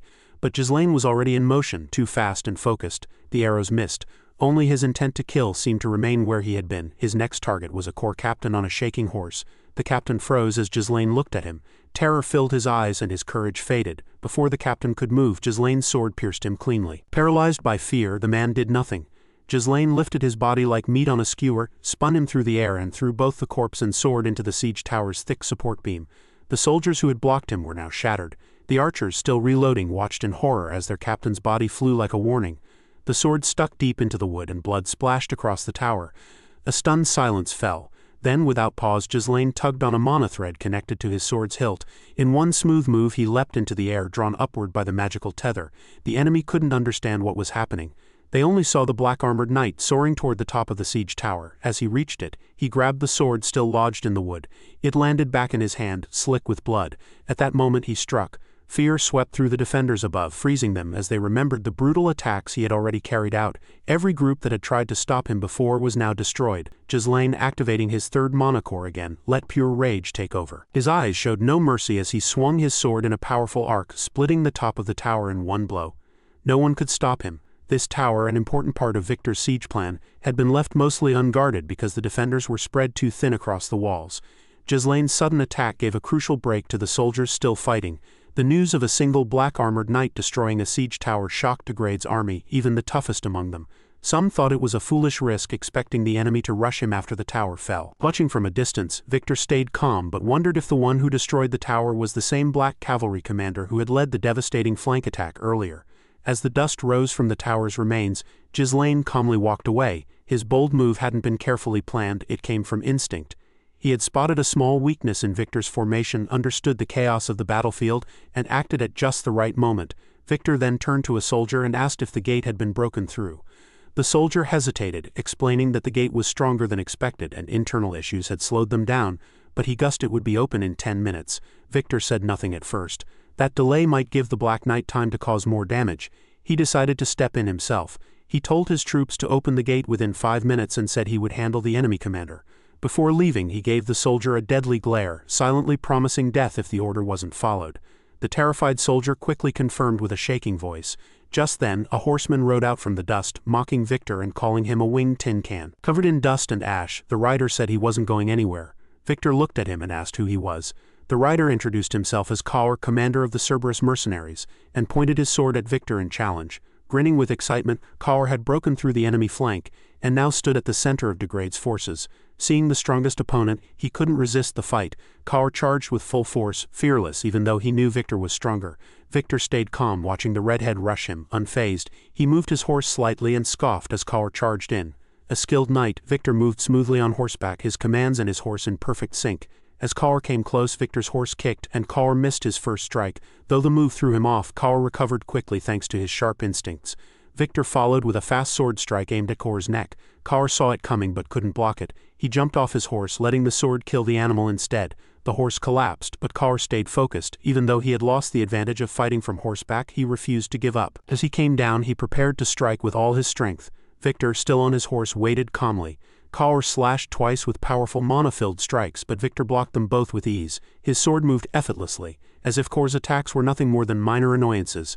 Kaur wasn't done yet. Gritting his teeth, he swung his sword again, this time with more force, using all his strength and mana. The strike was fast and powerful, but Victor calmly raised his sword to block it, clearly not seeing Kaur as a serious threat. Kaur swore to himself. He knew being on horseback made it harder to move, yet even with his speed, Victor blocked all his attacks easily. Kaur's blows had no effect, and he was starting to lose his momentum. Victor blocked Kaur's strike effortlessly, spinning his sword to stop the force behind it. He could read Kaur's next move just by watching his body, already preparing a counterattack. Victor had seen fighters like Kaur before, mercenaries who relied on instinct and brute strength. Thinking that was enough to win, now it was Victor's turn. With a smooth, deadly motion, he swung his sword down, aiming to end the fight. Kaur barely had time to raise his sword in defense. He'd been warned about Victor's strength, but nothing had prepared him for the impact. When their swords clashed, their mana clashed too, and Kaur felt the shock run through his body before he could even stand properly. Victor's sword, filled with mana, cut straight through him. Kaur's attacks lost all power the moment they were blocked. Pain shot through him as Victor's sword slashed into his shoulder. The fiery strength Kaur once had was now overwhelmed by Victor's skill and precision. Still sitting high on his horse, Victor looked down at Kaur with a mocking gaze, feeling superior as Kaur's determination faded. To Victor, Kaur was just another wild beast swinging blindly. Kaur collapsed to the ground as Victor struck and taunted him, standing tall and calm like a true knight. Struggling to breathe, Kaur cursed silently. After just a few exchanges, he fully understood Victor's strength, exactly as Ghislain had warned. Ghislain had told him that Desmond's side had a powerful knight named Victor, kept hidden until the right moment. Kaur had asked if Victor was stronger than the young Lord of Perdium, and Ghislain had simply said Victor would be the toughest enemy Kaur had ever faced, besides Ghislain himself who once beat him during training. Ghislain had explained Victor's role. While Degrade's army distracted Perdium by attacking the walls, Victor would break through the gates. Vanessa had been placed in the castle to carry out a secret plan, but it would fail if Victor got inside too soon. Ghislain had trusted Kaur to stop him. Now gripping the hilt of his broken sword and pressing on his wound to stop the bleeding, Kaur remembered that mission. Even though he was just a mercenary in a losing fight, he kept going for Perdium's sake. Kneeling and bleeding, Kaur stared up at Victor, who looked even more dangerous now. Still, Kaur adjusted his grip, mana glowing faintly on the broken blade, and let out a defiant laugh. He shouted at Victor to at least be someone he could beat. Bleeding and wounded, Kaur stayed on his feet, refusing to give up. Meanwhile, the battle at the castle wall continued, with Degrade's forces holding strong despite the arrival of Perdium's young lord and his mercenaries. At the back of Degrade's camp, Ghislain was locked in a fierce fight with the enemy's second-in-command. Swinging his large, blood-covered axe again and again, Ghislain couldn't break through the knight's strong defense. His opponent Idun blocked every strike with his heavy shield, and only attacked when he saw an opening. Count Degrade stood behind them, calling out Idun's name in admiration, but one of his men quickly pulled him back, warning him to stay clear of the fight. Meanwhile, the mercenaries were tearing through Degrade's support troops, fighting fiercely for Perdium out of loyalty to Ghislain. Like Kaur and Ghislain, they held their ground against overwhelming odds. As Ghislain and Idun clashed weapons, the sound of steel rang out across the field. Ghislain muttered a curse, feeling that luck wasn't on his side. No matter how hard he tried, Idun blocked every attack as if he were an unbreakable wall. Ghislain hadn't faced such a strong opponent in years, but he kept fighting, even while questioning if he was worthy to serve Perdium's noble young lord. Still, his loyalty stayed firm. He swung again and shouted that he had no time to waste, but Idun didn't budge. Calmly, Idun told him the fight was pointless, that while Ghislain's hits were strong, his shield would never break. Then Idun twisted his body, deflecting Ghislain's axe and throwing him off balance. As Ghislain stumbled forward, Idun was already preparing his sword behind his shield. He thrust it, but Ghislain reacted fast, blocking it with his axe and pulling back. Idun didn't let up. With a wide swing from his left, he sliced through the neck of Ghislain's horse with one clean stroke. Fighting a knight on horseback was hard enough, but Idun's skill made him especially dangerous. Ghislain realized things were turning against him. Idun raised both his shield and horse high, their combined force about to crash down. Ghislain, though unsteady, raised his axe to defend. Idun's eyes burned with intent to kill. He brought his shield down hard, smashing into Ghislain and sending him to the ground. The impact shook him to his core, but he didn't let go. He knew if he lost here, Perdium, where his daughter Rachel lived, close to Elena, the noble girl, would be in grave danger. At the front lines, Kaur, bloodied and wounded, still obeyed the young lord's command to hold the line. The gate, with barely any defense left, finally gave way under the battering ram. It flew off its hinges, and Degrade's soldiers rushed in. Compared to the invading army, Perdium's defense looked hopeless. Panic spread inside the walls. Zwalter, Randolph, and Scoven were already exhausted, barely holding on. They had nothing left to stop the next attack. Victor saw this was his chance to end the war. Ghislain had done all he could. Inside the castle, Vanessa had taken in mana from the other mages, trying to control the overwhelming power. As the gate fell, Alfoy, weak and tired, yelled at her to act, saying she was draining their energy. She calmly answered that she just needed a bit more time and promised she could do it. Outside, Victor raised his sword and ordered the full assault. With the gate now open, Degrade's heavy infantry rushed forward like a swarm. Before moving out, Victor told one of his aides to bring Count Degrade to the front. He would personally face Perdium's commander. Victor still didn't know that Ghislain was actually the black-armored knight causing chaos in Degrade's forces. He still thought it was Zwalter. Meanwhile, Kaur stood his ground, breathing hard from his earlier fight. His body was covered in blood, some fresh and still flowing. He held up his broken sword, pouring all the mana he had left into it. Though frustration made his attacks less precise, his eyes were sharp and fierce. Victor asked if he was Kaur, and after confirming it, told him that someone at his level should know where it was worth dying and where it wasn't. He questioned why Kaur kept rushing at an enemy he couldn't beat. Elsewhere, Idun was fighting Ghislain and felt the same way. He said Perdium's gate had already fallen and Ghislain's side had lost. Victor acknowledged Kor's surprise attack but said the outcome wouldn't change due to Degrade's overwhelming numbers. Idun criticized Ghislain's choice to fill his elite team with weak mercenaries, saying they couldn't compare to disciplined soldiers. Victor added that a mercenary should know when to retreat. Idun agreed, saying skill meant nothing against a trained knight. Both men told Kor and Ghislain they had no reason to die in this war. Kor laughed and said it didn't matter, his life was his own and no one else had a say. Kor and Ghislain had different reasons for fighting. Kor hated losing more than anyone, and Ghislain was ready to die for his young lord. Their eyes burned like wild animals, knowing only victory or defeat mattered, not titles like mercenary or knight. Despite being far apart, they each charged at their enemies. Their steps were heavy, but they ignored the pain. Victor and Idun steadied themselves on horseback. Idun raised his sword and said a loser's excuses didn't matter. As their weapons clashed again, Ghislain shifted his axe just slightly so that only the handle struck. He ducked to avoid Idun's blade and used the axe's spin to pull Idun's sword downward, throwing him off balance. Idun realized too late that Ghislain had redirected the force on purpose. In that moment, Ghislain swung his axe in a wide arc. Idun blocked with his shield, but the blow cut through his horse's neck. The horse fell, and Idun crashed to the ground, cursing and calling Ghislain a lowly mercenary. For the first time, he was on the receiving end of violence.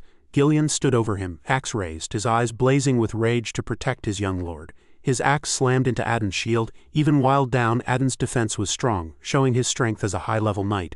But Ghislain knew there was always a weak point. He drew a sword from his back and said he had devoted his life as a weapon to serve Perdium's young lord. He raised the sword and stabbed through the slit in Idun's helmet. Idun saw the burning determination in Ghislain's eyes before the blade pierced through. Blood sprayed like a bursting tomato. At the same time, Kor rushed at Victor in front of the gate, showing no fear despite his broken body. Kor knew deep down that Victor was much stronger than him, and facing him could mean death. But Ghislain had told him to keep Victor busy until Vanessa was ready, and those words stayed in Kor's mind. Even against such a powerful opponent, the wild look in Kor's eyes never faded. He focused on one goal, landing a single hit on Victor. A memory came back to him of when he had once asked Ghislain to teach him how he dodged an attack during their fight at Marana's recognition. Though Kor had felt awkward and embarrassed, he still managed to ask, and Ghislain had noticed how much Kor had matured. Ghislain explained that it wasn't the move itself that mattered, but how people underestimated him by thinking he only charged forward like a beast. Back in the present, Kor rushed at Victor wounded and with a broken sword, but full of determination. Just as Ghislain said, Victor saw him as a simple fool and swung his sword at him while mocking him. Kor attacked with a flurry of strikes, but Victor blocked them all and hit back. Kor then spun and threw his broken sword like a bowstring shot, aiming at Victor's neck using the last of his strength. Victor easily deflected it, thinking it was a desperate move. Once again, Kor failed to land a hit, was left injured, disarmed, and ready to fall. Victor mocked him, saying people make reckless choices when they think they have nothing left to lose. But he hadn't noticed Kor's real plan. As Victor went in for the final blow, Ghislain's words echoed in Kor's mind. If he could hide his true goal behind his wild attacks, he might find an opening. Just as the blade came for his head, Kor moved just slightly, letting it miss by inches, and grabbed Victor's hand, throwing off his balance. The sword grazed his temple, but Kor held on and reached for his broken sword, which was still flying through the air. With Victor unable to pull back his weapon, Kor moved fast and brought his broken sword down. Victor couldn't move his horse in time. Kor's blade didn't aim for Victor but instead struck the horse's spine. Blood sprayed as the horse collapsed, forcing Victor to jump off. Kor too fell to the ground face first, breathing heavily and unable to move anymore. But with that one unpredictable move, Kor had done what seemed impossible. He had struck a blow that even Victor hadn't seen coming, something only someone ready to die could achieve. Victor didn't kill Kor right away. Instead he praised him, saying he wasn't just a mindless beast. Kor's body wouldn't move, and Victor could have finished him then, but chose to keep him alive for now. He walked closer, raising his sword and calmly talking about how people sometimes go beyond their limits when facing death. Kor's final attack had missed, and although his sword had broken during the fight, it hadn't drawn Victor's blood except when it stabbed Victor's horse. Pointing his sword at the redhead lying helpless on the ground, Victor asked if he had any last words. Kor muttered something too low to hear, which made Victor flinch with surprise even under his helmet. Kor noticed the flinch and smiled proudly, saying he had finally landed a real hit. Suddenly, throwing knives flew through the air toward Victor, who noticed them just in time and dodged them easily. They landed right in front of Kor and could have hit his head if they had missed. Then Belinda appeared, swinging a hooked rope as she moved above the battlefield with ease. Wearing a maid outfit in the middle of a brutal war, she still moved with the skill of a trained assassin. She threw the hook and caught Kor's clothes, sneering at Victor as she moved through the air. Though she would have gladly faced Desmond County's blade, saving Kor came first. She landed on her horse and pulled Kor up, quickly riding away. Belinda had the strength and skills to carry Kaur easily, leaving Victor behind. As Kaur was carried off, Victor couldn't stop thinking about his last words. That one hit had shaken him. If Belinda hadn't shown up, he might have finished Kaur. Lying across the horse, Kaur muttered that Victor almost killed him and called Belinda an old hag. Even while wounded, he still had the nerve to say such things, and Belinda threatened to drop him if he didn't shut up. Meanwhile, Victor realized that Kaur's hit wasn't deadly, but for Kaur it had been worth the risk. Looking around, Victor saw the castle walls burning, Perdium's forces being overwhelmed by Degrade's larger army, and the battle turning against them. Then he noticed something near the gate. The whole reason Kaur had fought him was to buy time. Degrade's forces were stuck, only able to send a few heavy soldiers through the gate at once. In the center of the opening, Victor saw a strong gathering of mana. A few unconscious mages were tied up around a woman in a plain white robe holding an old staff. It was Vanessa. She no longer looked shy, her eyes were fierce with determination. Victor felt a chill down his spine. Kaur's fight had only been a distraction, a way to buy Vanessa enough time to cast a powerful spell. Everything had led to this trap for Degrade's army. Vanessa's eyes glowed with magic as Ghislain's voice echoed in her mind, reminding her that when the gate fell, she could turn everything around. She remembered when they buried the runestones at the gate and had asked if she could really do it. Ghislain had trusted her completely, believing in her power. That trust was now the key to saving them all. Suddenly, a huge wave of magic burst out, strong and perfectly controlled by the once shy mage. She summoned a power far greater than what any human should be able to use, breaking through the limits of her mage circle. Glowing symbols of mana spun around her as time seemed to stop.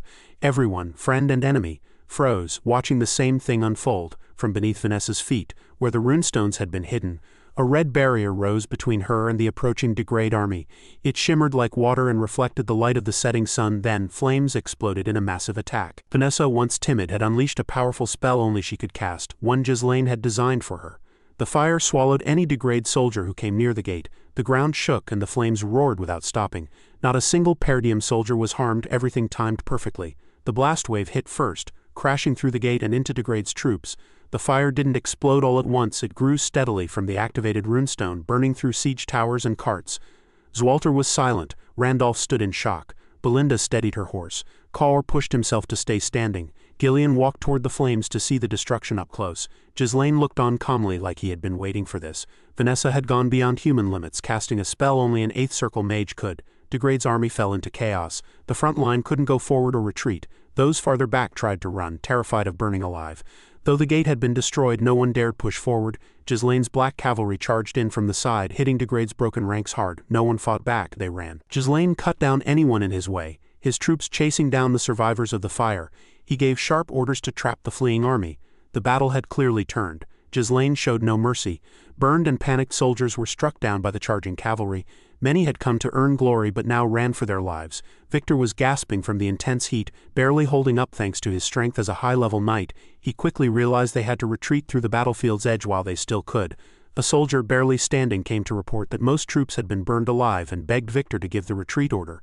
Victor cursed under his breath. Nothing had gone as planned. His 6,000-strong army had been reduced to barely 1,000 meanwhile. Perdium's forces, though tired, remained whole.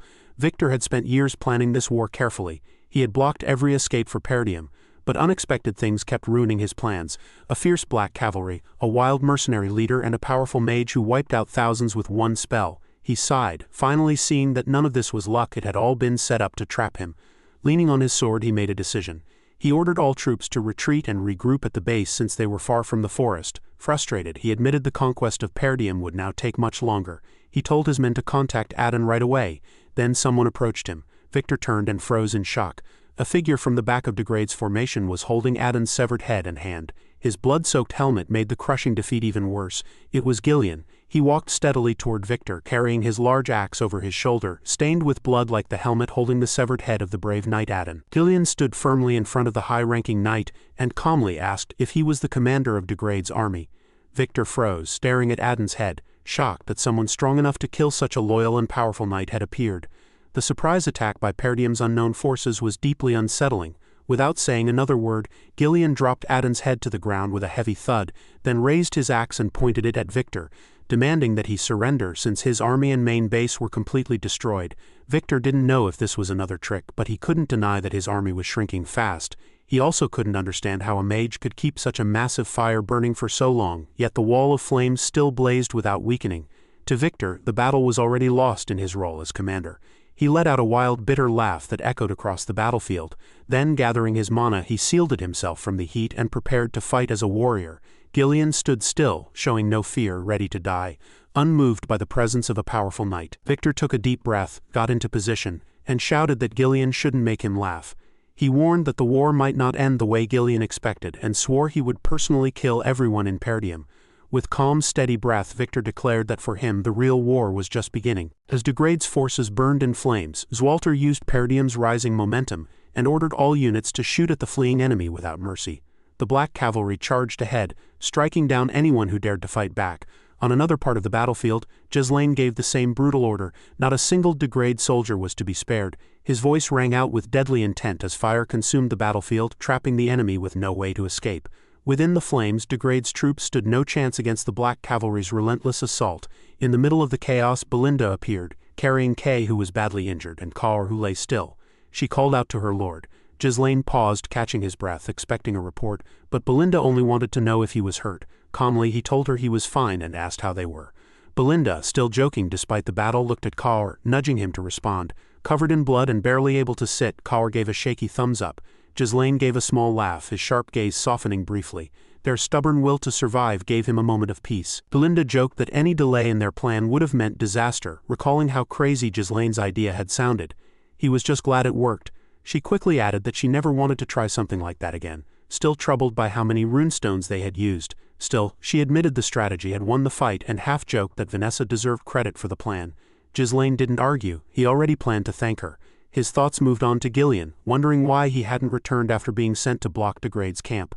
Assuming Ghislain had moved on to another target, Ghislain didn't wait for confirmation.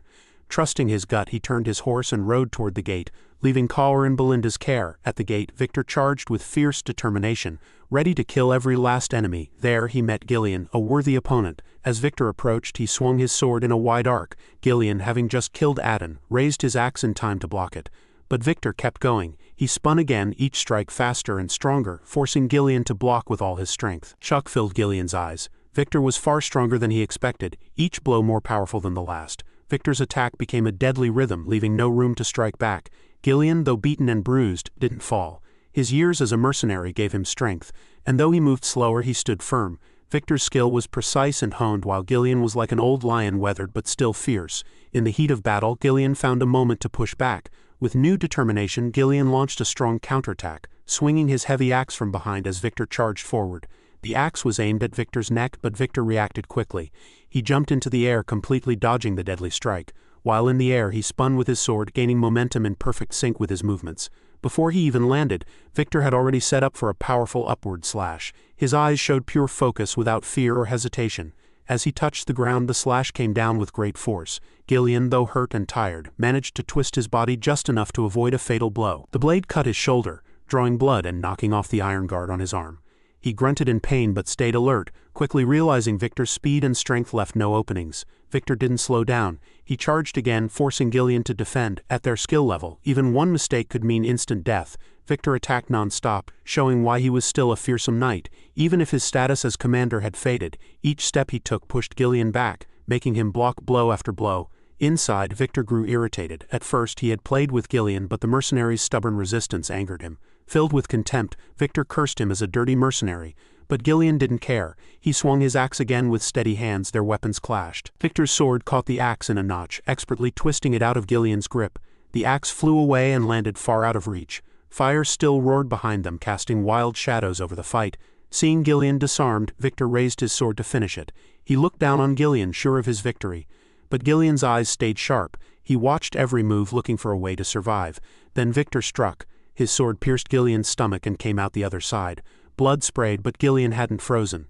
His experience warned him just in time. He shifted his body slightly, saving his vital organs. The pain was intense and blood filled his mouth, but he was still alive. Victor noticed the strike hadn't killed him and realized Ghislain had survived not only Idun but also this fight so far. That kind of endurance, though reckless, earned Victor's respect. He now understood that Idun's defeat hadn't been luck. Ghislain had earned it. So Victor decided to finish it properly. He didn't pull the sword out, he pushed it in deeper and poured mana into it to end the fight, but just before he could, his instinct screamed. Something was flying at him with immense power, a sword filled with mana, aimed straight at his head. Victor quickly gave up on finishing off Ghislain and instead used all his strength to kick him away and jump back, pulling his sword free from Ghislain's grasp at the same time. As he landed, Victor turned toward the direction of the sudden attack, stunned by the idea that someone in Perdium's army could have the power of a high-level knight. That someone was Ghislain, who was calmly and steadily walking across the battlefield toward them. Ghislain lay helpless on the ground, saved from death by Ghislain's sudden arrival. Victor was shocked. He had no idea who this new warrior was. The man, confident and heavily armored, had never shown up in any intelligence from their spies, but Ghislain recognized him and felt relieved. The young master had come to fight Desmond County's hidden weapon head-on.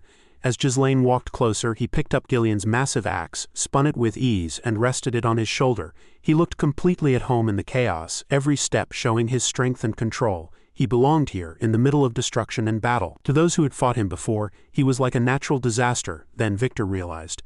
This was the same figure who had crushed Degrade's forces alongside the Black Cavalry. He was the unknown force that had changed the course of the war. Without warning, Ghislain's third monocore awakened, sending power through his body along a path shaped by years of training. His eyes shone with deadly focus. In an instant, faster than most could see, Ghislain crossed the 30 paces between them. For fighters like them, time slowed, and every tiny moment became a full exchange. His axe glowed cold and deadly, still stained with enemy blood. As he leapt into the air, Ghislain pulled the axe back, channeling more power than Ghislain ever had. He felt confident. The regression had made him even stronger. With this strength, he could destroy Perdium's enemies twice over. Victor reacted on instinct, raising his sword to block. When their weapons met, the impact exploded like thunder. Though both shielded themselves from the heat of the surrounding flames with mana, the raw power of the clash was overwhelming. Victor stood his ground, realizing he was now fighting Perdium's greatest warrior. As Perdium's last real threat, he knew it was his duty to win, but also saw that his opponent was just as strong. With perfect control and power, Victor pushed back, forcing Ghislain to retreat slightly. Then without pause they attacked again. Their weapons clashed in rhythm. Ghislain's wild axe swings against Victor's calm, precise swordwork. They spun and struck, their blades crashing with force again and again. Ghislain pushed harder, adding more mana into his strikes. Victor dodged instead of blocking, leaping into the air and swinging his sword down with gravity on his side. But Ghislain, calm and steady, blocked the blow easily by bracing his axe handle like a pole. The heat around them faded into the background as their weapons met once more with a metallic boom. Though Victor's attack was powerful, Ghislain didn't flinch. With Victor's sword caught against his right side, Ghislain moved quickly, jumping sideways so Victor couldn't pull back his blade. Then, with perfect timing, Ghislain hooked his knee around Victor's neck and spun midair, trapping Victor's head between his legs. With the momentum, he drove both of them into a spin that ended in a powerful slam, smashing Victor into the ground. Victor had no way to defend against the unfamiliar move. Victor screamed in pain as the powerful hit shook his entire body. He couldn't avoid it and had to take the full blow. Gritting his teeth, he pushed himself up and stood a few steps away from the black-armored knight, who now held a blood-covered axe. Victor's mind raced. How could someone this strong be part of Perdium's army?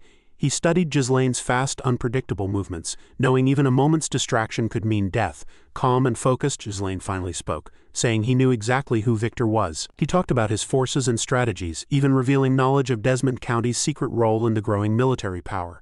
Ghislain had already decided to kill Victor and didn't hold back.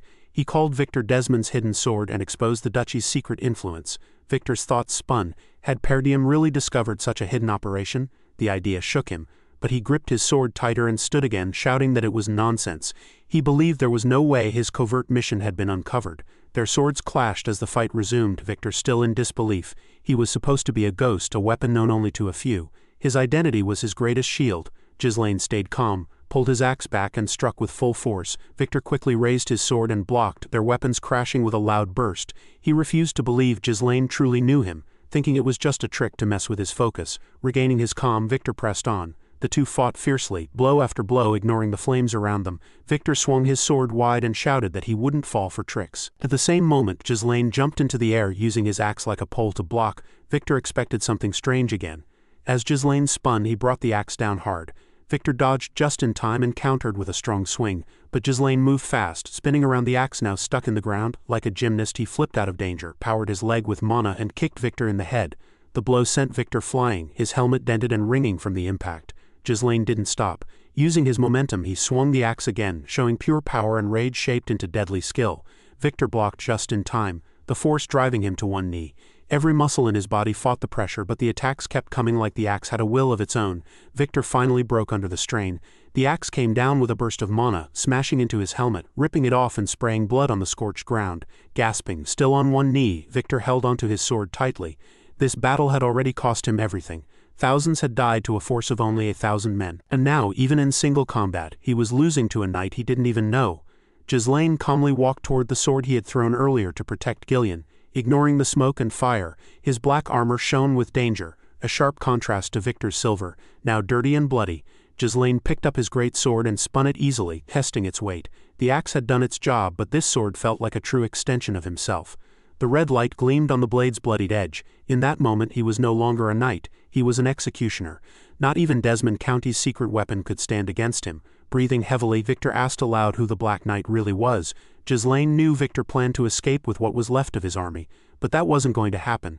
Every last one of them was meant to fall. Still, Ghislain answered Victor's question. He took off his helmet and dropped it on the burnt ground, revealing the face of a young man with sharp eyes. He was none other than the young Lord of Perdium, known in whispers as the Scoundrel of the North. Victor was shocked. He had never imagined that this man, rumored but never seen, was a knight of such power. If not for another master swordsman, Victor believed he would have held the title of the North's strongest, and maybe he still did in his own mind. A bitter laugh slipped out. He had hidden his identity too, but Ghislain's name had never even appeared in threat reports. Now, defeated by someone so unknown, he felt humiliated. The shame hit him hard, making him dizzy. He staggered but stood again, quietly admitting to himself that the strongest knight in the North had just been beaten by the very man everyone had dismissed. Ghislain didn't need to say anything. His eyes said it all. This was the end, and Ghislain was going to take both Victor's life and his title. He even said Victor's name, making Victor flinch. That small act forced Victor to focus, snapping him out of his daze. He still didn't understand how Ghislain had set the trap, but war had one rule: do whatever it takes to win. Raising his sword, Victor reminded himself that the one still standing at the end is the winner. Mana burst from within him as he readied himself. Pain ran through his body, his armor burned, and his sword strained, but his eyes remained sharp. He pushed down the heat with what mana he had left, knowing this fight had to end soon. Ghislain seemed to agree. He moved smoothly, calmly lifting his sword, now glowing with purplish-red energy from his fully unleashed third core. His presence matched Victor's in power, and though Ghislain's eyes burned with fury, he remained calm and controlled, silently inviting the final battle. Elsewhere on the castle walls, Zwalter gave steady commands as Randolph and Scoven fought beside him, cutting down enemies. Belinda and Kaur carved through the battlefield, crushing the last of the enemy forces. Ghislain's troops were in chaos, falling like broken pieces. Bleeding and barely alive, Ghislain climbed onto a horse and fled. Inside the gates, Vanessa had collapsed after casting a powerful spell far beyond her limits, her mind unable to handle it. Now only Victor remained. His side's final stand after destroying Degrade's forces, Ghislain came to face him personally. Without a word, they both charged, closing the distance instantly. Their swords clashed, sending shockwaves through the burning battlefield. Victor somehow held back Ghislain's full power, released through all three of his mana cores. Burned and beaten, Victor's mana still ran deep. They moved like flowing water, blades meeting again and again. Ghislain had less mana, but his clothes made from Duretsant protected him from the fire. The fight didn't slow. Ghislain started to think that Victor might truly deserve his title. Victor, in turn, couldn't understand how such strength had come from a place as hidden as Perdium. Another powerful strike sent Ghislain sliding back, his arm tingling from the hit. Victor's attacks came faster and cleaner now, each one showing the skill of a well-trained knight. Even though Victor had more mana, Ghislain's raw strength held firm against the attack. Regaining his composure, Ghislain shifted his stance and used a slight turn to deflect Victor's sword, then swung his own blade in a wide arc toward Victor's head. Victor blocked it solidly, showing his defense matched his offense. Pouring more mana into his sword, Victor pushed back, proving why he was Harold's trusted student. He then stepped in close, trying to land a horizontal slash while Ghislain's sword was still raised. But Ghislain quickly lifted his leg to stop Victor's hands. Years of battle had shaped him into a fighter at the peak of human skill. Using Victor's hands as a brace, Ghislain stepped upward, throwing Victor off balance. Now exposed, Victor's raised sword left him open. Ghislain spun and kicked, his leg smashing into Victor's face and drawing blood. Victor didn't fall, he stayed sharp, watching Ghislain's every move. Ghislain spun back and slashed upward with force. Victor barely raised his sword in time to block. Now it was Ghislain who attacked fiercely, forcing Victor to retreat blow after blow. They crashed apart with each strike, the power behind them almost too much to handle. In the chaos, Victor cursed through gritted teeth, drained and angry. Then, with one final push, Victor gathered every last bit of mana, poured it into his sword, and let out a wild scream. He struck with such power that Ghislain was thrown backward, his boots scraping as he landed. A cut burned on Ghislain's arm, a reminder the fight wasn't over. He knew it had to end soon, but stayed calm and focused. Though the wound wasn't serious, Victor felt proud to have landed a hit. He still didn't understand how Ghislain fought at such a high level, but he respected him. They paused briefly, eyes locked amid the heat and flames, knowing this fight demanded everything. Victor struck first, rushing in with his sword spinning up from behind. His mana glowed a deep blue. Ghislain met him head-on, bringing his sword down. He didn't stop there. He spun and nagged again, forcing Victor to block. In that moment Victor spun away and flung his cape to hide his next move, hoping to distract Ghislain. But Ghislain reacted in time, leaping up and dodging the hidden slash. From above he charged his sword with red mana and struck down hard. Victor met the blow with equal strength. Ghislain landed and swung again with no pause. Victor blocked it, their mana-filled weapons crashing. They knew they couldn't keep this up much longer.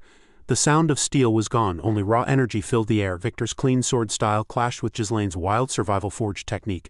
Victor aimed a stab at Ghislain's head, but Ghislain knocked it aside. Their swords locked, each pushing with all their might, ignoring pain and fear, focused only on the kill. Ghislain's eyes glowed purple, Victor's burned blue. With a burst of strength, Victor forced Ghislain's sword down, then slid his blade upward toward Ghislain's neck. But Ghislain didn't resist. He bent under the sword, letting it pass over him. That left Victor open. Ghislain grabbed his collar and swept his leg, slamming Victor to the ground. Without delay, Ghislain jumped high, sword ready to finish it. Victor rolled just in time, dodging the strike. He no longer cared about Ghislain's past, he just wanted to win. Landing on one foot, Victor dragged his blade in an arc, kicking dirt into Ghislain's face. It was a desperate move, but not enough. Victor then surged with mana and thrust his sword straight at Ghislain's head. The attack was strong, but too direct. Ghislain, trained by countless battles, saw through it easily. He now admitted that Victor's strength was real. There was hardly any difference between them. It reminded him of an old battle when he had attacked Desmond's county at the start of the war. Even then, Victor had stood in his way, already famous as the North's best swordsman. Ghislain, stripped of his title, had earned respect by uniting mercenaries. That fight had ended with Ghislain victorious, after he let go of his personal grudge. But that victory was just the beginning. Desmond's forces kept coming, just one part of the greater threat to the north. After losing everything, his father, his sister, and the ruins of his homeland, Ghislain made a promise. Kneeling before what little was left of Perdium, he swore to destroy anyone who threatened it. Not even strange powers or time itself could extinguish his anger. Though he had only a fraction of his former strength, his determination never faded. He had vowed that those who tried to destroy Perdium would find only death. Victor, drawing on his last strength, charged with a thunderous cry, his sword thrust forward. The weight of controlling 3 streams of mana began to wear on him. But Ghislain didn't move. He stood firm, ready to strike. They rushed toward each other, swords raised, aiming for the heart. A burst of mana tore the space between them. When they collided, only one blow landed. Blood exploded from Victor's back as Ghislain's sword stabbed through him with precision.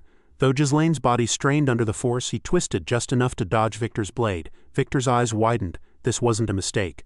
No one, not even Desmond County's spies or commanders, had prepared for this. Ghislain Perdium, a warrior as powerful as the North's greatest knights. Gasping, Victor whispered Count Desmond's name, but it didn't matter. Ghislain had already memorized every enemy's face. He pulled out his sword and threw Victor's body aside. Victor lay stunned, unable to understand how his plans had failed.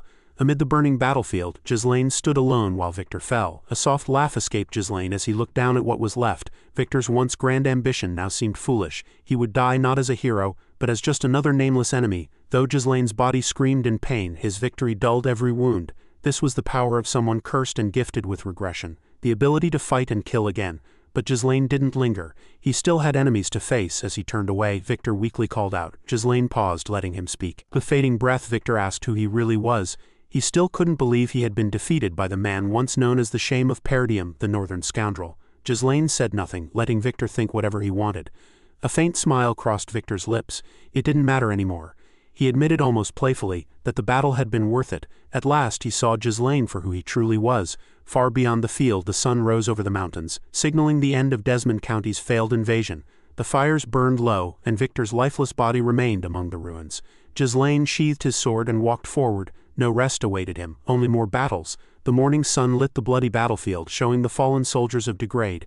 Despite the horror, Ghislain's black cavalry followed his orders and did not dishonor the dead. Slowly, Ghislain approached the gates of Perdium Castle, helping the wounded Ghislain, who had barely survived Victor's blade. Perdium's soldiers rushed out to meet their young lord. Though they had faced impossible odds, Perdium's army stood strong with few losses. Their faces showed exhaustion and pride. Ghislain, though worn and injured, held his head high. His success had come from careful planning, loyal allies, and the strength of his homeland. As he looked across the field, his eyes met those of his father, uncle, and the warriors who had defended the walls. All were battered but alive. The name Northern Scoundrel meant nothing now. To his right, Belinda stood with only minor injuries, and Kaur, though hurt, stood tall behind them. The mercenaries looked at Ghislain with a mix of shock and admiration. They had feared he wouldn't return but now saw him alive and victorious. He gave a tired smile, relieved they had survived. Many had thought him reckless for charging into battle, but now he smiled as if it had been nothing. He whispered to himself, wondering if they had all truly made it. Then his moment of peace ended. Belinda, Kaur and the rest of the mercenaries ran to him, shouting with joy. Their cheers praised Ghislain, the young lord of Perdium. They had watched him destroy Degrade's army and now celebrated his strength. One mercenary said he'd never seen a battle like that. Another remembered the massive fire that wiped out thousands of enemies, a moment none of them would ever forget. Seeing how full of energy and pride his comrades were, Ghislain realized just how much they had accomplished. He sincerely thanked them for standing by him during such a massive battle, knowing their bravery and loyalty had helped secure the victory. Kaur, always ready to tease, joked with Ghislain about getting hurt by Victor. The older man just smirked and said it was nothing. Belinda, upset, scolded him for acting tough despite his serious wounds and urged him to let her treat him properly. Ghislain then asked about Vanessa and the other mages, worried about the toll the magic had taken. Belinda explained Vanessa had collapsed from exhaustion but was now safe inside the castle along with the other mages thanks to old Ferguson. Suddenly an emotional voice broke through the moment. It was Randolph, Ghislain's uncle, calling out in pride and joy. Without holding back, he hugged Ghislain tightly, praising him for living up to every expectation of a true heir to Perdium. Caught off guard, Ghislain laughed awkwardly but returned the compliment, recognizing the captain of the knights for his courage in battle. Then another figure approached. Zwalter, Ghislain's father. He paused, staring at his son, overwhelmed with emotion and remembering the past. He silently wished his late wife could see this moment. Taking a step forward, Zwalter embraced Ghislain with trembling hands, moved by the incredible things his son had done, breaking enemy lines, destroying siege towers and winning the war with a bold trap. He openly praised Ghislain, recalling how reckless the plan had seemed at first but now saw it as genius. Ghislain replied that it was only possible because of his father's trust and strength in defending the wall. But Zwalter gave the credit back to his son, raising his hand high and shouting their victory for all to hear. The army, once outnumbered 7-1, erupted in cheers, having crushed the invaders. At the heart of it stood Ghislain, no longer doubted but celebrated as Perdium's champion. Joy and disbelief spread through the troops. Zwalter laughed, others shouted with happiness, and even Kaur, Belinda and Ghislain joined in. The once unknown mercenaries raised their weapons in honor, and even Gordon cheered. Ghislain looked around at their smiling faces, remembering the lonely path he had walked to get here. In his past life, revenge had driven him to become one of the strongest warriors. But now, though the reason for his return was still unclear, he had sworn to protect Perdium, and for now it stood. He clenched his fist with emotion, knowing this was only the beginning. Count Desmond was still a threat, surely planning more moves, while Duke Delphine waited in the shadows, hungry for power. With the king sick and the throne weak, danger loomed over the land. As the cheering began to fade, Randolph said it was time to pull back the troops and help the wounded. Zwalter agreed and told Ghislain to let the mercenaries rest and do the same. But Ghislain refused. Speaking firmly, he insisted they couldn't waste time and needed to secure Count Degrade's surrender right away. Zwalter tried to delay it until tomorrow, but Ghislain stood his ground, saying tomorrow would be too late. He asked for the authority to act as the Lord's proxy and take the mercenaries to finish the job. Randolph knew how serious it was to ask for the Lord's proxy, but he stayed quiet. Zwalter, confused by Ghislain's urgency, reminded him that the war had just ended and suggested they rest, seeing how tired they all were. Normally after a war, leaders would take time to prepare and negotiate, but Ghislain understood they had to act fast. He said the war wouldn't truly be over until Count Degrade officially surrendered. Hearing how serious Ghislain was, Zwalter stopped arguing and listened. Ghislain explained that Degrade had started the war to break their alliance and steal their land, and if given time he might attack again. That's why Ghislain asked for the Lord's proxy, so he could strike right away and force Degrade into a harsh agreement, making sure he'd never try such a thing again. Zwalter looked at his son in surprise. This wasn't the reckless young man he once doubted. Ghislain was thinking ahead, making sure their victory would last. Zwalter gave him the proxy, trusting him to finish the job for Perdium. Ghislain bowed slightly, and Zwalter told him to treat Degrade like a fellow noble, despite everything. Ghislain promised he would, saying he'd act first and apologize later, just like when he went into the demon beast forest. Then he turned to his comrades. Kaur, grinning, said his wounds were only scratches. Belinda was also ready. Ghislain tried to join the front, but Ghislain told him to rest. With their orders clear, Ghislain and his mercenaries got on their horses and the Black Cavalry rode hard toward Degrade's lands. This wasn't just the end of fighting, it was about ending the war properly, with no loose ends or chance of future threats. Meanwhile at Degrade Castle the air was heavy. Count Tomos had ordered the white flag raised, but he was still furious. He had spent everything on this war, thinking it would be an easy win, and now he was left with nothing but shame. He once mocked Perdium as a weak borderland ruled by outdated honor, but now he couldn't understand how even Count Desmond, the region's strongest, had lost. His advisor Lowell begged him to stay calm and protect what remained, but Tamos exploded, shouting that calm meant nothing now. He ordered Lowell to start preparing for surrender talks. When Lowell asked what he meant, Tamos said they'd offer compensation. Surely Perdium's love for honor would lead them to accept terms and go home. He assumed Zwalter would take the deal since Perdium wasn't rich. But Lowell looked pale and admitted the treasury was empty. Every coin had gone to the war. Even offering land or tax revenue might not be enough. Furious, Tamos grabbed Lowell by the neck, choking him, accusing him of caring more for the peasants than for his lord because of his humble roots. Lowell struggled and gasped, and finally Tamos threw him down, still raging, ordering him to get to work. Lowell had kept the estate together through sheer will, but now he saw clearly. This madness might drive the people to rebel. Suddenly a soldier rushed in, shouting that Perdium's forces had already arrived. Outside, Ghislain's black cavalry stood, their horses exhausted but steady. They had ridden straight from battle to the enemy's heart. The mercenaries entered the castle hall in perfect lines, bloodied and determined. No one tried to stop them, not the stewards, knights, or guards. At far end, Count Tamos sat stiffly, trying to look calm, clinging to his title and pride even as everything around him fell apart. Even though he looked calm, his mind was racing. How had Perdium arrived so fast? How had they crossed such a distance and beaten him to his own surrender? He tried to make sense of it, thinking maybe Zwalter had come himself with the last of his elite soldiers, which would explain the black cavalry and make things feel more predictable.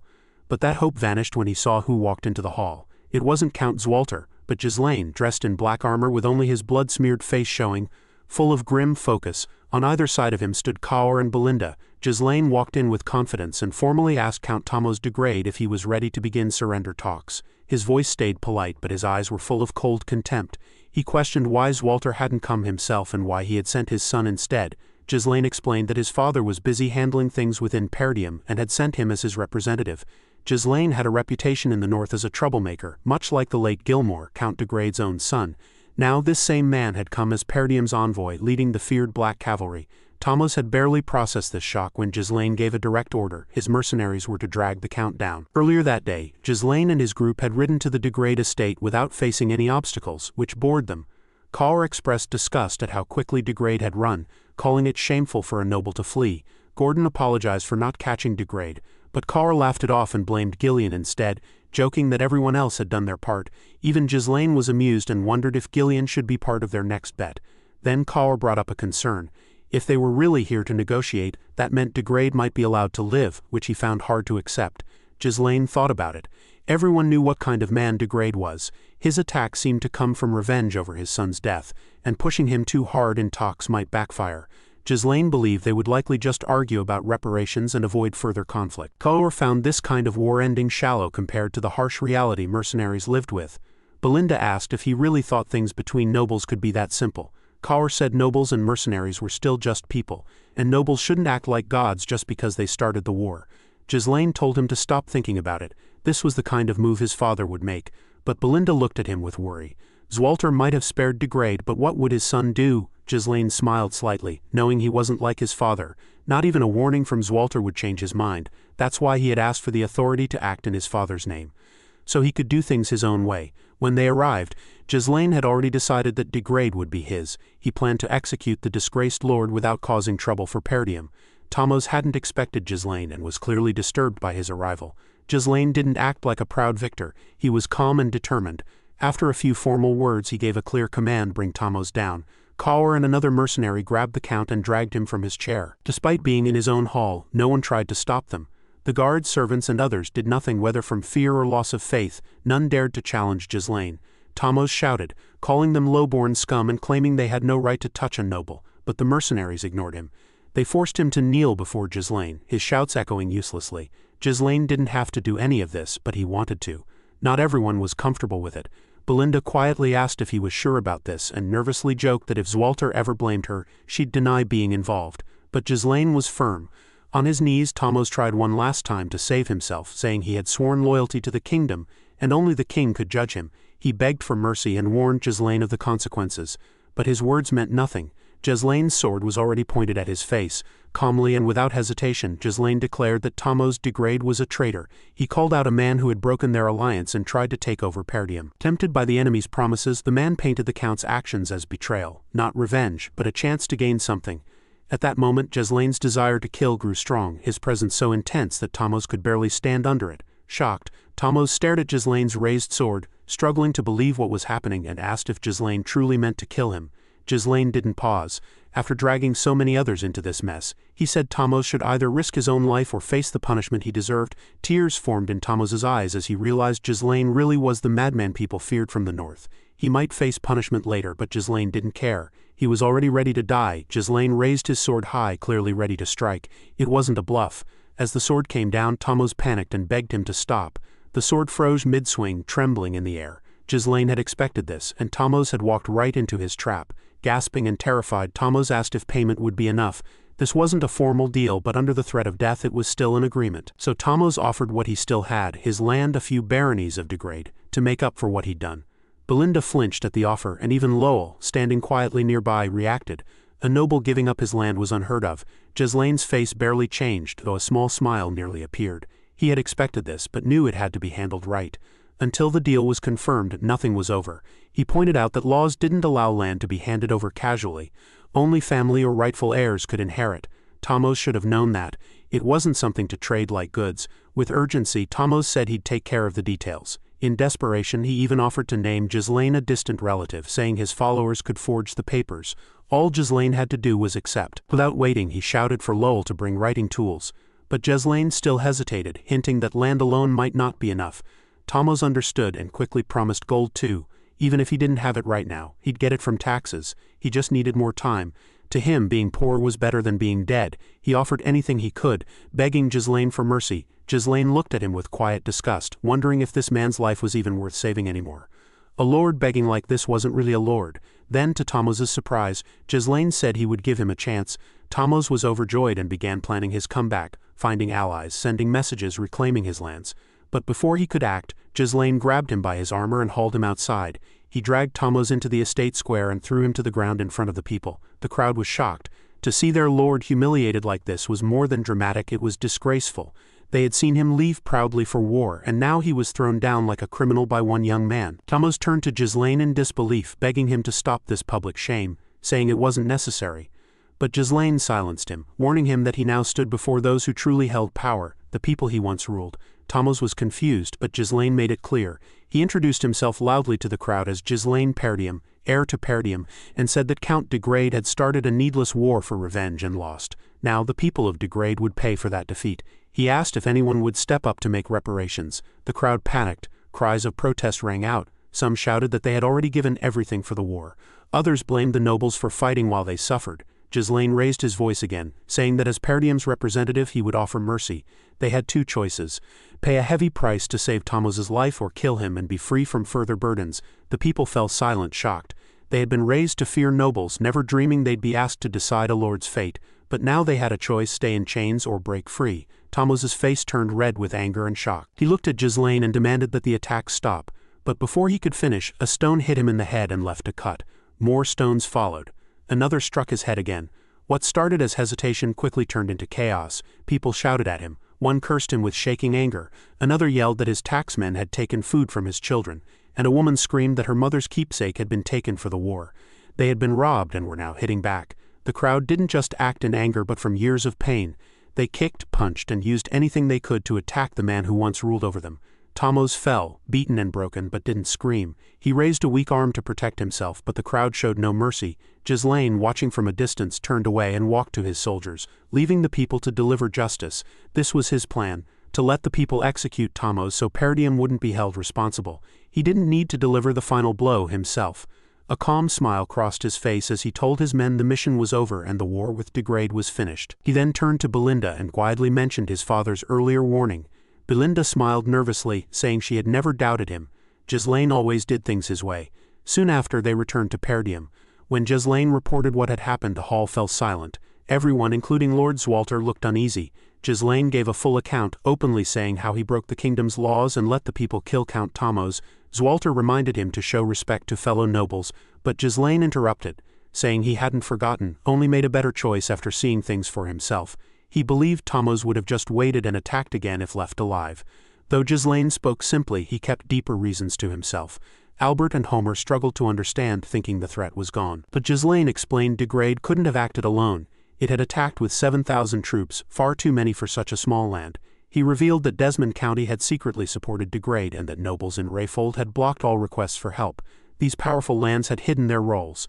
Desmond had faked neutrality, and Rayfold had worked to silence Perdium's envoys. Amelia, someone Ghislain knew well, had likely been behind it.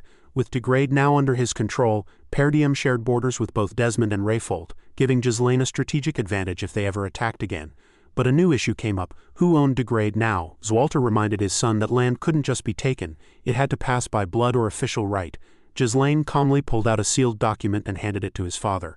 Zwalter read it and saw that it named Ghislain as a distant relative and rightful heir to Degrade. Ghislain said it had come from Tamos himself.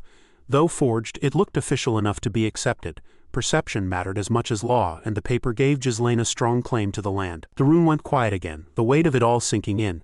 Zwalter warned that ruling new land was difficult and asked if Ghislain had enough people to manage it. Ghislain smiled confidently and said yes, he already had someone perfect for the job. The scene shifted far from Perdium to a place in the Saran kingdom in a city called Austin, famous not for nobility, but for gambling and luck. In this city lived a man Ghislain remembered well from a past life. Inside a noisy tavern filled with smoke and sweat, gamblers laughed, cursed, and cheered. Tonight everyone's attention was on one table. There sat Claude facing the leader of a local gang, a bald, strong man with tough-looking followers beside him.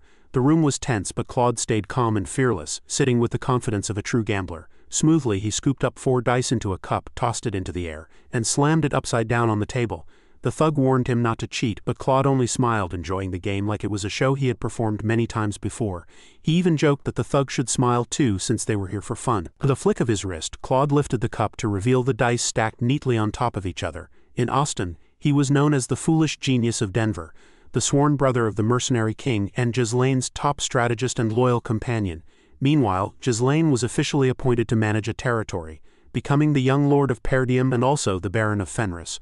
For someone his age, gaining control over 3 baronies was an incredible feat. His father Zwalter could barely keep up with his son's growing ambition, but he saw the value in letting him lead early. So, Zwalter gave him the title of Baron, and from that day Ghislain was officially known as Baron Fenris. When the ceremony ended, cheers erupted from the gathered knights and lords. From then on, Ghislain and Zwalter's relationship shifted from father and son to lord and vassal. Now that Ghislain had a solid foundation of power, he focused on building his forces for the dark events he sensed approaching. He knew the duchy's plans were only part of the threat. Something much bigger, a disaster that could throw the entire world into chaos, was coming. Before the ceremony, Ghislain had already met with Zwalter and the Perdium lords to share his detailed plan to seize Degrade's lands. Ghislain was sure that Amelia would soon take command of Rayfold. Even though the others didn't know all the details, no one questioned his judgment. He pointed to Fenris barony on the map, explaining how Degrade's 5 baronies had been split, and said he planned to make Fenris his main base since it was in the center and offered the best position. After laying out his reasons clearly, he asked if anyone had questions. He knew he had to be thorough to get the vassal's approval for claiming Fenris as his reward. Randolph was speechless, fully believing Ghislain had earned it, and even Homer agreed with Ghislain's reasoning. At the same time, Albert whispered to Zwalter, likely about Perdium's financial troubles after the war. Zwalter then hesitantly said someone needed to govern Degrade, showing support for Ghislain's plan. Ghislain bowed and thanked them as Perdium's vassal. But another issue remained. Zwalter awkwardly admitted that Perdium was out of money. Knowing his father's habit of avoiding bad news, Ghislain told him to be direct. Zwalter then said they might need to sell the runestones. Ghislain calmly replied that there were none left. They had all been destroyed in a huge magical explosion during the final battle outside the estate gates. Zwalter was stunned. Ghislain explained that the entire supply, enough for 10 years, had been wiped out. Silence filled the hall before Ghislain promised to find new resources to support Perdium. With that settled, they held a small but happy banquet to celebrate Ghislain's promotion. Belinda was one of the first to congratulate him. She had always looked after her teacher's son and now told Ghislain to sit and enjoy the meal. Ghislain, now healed, came forward to offer his congratulations and joked about calling him Lord now. Kaur joined in, loudly saying Ghislain had reached a whole new level. Belinda briefly thought about how much she used to worry about him and commented that he'd turned out well because she took good care of him. Kaur laughed, saying that's probably why Ghislain was so stubborn, and Belinda kicked him in the stomach to stop more teasing. Ghislain smiled warmly, enjoying the peaceful moment. Proud and happy, Belinda said she was overjoyed to see him become a true noble. Just then, a clear voice echoed through the hall. Elena had arrived. She looked bright and strong again, more like their mother each day. She walked in confidently, pulling along a shy but healthy Rachel, Gillian's daughter who had once endured terrible suffering. Elena teased Ghislain, wondering if this nobleman was really her brother, and joked about calling him Lord. Ghislain told her to keep calling him the same as always. He then spoke kindly to Rachel, glad to see her with Elena, knowing how lonely his sister had been. Rachel, though shy, thanked him politely for saving her life. Ghislain laughed and told her not to be afraid to complain if Elena got bossy, saying his sister used her fist before words when mad. Rachel was too stunned to reply, and Elena, blushing, hit Ghislain playfully in protest. Ghislain then turned to Ghislain and said Rachel seemed to be healing well, and Ghislain bowed, deeply thankful to him for saving his daughter. Ghislain clapped his hands sharply, stopping all conversation and turning every head in the hall toward him. Calm but commanding, he addressed the mercenaries and vassals, praising their bravery and loyalty, saying none of their victories would have been possible without them. He announced that as the new lord of Fenris, he would move his base from Perdium to the center of Fenris. Then came bigger news. He would no longer treat them as hired fighters, but would form a real army, inviting those willing to become proper soldiers. The room stirred with confusion, as many couldn't imagine rough mercenaries like themselves becoming knights. But Ghislain confirmed it with confidence, even saying they would be trained in mana cultivation. The men were stunned, barely daring to believe it, but Ghislain insisted they had earned this through their courage in battle. Belinda whispered to him that making knights of so many men would cost a fortune, but Ghislain only smiled and said he'd find a way to earn it. He then asked Ghislain if his injuries had healed, and Ghislain replied firmly that he was fine. Ghislain ordered him to lead their people to Fenris. Ghislain hesitated, unsure why Ghislain wouldn't go himself, and asked if he was heading somewhere else. Ghislain explained that Fenris was likely in chaos after the war, and needed someone to hold it together until he arrived, trusting Ghislain to lead in his place. Though unsure of himself, Ghislain bowed deeply and accepted the task, moved by Ghislain's trust. Then Ghislain called Kaur and Belinda to join him. When they asked where they were going, he said their destination was the city of Aston in the Seren Kingdom. Belinda was surprised they were crossing borders, while Kaur recognized Aston for its gambling halls, joking that maybe their young lord was giving them a vacation after the war. But not everyone in Perdium was relaxing. In another part of the estate, the usually quiet Vanessa had cornered Alfoy against a wall, urgently telling him she needed to draw out his strength one more time. Alfoy panicked, insisting he had nothing left, but Vanessa stubbornly claimed that with just a little more mana from him, she could cast all the spells in her mind. Confused and frustrated, Alfoy asked why it had to be him, and Vanessa reminded him, almost innocently, that Ghislain had once said Alfoy's role was to be her source of power. That memory made Alfoy furious, but after seeing her burn thousands of enemies on the battlefield, he didn't dare fight her. Just then, Ghislain entered and saw Vanessa leaning over Alfoy as he pressed against the wall, and with a casual tone he remarked that they seemed quite lively. Alfoy immediately yelled at Ghislain, demanding he stop Vanessa from draining his mana again. But Ghislain ignored him and instead asked Vanessa how she was feeling. She answered honestly that she was fine and ready. Ghislain gave a small smile, gently patted her head and praised her bravery during her first battle. Touched by the gesture, Vanessa bowed her head and quietly thanked him for always supporting her. Alfoy, still upset, sarcastically said he had done nothing during the war. Ghislain gave him a brief glance and said Alfoy had also gone through a lot, and that he was somewhat proud of him for doing his part. But Alfoy stayed angry and snapped that he would repay all this suffering 10 times over once he got back to the magic tower. Ghislain told him they would be going on a trip. After several days of travel they arrived at Aston, a city in the Seren Kingdom. Even from a distance the bright magic lights on the streets showed how much money flowed through this gambling city. Ghislain quickly entered a fancy gambling hall called Kraken Casino, where the noise of dice and shouting filled the air. Kaur took a deep breath and said he missed the lively atmosphere. Alfoy looked confused and asked why they were here instead of going straight to the magic tower. He realized Ghislain had tricked him. Ghislain then threw a heavy bag of gold to Kaur and told him to take Alfoy somewhere to wait. Kaur's eyes lit up with excitement, already thinking of gambling with the money. He started counting coins with a grin like a wolf about to strike, while Alfoy frowned, sure Kaur would waste it all. Seeing Alfoy's worried face, Kaur smirked and clapped a strong hand on his shoulder, joking that the young mage had probably never seen real adult life before. Alfoy was even more confused, trying to understand what he meant, while Kaur just grinned wider and said this was the kind of lesson every man should experience at least once. Belinda stayed close to Ghislain, thinking he might be there to gamble since no one would dare judge a noble like him for taking a few risks. But Ghislain quickly corrected her. He wasn't there to play. He was looking for someone to help run his new territory. The man he needed, he said, spent a lot of time at the casino, and Ghislain wanted to get him out before he lost a limb. Belinda was surprised and uneasy about finding an important official in a place like this. But Ghislain just said the man was brilliant and worth the trouble. He gave his name, Claude, but said little else. Before Belinda could ask more, someone shouted Claude's name, saying he was causing trouble again. Ghislain looked relieved, knowing he wouldn't have to search for him. But Belinda grew more worried as voices around them started criticizing Claude. One gambler said Claude always cheated, calling him a smooth-talking fraud. Another said he bragged a lot but never won fairly and deserved whatever punishment was coming. Claude was being held down by thugs, one pinning his arm to a dirty table, another cleaning a knife on his sleeve. Someone yelled that Claude had been caught cheating and told their boss to cut off his hand. Crank, the gang's bald leader, mocked Claude, saying he had warned him before. He held up a set of dice, claiming Claude had swapped them mid-game, then crushed them in his fist, calling it a filthy trick. Angry, Crank said Claude always cheated and ignored all warnings. Claude's face was already bruised, but he glared at Crank, shouting that he had never cheated and that the whole thing was a setup.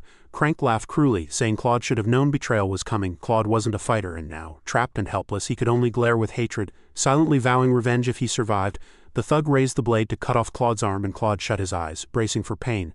But it never came. Instead, a calm voice rang out, saying the game looked fun and asking to join. A sword had blocked the strike, so cold and solid it stopped the blade mid-air. The thug's arm shook from the force, and Crank stared in shock, demanding to know who dared interfere. Ghislain stood firm, sword in hand, showing no fear. Then, with calm dignity, he introduced himself. Ghislain, Baron of Fenris, under the kingdom of Luthania. Crank was briefly shocked when a noble from a foreign land suddenly interfered. The idea that someone of such rank would come only to disrupt his plans felt almost unbelievable, yet it was real. His men acted without pause. The thug on the right swung his blade with full force at Ghislain, while the one on the left, who had just held Claude down, drew his weapon to attack, moving as if he were mocking ordinary street thugs. Ghislain reacted quickly, lifting his sword toward the right attacker's neck, while Belinda pulled out a dagger and aimed it precisely at the man on his left. Suddenly, Crank ordered them to stop. He kept his composure and formally greeted Baron Ghislain Fenris, though his words carried a subtle warning that a noble guest from another kingdom should not cause trouble in such a place. He then told his men to put away their swords, and they obeyed at once, stepping back under the cold stare of their bald leader. Seeing things calm down, Ghislain also sheathed his sword and told Belinda to lower her weapon. She did so, but her scornful expression showed her anger that mere thugs had dared act so rudely before her young master. With the room quiet again, Crank asked why Baron Fenris had come to a smoky, noisy gambling den filled with shady company. Ghislain answered without hesitation that he was looking for someone, and that person was here. He then looked down at Claude and told him firmly to stand, making it clear that he had come only to take him away. His presence was no accident but a deliberate act. Claude sat in shock, realizing that just moments ago he had nearly lost a hand, and now a noble stranger had suddenly arrived, speaking as if claiming him. While this played out in the corner, the rest of the den returned to its usual business. It was Alfoy's turn at the dice. The game seemed simple: roll 3 dice and try for the lowest total. But it carried layers of luck, bluffing, and superstition. The dice rattled and rolled, drawing the attention of bystanders before settling. Alfoy stacked one die over another to show the score, and when he saw the result, a wave of relief hit him. He had won, and the final pot was his. Around him, hardened gamblers stared in disbelief, while he himself gazed wide-eyed at the golden winnings shining before him. Cheers filled the room as the rookie's victory over a veteran sent excitement through the crowd. Even the spectators struggled to believe Alfoy's incredible luck, as though fate itself had blessed him. Kaur, sitting nearby, laughed with delight and joked about their little mage's surprising skill, wondering how much more they could win if his luck continued. His tone was playful, but his amazement was real. Inside, Alfoy was overwhelmed. Though outwardly calm, his heart raced with joy. He compared his old life in the magic tower with this new experience, and everything felt vivid and alive. In such a short time he had earned more than many mages made in a full day selling scrolls and spells. The proud title of mage now felt small compared to the glittering gold. Startled by the weight of this thought, Alfoy placed a hand on his chest, feeling his heart pounding with excitement. For the first time in his life, his face flushed not with anger but with pure exhilaration. His racing heartbeat echoed the joy within him, marking the birth of a new path. This was the beginning of Alfoy's legend, a dragon slayer, rival only to Claude the gambling addict. Still trembling in disbelief at what had just happened, Alfoy sat quietly when Kaur suddenly turned. Drawn by Belinda's sharp voice cutting through the noise, her words filled with both frustration and disbelief, she glared at Ghislain with accusation in her eyes, and demanded to know if the beaten, gambling-addicted boy slumped over the table was really the one he had been searching for. Ghislain looked away, then with an awkward nod and uneasy manner admitted that this pitiful figure was indeed the person he sought. Crank stepped in, apologizing before firmly stating that such a request could not be accepted. He explained that Claude had cheated him in what he called a sacred and serious game, and so Claude had to face punishment. Ghislain knew this story well, for in a past life he had heard Claude speak of this very day with tears and anger, swearing revenge on Crank more than once. But now, standing again at this turning point, Ghislain chose to act, unaware of the past, and urged the bald man to explain further. At that moment, a faint smile formed on Claude's lips, as though a plan had just come together in his mind. His posture shifted, his face relaxed slightly, showing he had caught on to an idea worth trying. Then, shocking everyone, Claude suddenly dropped to his knees before Ghislain. With trembling sincerity, he called him Baron Fenris and begged for forgiveness. He admitted that the money Ghislain had entrusted him was gone, scammed away in a trick he had not foreseen, And with shame in his wavering voice he confessed that he had lost everything. Claude explained that Crank personally controlled the dice in the hall, and that the establishment always checked guests for hidden tools. He insisted that something strange had happened, for the tampered dice appeared exactly when he made his biggest bet of the night. Belinda could hardly believe her ears and turned sharply toward Claude, asking what nonsense he was trying to invent. She also pointed out that Claude had never even met her young lord until today, demanding to know how he could lie so boldly. Ghislain, unable to reveal what had happened between them in another life, calmly raised his hand to silence her. The gesture was gentle but firm, showing he would take charge of the matter. Though unsure of Claude's full situation, Ghislain decided to support his claim. Facing Crank, he declared that Claude's words were true, and whether or not he fully believed them did not matter. What mattered was that Claude not lose a hand that night. Surprisingly, Crank accepted Ghislain's word without protest. His distant gaze suggested he wondered where Claude had gotten such a sum in the first place, though he did not ask aloud. Lighting his pipe, he remarked that while he did not know how they had met, he knew one thing: Claude's word could never be trusted. With a smirk he added that swindlers always sounded sincere when cornered. Relaxed in his own territory, Crank leaned back and explained that the hall was under the protection of Baron Austin himself, warning that even nobles had limits. Causing trouble here could risk not just injury but an international dispute. With that, Crank offered a way out, suggesting they walk away as if nothing had happened, for peace was better than conflict. He advised Ghislain to step down while he still could, but Ghislain refused, thinking that retreating now would make a mockery of his journey. He had not crossed borders and braved foreign streets just to abandon Claude. He answered that doing so would be no different than letting himself be robbed in daylight. Crank's lips curved into a calculating smile, his eyes showing he was already weighing new options. Ghislain calmly sat beside Claude and suggested finding a compromise, pointing out that it seemed both he and Crank were after the same person. This caught Crank's interest at once, and he urged Ghislain to go on. Ghislain then proposed a wager to settle the matter. One game, he said. If he won, he would take Claude and the money Claude had won, and to match the stakes he would risk his own title and all his wealth. Though it seemed reckless, Ghislain was no ordinary noble. Behind his graceful look and youthful air he had once been the master of swindlers. To the crowd, however, he looked like nothing more than a spoiled young lord throwing around power without knowing the danger of the game he had entered. Even Claude, the very trickster who had drawn Ghislain into this mess, stared in shock. He had expected Ghislain to play along, perhaps with some tricks of his own, but to wager everything was beyond what he had imagined. On the other side, Crank's first surprise turned into hidden delight, as if a golden fish had swum straight into his net, begging to be caught. But not everyone shared in the excitement, for Belinda's eyes widened in disbelief, unable to accept what she was seeing. Once again, Ghislain was throwing himself into danger, acting as if he were still the infamous northern scoundrel from his past life. Claude's voice shook as he turned to him, and with nervous curiosity he thanked the young noble for supporting him, but couldn't stop himself from asking why he would go so far for a fraud, since he still didn't know who Ghislain really was. Ghislain didn't answer with words, but pulled Claude close in a firm brotherly embrace, like one would give a trusted companion, and with a calm and steady voice he admitted that he needed Claude for something much bigger than was yet to come. Something in the way he said it struck Claude deeply, and in that moment Claude realized Ghislain was not just some fool, but a man with purpose. After finishing his laughter in the background, Crank finally spoke, saying it had been a long time since he had met a noble with such boldness, and he eagerly accepted the wager, his tone full of excitement as he remarked that no visit to a gambling den was complete without a proper match. The atmosphere shifted, as the earlier fight and Alfoy's unlikely win had already stirred the crowd, but this was different. A noble without a known name challenging the hall's boss. The gamblers buzzed with energy, watching the scene unfold with eager eyes, certain no one would be bored with such high stakes. Crank tossed a die onto the table and explained the simple rules. Each participant would roll one die and the lowest number would win, and in case of a tie, the game would repeat until a clear winner appeared. The rules were meant as mockery, and Crank's amusement grew as he said nobles these days couldn't handle anything more complex. Ghislain met the jab with a dull, uninterested look, clearly bored and impatient, and told Crank sharply to stop wasting time and start the game. Crank's smile vanished, replaced with a calculating gleam, and he muttered about Ghislain's impatience as he prepared the first move. With a flick, Ghislain tossed a golden coin into the air, its shine catching everyone's eyes, and he calmly called heads while Crank called tails. The coin landed tails up, giving Crank the first move. The ceremony, he placed the die into a cup, rolled his shoulders and wrists and shook it with exaggerated flair, jerking it in every direction to entertain the crowd. The gamblers bored with excitement at his show, but Belinda scoffed quietly, unimpressed, muttering that it was foolish to make such a fuss over one die, and to her it only showed how shallow Crank's tricks were. As expected, he planned to cheat, hiding a mechanism inside the cup, and with a subtle flick he switched the die with one hidden in his fingers before slamming the cup on the table with a loud final gesture. Silence fell as he lifted it slowly, revealing the lowest number, a single dot, the perfect start that made the contest unforgettable. The crowd erupted, thrilled at the sight, believing the outcome was already decided and that Ghislain's loss was certain. Amid the cheers, Ghislain stayed calm and detached, showing no reaction to the tension, while some onlookers laughed that the game had ended before it truly began, and others mocked the noble for daring to challenge Boss Crank on his own turf. Belinda's heart pounded with unease, knowing her young master's strength and how easily he could destroy the den if angered.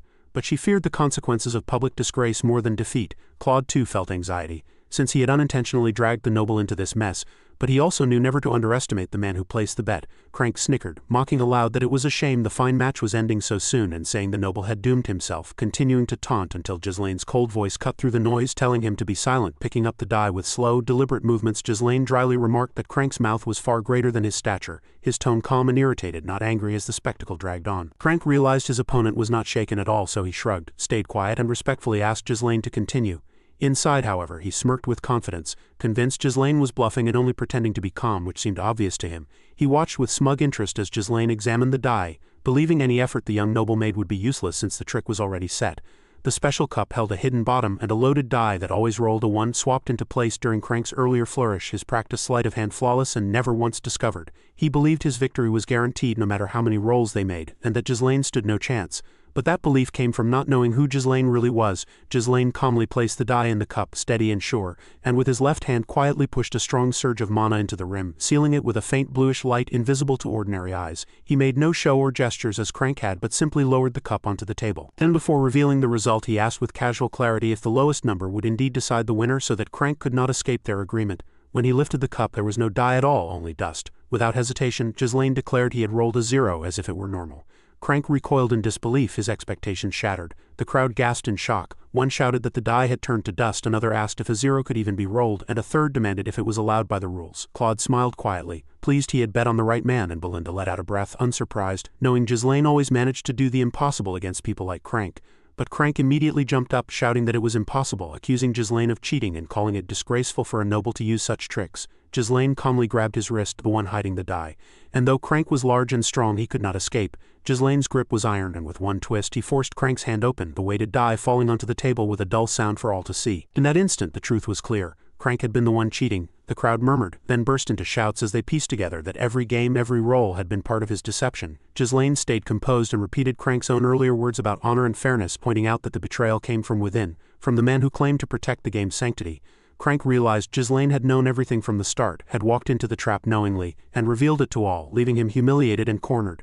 So he did the only thing he knew. He drew his blade with a snarl and lunged for Ghislain's head. Ghislain calmly stepped aside as if it were nothing, the sudden violence stunning the room. Belinda reached for her weapon while Claude stared in shock, unable to believe a blade had been swung. Belinda, however, was used to such scenes, while Claude found it surreal and frightening. Still unshaken, Ghislain looked at Crank and said he would have respected him more if he had simply shown his true self from the start, since there was no point pretending to be courteous when he was nothing more than a thug and a conman. As if on cue, the two men beside Crank drew their swords, their movements showing desperation. They thought that if they killed the noble now, they could change the story and escape the consequences. Crank pretended not to understand Ghislain, but it was already too late. With no way out, he gave the order to attack, and his men obeyed instantly. They did not realize they had already lost control. They had awakened a power they could not understand. Ghislain had shown mercy before, maybe too much, but if pushed, he could destroy the entire place without hesitation. Crank did not hold back. He shouted for his men to charge, and they rushed forward, unaware of the strength of the opponent before them. They had no idea their target was far beyond what they could handle. Ghislain showed no fear, ready for anything and unwilling to retreat. When the first man lunged, Ghislain slipped aside with ease, the second man an act right after, but Ghislain leapt cleanly upward, dodging both strikes. Using their shoulders as stepping stones, he launched himself straight toward Crank in one bold, smooth motion. Crank flinched, startled by the sight of the young noble flying at him, but forced himself to react. He swung his sword, trying to strike before Ghislain landed, but Ghislain was too fast. The blade cut through empty air in a flash. Ghislain landed behind him, his sword already drawn and its tip resting against Crank's bare neck. Every movement was swift and graceful. Crank froze, realizing he had been completely defeated, sweat running down his face as the truth sank in. He had no chance to react or fight back. His two men turned in shock, seeing their leader, the strongest among them, beaten in an instant. The next moment they too were subdued, one with a dagger at his neck and the other with a sword at his chest. Control of the scene was absolute. If Ghislain wished, he could have killed them all at once. Ko and Belinda had arrived, carrying out their support perfectly. Against them, Crank's men stood no chance. Their flawless teamwork left no way to resist or escape. Carl remarked with dry humor that the fools should have chosen their target more wisely, finding amusement in their hopeless attempt. Belinda, calmer, turned to Ghislain and asked what to do next, deferring to his decision. Staying composed, Ghislain told Crank that as planned he wanted to take Claude and the money he had won. His words carried a sharp warning. Even with a blade at his throat, Crank tried to resist, his pride clinging to denial, but Ghislain did not waver as he passed judgment. Crank, as the one running Baron Austin's most profitable den, had been caught trying to cheat a noble from another kingdom. The outcome was certain. The den's ruin was unavoidable. Ghislain's sword pressed slightly against Crank's neck, drawing a thin line of blood. The threat was no longer hidden. It was real and deadly. Crank's body stiffened, powerless under the weight of the young noble's calm but terrifying presence. The intent to kill was clear, leaving no doubt. For Crank, the gambling den was his entire world, and if Baron Austin learned of this, his position would be destroyed forever. That knowledge deepened his fear, overwhelmed his resistance broke. His shoulders sagged as he gave a reluctant, quiet acknowledgement of defeat. He understood now that this young noble was not someone to challenge. The matter was settled. Ghislain smiled faintly as he looked for Claude and suggested they leave at once, but Claude, the cause of all this, was nowhere to be found. He had vanished when the fight began and never returned. Soon, Belinda's furious scream rang through the den. She demanded to know if Claude had really run away. Her voice, full of rage, could not be ignored. Her anger grew as she declared that not only had Claude fled, but he had also stolen all of Ghislain's winnings. Kaur, with irony, noted that a gambler on the run would surely end up at another den before long. Belinda shook with fury, her fists clenched as she vowed to find the man who had insulted them, but Ghislain stayed calm, his tone steady, and told them there was no need to search. He already knew where Claude was headed. Meanwhile, in the streets of Austin Barony, Claude rode quickly on a horse, a sack of gold slung over his shoulder. His face shifted between relief and tension as he pushed onward, his mind racing with thoughts of how narrowly he had escaped.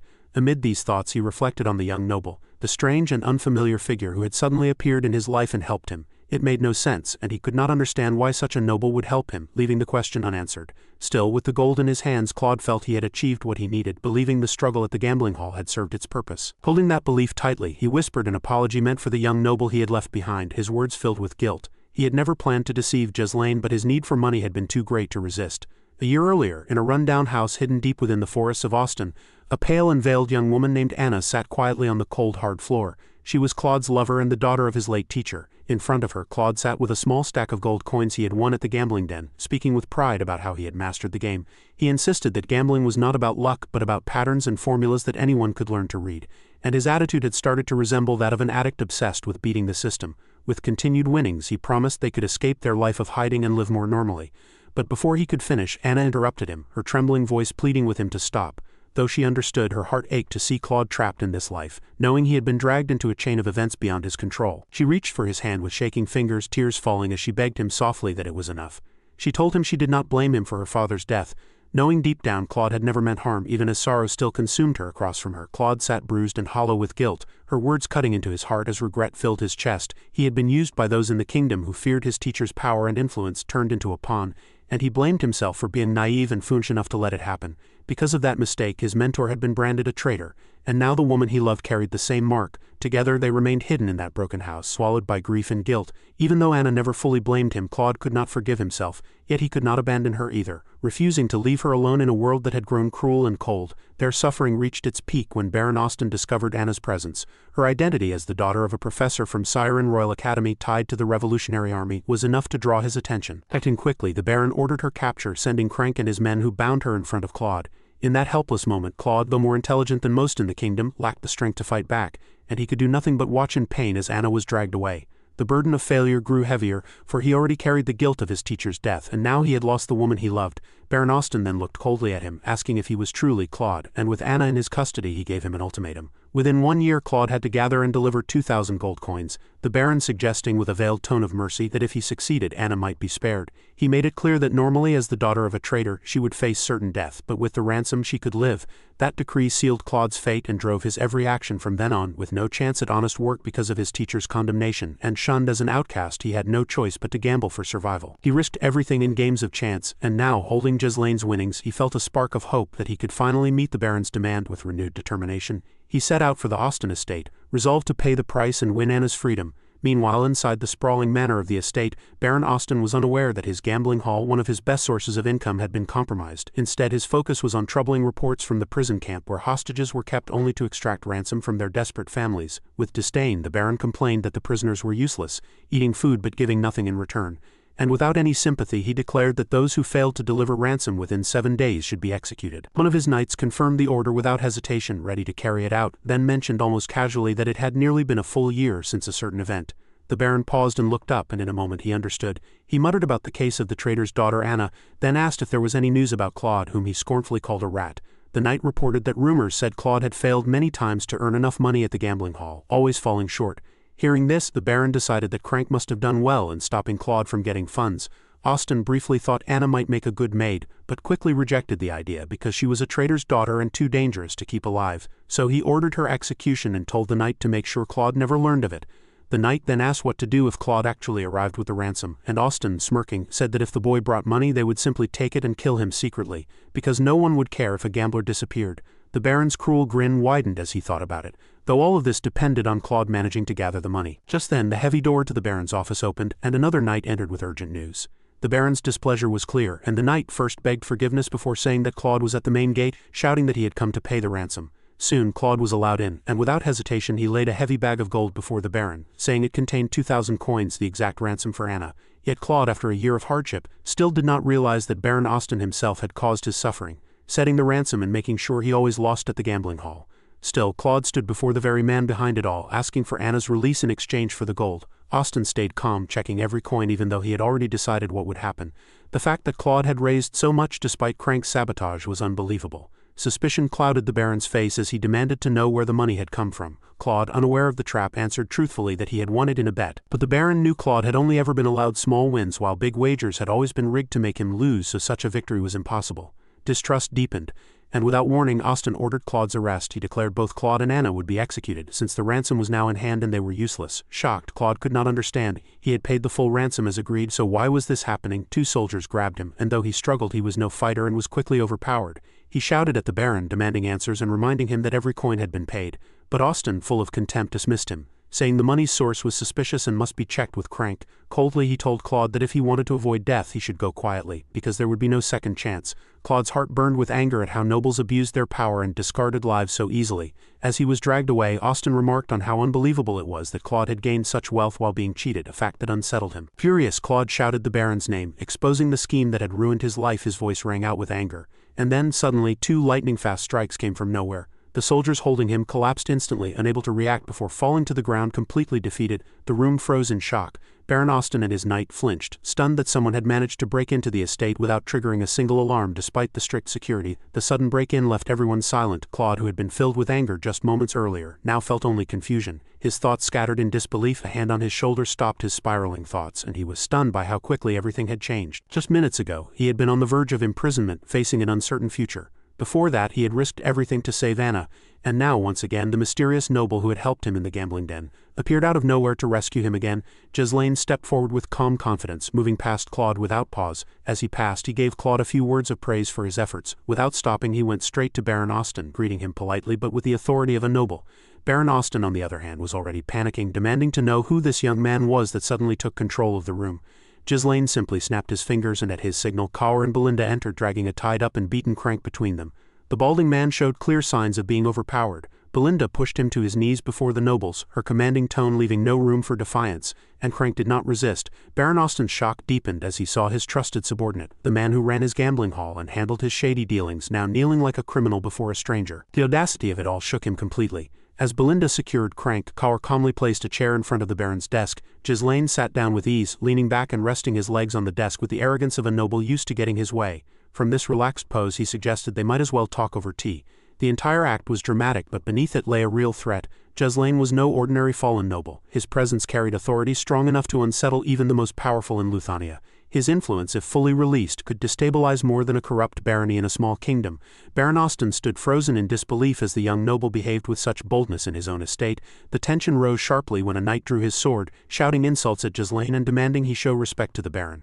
Before he could finish, Kaur drew his own sword with incredible speed, holding the knight at bay. Calmly, Kaur told him he had already done enough and should stay out of the matter. The knight shook with rage, veins bulging, barely restraining himself. Enraged, Baron Austin shouted, demanding to know how Ghislain dared to act this way on his land, and ordered his knights to throw him out. But Ghislain stayed composed, explaining that he was not there to cause trouble. He said he was not only helping Claude but also demanding justice because Crank had cheated him at the casino and he wanted compensation. His calm words filled the room with silence, and none of the Baron's soldiers dared to move. Baron Austin demanded an explanation, and with a word from Ghislain, Belinda threw Crank to the floor. Startled, Crank gasped as Ghislain explained again that Crank, as the gambling house manager, had tried to cheat him, which nearly cost both him and Claude all their money. At last the Baron realized the truth. The sack of gold on his desk, the one Claude had brought, was the bet in question, and Crank had tried to steal it. Crank cried out, insisting he was the victim, but while not entirely false, his claim left out that he had started the scam. Belinda struck him on the head, furious at his lies, and mocked him for his dishonesty. Inwardly, Baron Austin cursed Crank's stupidity, thinking if he wanted to cheat someone, he should have chosen more carefully. Frustrated, he asked Ghislain what he expected him to do. Ghislain replied calmly that cheating in a gambling house where trust was the foundation was unacceptable, and demanded fair and generous compensation for both himself and Claude. Baron Austin hesitated, pointing out that Crank also claimed to be a victim, and asked whom he should believe. He suggested Ghislain take the matter to court, saying he would not take responsibility, but Ghislain dismissed the idea, warning that it was in the Baron's best interest to handle the matter himself. Confused, the Baron asked why, and Ghislain explained that the Kraken gambling house attracted nobles from other nations and had earned a strong reputation. He had heard that more than half of the territory's revenue came from its business. Ghislain explained that if rumors spread about cheating inside the establishment, it would look as if the Baron had set up a scam against the nobles, and this could destroy Baron Austin's entire future.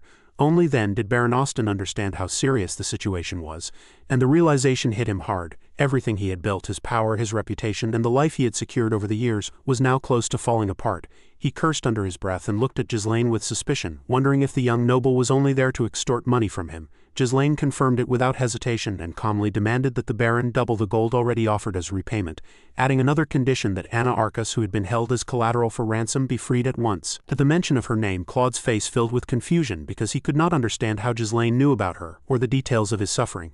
He could not piece together how Ghislain had such knowledge, and on top of that, Ghislain seemed to know about the struggles he had gone through and had arrived at the exact moment to stop him from being trapped again. Claude's mind was full of questions, as his teacher's betrayal was already known across the kingdom, yet Ghislain chose to intervene in person, which puzzled him even more. With firm resolve, Ghislain said that if Baron Austin agreed to both conditions, the money and Anna's release, he would let the matter go, and the cheating, the lies, and the insult to the nobles would all disappear as if they never happened. For a short moment Baron Austin seemed to consider the terms, muttering to himself as though realizing the weight of the matter, but suddenly he roared with anger and shouted insults at Claude, calling him an ungrateful wretch. Claude, unaware of the trap around him, was confused and overwhelmed, and then chaos erupted as soldiers stormed in. Baron Austin, filled with anger, shouted that he had once given Claude a chance to save a woman who should have been executed, and twisted the story to make Claude look like a traitor working with foreign nobles to betray the barony. Kaur quickly ordered Claude to step aside, showing he was ready to face the soldiers, while Belinda scoffed and dryly joked that they had become accomplices. Ghislain then asked her for a dagger. Furious, Baron Austin shouted that if everyone died here,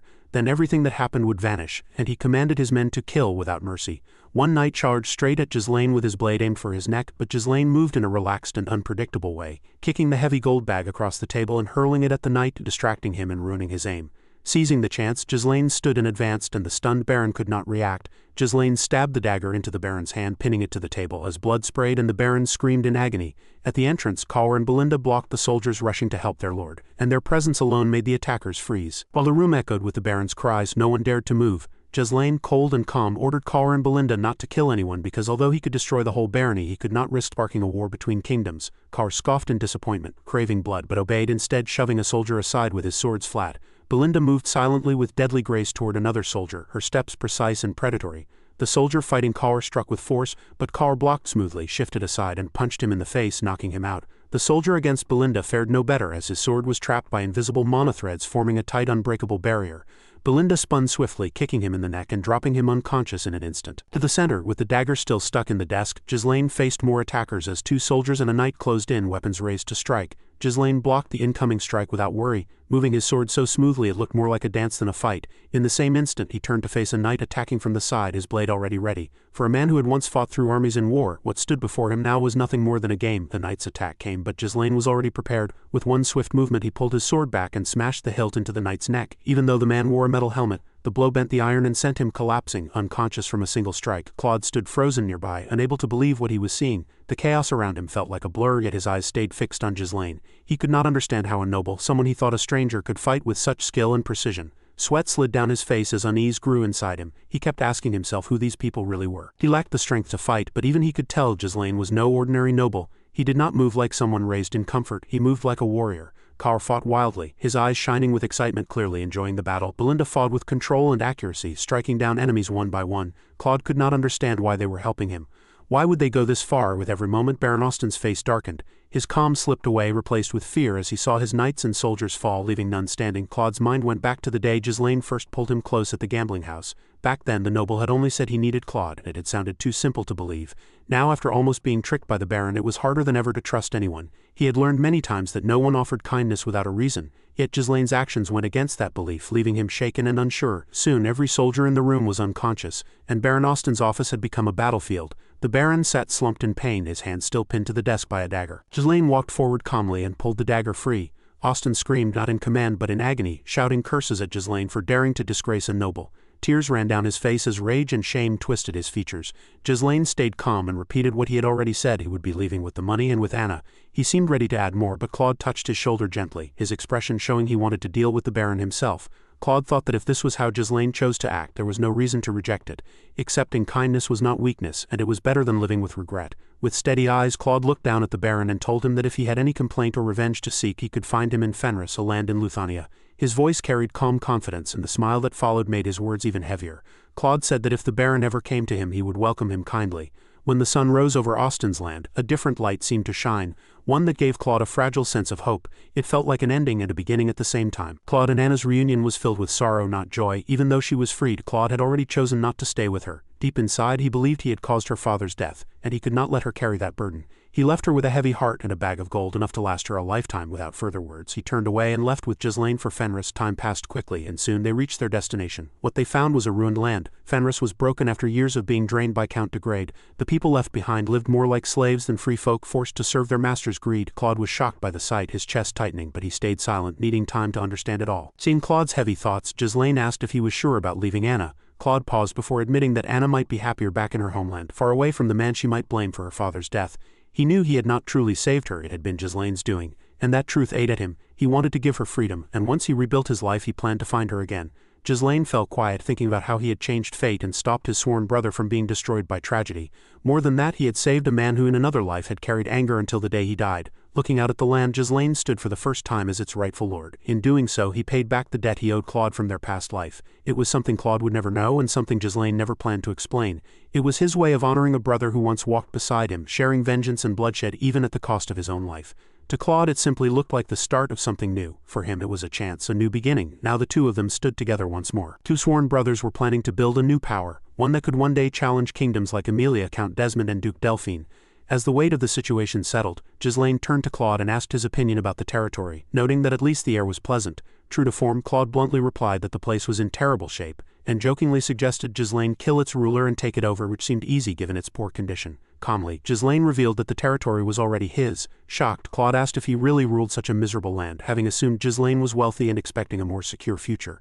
Ghislain, taking no offense, put an arm around Claude and announced that he would now serve as the head steward. Sweeping his hand over the barren fields, ruined buildings and wounded land, Ghislain declared that Claude's job was to restore it. Since Claude had chosen not to stay with Anna, Ghislain gave him this far more demanding task. After a pause, Claude admitted he might want to be with Anna and asked to leave, but Ghislain firmly told him it was too late. Meanwhile, in Desmond Castle, Count Desmond called a tense meeting with his vassals about the failed war where Count de Grade had tried and failed to take Perdium. Silence filled the room, fear of Desmond's wrath palpable. Desmond's pride was wounded. He could not believe that a poor territory like Perdium had defeated his plan and his elite commander Victor.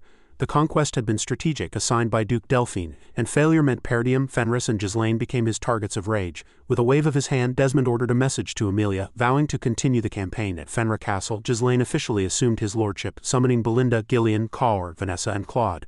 Ghislain, now in formal noble attire, recognized those who had stood by him, granting them official roles as Fenris soldiers with opportunities to rise to knighthood. He explained he would use rare runestones from demonic forests to rebuild Fenris and prepare for a coming cataclysm, making it clear the time for reconstruction had begun. He ordered immediate action, and his followers responded in unison. Ghislain then appointed Claude to oversee all administration in Fenris. Walking through the ruined streets, Ghislain outlined Claude's tasks: a full population census, securing 6 months of food, restoring agriculture with oxen, plows and clearing forests for farmland, using powdered blood python bones as fertilizer. Ghislain also listed rebuilding warehouses, digging drainage, constructing irrigation, roads, markets and other infrastructure. Overwhelmed, Claude realized his responsibilities were enormous, covering administration, logistics, finance, civil affairs, taxation and more.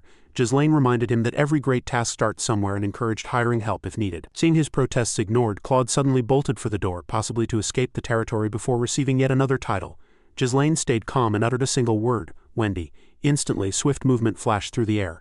A woman in a maid's uniform appeared silently, like a shadow separating from the wall. Without making a sound, she threw a rope toward Claude, her aim as quick and precise as Belinda's threads. The cord wrapped around him perfectly, binding him from ankle to shoulder, and he fell forward, unable to move. With her job done, the maid calmly introduced herself as Wendy, Claude's personal bodyguard assigned by head maid Belinda. She had been secretly following him since Ghislain took office, revealing herself only now under orders to prevent Claude from avoiding his duties. Ghislain had expected this. He knew Claude well. Though Claude would complain, struggle and try to run, he would eventually adapt. Ghislain thought the start was always the hardest, but once Claude gained momentum, he could handle complex responsibilities naturally. As days passed and rebuilding continued, Ghislain inspected the territory regularly, with Claude accompanying him and Wendy quietly watching. Since Claude lacked combat skills, having a capable bodyguard was necessary.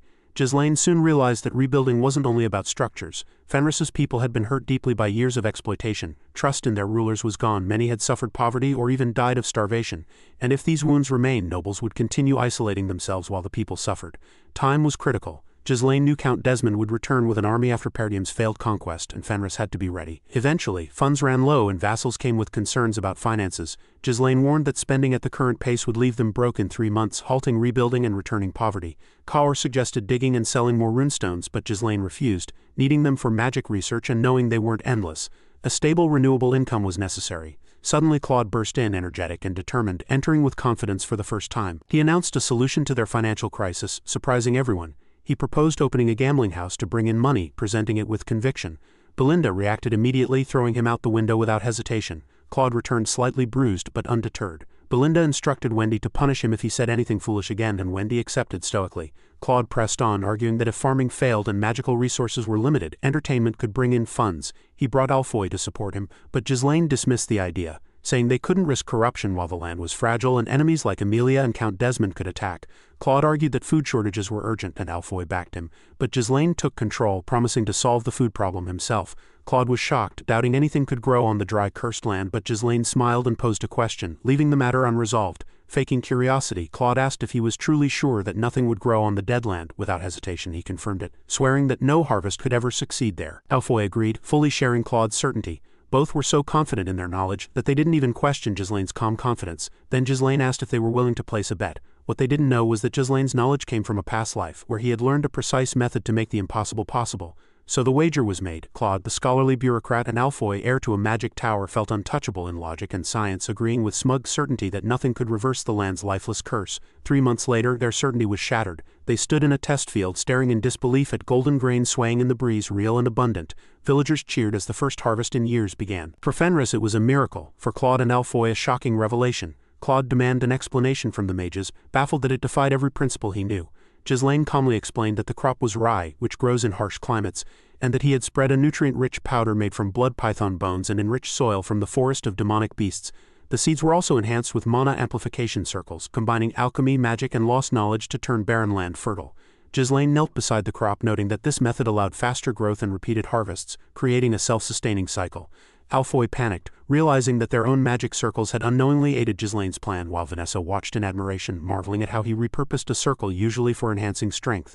Ghislain offered no full explanation, since the idea came from a future he had lived, during a time of calamity when such techniques were shared across the continent. The mana amplification circle, usually used on humans or weapons to boost runestone power, had never been applied to seeds before. Many had protested using valuable runestones on wheat, but the undeniable success silenced them. Ghislain knew the theory was his burden. What mattered was that Fenris could now grow its own food and thrive, with surplus for trade and revenue. Joyful cheers erupted as villagers celebrated, vowing to follow Ghislain and never starve again.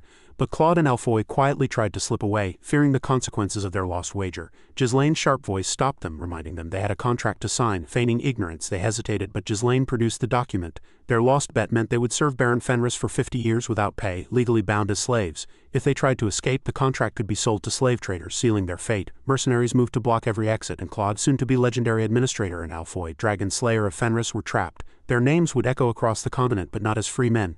To the people of Fenris, they were simply servants of their lord, bound by contract and by fate. Their future was now firmly in Ghislain's hands. With the first harvest finished, Fenris now had something it had lacked for decades, a steady supply of food. The land no longer had to depend only on runestones to survive. Those magical stones could now be used for more than just funding. Taking advantage of the moment, Ghislain turned to another matter. He met with Hubert, the head of the Scarlet Magic Tower, who had recently arrived. Without any ceremony, Ghislain asked for a branch tower to be built in Fenris. Hubert blinked in surprise. He had come only to congratulate Ghislain on winning the territorial war and becoming lord, so the request shocked him. Trying to understand, Hubert asked Ghislain to explain, but Ghislain simply repeated the request firmly, offering no further details. Hubert was left confused. What had been expected to be a ceremonial visit had instead become the start of something much larger. Hubert stood silent as Ghislain, ever calm, explained the truth behind his so-called victory over Degrade's one-sided declaration of war. The success, Ghislain said, had only been possible by detonating the runstones. Runstones that had originally been intended for sale to the magic tower. Those same runstones had been destroyed on purpose. The news hit Hubert like a landslide. He was stunned. He had never heard of such a tactic before. At least not in any official records from Perdium's victories. His mind raced as he tried to comprehend it. The idea that such valuable runestones had been intentionally sacrificed was beyond understanding. Ghislain continued, explaining that if Fenris, still weak and barely recovering, were attacked again, he would have no choice but to destroy the runestones meant for the magic tower. Hubert's face twitched in disbelief at Ghislain's extreme reasoning, unable to understand how the man could speak so casually about using magical resources as weapons. But Ghislain had already moved to his next point. Using the previous incident as leverage, he pressed Hubert to establish an official branch of the Scarlet Magic Tower within Fenris. Not only that, he demanded more mages be sent to support it. Cornered and frustrated, Hubert gave in. There was no way to argue with a man who had already shown he would destroy sacred resources if necessary. He agreed to Ghislain's demands. The mages, once reassigned to Fenris, were quickly drafted into Ghislain's fast-growing list of projects. Despite their prestigious training, they now laid foundations, built homes, carved canals, and helped restore churches. Each day left them thinner, wearier, stripped of the silk robes and refined halls of the magic tower.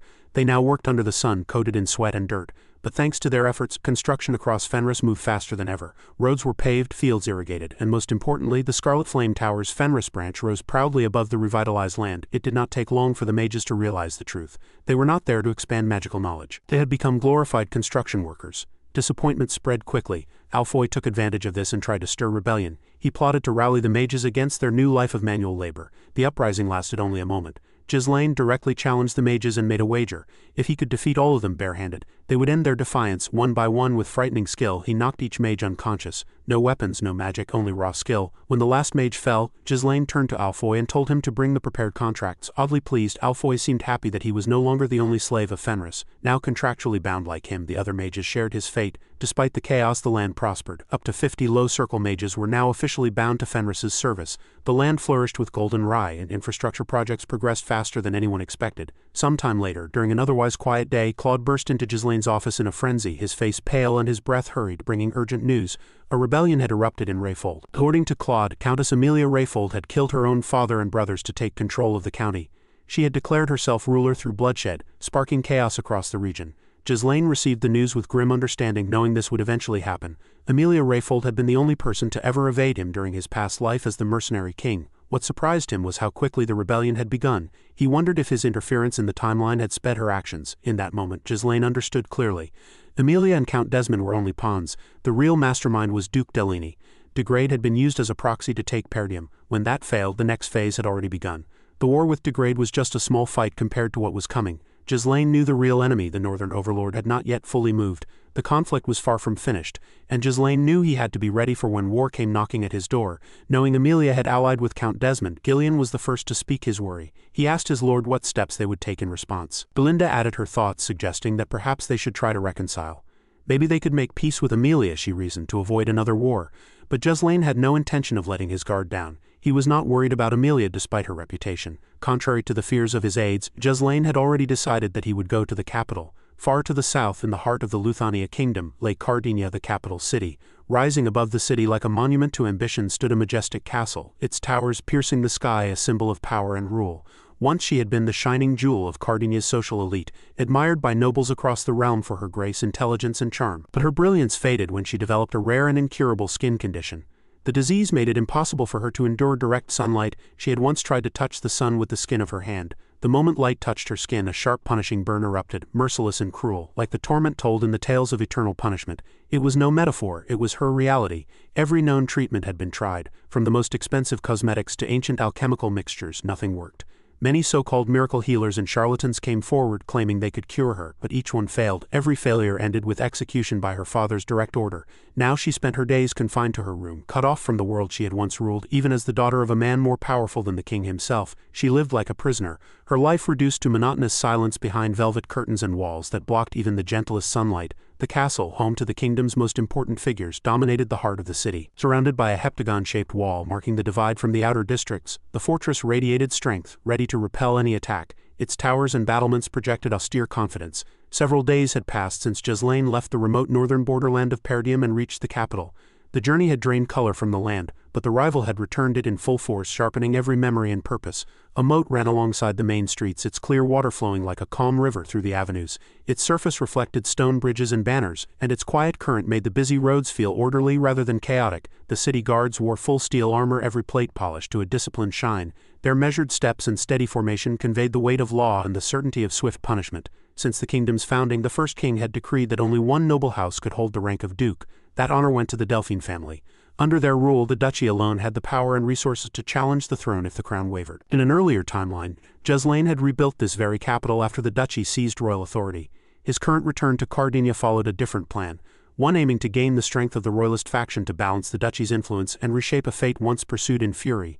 Meanwhile, the mercenaries traveling with him were awestruck by the capital's size and finish. Compared to Cardinia, Fenris seemed like a child's model. Even Gordon, usually blunt and unfazed, admitted that Fenris had no real castle at all, a careless observation that prompted Caller to warn him to keep such thoughts away from the captain. Inside the carriage, Vanessa examined market stalls where merchants sold materials not even found in the Magic Tower's stores. Unimpressed, Alfoy scoffed at her amazement, noting that nobles had poured far more effort into perfecting the capital than the tower had ever invested in itself.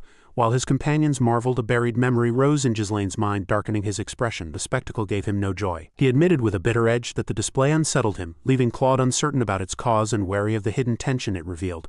A tight, joyless frown hardened Ghislain's face as he lifted his gaze to the walls and streets. The grandeur struck him as deliberate, meant to demand submission, and part of him longed to reduce it to rubble. He knew the role he had once played here, yet explaining the path that led him to it would sound insane to those around him.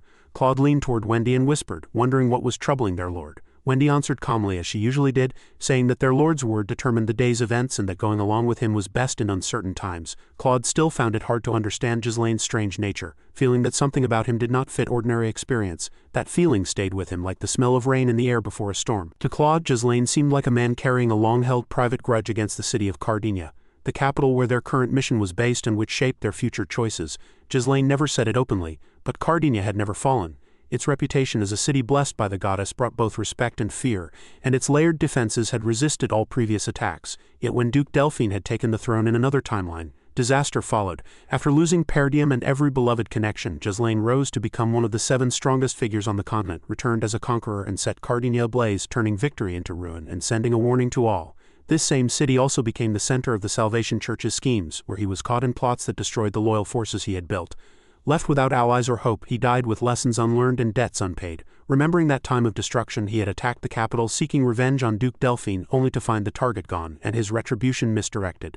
The damage fell on walls and streets, not the hand that signed the orders. Consumed by vengeance, he made enemies of almost everyone, realizing that nothing meaningful could be achieved alone, even with every mercenary under his command. With the royalist faction still able to check the Duke's progress now, Ghislain decided to oppose the Delphine line by joining those who could balance power and prevent the realm from burning again.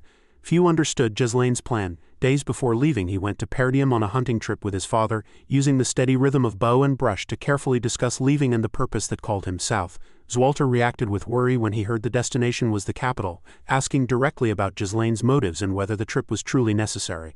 Weighing the risks against the small advantage of appearing in Cardinia, Ghislain confirmed that the journey was important for his larger goals. This reassurance led Zwalter to ask about Fenris, whose borders and granaries needed constant attention even in peaceful times. To calm that worry, Ghislain promised a full year of supplies for Perdium and asked that Homer and Randolph be posted in Fenris to maintain order while he was gone, a deal designed to stabilize both regions at once. Homer and Randolph reacted with open delight at the extra supplies, making refusal unlikely. Excitement replaced caution, and duty fit neatly with relief.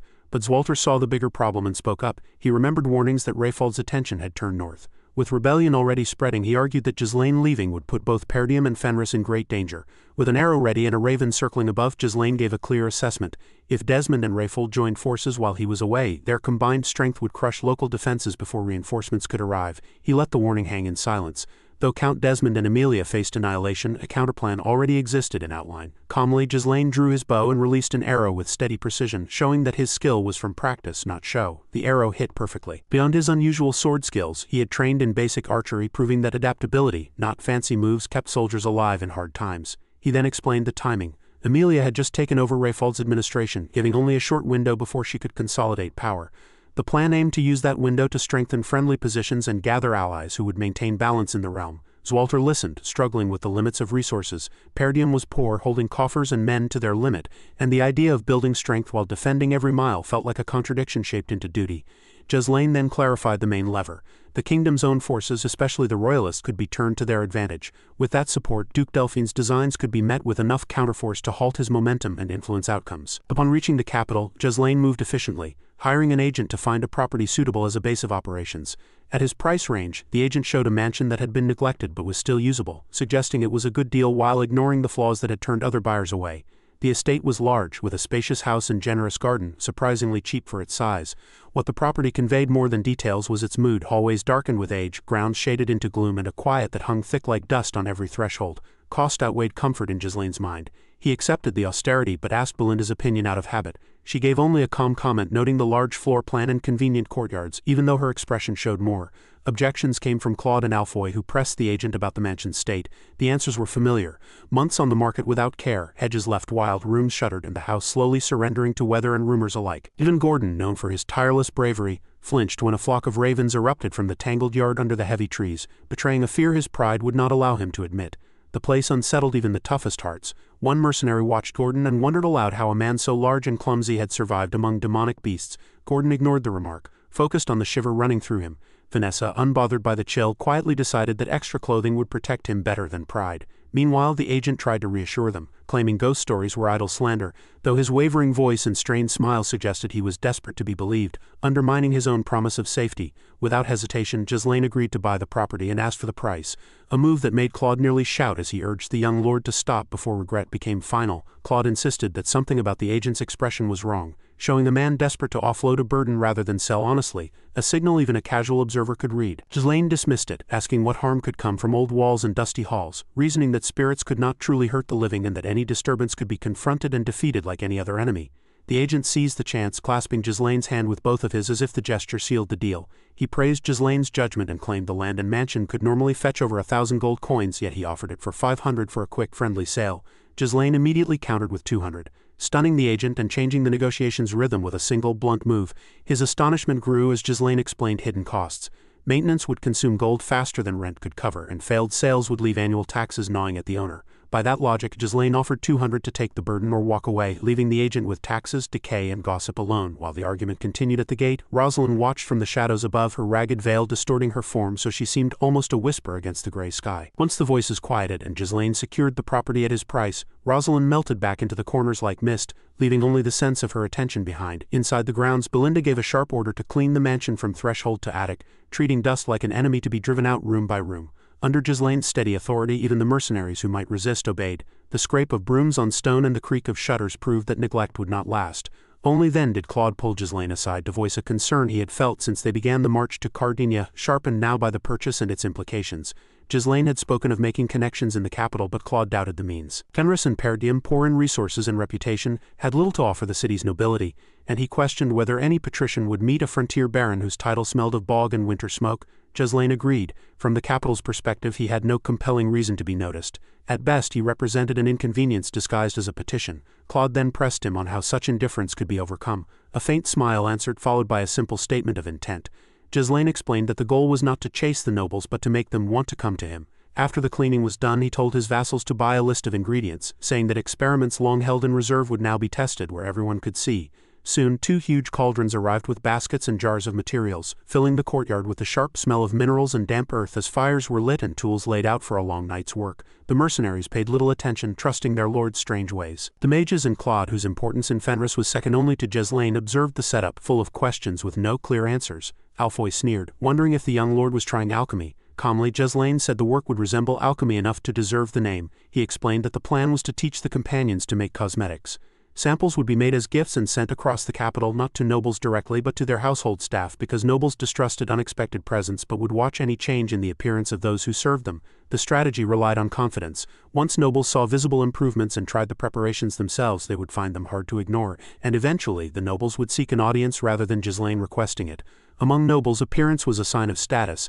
Beauty showed power and polish showed dignity. They pursued perfection with great effort and expense, striving for flawlessness at court and banquets. The plan drew on knowledge of the future. Eventually, it would be revealed that lead, mercury, and chalky powders, common in cosmetics of the era, harmed skin and health. The Delphine family had used this to make safer cosmetics and grow wealthy. Ghislain now possessed the key recipe from the fallen Delphine estate. At the time, the conqueror had no need for it, seeing the formula for Deneb, a refined cosmetic, as elegant but irrelevant to war. production started immediately. The mages helped turn zinc into a fine powder, beeswax was melted in a double boiler, then mixed with evening primrose oil and shea fruit extract to form a smooth base. Zinc oxide was sifted in, and an oil blessed by fairies was added to brighten and stabilize the cream. The mixture thickened into a velvety cream, free of the chalkiness of old cosmetics. Supplies were a challenge.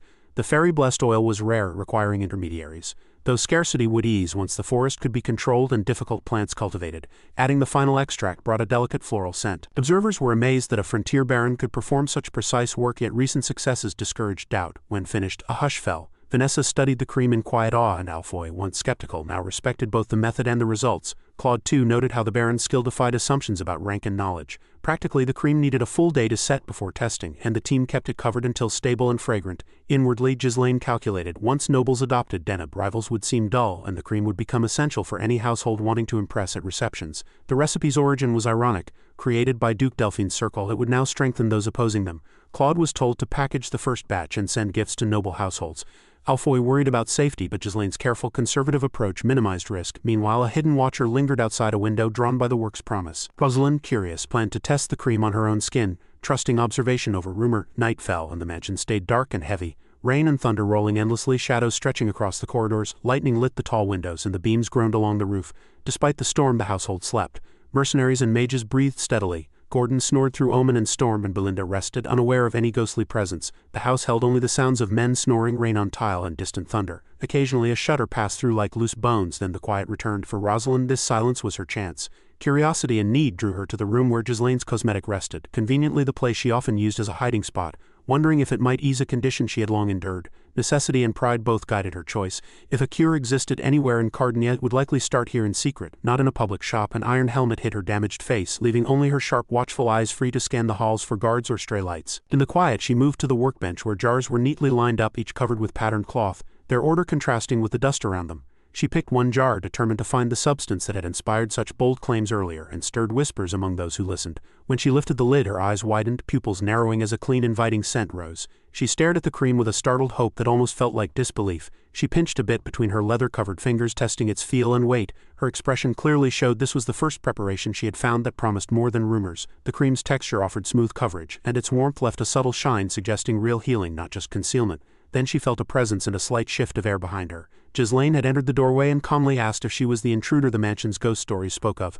Rosalind spun around at the voice. Belinda might have been fooled before, but Ghislain's perception was sharper, and hiding now felt flimsy. The certainty in his recognition pierced her armor more sharply than any sword, and in an instant her focus shifted from stealth to survival. Ghislain, reading her quickly, spoke with calm confidence, confirming that the cream's effects were genuine. Thunder roared as the rain poured harder. Rosalind stood with tangled hair, a torn white robe, and a heavy helmet hiding her face, looking like a ghost. But Ghislain showed no fear. He saw her outfit as a disguise, not a sign of doom, and focused only on her stance and reach. Then she moved. A blade shot from her sleeve as she lunged, eyes cold with a killing intent that offered no warning. Ghislain reacted instantly, drawing his sword in a smooth arc to meet her charge. She reached him in one stride and struck for his throat, but he blocked it with practiced ease, turning the blade aside. She spun into another cut, but he sidestepped and pivoted, letting the attack pass as he regained distance and control. The polished stone floor echoed softly with every step, a rhythm marking their duel. Rosalind attacked with relentless fury, while Ghislain countered with calm precision. Their blades clashed, ringing through the hall like tolling bells. Her speed pressed against his steadiness, her aggression against his discipline, yet neither gave an inch. She tried to break through, striking wide and hard, but he caught the blow along his back, holding ground without faltering. Both stepped back at once, pausing to measure each other under the rumble of thunder.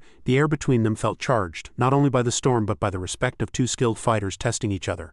Ghislain studied her stance in the quiet between thunderclaps and recognized the style. It was a school he remembered from the past. Rosalind advanced again, blade cutting down with the confidence of training. Ghislain met her strike on the center line, absorbing its force without losing balance. She twisted to gain leverage, but he gave only what pressure was needed, keeping his movements fluid. Her blade curved and spun like a dance, graceful but deadly, each motion a test of his control. They traded cuts and parries in tight succession. She tried to break his rhythm, but he guided the pace, limiting her choices. Despite her ragged clothes and the iron helmet, her posture carried elegance. The grace of a dancer turned to battle. She struck down hard, but Ghislain rooted himself and met her stroke cleanly. In that instant, he slid his free hand under the guard and seized her wrist, stopping her motion with exact control. Then he pulled her close and traced his blade along her neck, not cutting but showing her the limit she could not pass. For a moment she froze, surprise flashing in her eyes. Her stance, her style, and her determination made Ghislain recall a name from his past. He wondered what young woman would choose to haunt a ruined mansion in the middle of a storm, and whether she had ties to the Branford family. The very thought of that name seemed to change the air. Suddenly Rosalind tore free and leapt toward the nearest exit. Ghislain did not pursue, letting her escape. Moments later, Belinda and Ghislain rushed into the hall, breathless and shaken, demanding to know what had caused the noise that shook the walls and windows. They looked around the shadows but found no intruder, only the sharp scent of steel lingering in the air.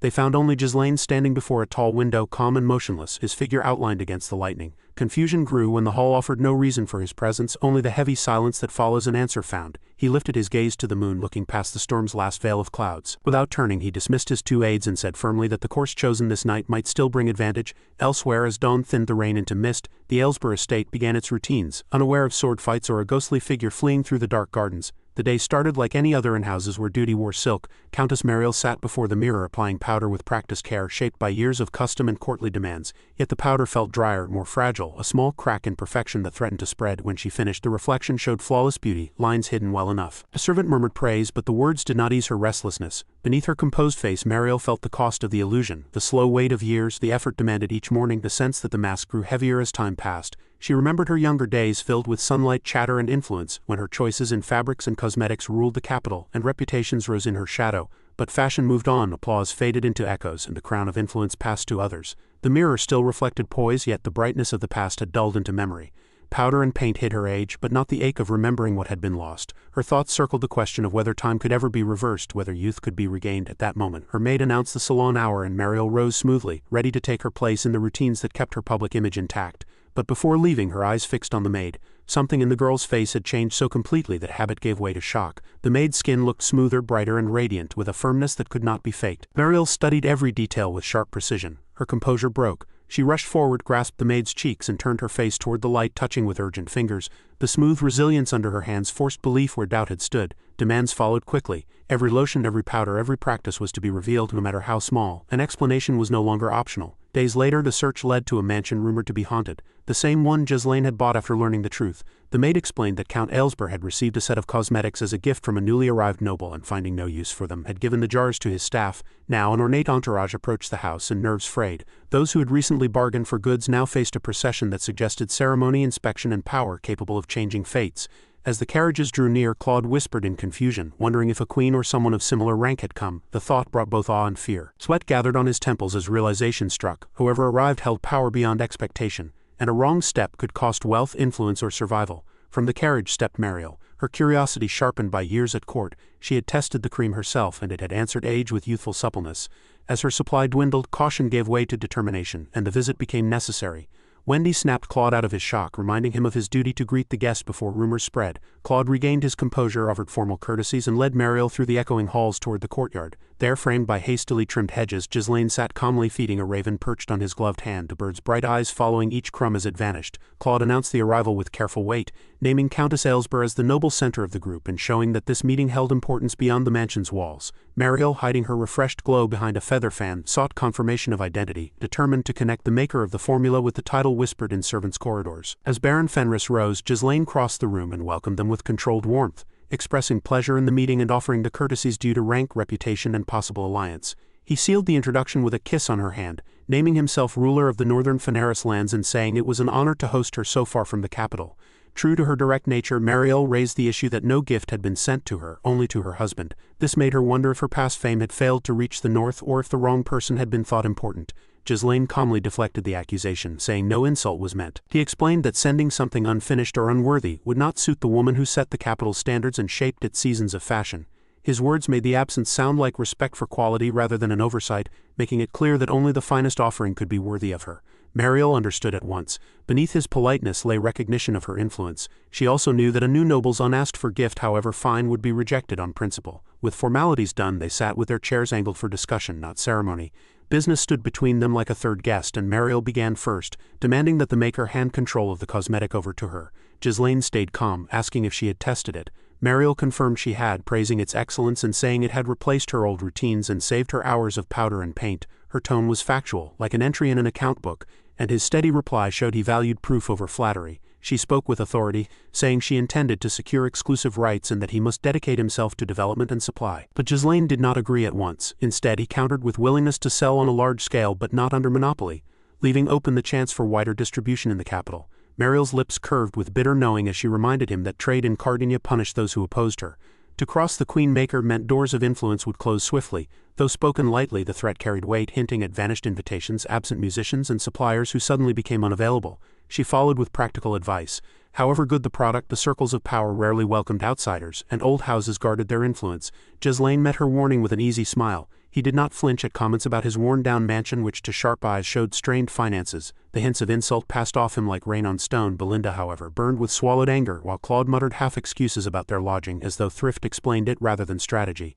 But Ghislain only observed that the supply price would not be gentle and asked if that was acceptable. Beryl dismissed the concern, boasting that Aylesbury wealth could meet any cost if value required it. Then came his price, 100 gold per jar. The number fell like a challenge. For many commoners that sum meant a lifetime of modest security. A single jar could buy a cottage roof, a craftsman's tools, or a widow's survival. The comparison hung heavy in the air, pressing on breath and temper.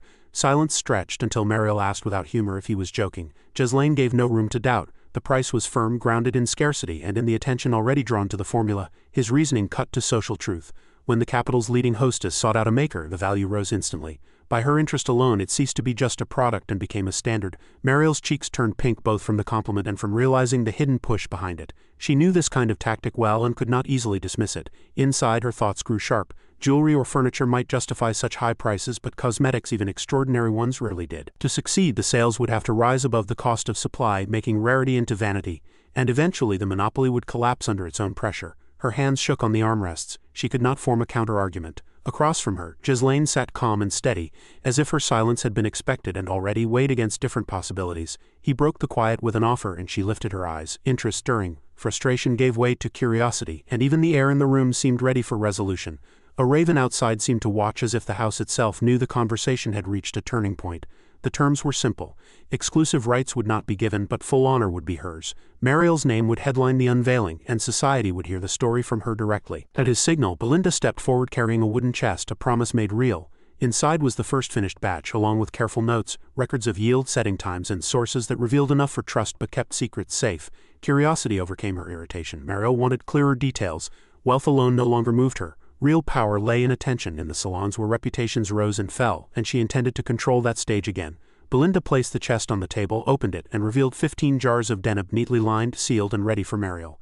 At the sight of them, Mariel's eyes widened in shock. Ghislain had already prepared exactly what a fading social leader needed most, and the thought of being anticipated unsettled her pride as much as it excited her. Ghislain explained that he had crafted the cosmetics himself. Calling them deneb meant both as a gift to mark their new partnership and as proof of his serious regard. Holding one jar, he remarked that many nobles still had no idea of its effectiveness. He presented the cream not just as another product, but as one capable of reshaping the market itself. His offer came carefully. Mariel would have the honor of leading its introduction, proving that its promise was real and placing herself at the center of its success. Understanding came quickly. If she became the voice of praise, the city would give her credit for the unveiling, renewing her influence with fresh momentum instead of fading memory. A soft smile touched her lips as she lowered her feather fan, showing approval of the elegant pitch. She thought to herself that the Baron of Fenris knew how to weave flattery with persuasion. She closed the chest, signaling her agreement with finality. Rising, she restated the deal clearly. Production and distribution would remain in Ghislain's hands, while she would lead society to follow the fashion he intended to set in the capital. Ghislain bowed in respect, quietly assured that despite the rough beginning, the talks now followed the path he had planned all along. He escorted Mariel to her carriage, where she promised that her support would be offered whenever it lay within her power. It was both farewell and a warning to rivals. Then Ghislain, seizing the moment, asked for one more favor that matched the balance of their exchange as neatly as the gift had matched her pride. With calm certainty, he requested that she deliver a message to Marquis Branford. The Baron of Fenris claimed to have a solution for the Marquise's daughter's illness and was ready to prove it. Later that day, as the sun sank and painted the clouds a deep red, the Marquis received the words carried by Countess Mariel. Her name as courier gave the note weight, combining boldness with opportunity. The Marquis already knew of Ghislain, since keeping track of notable figures was part of his work and influence. But the problem of his daughter was private, which only made him more curious that a northern baron dared to claim he could cure it. Money began to pour in. Cosmetic sales grew quickly, and Claude, staring at ledgers that grew thicker by the hour, could hardly hide his amazement. He called it a fortune born from a single shift in society. He was astonished that demand had risen so sharply after just one meeting with Mariel, believing her name spread faster than gossip. Even Alfoy, who disliked trade, admitted that such wealth could pay a lifetime of wages without running out. Claude, caught up in the rush, almost suggested abandoning the slow work of developing Fenris for the quick profit at hand. But Wendy, calm and practical, kept his enthusiasm in check.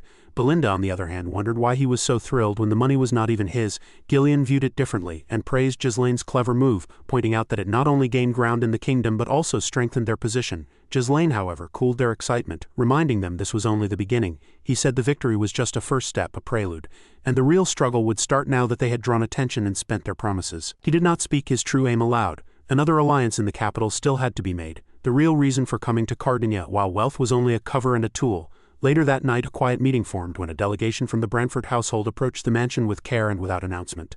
Only Ghislain noticed, and he went alone to hear their message. A knight in full armor waited in the courtyard, dark steel catching no light. In a low formal voice the knight confirmed whether the man before him was truly the Baron of Fenris, the one who claimed to have cured the Marquise's daughter. When Ghislain confirmed, the knight delivered the summons. Marquis Branford demanded his presence. The following evening, with a small escort, Ghislain went to the Branford estate. His steps were steady, unhurried, and filled with confidence. Golden light shone through tall windows, but the hallways felt cold and strict. The silence came not from neglect but from the discipline of guards who kept order so tight that even sound seemed restrained, yet the severity held no hostility, and Ghislain was admitted at once without delay. Inside, the Marquis sat in a quiet chamber. A vassal stood behind him, and a single guard nearby, protection kept light, meant to show strength rather than fear. Ghislain entered, calm and composed, with Belinda and Claude at his sides. His aides showed their nerves clearly, for this man shaped the kingdom's policies and could decide fates with ease. Marquis Branford, royal minister, leader of the pro-royalist faction and one of the most powerful men in the realm, often opposed the Delphine line. Rumor claimed he influenced nearly every royal decision. As the visitors entered, the Marquis did not immediately look up, his focus fixed on papers and seals. To Ghislain this was the strongest ally he could hope for against Duke Delphine. The three bowed and Ghislain offered formal greetings, naming himself with the precision of a soldier's report. The Marquis's face remained unchanged, his stern eyes still on his work. The silence stretched, forcing the room to follow his pace. At last the Marquis raised his gaze and said he knew the Baron of Fenris to be the son of Margrave Walther Perdium, heir to the Northern March. After a pause he continued, saying the young Baron was known for arrogance, for defeating Degrade in war, for killing a count, and for seizing a lord's seat through strength instead of inheritance. Ghislain did not reply. His composure held firm before one of the greatest powers in the kingdom. The Marquis observed that the son was very different from his father. Zwalter was remembered as a lord who was kind and fair, loyal to the crown and faithful to the traditions that guided the nobility. Ghislain agreed inwardly that this description was accurate. The royal minister kept watch over distant events just as closely as those at court, and no disturbance escaped his records. From what Ghislain knew, Branford was more than just a minister. He was the kingdom's greatest source of stability. Without his loyalty to the king, the realm might already have fallen to Delphine's ambition. Ghislain also knew that every matter of the kingdom, whether small or great, eventually passed over the Marquise's desk without Countess Marielle, a fellow royalist who quietly supported him. Ghislain would not have gained such quick access. Marquis Branford gave the smallest gesture toward a seat, and a servant silently placed a chair in place. As Ghislain stepped forward, he noticed a jar of deneb on the table and guessed that the household might have already tried it on Rosalind's skin. He sat calmly, waiting for the minister to set the pace. The message he brought was simple. He claimed he could cure Rosalind's condition, but he needed her father's approval before beginning the arrangements. The Marquis began by naming this claim and weighing the boldness of it, since it involved his daughter's life. A faint smile touched Ghislain's lips as he confirmed the promise, saying firmly that Rosalind's illness was within his power to cure. The Marquis exhaled like a man used to gambles of blood rather than coin, hearing in Ghislain's certainty a willingness to risk everything. He pointed out that Ghislain had not yet met his daughter and asked how he could hope to treat an unknown illness long resistant to cures without even seeing her. Ghislain replied that he had spent his time in the capital gathering both rumor and fact, and that he had once cured a very similar sickness before. The minister was impressed by his calmness, and the young lord responded with steady respect that was neither pleading nor desperate. But then the meeting shifted. The Marquis dismissed him, surprising Ghislain before he could react. The explanation followed with the weight of experience. Others had made the same promise before and failed, and those failures had cost lives when excuses fell apart under scrutiny. The minister added that Ghislain's talent was worth protecting, and he had no wish to see a capable youth waste his life on a promise that would break once tested. Ghislain understood the cold calculation and saw in it the father who had already pursued every possible cure until hope had worn thin. He asked if the minister no longer wished for a cure at all. The Marquis replied with practical calm that flawed skin would not kill his daughter, and death was too high a price to pay for vanity. Ghislain answered that the lady herself might think differently, for a life lived in constant shame is still a wounded life even when the body remains strong. The Marquis knew his daughter's despair, but his experience told him that another failure would only add to the list. At last he revealed the true purpose of the meeting. He wanted to test Ghislain's conviction, not just hear comforting words. He looked for the face of a man who understood the risks and would not rely on luck. Ghislain's confidence did not falter. He declared with certainty that his method, knowledge, and outcome would be different from all previous attempts. The Marquis could not know the source of this assurance or how much Ghislain already understood about Rosalind's illness, but in the end Branford gave a grave nod and said, "If life must be risked, then let the attempt be made, for inaction has already wasted enough seasons." Ghislain remained calm, but his companions did not share his composure. Claude and Belinda exchanged confused looks at what seemed to them an unbalanced and dangerous bargain. They could not reconcile the minister's harsh warnings with Ghislain's serene confidence, nor understand the deep reserve from which that confidence came when every sign urged caution. At that moment the Marquis told his vassal to give full support to the Baron of Fenris in his attempt to help Rosalind, and promised that if the effort succeeded, a worthy reward would follow. Ghislain replied at once that no ordinary reward would be enough. Events unfolded as he had planned, and once everything was in place, he asked for a promise. If Rosalind was cured, the Marquis must grant any request he made. The minister was shocked that a young lord would dare to set terms before the most powerful man in the realm. The Marquis fixed him with a steady gaze and told him to repeat the demand, not because he had not heard, but to weigh its boldness. Ghislain argued that a ruler strong enough to hold up a kingdom should find granting one small favor neither difficult nor unusual. The minister asked if he was truly naming a price for saving his daughter, but Ghislain did not back down and confirmed his resolve. He pressed further, asking what good power was if it could not protect one's own family, suggesting that power failing at that point was power wasted. His boldness was undeniable, yet the Marquis found no quick answer. Tension rose in the room. Claude worried about the danger of following a leader who spoke so boldly before such a figure of authority. The Marquis then declared that any price demanded of him would be heavy, and if the young lord insisted on making such a claim, then everything must be risked. Much of what Ghislain might ask was within Branford's power to grant, but his daughter could not be treated like a piece in a game. In answer, the Marquis raised the stakes. Not only must the Baron risk his own life and reputation, he must also place Fenris itself on the line along with every soul who served him, from Elena and Zwalter downward. This extreme response showed how intolerant the Marquis was of bargaining over his child. The question of whether Ghislain could accept such risk carried sharp anger, and the consequences would not stop at Fenris but spread across Perdium as well, too heavy for one man alone.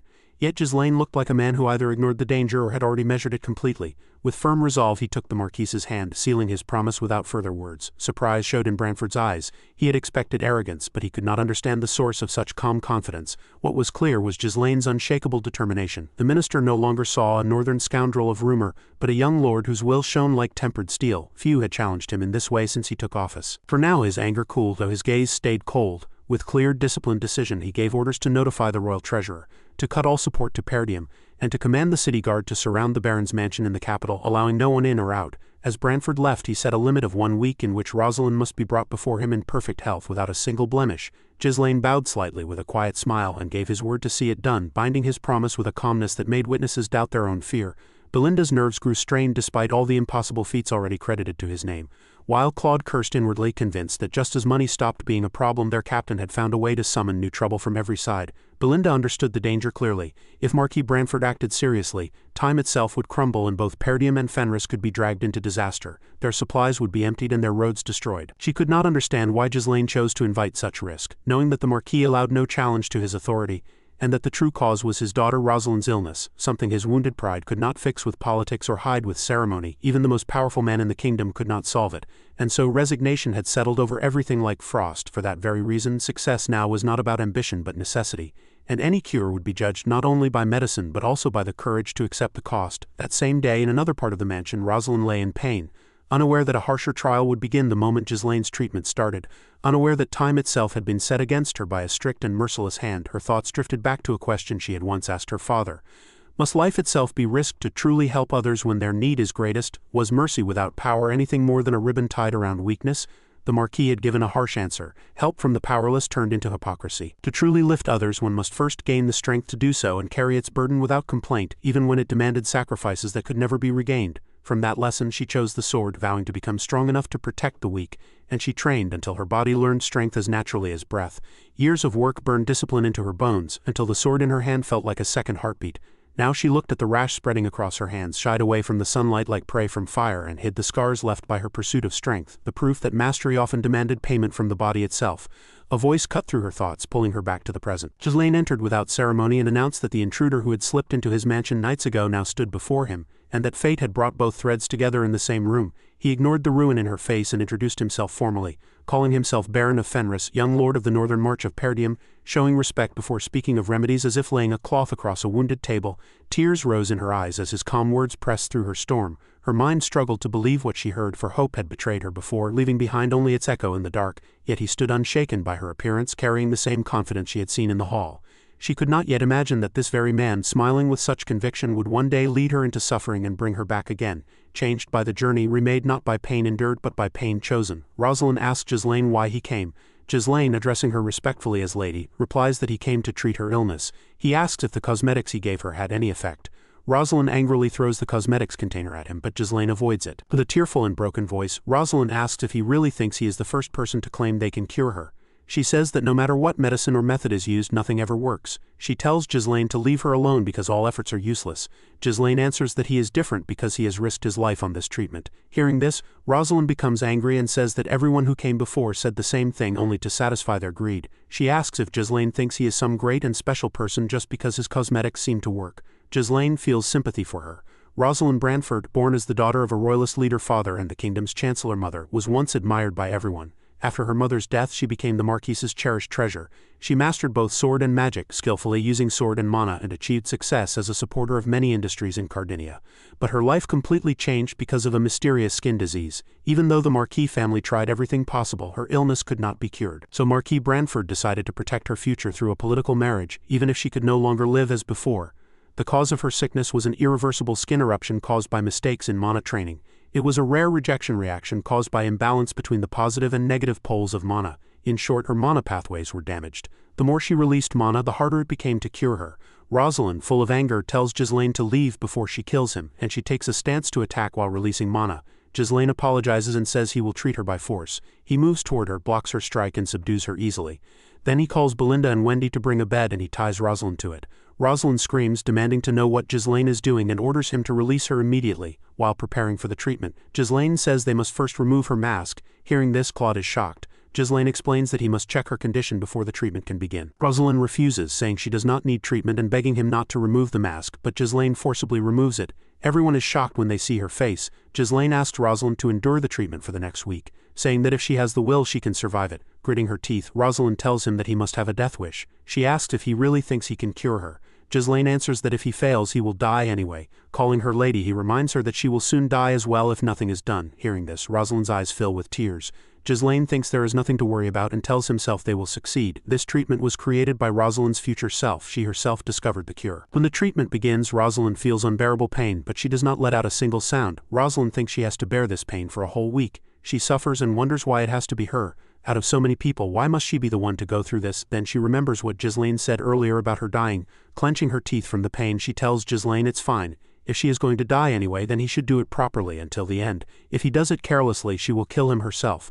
The treatment and pain continue through the week. The scene changes to Ghislain's temporary home. People whisper, who are those people surrounding the mansion? They came to the capital but ended up stuck without even sightseeing. Calling Ghislain a boneheaded lord, Alfoy says he must have caused trouble again. One of Ghislain's knights says, shouldn't they look for the captain instead of just sitting here? Ghislain replies, there's no need. He and Kaur bring out kegs of drinks. Kaur says they should just relax and drink because that man wouldn't act without thinking. A week later, the scene moves to Brantford Castle. Marquis Brantford goes to check on the treatment's result. When he enters the room, he sees Ghislain standing next to his daughter, who is covered in bloody clothes. Ghislain looks back and sees the Marquis on the edge of losing his composure.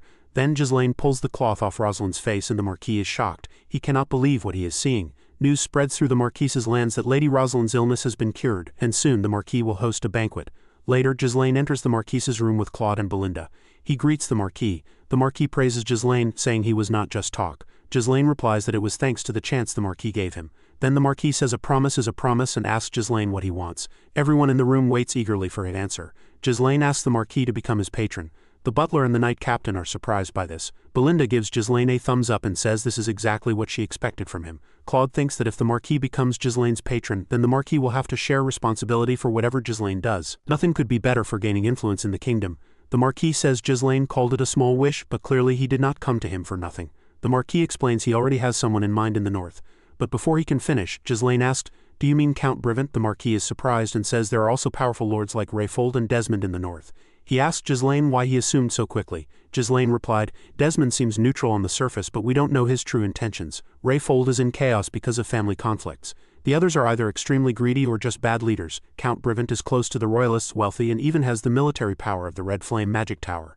So in the north, the only land that meets the Marquise's standards is Brivant. After hearing Ghislain, the Marquis sighed and asked if he was saying Ghislain was more valuable as a protege than Brivant. Ghislain asked the Marquis to be honest with him and said, you don't really like the Count, do you? The Marquis looked at Ghislain for a moment, then laughed loudly and said he was right. The Count was a good man but lazy, indecisive, and easily influenced. Ghislain said that because of this, the Count had likely been influenced by Duke Delphine, the enemy of the royalists. If the Marquis was going to grant a wish, it would be better to firmly support him. Ghislain asked the Marquis to let him represent the north. The Marquis thought for a moment, then said, So that was why he risked his life, he stood and declared. Let everyone here bear witness. I, Marquis Branford, will support Baron Ghislain Fenris as my protégé. The Baron's enemies are my enemies, and anyone who opposes him must remember that I stand behind him. The Marquis told Ghislain he also had to swear to respect the Marquis's honor in everything he did. Ghislain knelt on his sword and swore. At that moment a voice from behind spoke. She said she had been so distracted she hadn't properly greeted Ghislain. Even if her father had paid the price, she was the one who owed him gratitude. Addressing him as her lord, Rosalind Branford said she would become his supporter. In the banquet hall, whispers spread among the nobles. One asked another if they had heard the rumor. Someone said an upstart noble supposedly cured Lady Rosalind's illness with cosmetics. Another wondered if Countess Marielle of Deneb had promoted it. They couldn't believe cosmetics could cure what even doctors couldn't. They agreed that Marquis Branford wouldn't host a banquet for no reason. It had to be because he had chosen a protégé. Then all the nobles noticed someone entering. Ghislain came into the hall casually, accompanied by Belinda. The nobles whispered to each other. Is that Baron Fenris? Belinda told Ghislain to take his hands out of his pockets and to smile. Ghislain asked her if she was taking it too seriously. Excited, Belinda said, where else would I ever get to attend a place like this? The kingdom's most powerful noble is hosting a banquet for my young master. We can't look down on it. Hearing that, Ghislain rolled his eyes and said, well, that's probably not for me. Then the mansion's main door opened and someone announced, here comes Marquis Branford. All the nobles turned to watch in anticipation. Marquis Branford arrived with his daughter Rosalind. Rosalind held a fan over her face as she gracefully walked down the stairs. With sharp, elegant eyes she greeted everyone, and the announcer introduced her. Lady Rosalind Branford, daughter of Marquis Branford. The nobles began cheering and clapping. Some were amazed at Rosalind's beauty. Others commented that she was even more beautiful than before. Belinda whispered that Rosalind was almost unrecognizable. Seeing Rosalind's graceful behavior, Belinda wondered if she was really the same person who had been so quick-tempered not long ago. At that moment, Rosalind and Ghislain's eyes met, but Ghislain remained calm and indifferent. The Marquis thanked everyone for attending the banquet. He said that today's gathering was not only to celebrate his daughter Rosalind's full recovery, but also to announce that he had confirmed his patron. Hearing this, the nobles were surprised and realized that all the rumors were true. Addressing the crowd, the Marquis continued. Some of them already knew, but others might not. Thanks to one man's help, they had been able to cure the illness that had troubled Rosalind for years. That man was none other than Baron Ghislain Fenris. The Marquis said that the Branford family would fully support Baron Fenris as their patron. He instructed the other nobles to treat Ghislain as they would treat the Marquis. Then he invited everyone to enjoy the banquet. All the nobles' eyes turned sharply toward Ghislain. He thought to himself that Marquis Branford, though careful in decision-making, acted decisively when needed. Ghislain remembered the Marquis telling him to attend the banquet. Since the Marquis was now his patron, he had to greet the nobles of their faction. That way they would support him in the future. Looking around, Ghislain realized that most of the kingdom's major nobles were present. It was a bit overwhelming, but he knew this occasion would be useful. Ghislain overheard some nobles whispering that he was too young, his rank too low, and that even if he had cured Rosalind, he came from an insignificant family. Belinda angrily asked how they could speak without even knowing the young master. At that moment, Rosalind approached Ghislain. Bowing slightly, she addressed him as my lord, and expressed her sincere and elegant gratitude. The banquet hall fell silent for a moment, surprised by her gesture. Rosalind told Ghislain not to mind the small whispers. Gossip always follows those who become popular. Ghislain replied that he would rather avoid this kind of attention. The stares were so intense he might feel burned. Rosalind smiled and said that today was a special day. It marked her return to official society, and her father's announcement that he was Ghislain's patron must have unsettled everyone. She offered her hand and told Ghislain that they should go greet the nobles. Everyone was waiting. Ghislain looked back at Belinda, who waved at him. Without hesitation, Ghislain left with Rosalind. As they walked, Rosalind explained that the royalist faction could be divided into 3 groups. First, Countess Marielle and the wealthy Aylesbury family, who controlled the capital's culture and society. Second, Sir Bilor Norton, the Chancellor's eldest son, Chief Justice overseeing law and administration, and her father's-in-law. Third, Marquis Maurice Macquarie, Supreme Commander of the kingdom's military. These were the high nobles who controlled Luthania's administration, finances and army. As the northern representative, whoever Ghislain greeted first could either raise or damage their prestige. Ghislain remembers Marquis Branford telling him not to forget that from now on the world he steps into is different from before. Rosalind tells Ghislain to choose wisely. Ghislain sighs deeply and first approaches Count Aylesbury, respectfully introducing himself. Seeing this, Marquis Macquarie grows angry. Count Aylesbury tells Ghislain he should be thanking him. The Count's wife is full of energy these days. She tells Ghislain that if he ever needs help he just has to ask. The Countess teases Ghislain, saying her little brother is truly loyal. Ghislain asks the Countess if she shouldn't avoid calling him little brother in such a formal setting. The Countess says it's just the two of them, so there's no harm. She thanks Ghislain for saving her face. Marquis Macquarie makes noises from behind. One of the Marquis's aides tells Ghislain that as Marquis Branford's patron he should first greet Marquis Maurice Macquarie, the commander of the kingdom's army. Another aide adds that it seems Marquis Branford is getting old and his judgment of people has dulled. Ghislain walks toward Marquis Morris but passes him and instead approaches Sir Bilor Norton introducing himself. Sir Bilor thanks Ghislain for curing Rosalind, saying he has lifted a huge burden from him. Marquis Morris looks embarrassed and angry. The Chief Justice says he heard from Marquis Branford that Ghislain is saving dwarf and elf slaves. He assures Ghislain not to worry, promising to handle the slave traders and tax laws. Ghislain thanks the Chief Justice wholeheartedly. Finally, Ghislain greets Marquis Morris, gritting his teeth in anger. The Marquis warns Ghislain not to become conceited just because Branford supports him, saying someone like him can be crushed anytime. Ignoring the warning, Ghislain respectfully replies that he still has much to learn and asks the Marquis to guide him in the future. After Ghislain finishes all the greetings, Rosalind asks if the order was intentional.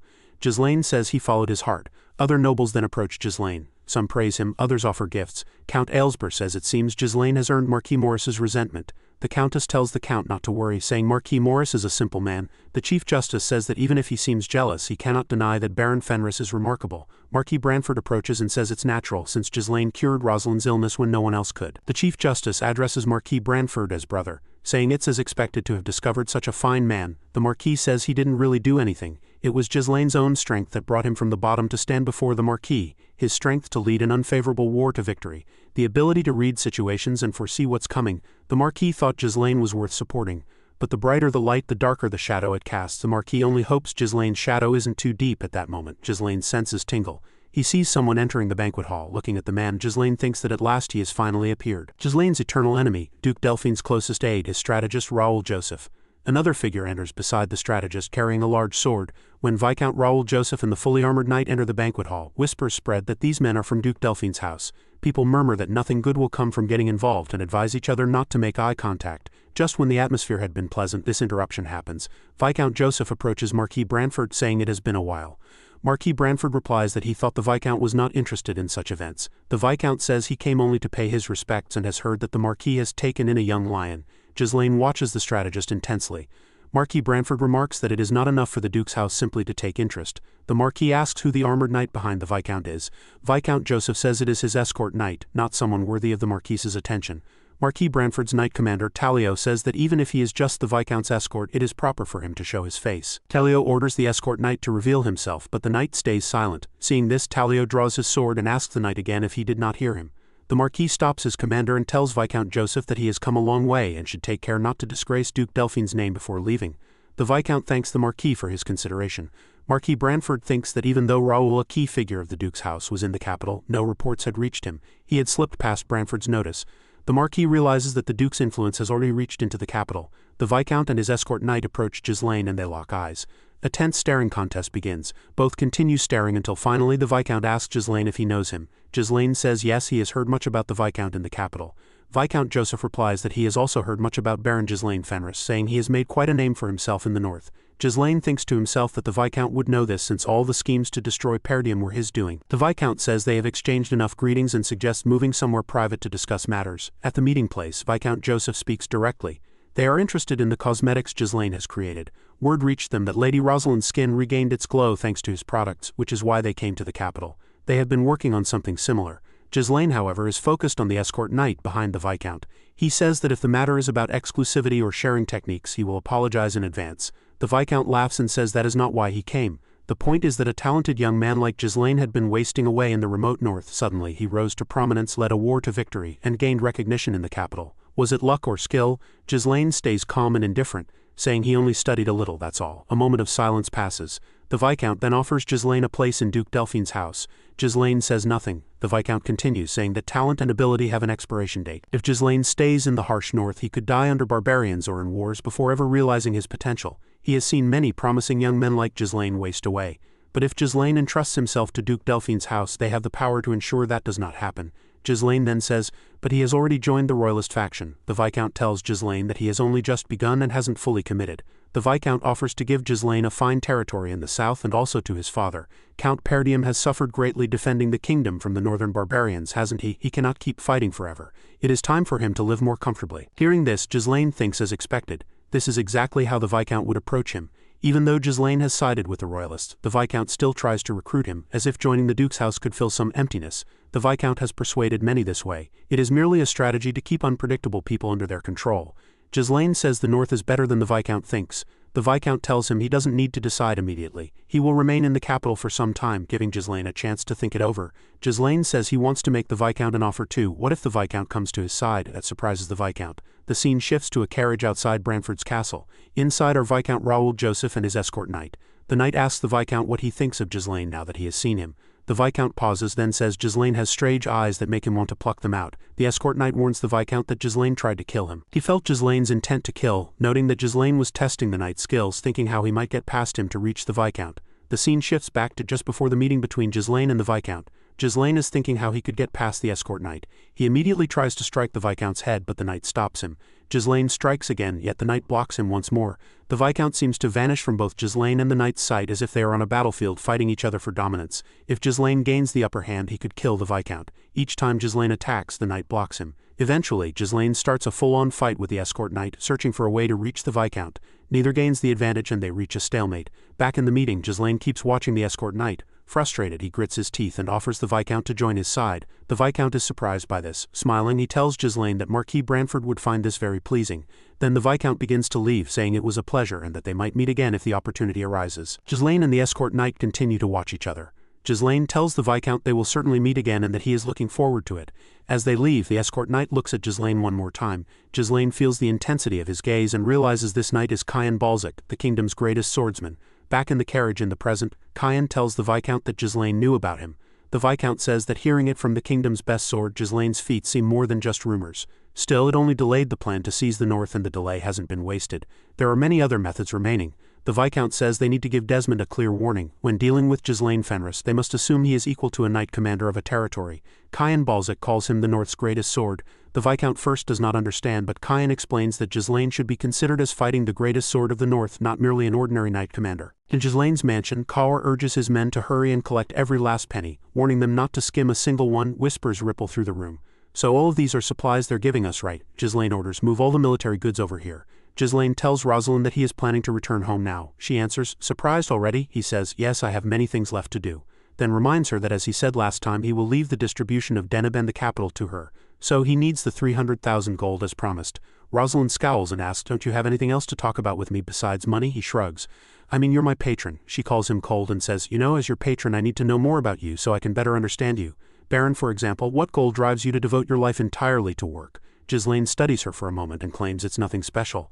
I just want to live comfortably and not starve. She doesn't believe him. If that were truly your goal, you should have joined Delphine's faction like Viscount Joseph offered, not our royalist faction. Ghislain replies that as Perdium's successor and Lord of Fenris he has a particular purpose. He needs her help to achieve it, but he will not share that burden. She bristles and asks why a burden is by nature something that should be shared. But before she can finish, he takes her hand, makes her drop her fan and kisses it. She blushes. He says, because all I want is for you to be happy, my lady, then walks away. She says nothing and only watches him leave. As he departs, Ghislain thinks the banquet ends on a positive note. By rejecting Raoul's offer, he also saves Marquis Branford's face. All the support materials that would have gone to Brevant are now being sent to Fenris and Perdium. Under the Branford name, he can claim many benefits, tax exemptions, and preferential treatment among them. He has already secured 50,000 residents from the royal domain who will relocate to their territory. The dwarven slaves, those precious laborers, have been sent to Fenris. With this, no one can look down on their land as a small impoverished domain any longer. However, the fact that they came to see him in person must mean they are plotting something else. He vows one moment of hesitation and they'll strike me down. Duke Delphine, I will kill you and erase every trace you've left on this world. At the estate toward Fenris, the fields swell with grain while dwarves move beneath shackles on their hands and feet. One dwarf calls to the apparent leader, Galveric, pointing out that the Lord has arrived. Ghislain rides in and the people shout with joy, our Lord is back. Even the horse seems to show off. You can hear people saying, oh my, everyone's come out to greet us. Of course, they'd better.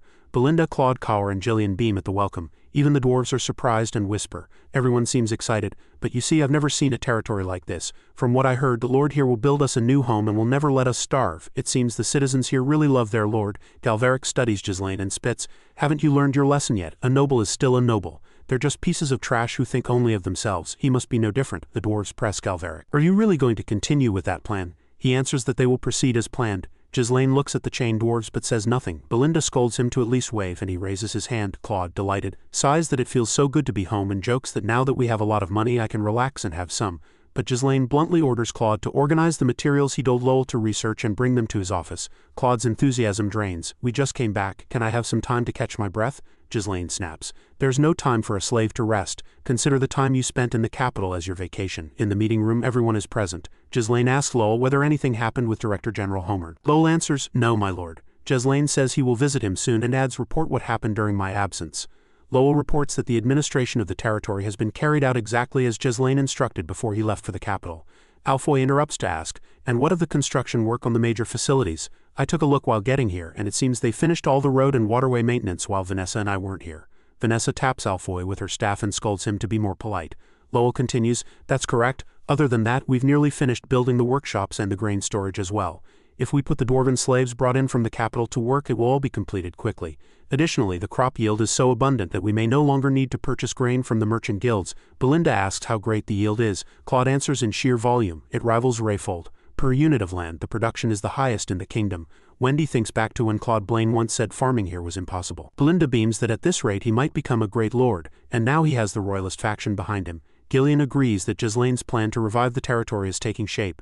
Ghislain thinks yes, at least we have managed to take on the proper form, but he warns that this isn't enough. He tells Claude to keep buying food until he says stop and to secure more land in advance for needed housing. Claude looks puzzled. Ghislain adds quietly but firmly, "From now on we prepare for war." The room goes silent. Claude asks who would dare attack them now that they have joined the royalists. Ghislain names Desmond or maybe Rayfold and asks them to read a report. Lowell hands the report. Claude reads aloud large-scale conscription and training in the Desmond territory, the recruitment of free knights and records of massive purchases of weapons and iron ore.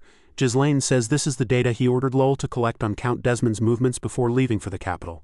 The decisive point is that he has been buying up large quantities of high-quality iron ore from the county of Cabaldi. Gillian notes that the most vital resources for war are food, manpower, and weapons. Iron ore is essential for forging and maintaining weapons, but the amount he is purchasing is far too great for peacetime. Kaur says so, a war might really break out. Alfoy curses that they might be starting another damned fight. Claude warns that if Desmond keeps monopolizing resources, they will be in trouble. They need iron ore to raise the territory standard, and Count Cabaldi will not sell to them. Ghislain agrees. Yes, we have to consider Count Cabaldi part of Delphine's faction at this point. Our enemy may have finished the preparations to attack us while we were securing our own iron ore. The mood tightens. Ghislain says, "Now you can see that the situation is quite uncomfortable, right? I'll tell you the plan from now on." Everyone leans in anxiously. He declares with cold certainty, "We will attack the county of Cabaldi first. In Count Cabaldi's domain at Cabaldi Castle." Someone pops a blueberry into his mouth, spits the seed at Harold Desmond and snaps, "So what did you say? The strongest sword of the north, he is Count Cabaldi." Harold Desmond replies that the Duke's house sent word about the Fenris territory. The Lord of Fenris is Ghislain Fenris, and they tell us to treat that man as if we are facing the strongest sword of the north. His moves are unpredictable. I suggest you prepare for war. Count Cabaldi scoffs. "And why are you telling me this? The one who will be going out to fight is none other than you, Harold." Harold says it's an order from the Duke's house. Count Cabaldi breaks into loud laughter and taunts. "Did you lose all your senses after that loss? Who would ever dare wage war on our lands? We have a double wall built sturdier than any ordinary fortress with a moat surrounding the castle, siege engines forged with the North's finest smiting techniques. You tell me to increase preparations after seeing this citadel that's been handed down for generations. I'm sorry, but my castle has never been breached, not even once. Before you worry about me, Desmond, it seems best for you to worry about yourself first. You've just lost your secret weapon too." Harold bristles at that remark. The scene shifts to the Fenris territory. Kaur, Gillian, and Belinda greet Ghislain as he arrives with a serious look. He steps before the mercenaries and they fall silent waiting for him to speak. He says, "That's a good expression. Putting financial interests aside, trusting and following someone is not easy. But you trusted me and followed me this far. As I said, all 200 of you I will make you knights." He plants his sword on the ground and declares, "I hereby found the Fenris Knights Order." All the soldiers raise their hands and cheer with genuine enthusiasm. Claude, watching from a distance, mutters, "This is insane. No matter how many times I think about it, I'm not sure if it's possible." "Don't you think so too, Wendy?" She says nothing. "A while ago," Ghislain said, "we'll be attacking the Cabaldi county first." Everyone froze. Claude asked how it came to that. Ghislain explained that Count Desmond and Cabaldi are pretending to be neutral while lending strength to the ducal house. In other words, their chess pieces can move freely on behalf of the ducal house. Cabaldi is our enemy too. If we win this war, their iron ore will be ours. It is a great opportunity for us to slow the enemy's growth while accelerating ours. Claude asked, "How are we going to do this?" Gillian said it said that the armament of Cabaldi soldiers is among the finest in the north. Kaur asked, "So you mean our overall military power is lacking in both quantity and quality?" Ghislain replies, "I'll turn all 200 of our mercenaries into mono-wielding knights.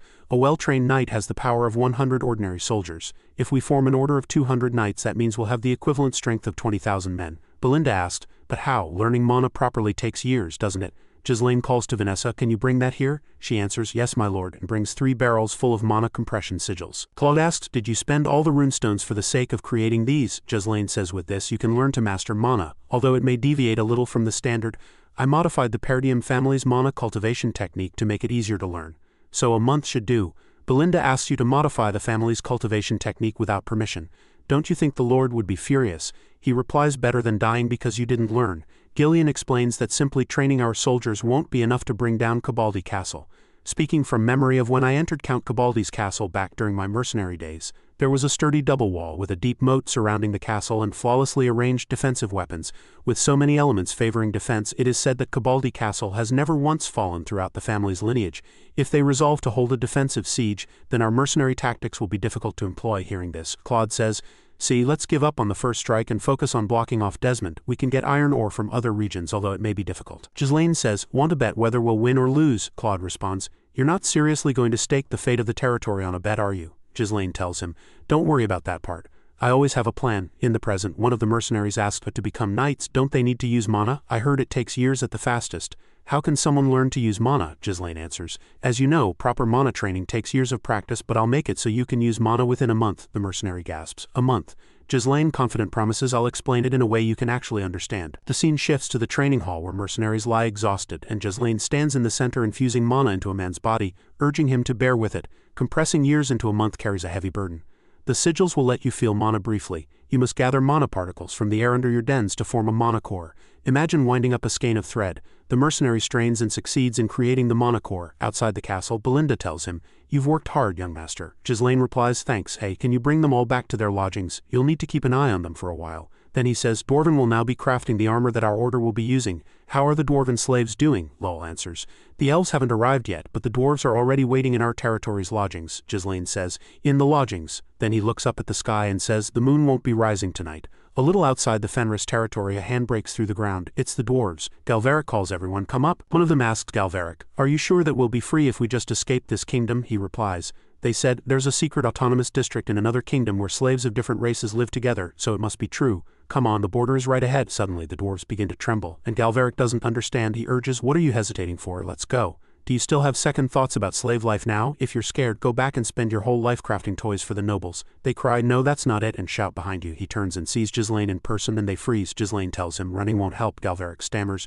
"You knew about an escape plan. How did you figure us out already?" Then Galveric stammers, "Wait a moment, did you come alone?" He replies, "Yes, I did." The dwarves huddle, exchange looks, and suddenly turn with animal ferocity. "If so, with you gone, we'll be free." Ghislain answers, "Well, if you can, then try." Ghislain stands over the fallen dwarves. Every one of them lies unconscious on the ground except their leader, Galveric, who trembles and struggles to sit up. Ghislain towers before him and remarks, "Dwarves are tough." Then he adds, "If word gets out, you ran. The slave traders of other races will hunt you down relentlessly. So wouldn't it be better to work here?" Galveric snarls, "Don't be ridiculous. I'd rather chase freedom and die than make dull toys for nobles. If you thought we were going to work without resisting, you're gravely mistaken." Ghislain studies him and smiles, thinking, "I like him," as expected of someone who'd be called the legendary blacksmith in the future. Galveric drops into a fighting stance. Ghislain offers 10 years. "If you cooperate fully with me for 10 years, I'll establish an autonomous district for dwarves in this territory and free you from slavery." The dwarves gasp at his words and cry, "You'll grant us freedom. Is that true?" Galveric scoffs, "I don't believe it. The kingdom's laws name us slaves. Do you think a countryside lord like you can just free us and that's the end of it?" Ghislain answers, "Laws are made by people too. If needed, they can be changed." One dwarf says, "Galveric, that noble. I heard he has the royalist faction backing him, so maybe it really is possible." Galveric says nothing. He stares off, trembling as he clenches his fist. Watching him, Ghislain says, "I'm not interested in trinkets or luxury goods. I want to build something more fun than that." Galveric, stunned, asks, "More fun?" Ghislain looks up at the sky and declares, "I want to fly in the sky." 1 month later at Cabaldi Castle, in a letter, it is written, "Count Cabaldi, you are disrupting the fairness of the entire northern iron market with your iron dealings biased toward a certain house. If you do not open the market to Fenris and its neighboring territories, you will regret it. Baron Ghislain Fenris." The count asked, "What is this?" His advisor replied, "It's a letter from Baron Fenris." Such a rude, insolent little brat. He must be out of his mind. Reading the letter, Count Cabaldi says, "Moves like this only work if you have real power. What on earth is wrong with a Fenris lot sending such brazen letters?" One advisor reports recently they've been buying huge amounts of grain from other territories, even paying extra to secure supplies. Another adds, "It seems they must be severely short on food after taking in immigrants sent by the royalist faction." Another advisor says, "Even so, I can't understand why they keep choosing to do things that only bring them losses." Soon the harvest season will come and prices will drop. Another shrugs. Don't try to understand, it isn't reckless boldness the hallmark of the young. Burning the letter. Count Cabaldi mutters, a territory that was weak until recently. Trying to grow overnight causes problems. I regret I won't witness your downfall in person. Ghislain Fenris at the Marquis Branford's mansion. The Marquis enters his office, puts on his robe, looks up and is surprised by something. He notices a letter on his desk and his office window is open. He takes the letter, opens it and begins to read it. It says it's from Ghislain and he's shocked when he reads, advise the royalist nobles to stockpile 10 years' worth of food in advance. A famine that will shake the kingdom is coming soon. The Marquis stands speechless. Moonlight in his office gives way to sunlight. The next morning Rosalind enters and says, Father, I heard that you weren't in bed last night. He doesn't answer at first, then turns to her and says, Rosalind, tell the vassals and the royalist nobles that I am calling a meeting right now. After sending the letter to Marquis Branford not long after, an unprecedented famine spread across the kingdom. The climate became extremely dry. Rivers exposing their beds, crops dried up and dead. Starving people appeared one after another in chaos to obtain food. It was a natural disaster that went down in history. Ghislain sits in his office and says the time has come. The scene cuts to Count Cabaldi, who cries, hunger stones are appearing everywhere. This is certainly a drought. Food prices are skyrocketing. He wonders how such abnormal weather could strike without any warning. The royalist nobles already stored food in advance. There's a rumor that the Fenris territory has successfully harvested food. Count Favaldi slams his fist on the table and rages. What the hell is Desmond waiting for? He should have taken over Fenris in advance and secured their food and land. An advisor says he says to wait a little bit more. It seems the Desmond territory has also missed the right timing due to this weather. Cabaldi breaks into a sweat and shouts foolish. When is he going to send the food? One advisor offers a quick solution. Give iron to Baron Fenris and take food in return, just as he proposed. Count Cabaldi is taken aback. Another advisor objects. What are you saying? Fenris backs the royalists. If we give them iron, the Duke's house won't look on us favorably.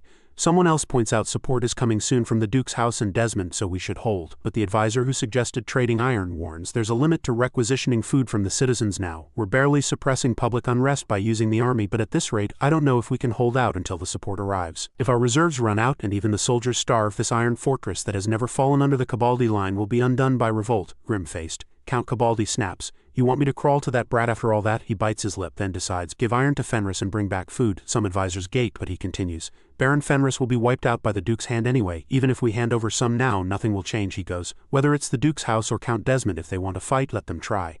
No one can take my castle, he orders a knight. What are you all doing? Send envoys at once, before everyone starves to death, the knight replies. That won't be necessary. I think Baron Fenris has brought his army and stands before the castle. Count Cabaldi is stunned. Outside the gate stands Ghislain with his forces ready to storm the walls. A mercenary groans. This armor is stifling, pinching everywhere. Another snap, shut up. The dwarves use twice as many of those precious blood python scales to fit it to your size. Proudly he adds, now mana flows through my veins. Even without armor, not a scratch mars my perfect muscles. Ghislain rides by and taps the armor, saying, sturdy indeed, dwarf-made armor. His horse is a beauty, what a sight. Ghislain raises his voice and commands, now let's go. Baron Ghislain rides atop his magnificent horse with Kaur and Gillian close behind. He orders the Fenris order of knights to march out and they advance toward Count Cabaldi's castle. The Count watches from the walls with his advisors. They are stunned, murmuring that Fenris's army has surrounded them. The moat has dried from the drought of all time. Now they wonder what on earth those forces are. This is not the scale a single barony should muster. They ask if the royalists could really be supplying troops. Count Cabaldi begins to sweat and tells them not to get so worked up, asking what they could do against his castle.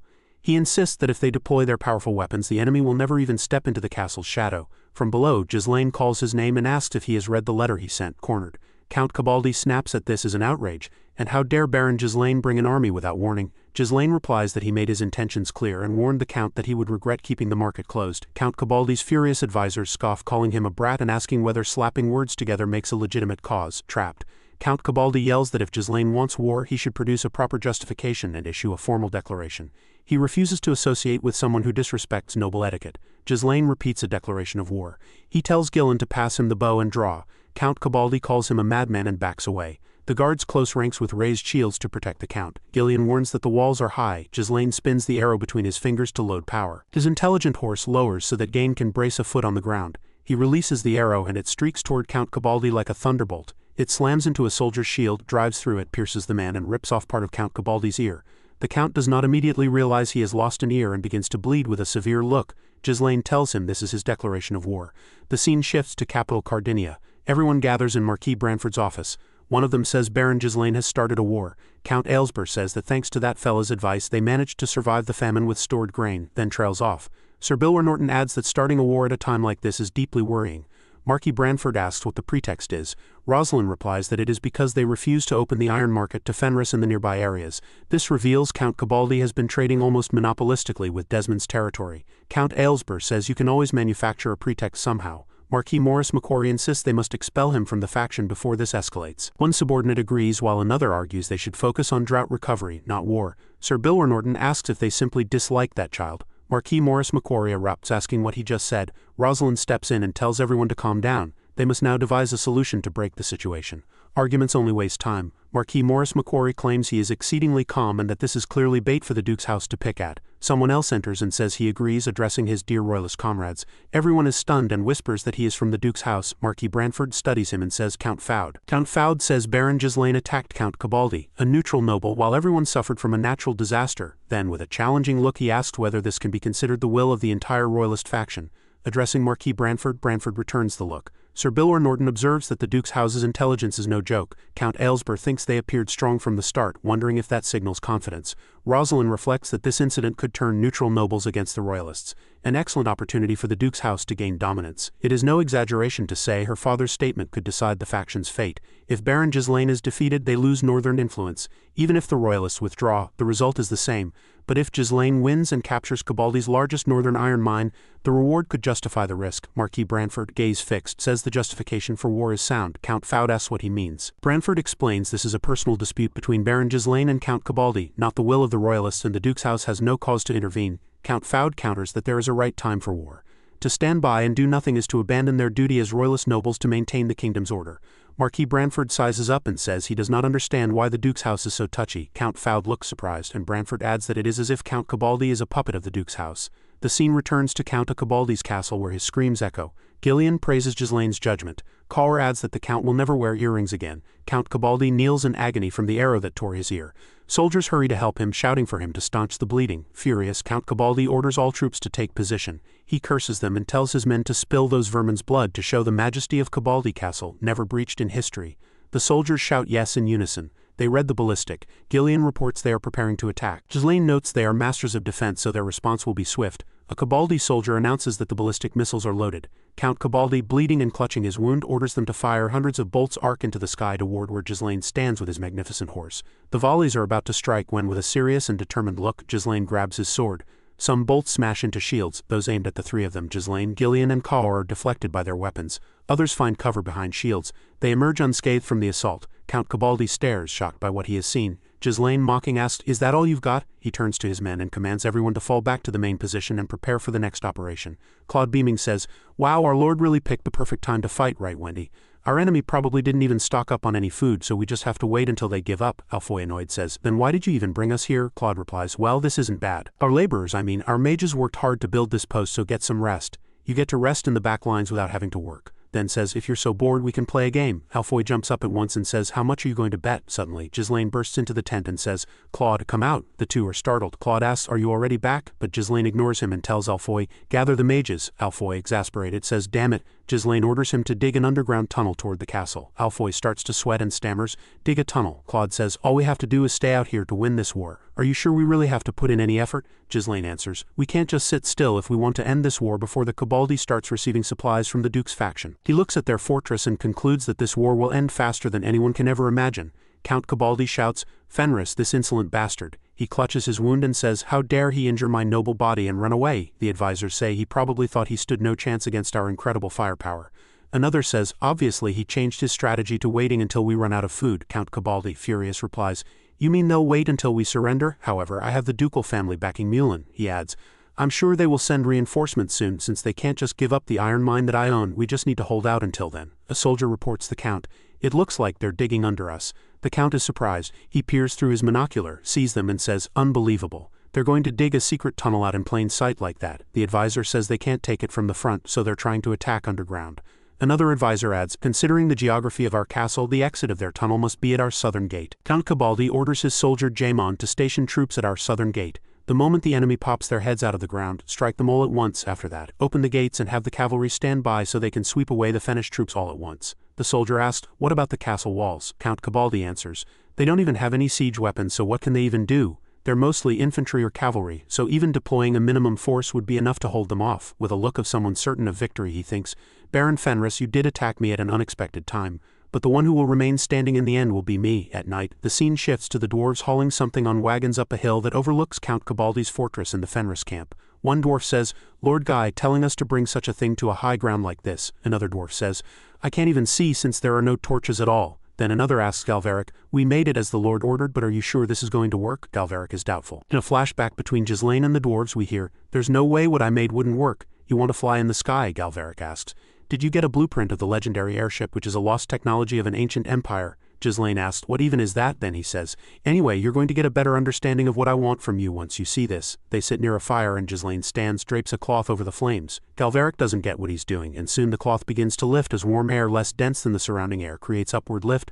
The dwarves are stunned. Ghislain is basically showing them how a hot air balloon works. Galveric asks, what do you want us to see from this? Ghislain replies, I mean, look at how this thing bloated up. He explains that the heated air tries to rise upward. It fills the inside of the cloth. One dwarf says, so what? It's just some wind. Galveric replies, no, if this were the wind it would have just fluttered. Why would it blow up? Ghislain smiles and draws a balloon on the ground with a branch. If we made an airbag much larger than this. Galveric snatches the branch and starts drawing himself and says, and put a basket large enough to contain a person and generate hot air.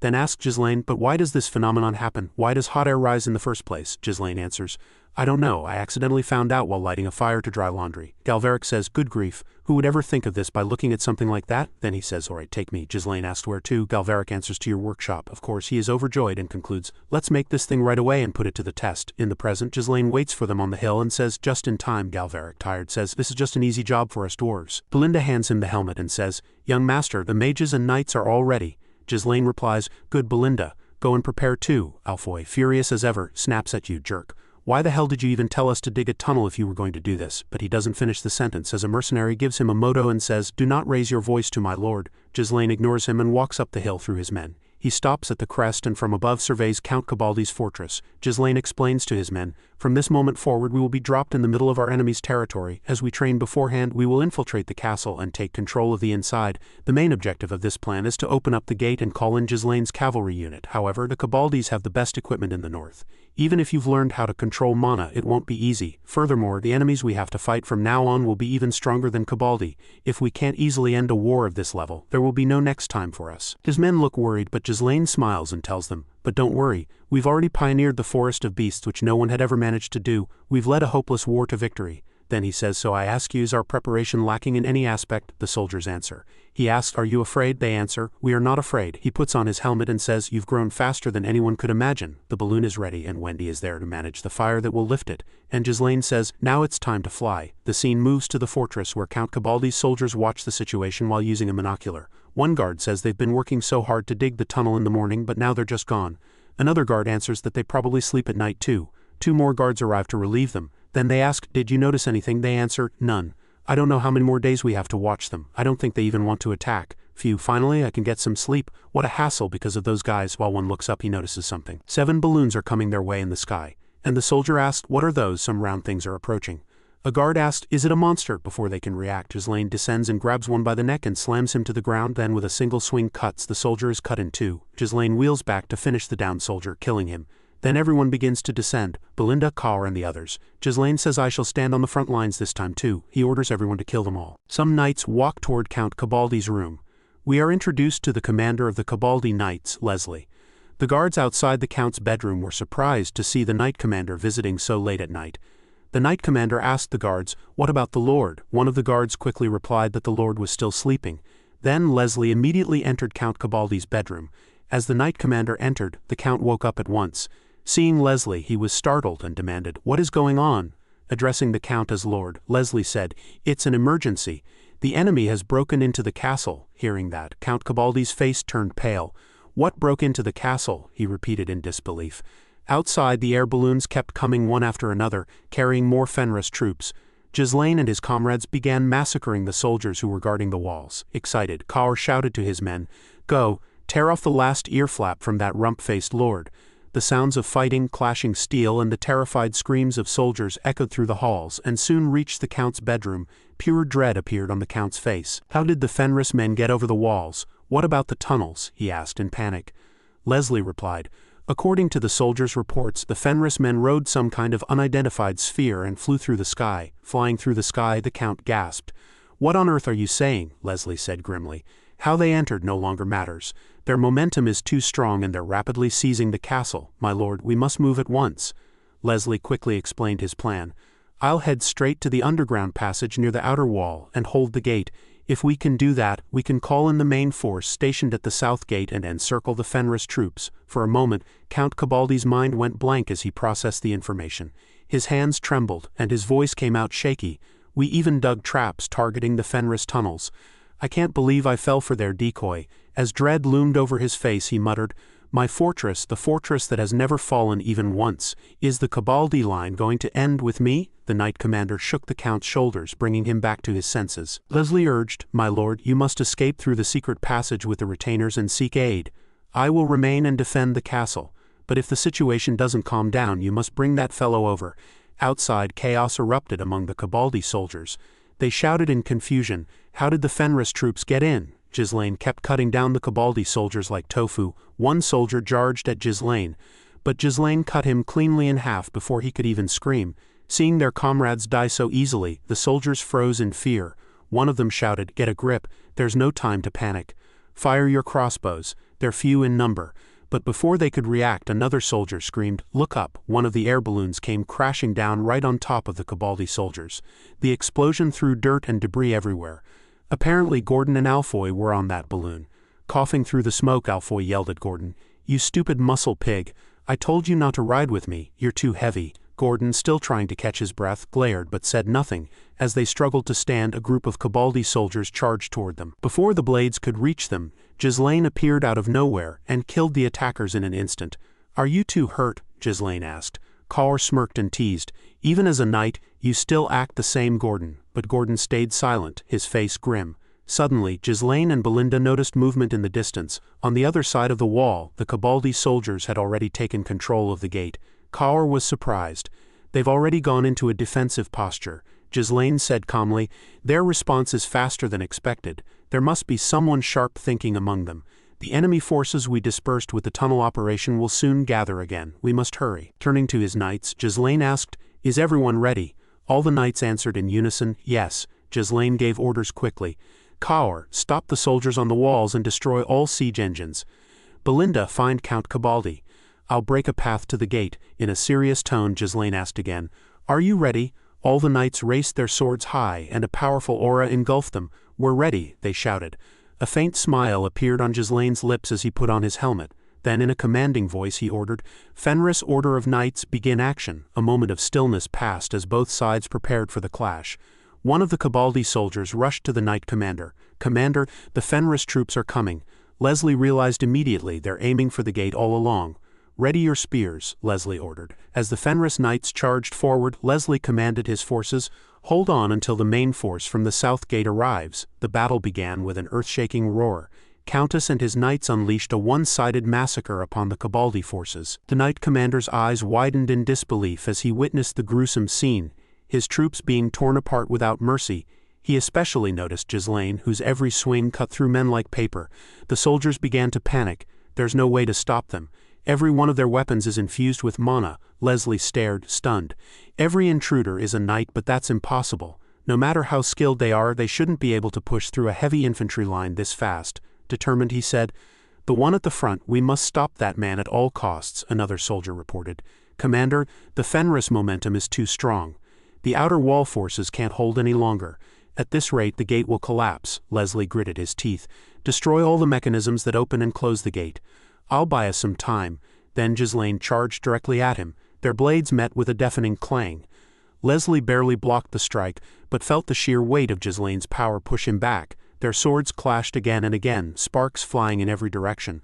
Leslie's arms began to tremble. He was shocked. Ghislain's eyes were calm, cold, and utterly fearless. With each swing, Ghislain pushed him back further and further until Leslie was almost out of breath. Still, Leslie stood firm. Taking a deep breath, he raised his sword high and declared, I am Leslie, commander of the Cabaldi Knight Order. You shall not pass from here. Meanwhile, on the other side of the castle, the scene shifted to the dungeon area. Count Cabaldi arrived there, and the air was damp and heavy. Chains clinked faintly from the cells. Inside one of them sat a man bound by multiple chains. His expression was blank until he heard footsteps approaching. Count Cabaldi stopped before the cell. "Lucas," he called. The man slowly raised his head. His sharp eyes glowed faintly under the torchlight. The Count spoke quickly, his voice trembling slightly. "Lucas, you must stall the enemy." For a long moment Lucas simply stared at him in silence. His eyes were cold but strangely amused. Then very slowly a faint smile appeared on his lips. He tugged at the heavy collar on his neck and said in a low voice, "Why not loosen this a bit, Count?" The Count hesitated. The chains rattled. As Lucas's aura began to rise faintly, a dark and ominous pressure filling the cell. Kaur orders all his men to go and to leave nothing intact, neither weapons nor people. He also keeps cutting down the Cabaldi soldiers relentlessly, their armor clanging and shields shattering under his strikes. Belinda charges toward the castle to look for Count Cabaldi, her eyes burning with determination and a fierce glint of urgency reflecting in them. Ghislain is stopped by the Cabaldi Knight Commander in front of the castle gate. The Knight Commander introduces himself as Leslie, Commander of the Cabaldi Order. His armor gleams under the fading light, and his presence exudes authority. He tells Ghislain that he shall not pass beyond this point. Then Ghislain charges towards Leslie with fierce momentum, his muscles tensed, and his sword raised high, cutting a determined path through the air. Leslie parries Ghislain's strike, pushing him back with calculated force. Leslie also strikes at Ghislain, but Ghislain easily blocks it, his reflexes sharp, his movements fluid like water. In the third round, Ghislain strikes straight down and Leslie barely blocks it, his shield shuddering under the blow. Leslie blocks Ghislain's strike with both his sword and his shield, the metal ringing with each clash. Thus the fight between the two men continues, relentless and intense. They fight round after round, each strike faster and more precise than the last. Leslie fights as his life depends on this fight, and he must stop Ghislain at any cost. And Ghislain is trying to open up a path for his troops. As time goes by, it becomes increasingly difficult for Leslie to block Ghislain's strikes. At one point, Ghislain's strike almost cuts through Leslie's head, but he barely avoids it. His helmet gets hit by Ghislain's sword and falls off with a metallic thud. Taking the chance, Ghislain strikes a hard blow on Leslie's side. Leslie blocks it with his shield, but due to the impact he is pushed back several steps and groans in pain. Seeing their commander pushed back so hard, one of the knights grows worried, panic flickering in his eyes. Another knight calls him an idiot and tells him that if he has time to worry about that, he should focus on stopping the enemies in front of him. Leslie pants, thinking to himself that the last strike was enormous, his arms straining with exhaustion. But he feels a flicker of relief, reasoning that the blow was not enough to break through him. Ghislain knows this as well, understanding that if they delay any longer, they will be surrounded by the Cabaldi's main forces. Leslie decides that rather than blocking head-on, he should deflect Ghislain's attacks obliquely to maintain proper distance and exploit gaps between his strikes, seizing the initiative. A moment of impatience leads to a rash attack, and when that happens it could very well be Ghislain's end. Then Ghislain suddenly charges towards Leslie and taunts him, asking, "Is this all you can do?" Leslie barely blocks the strike with his shield, but Ghislain quickly elbows him in the face. Gritting his teeth, Leslie tries to strike back, but Ghislain leaps into the air, slicing Leslie's hand before landing gracefully and saying, "Not bad." Before Leslie can comprehend what happened, Ghislain attacks again, this time cutting through Leslie's guts. Wounded, Leslie recalls Count Desmond's words that he had ordered them to assume this man could face the North's greatest swordsman, Countess Fenris. Leslie collapses to the ground, incapacitated. All the Cabaldi soldiers stop their fighting as they see their commander lying helplessly. They cannot believe their leader fell so easily. Ghislain's knights laugh as they witness the gatekeeper's defeat. One remark as expected of the captain. In a serious tone, Ghislain orders all his troops to press the momentum. Ghislain's soldiers command the Cabaldi soldiers guarding the gate to open it. Addressing Ghislain as Baron Ghislain Fenris, Leslie says, "That's unfortunate, but things will not go the way you think." One of the soldiers informs Ghislain that the gate won't open. The mechanisms are smashed, and at this rate, they cannot breach it. Ghislain smirks slightly, telling Leslie, "You used your head a bit." Leslie points toward the approaching Cabaldi main force. "Look over there. No matter how strong he is, if overwhelmed by numbers and surrounded, there's nothing he can do. If we hold the gate, Cabaldi will be victorious." Ghislain notices the Cabaldi force approaching from a distance, their armor glinting under the sunlight, horses snorting and hooves pounding the ground like thunder. Addressing Ghislain as commander, one of his knights asks, "What do we do now?" Another says, "They are knights. Let them come. If the Cabaldi troops dare, they will crush them." Ghislain surveys his knights and thinks they have used up all their mana. Everyone is exhausted. In this state, they cannot fight the incoming enemies. Ghislain then moves towards the gate, placing his hand upon it. Feeling the cold metal beneath his fingers, he looks at his sword and contemplates, thinking maybe for a moment he can use it. He orders all his soldiers to fall back from his side, giving him space. Ghislain reflects that in this age, Swordmaster was not so much a state as a title. Literally closer to a title than a true rank, because there was no standard for a Swordmaster's level. The man's blade was recognized as a knight's qualification. Ghislain then raises his sword and begins releasing an immense amount of mana. To step into the realm of a Swordmaster, one must gather the mana that tries to disperse in all directions and compress it to its limit. Ghislain's sword lights up in a blinding radiance. Magical energy radiated from it, shimmering and crackling through the air. A magical scene begins to unfold, awe-inspiring and magnificent. Ghislain's knights cannot even look directly at his sword, so blinding is the light. Seeing the majestic display, Leslie recalls a legend from the ancient empire passed down to warriors, even among those who hone mana to extremes. The essential condition to be recognized as a Swordmaster is the Aura Blade. Ghislain strikes the gate with his Aura Blade, stepping fully into the realm of Swordmaster. As the Cabaldi force arrives at the southern gates, one of them shouts, "We will make Ghislain pay for daring to invade the Cabaldi castle." Without saying anything, Ghislain only sigh, his calm composure unshaken. As the Cabaldi knights approach, Ghislain suddenly arrives with his soldiers. Ghislain's horse as usual appears fierce and ready for battle, nostrils flaring, eyes sharp. Seeing his horse, Ghislain asks Ghislain, "Why did you bring him?" Ghislain replies, "He followed, on his own." Suddenly, the Cabaldi soldiers notice the gate is split in two. They ask their commander Jamin what they should do. Jamin orders them to retreat, falling back to the inner keep.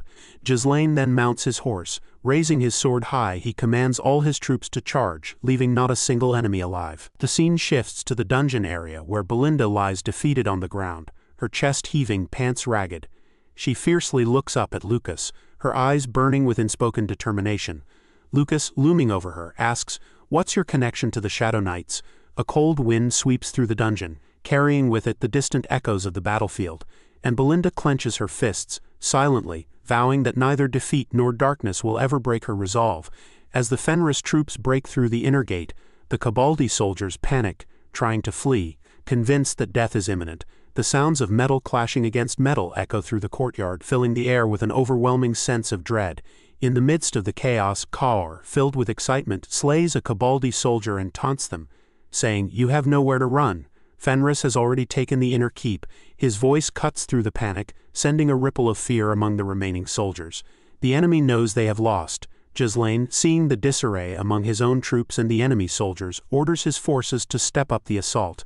No need for prisoners. "Kill them all," he commands in a steely voice, his words carrying the weight of finality. His eyes, cold and calculating, scan the battlefield as the carnage continues. Suddenly, Ghislain notices something alarming. The Aura Blade, his weapon of choice, still proves too much to wield at this level. Even after using just a small portion of his mana, it drains far too quickly. His breath becomes labored, his movements slower than before. His mind races as he realizes that they won't last long in a prolonged fight. This war was not won yet. The exhaustion from the battles already fought might take its toll on them before they can fully claim victory. Seeing Ghislain panting from the exertion, Kior, always quick to needle, asks with a sly grin, "Are you already worn out from using some strength?" His voice is laced with mockery, a challenge to Ghislain's resolve. Before Ghislain can respond, Ghislain steps forward, his voice steady despite the chaos around them.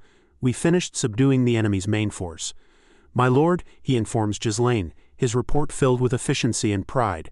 Ghislain nods, a brief flicker of approval in his eyes. "Both of you did well," he acknowledges, his tone firm but genuine. Turning away, Ghislain's mind moves to the next concern. "Belinda. Where is Belinda?" he asks, his voice tight with worry. Ulfoy, clearly exhausted from the fighting, breathes heavily before responding. "She went into the castle a while ago, and there's still no word from her." His voice trembles with fatigue, and the lack of news unsettles him. Kaur, never one to keep his opinions to himself, mutters a remark that has little weight in this moment of tension. "She's too slow." Hearing Kaur's careless words, Ghislain's worry deepens. He turns to Ghislain. "There must be a secret escape passage somewhere in the castle," he says, his voice filled with resolve. "Count Cabaldi probably hasn't gotten far. He might be trying to escape. We need to find that passage." Without hesitation, Ghislain orders Ghislain to lead the Cabaldi to scour the outskirts of the castle, searching for the exit to the hidden passage. "I'll go after Belinda," he declares, his eyes hardening. He knows the danger she faces and cannot wait idly by. Inside the castle, in the dungeon area, the atmosphere grows tense. The stone walls seem to close in as Lucas, his face impassive, eyes fixed on Belinda, asks, "What relationship do you have with the Shadow Knights?" His voice is calm, but there's an underlying sharpness to it, as though he already knows the answer but is waiting for her response. Belinda freezes, her eyes widening in shock. The question catches her off guard, and her thoughts race. "How do you know that name?" she demands, her voice rising with both fear and curiosity.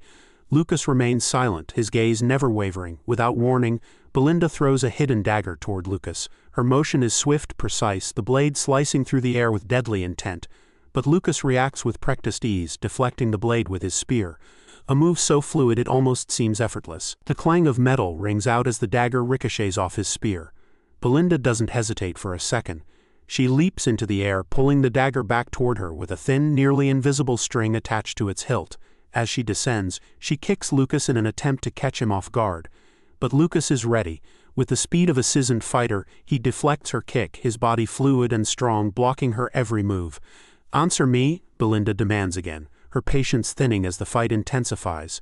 But Lucas remains as silent as ever, his face a mask of unreadable calm. With a swift motion he retaliates, lunging forward to strike. The battle continues between them, neither giving an inch. Belinda, realizing that she cannot get close to Lucas because of the reach of his spear, decides to retreat and create some distance. It's a tactical move, but Lucas, sensing her intention, charges at her, relentless. In a desperate maneuver, Belinda jumps upward just as Lucas's spear is about to strike her. She barely avoids it, twisting her body in the air with graceful precision. Landing lightly on her feet, she kicks at Lucas once more, her voice cutting through the tense air. "How do you know that name?" Lucas's counterattack is swift, and Belinda tries to pull back, but this time Lucas gains the upper hand. He incapacitates her. He leans in close, a dangerous glint in his eyes. "You remind me of someone," he says, his voice low and almost melancholic. "An old lover." Belinda is taken aback, her breath catching in her throat. "What do you mean by that?" she asks, confusion and fear mingling in her voice. Lucas, now showing little interest in the outcome of the war, shrugs nonchalantly. "The outcome of this war isn't my concern," he mutters, "but I can't just abandon my role. If you keep coming at me, I'll have no choice but to end it." At that moment, the door to the dungeon crashes open. Ghislain strides into the room, his presence commanding and powerful. Without hesitation, he attacks Lucas, his sword flashing through the air. Belinda, still reeling from the fight, looks up in surprise. "My lord," she calls out, relief flooding through her as Ghislain takes control of the situation. But Ghislain, ever the leader, doesn't pause. "Go," he commands. "I'll handle this alone." Lucas, clearly shocked by the sudden appearance of Countess, takes a step back, trying to assess the new threat. But when he hears Belinda call Ghislain "my lord," his expression changes. It's subtle, but there's an unmistakable shift in his demeanor. He seems intrigued, as if something about this dynamic has caught his attention. Ghislain begins attacking Lucas with controlled precision, each strike more calculated than the last. Despite the surprise, Lucas is a skilled fighter and is able to defend against Ghislain's rapid barrage of blows.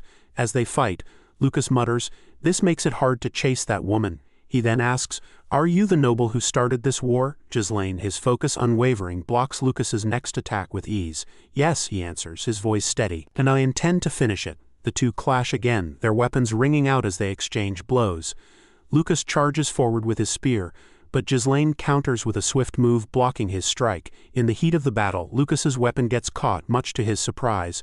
Ghislain seizes the opportunity, swinging his sword with lethal intent, but Lucas, ever agile, leaps into the air to avoid the blow. As he descends, Ghislain lands a powerful kick to his face, sending him sprawling backwards.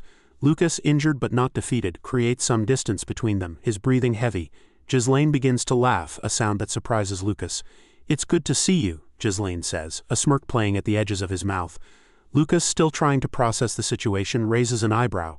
"Do you know me?" Ghislain's voice softens as he answers. "I know you well." He remembers Lucas as a former subordinate and comrade. "I've wondered where you went off to. Turns out you've been stuck in a place like this." Lucas wipes the blood from his lip, a grin forming on his face. "That's unpleasant," he says. "But this isn't the fighting style of the noble I knew. You've certainly stepped outside the usual category." He grows serious. "What are you really?" Ghislain, still smiling, replies. "I used to work as a mercenary." Lucas's eyes widen in excitement. "A mercenary? Ha," he says, almost with admiration. Ghislain then offers him a deal. "If you beat me, I'll withdraw from the castle and restore everything." But if I win, you'll come under my command, Lucas, taken aback, laughs. What nonsense are you spouting now? How can you turn an already won war into some kind of wager? He shakes his head. I have no ties to this castle, and I have no regrets about it. Ghislain presses further. If that's the case, then come under me. Lucas smirks. That's not possible. I'm valuable. Ghislain nods, understanding. That's exactly why I'm proposing the wager, he says.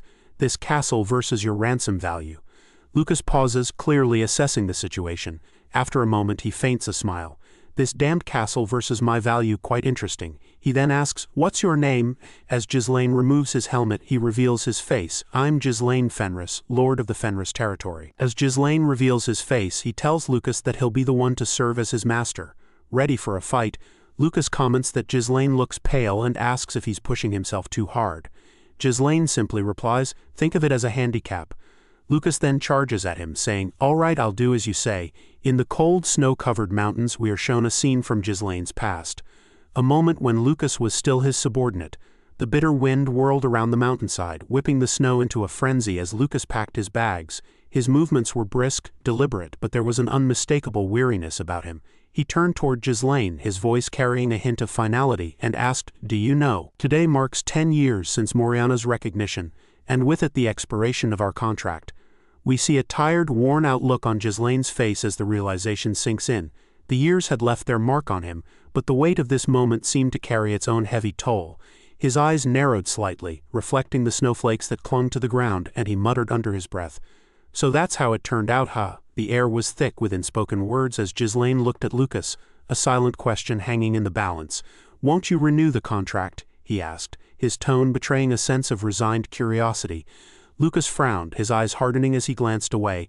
Give me a break, he muttered, the tension in his words unmistakable. With a sigh, Ghislain's gaze softened, yet there was a sharpness to his voice as he asked, is it because of her? He wasn't just speaking of the past, but of the lingering presence of the woman who had affected so much of their lives.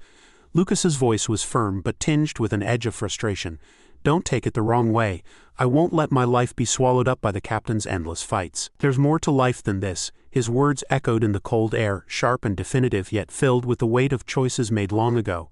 Ghislain stood tall, a figure of quiet strength. He nodded slowly, acknowledging Lucas's decision. Fine then, he said, his voice carrying a mix of resignation and resolve. You can leave. Go find your precious woman quickly, before all of this fades away. I have my own tasks to finish. There was a brief moment of silence between the two men. Then Lucas, looking back at Ghislain, gave a small nod. I promise you one thing, he said, his voice carrying the weight of a long-held commitment. If your life is ever in danger, no matter what, I'll come to help you. With that, Lucas turned, leaving the mountainside behind, his footsteps crunching in the snow. But their bond, an unspoken promise forged through years of shared battles, remained. Fast forward to the present. The battlefield is now the arena of their clash. Ghislain and Lucas, once allies, now fight fiercely against each other. Their blades meet with the sound of steel ringing through the air as they clash round after round. Neither of them was able to determine a victor. The intensity of their movements shakes the earth beneath them. Ghislain charges at Lucas, his sword raised high, striking with all the fury he can muster. But Lucas, with the precision of a seasoned warrior, blocks the attack with a swift strike of his spear. Their eyes lock. Two warriors with no hesitation in their gazes, only the certainty of their intentions. A battle to the death. Ghislain swings his sword with full force, but Lucas, using the length of his spear, dodges the attack with incredible agility. The two men are locked in a deadly dance, a choreography of life and death. With a swift leap, Lucas strikes at Ghislain with his spear, aiming for a fatal blow. Ghislain steps back just in time, countering with his own strike that forces Lucas to retreat. A brief pause, heavy with exhaustion and mutual respect, fills the space between them. Impressive, Lucas says, his voice dripping with both admiration and frustration. But you're looking a bit worn out, my friend. Panting heavily, Ghislain's expression hardens. I can't lose the bet I made, he mutters, determination burning in his eyes. A faint smile curves on Lucas's lips, but it quickly bursts into laughter. A sound that rings out with both relief and a touch of madness. Sorry, but I absolutely have to win this match. Being under you would be nothing but trouble. The air between them crackles with tension as they prepare for their next round. For a moment, the world seems to slow. Ghislain realizes something that shakes him to his core. Lucas was strong long before he ever met him.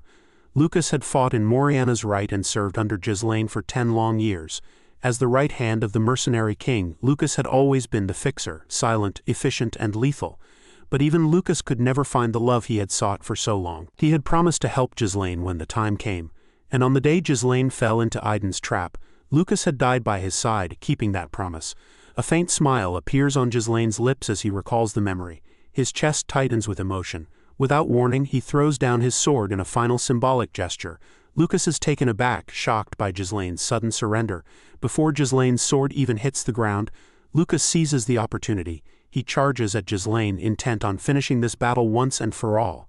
But Ghislain dodges the attack with a speed that belies his exhaustion. In a single fluid motion, Ghislain leaps into the air and locks his legs around Lucas's neck, forcing him down. With a brutal slam, Ghislain drives Lucas to the ground, the impact sending a shockwave through the earth. Blood spills from Lucas's mouth as the force of the blow rattles him to his core. Ghislain pulls out a hidden dagger, its cold steel gleaming in the moonlight. He places it against Lucas's neck, his voice cold and final. "This is my victory." Lucas, unable to do anything more than frown, murmurs, "Things just got even more tangled." His words are low, the weight of the situation heavy in his chest. The scene shifts dramatically to the Cabaldi castle, now engulfed in flames. Soldiers lie dead, their bodies gathered in the ruins of the once mighty fortress. Ghislain has captured Count Cabaldi, binding him in ropes, his fate sealed. Count Cabaldi kneeling before Ghislain is a picture of disbelief. He cannot comprehend what has just transpired. His fortress, his pride, his invincible stronghold has fallen. And worse, it has fallen by his own hand. "I still can't accept this," Count Cabaldi says, his voice trembling with shock. "How could it end like this?" Ghislain stands tall, his expression cold and unyielding. "No fortress in this world can be breached," he says. His words were like a death sentence to the very foundation of Cabaldi's beliefs. The Count's mind goes blank. His world shatters. He screams at Ghislain, desperate for answers. "So you didn't attack this place out of mere greed. What is your true purpose? What do you want?" Ghislain's gaze hardens. "I have many goals," he replies. "One of them is to kill you." Count Cabaldi grits his teeth, his anger boiling over. "You want to kill me? Do you really think that will solve anything? Your father will never be safe if you kill me. Even with the royalist faction behind you, they won't protect you. If you kill me, an uncontrollable disaster will follow." The Count continues, his voice frantic with desperation. "It's not widely known," but Countess interrupts, his voice sharp and knowing. "You're talking about the Delphine ducal house, aren't you?" The words hit the Count like a hammer. It's as if the sky has fallen upon him. His eyes widen in shock. Ghislain continues, his tone filled with certainty. "I know about them. They're recruiting neutral nobles like you, swallowing territories, gathering strength. They support Counts Desmond and Rayfold. They plan to centralize the northern conquest with iron or to strengthen their armies. And the Crimson Mage Tower is ready to strike when the time is right, all to start a civil war in the Rotania kingdom." Count Cabaldi's mind reels as Ghislain speaks. He's never heard any of this. How does Ghislain know everything?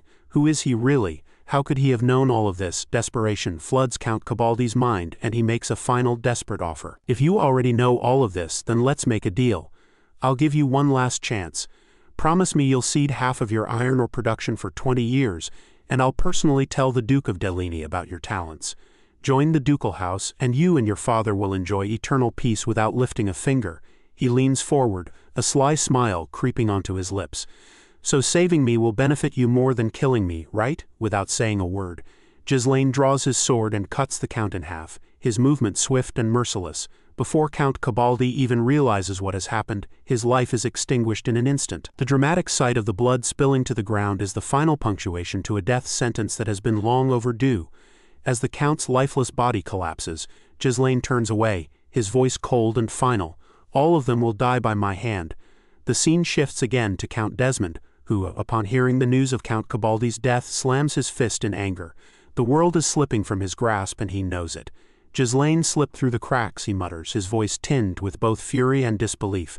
The ducal house followed a meticulous plan, but even they couldn't foresee this, and the result was destruction. As the fury burns in Count Desmond's chest, he vows that the sprouts of rebellion will be crushed before they can grow. From now on, everything will be decided by his will. The top priority is the destruction of Fenris and Perdium. The flames of war burn brighter, and with every passing moment, the world edges closer to the chaos that Ghislain has set in motion. At the capital Cardinia, inside the grand meeting chamber, where the royalist faction often gathered beneath high arches and banners bearing the king's emblem, tension quietly rippled through the air like a thin mist.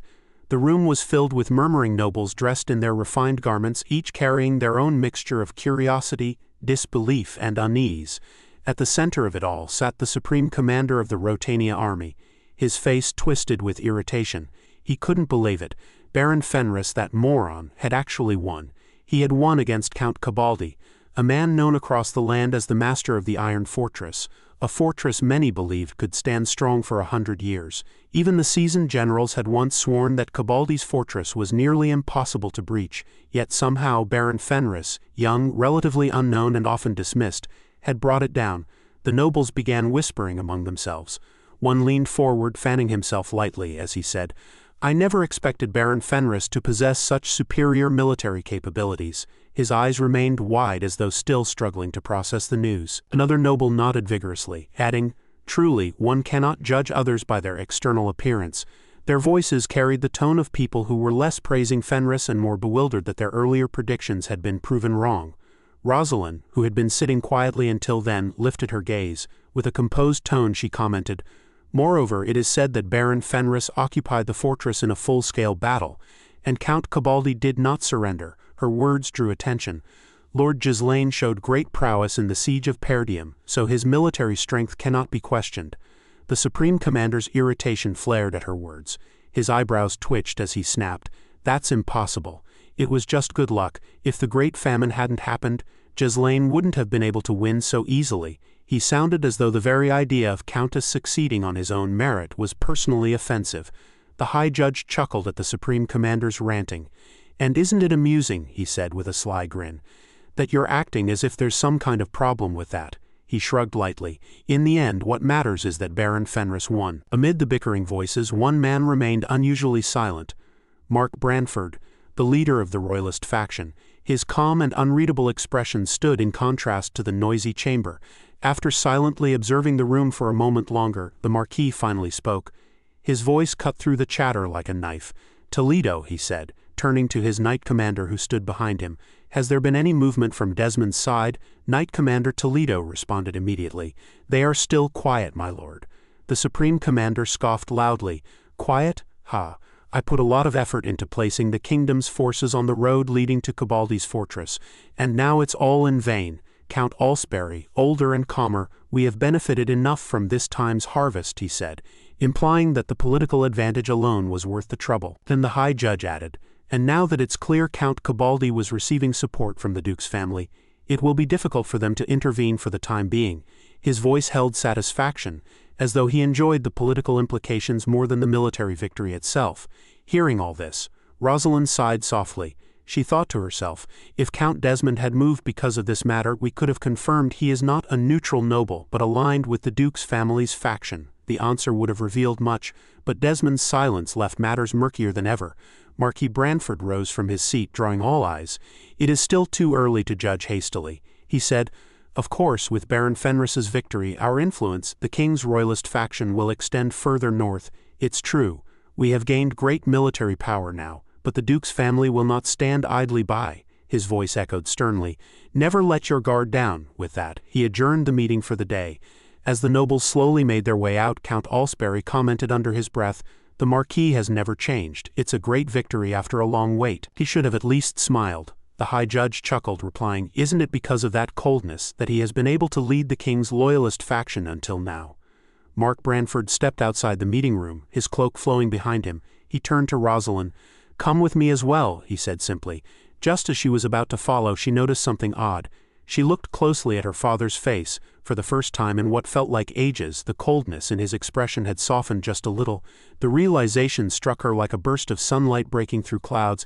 "He's happy," she thought, her heart swelling with joy. Meanwhile, far to the north of the kingdom of Rotania, near Cabaldi's fortress, a group of mercenaries hurried along the rugged dirt road. Their horses trotted briskly, hooves kicking up dust. Behind one of the mercenaries sat a young priestess, clutching the rider for balance. Her brows were knit with worry. "Squad Leader Max," she called out, her voice uneasy. "Doesn't the place seem too quiet for land in the midst of a war?" Squad Leader Max glanced around lazily. "Well," he replied, "perhaps Fenris's army has already been defeated." The priestess gasped, flustered. "Then what will happen to our mission? Lady Mariel and Mark Branford asked us to rescue someone named Baron Fenris. If we return empty-handed, I won't have the face to meet the two ladies." Max clicked his tongue in annoyance. Why do you have all these pointless worries? What can we do if the fault lies with Baron Fenris, who started a reckless war and couldn't hold out for long?" But the priestess began, but Max cut her off with a raised hand. "Well, that's her problem, but we are mercenaries. We work as much as we get paid, so you don't need to worry too much." He shrugged, trying to appear indifferent, though even he felt a knot of unease forming in his chest. As they approached Cabaldi territory, one of the mercenaries riding ahead called out, pointing forward. Look, what they saw made them pull their reins in disbelief. One of Countess's knights was directing the citizens of Cabaldi's territory to line up. "There's enough food for everyone," the knight announced loudly. "Do not cut in line. The new lord will ensure none of you go hungry for a while. Come forward and take your share." A wave of astonished murmurs spread among the starving citizens. They shuffled into line, eyes filled with disbelief. When they received the food, loaves of bread, grains, and vegetables, they burst into tears. Some fell to their knees, overwhelmed. "I can't believe the new lord is showing us mercy," one whispered. "Are those hellish days when all they did was take everything from us finally over?" another asked. "There might be no more unpaid labor." A third murmured voice, trembling. Nearby, Alfoy struggled to hold up a single log. Galberic, arms crossed, scoffed. "You're too weak. Would you even be able to carry a single material properly?" Alfoy's face reddened with irritation. "Damn dwarf. I'm not a worker. I was originally a mage." As squad leader, Max and the priestess approached, they saw people cleaning and organizing the once bloody battlefield. Max's jaw dropped. "Is the war really over?" he muttered. The priestess's ears twitched when she heard someone say, "How much loot was Count Cabaldi hiding for hell's sake?" A knight answered. "Even inside the fortress there's nothing but gold coins, art pieces, and valuables." Claude practically skipped as he shouted.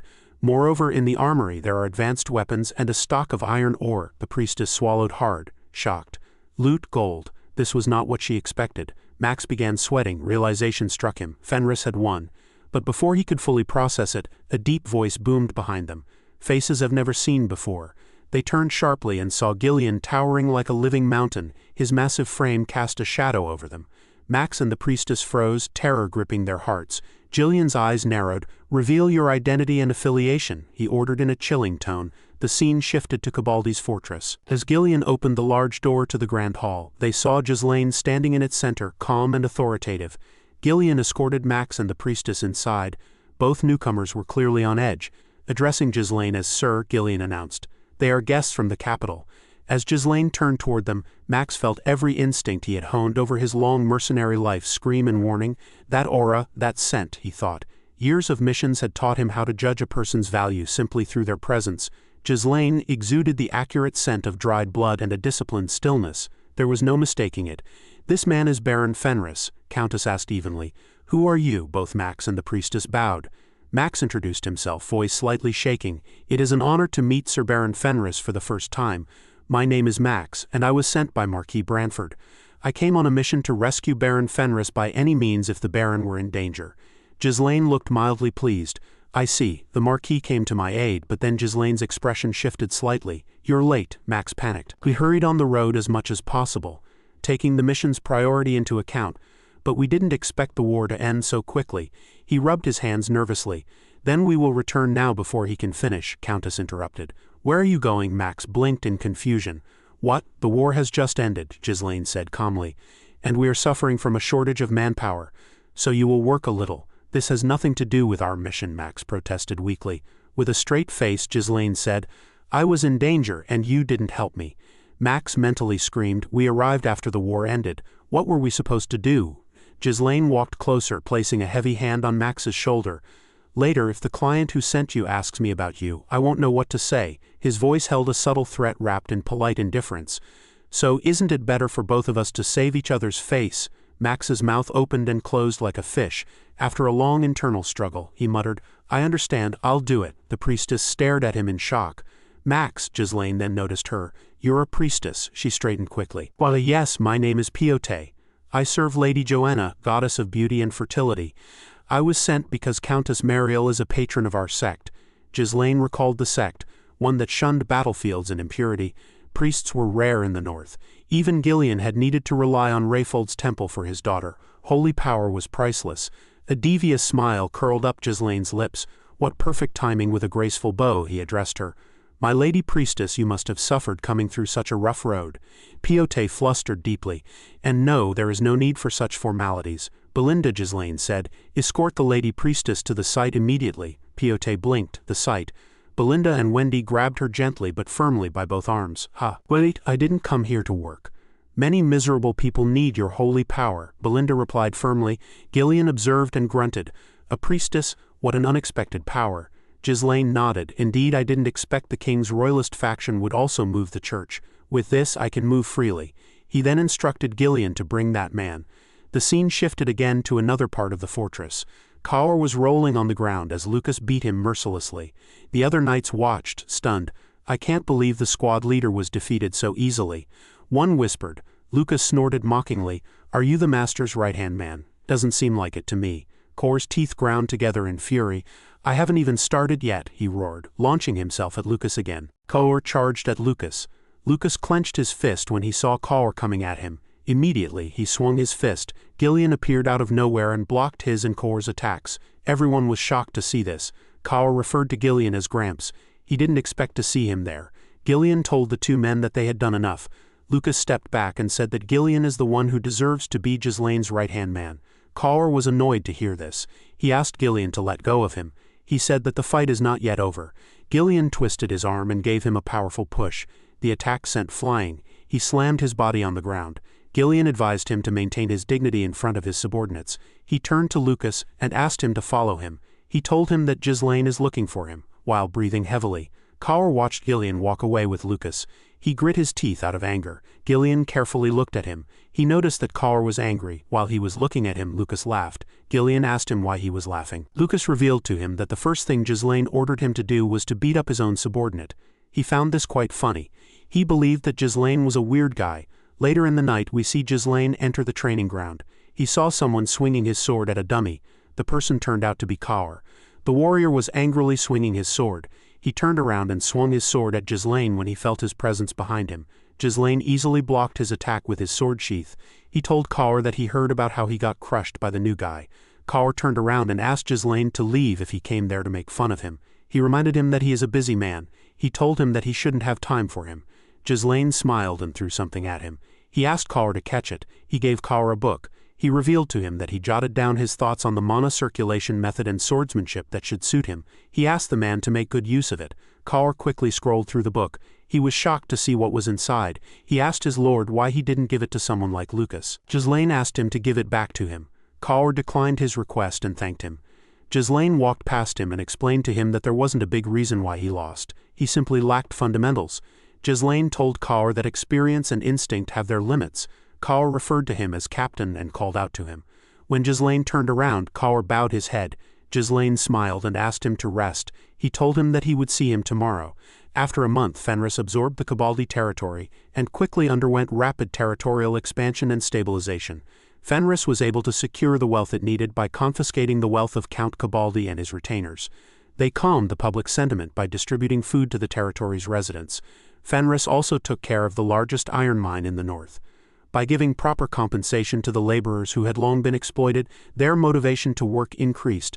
This allowed iron of higher quality to be supplied even faster than before the fortress was taken over. With this as the foundation, Fenris was able to develop its technology and acquire advanced armaments smoothly. The territory will no longer experience resource shortage. The scene shifts, and we see Ghislain in a room with his subordinates. He told them that everything that happened is thanks to everyone fulfilling their roles excellently in their respective positions. He said that no one will be able to look down on Fenris again. Claude agreed with his lord. He said that 1/3 of the northern region belongs to them if they add Perdium to their territory. Fenris is no longer lacking in population or military power. Claude said that Count Desmond can come at them. Ghislain called out to Wendy when he heard this. The woman hit Claude in his throat for mentioning Desmond. Belinda wondered why Claude had such a loose mouth. Ghislain told his advisor that it is too early to celebrate. He reminded him that the root of the threat remains. While struggling to catch his breath, Claude asked Ghislain if he could take a break. Vanessa called out to Ghislain. She informed him that the mages have recently been telling her that they are too tired to work. She asked him about what she should do. She said that Alfoy even tried to escape a few nights ago. Unfortunately for him, he got caught. Ghislain told Vanessa that the mages are his slaves. He smiled and asked her not to worry about it. He reminded her that they have a priestess now. The scene shifts and we see Pyote releasing a bright light from her body. She asked someone to rise in the name of Wana. The person screamed and asked Pyote not to heal him. The person screaming was Alfoy. The boy begged the priestess to just let him be exhausted. He said that he doesn't want to work anymore.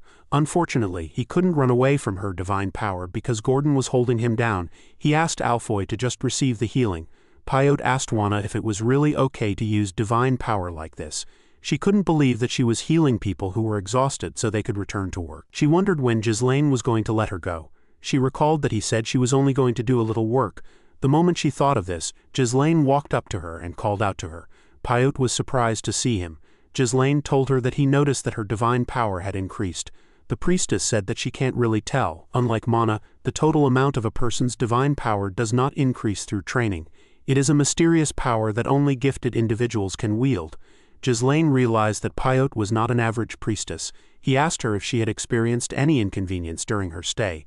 Pyote nervously asked him about when she can return to her order. Ghislain told her that she could leave now. The priestess was shocked to hear this. Ghislain told her that his territory has received so much help thanks to her contributions. He told Pyote that he would like to repay her. The scene shifts and we are taken to Marquis Branford's territory. We see the people discussing about Ghislain's battle. They spoke about how he traveled through the sky to infiltrate the castle. Some people believe that this was a lie. They said that Ghislain is not a bird. At the Marquis's mansion we see Ghislain step inside a room with Belinda and Pyote. He saw someone waiting for him there. Ghislain greeted her and asked her about how she had been. The person turned out to be Rosalind. The woman gently blushed when she heard Ghislain's voice. She told Ghislain that she is relieved to see that he is okay. Ghislain bowed his head to her and thanked her for sending talented people to his territory. He said that he received a great deal of help from the priestess. Rosalind smiled and said that she was glad to hear this. She told Pyote that she can return to the order now that her dispatch is over. Pyote thanked her for this. She was relieved to see that her first dispatch was now over. Although the Fenris territory was a good place to live in, it was still mentally exhausting for Pyote. The moment the priestess thought of this, Ghislain told Rosalind that he had a request to make regarding the priestess. Pyote was shocked to hear this. Before Ghislain could say anything, a knight informed him that the Marquis was waiting for him. Ghislain moved close to Rosalind and asked her if he could talk to her later. Rosalind smiled and told him that he could. When Ghislain stepped into the Marquis's office, everyone turned their heads to him with a serious look on their faces. Marquis Branford told Ghislain that he was late. Ghislain bowed his head and apologized to the Marquis. He explained to him that it took him some time to stabilize his territory. Marquis Morris told him that he should have come immediately. He won the war. Sir Baller asked him to stay calm. The Marquis reminded Ghislain that he once said that he must consider his honor before he acts on anything. He explained to him that his honor and the honor of the royalists would have been tarnished if he hadn't defeated Count Cabaldi. The ducal faction would have seized the initiative and secured its position in the north. The Marquis told Ghislain that he is gravely mistaken if he thinks that he is going to excuse all his unilateral actions because he is his patron. With a serious look on his face, he asked Ghislain to tell him everything about the war and convince him. Ghislain informed Marquis Branford that he doesn't fight battles that have no chance of victory. He said that he saw an opportunity and quickly took it. He told the Marquis that this is all that happened. He explained to him that the reason he is there is not to review what has already happened, but to discuss what to do from now on. He sat down and asked Marquis Branford to appoint him as the commander of the northern forces.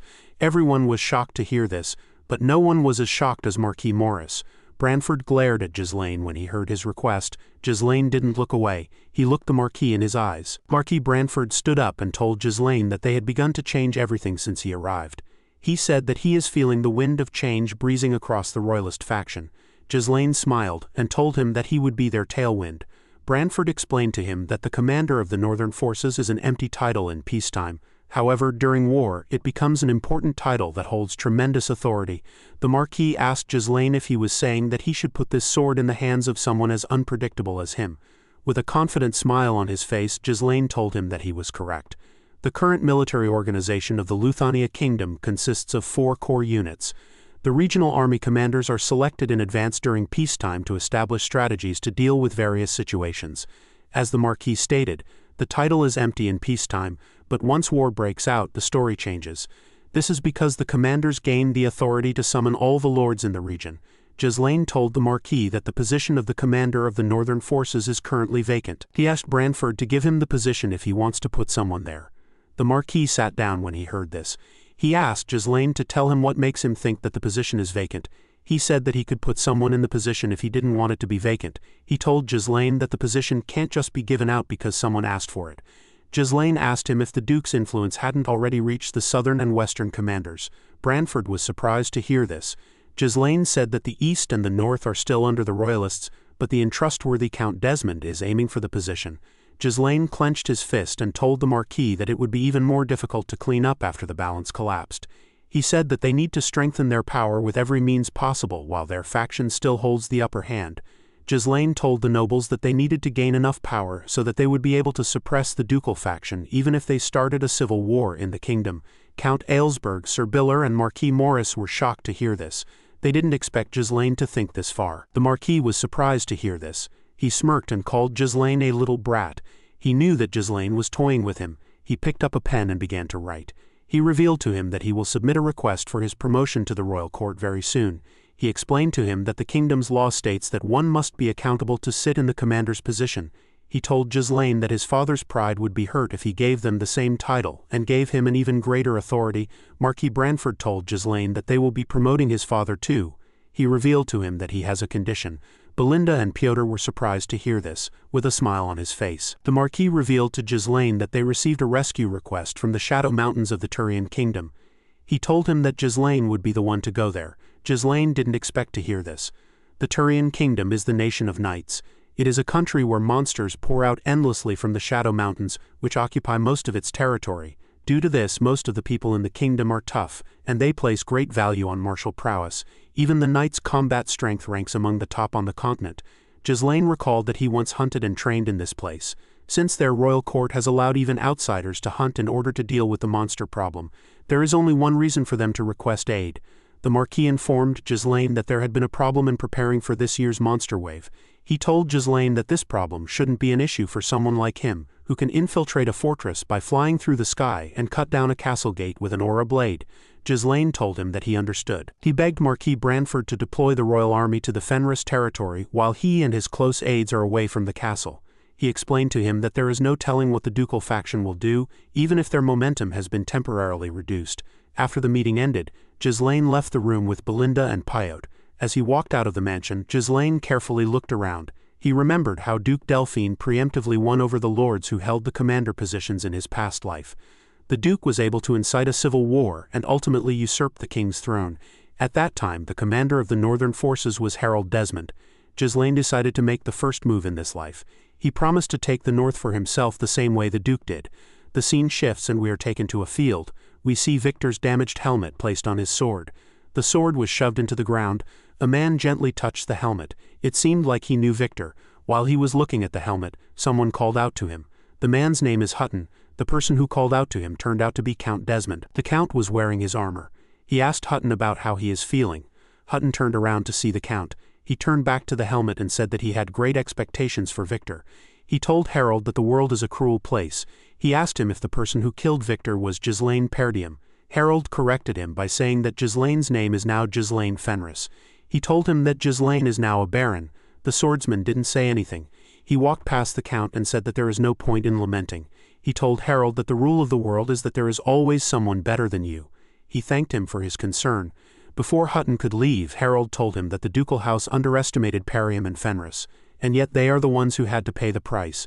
The Count said that Viscount Joseph only asked them to reassess Ghislain as the finest sword in the north after everything had already ended.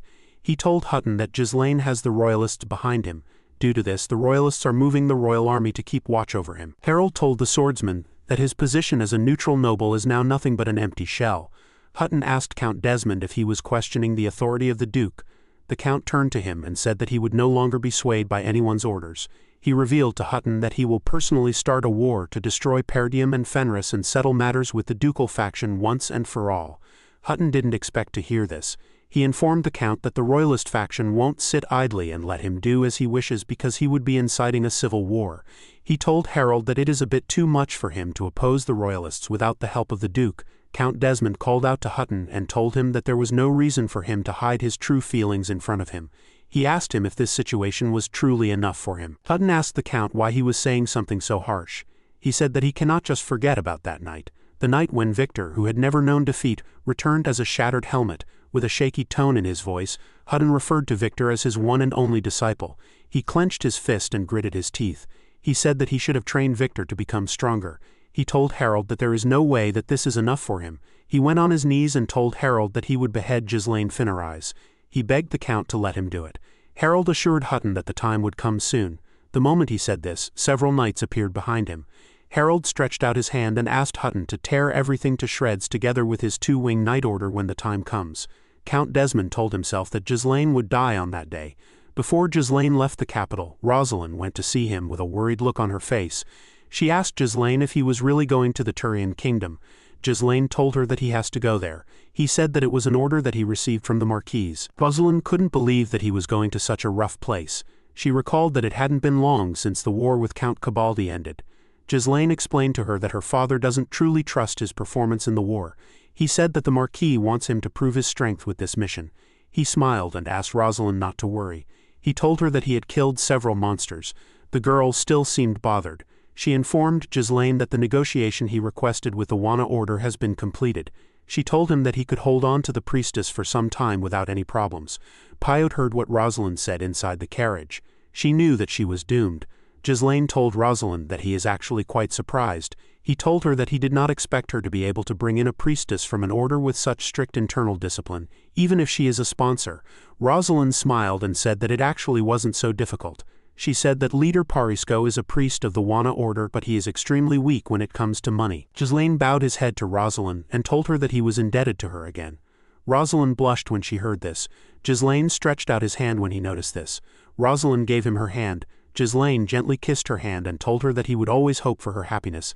The scene shifts and we are taken under the shadow mountains of the Turian kingdom.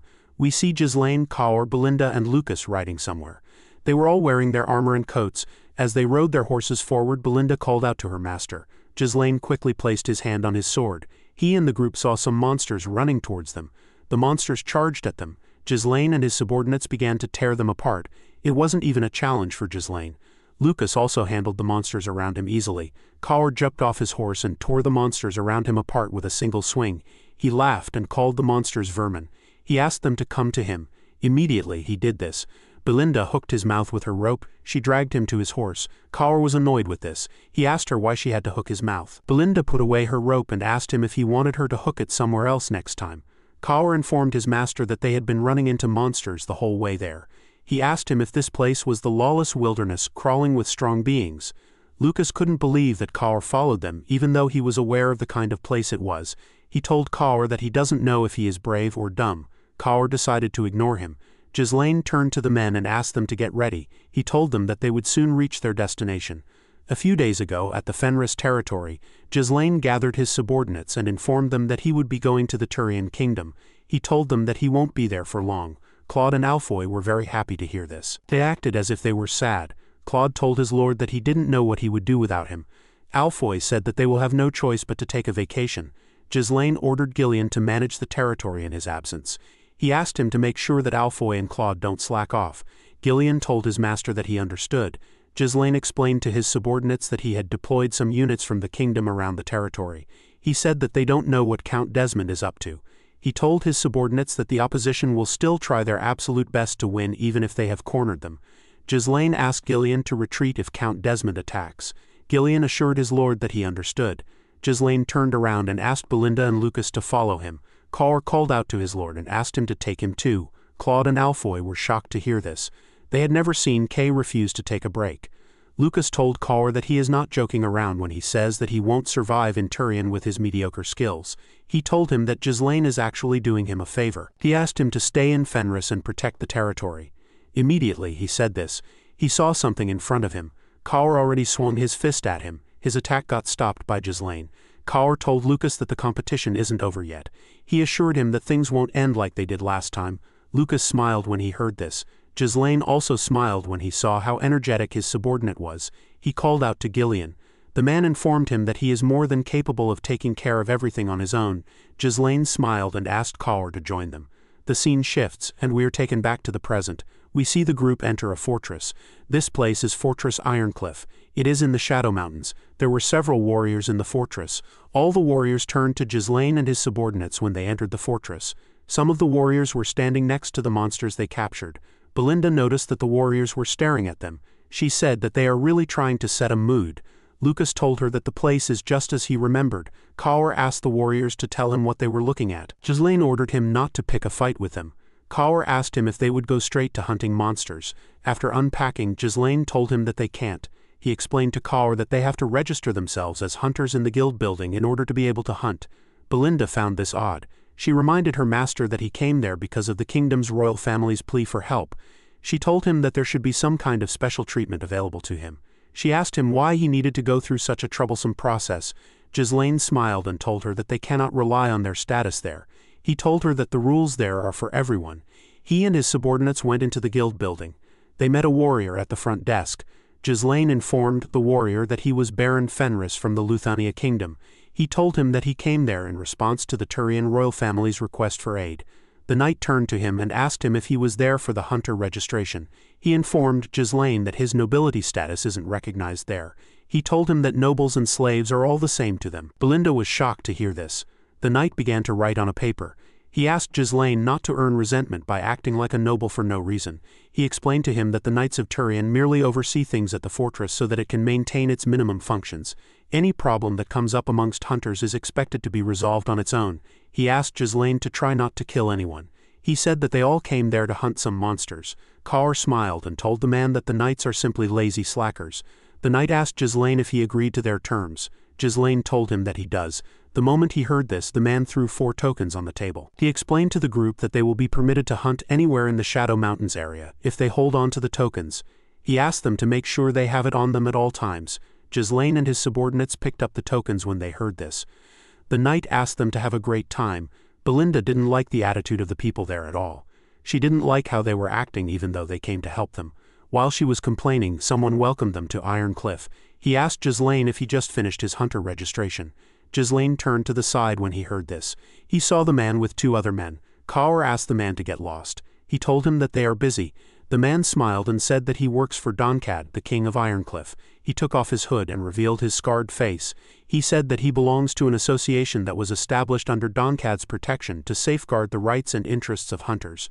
Turian laughed when he heard the name of the so-called king. He said that there is always one idiot who wants to play king everywhere he goes. He asked the man to tell him what he is going to do if he says that this is their first time there. The man told him that the knights of the kingdom never do anything. He said that the hunters have to work together to keep the law and order around there.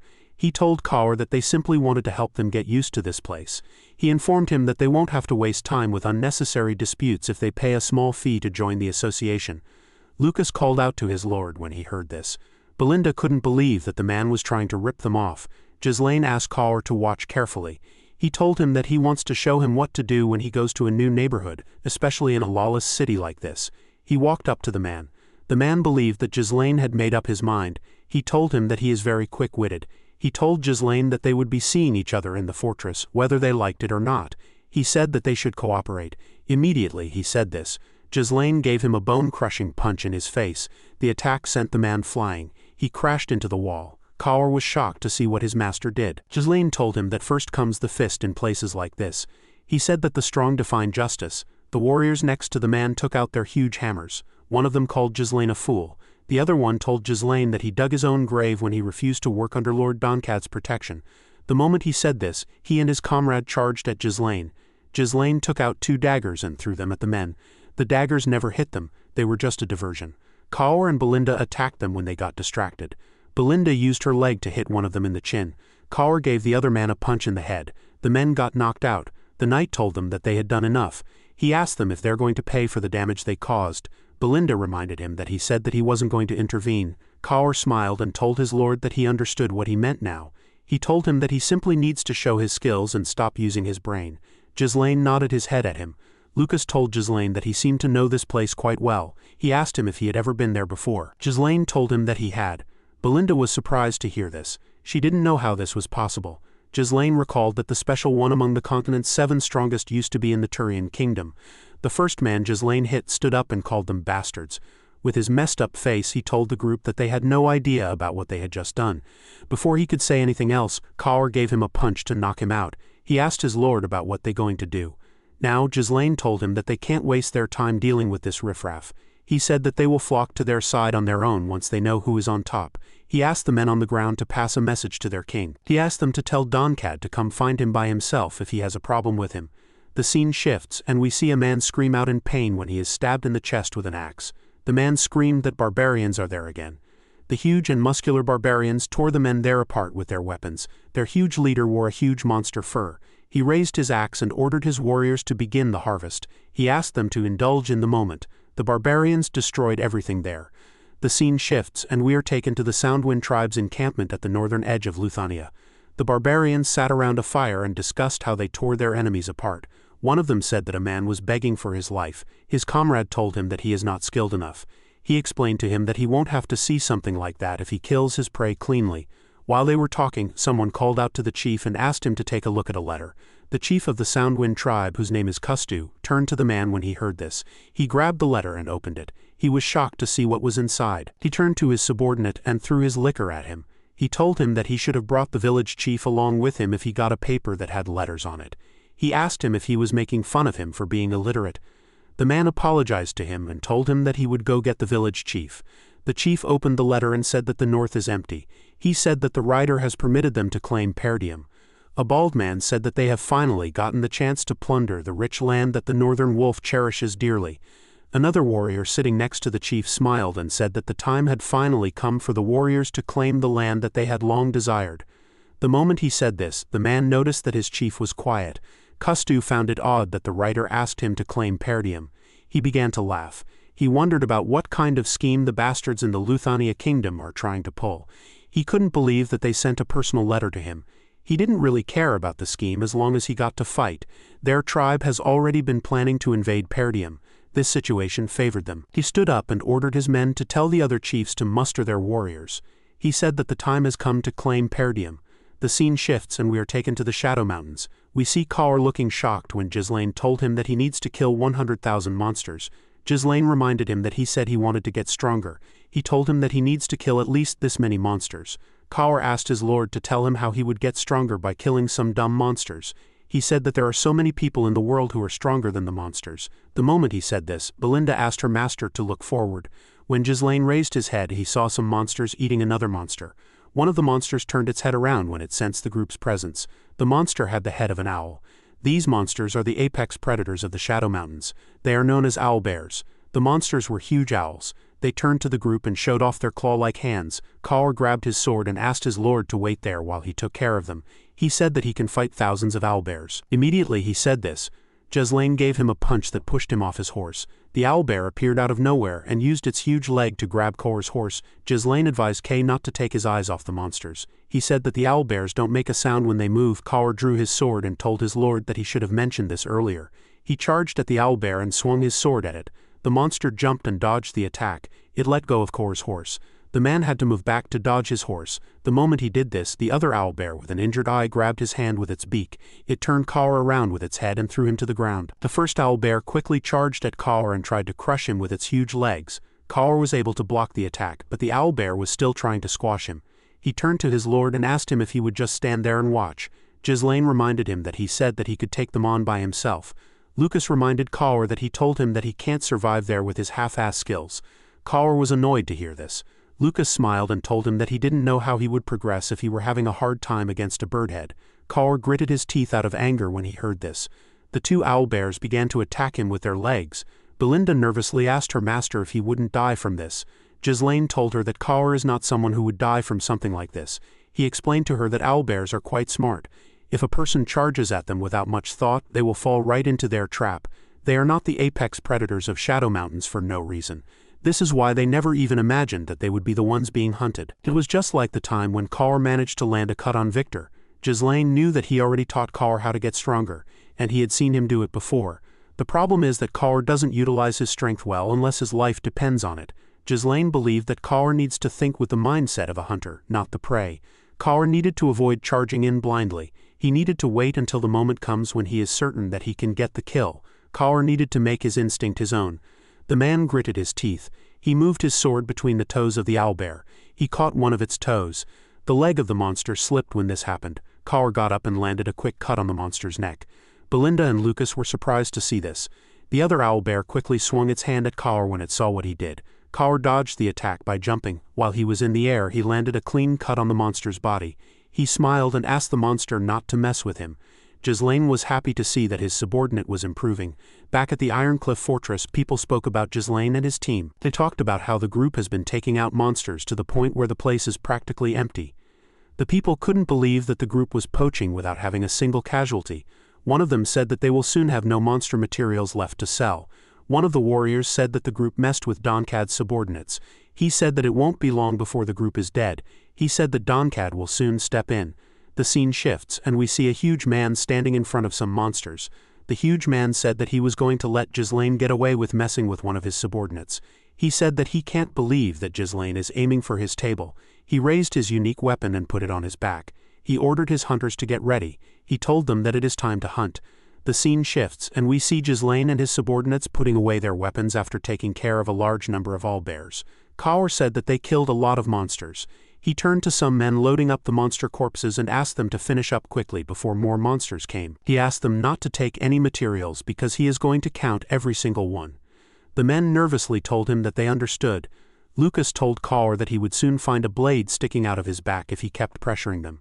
Kaur brushed off his advice and told him that he wanted to see the men try it. He asked him if there was a reason why he had to respect anyone who sucks up to Donkad. He said that they did not run into anyone who tried to mess with them for days. He said that Donkad must be scared. The two men turned around and glared at Kaur when they heard this. Ghislain noticed this. Kaur looked at the monster bodies and asked his lord about what they were going to do with the bodies. He reminded Ghislain that they already have too many materials stocked up in their storage. Ghislain asked him to send them to the territory and to Cardinia. He said that the dwarves are going to love these materials since they don't get them in Luthania.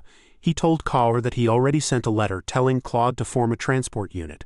The moment he said this, Belinda called out to her master. She told him that they have a problem. She showed him a letter and told him that it just arrived from Perdium. She told him that he needs to read it. Ghislain quickly opened the letter. He was surprised to find out that Perdium is being attacked. The scene shifts and we are taken to Perdium. We see the archers of the territory firing a ridiculous amount of arrows at the barbarians below. The barbarians raised their shields when they saw the arrows coming at them. Zwalter ordered his archers to shoot every barbarian down. He asked them not to let any barbarians set foot in their territory. Kustu ordered his warriors to climb the walls. He said that the highland is right in front of them. He asked the energetic warriors to dethrone the wolves. The warriors laid their ladders on the wall and began to climb it. The Perdium soldiers used their spears to hit them and push them down. Randolph was shocked to see that there were so many barbarians. He wondered if they were serious about taking over Perdium. Skovan was also shocked to see this. Although the barbarians had attacked them before, it was never anything on this scale. Randolph turned to Zwalter and told him that there was nothing ordinary about this attack. He suggested that they ask Ghislain for assistance. He told him that they need to send a letter to Ghislain right now. The Count asked him not to even think about it. He said that this is an issue that the Lord of Perdium has to solve. It is not for the Lord of Fenris. Zwalter said that they do not need any assistance. According to the letter Ghislain got, 6 of the barbarian tribes united to attack Perdium's northern fortress. Ghislain found this odd. The barbarians have always attacked Perdium, but they have never allied. This was something that didn't happen even in Ghislain's past life. Ghislain read that half of the Fenris soldiers have already been sent to Perdium. Ghislain knew that his father would never write a letter like that to Fenris. He believed that his father might have done this because the barbarians united. However, something still felt off to Ghislain. While he was thinking, Lucas asked him about what he would do. Kaur said that he was just starting to get used to this place. Ghislain told his subordinates that they would end their hunt here. He said that the integrity of the letter hasn't been proven yet. He said that they will need to return to their lodgings. Immediately he said this, he sent something. Ghislain quickly ordered his subordinates to jump. The group did as he ordered. They were able to dodge several arrows by jumping. Several warriors charged at them with their huge hammers. Ghislain used his sword to block 2 huge hammers. He pushed the hammers aside and tore the 2 men apart. While he was in the air, Belinda threw a dagger at her opponent's neck. Lucas stabbed his opponent in the chest, and Kaur landed a cut on his opponent's neck. The moment they did this, Donkad raised his huge weapon and slammed it on the ground. He released an avalanche on the group. Kaur and Belinda were shocked to see the avalanche. Ghislain moved forward and pushed his sword into the ground. He ordered everyone to get behind him. The heavy snow poured on them. Donkad jumped down to see if he had taken care of the group. To his surprise, Kaur told him that he came prepared. He pointed his sword at Donkad and asked him who he was. Donkad told him that he just given them the only chance to die peacefully. He introduced himself as the king of Ironcliff. He asked them if he needed to explain why he was there. Ghislain told the man that he was the one who asked his subordinates to tell him to come.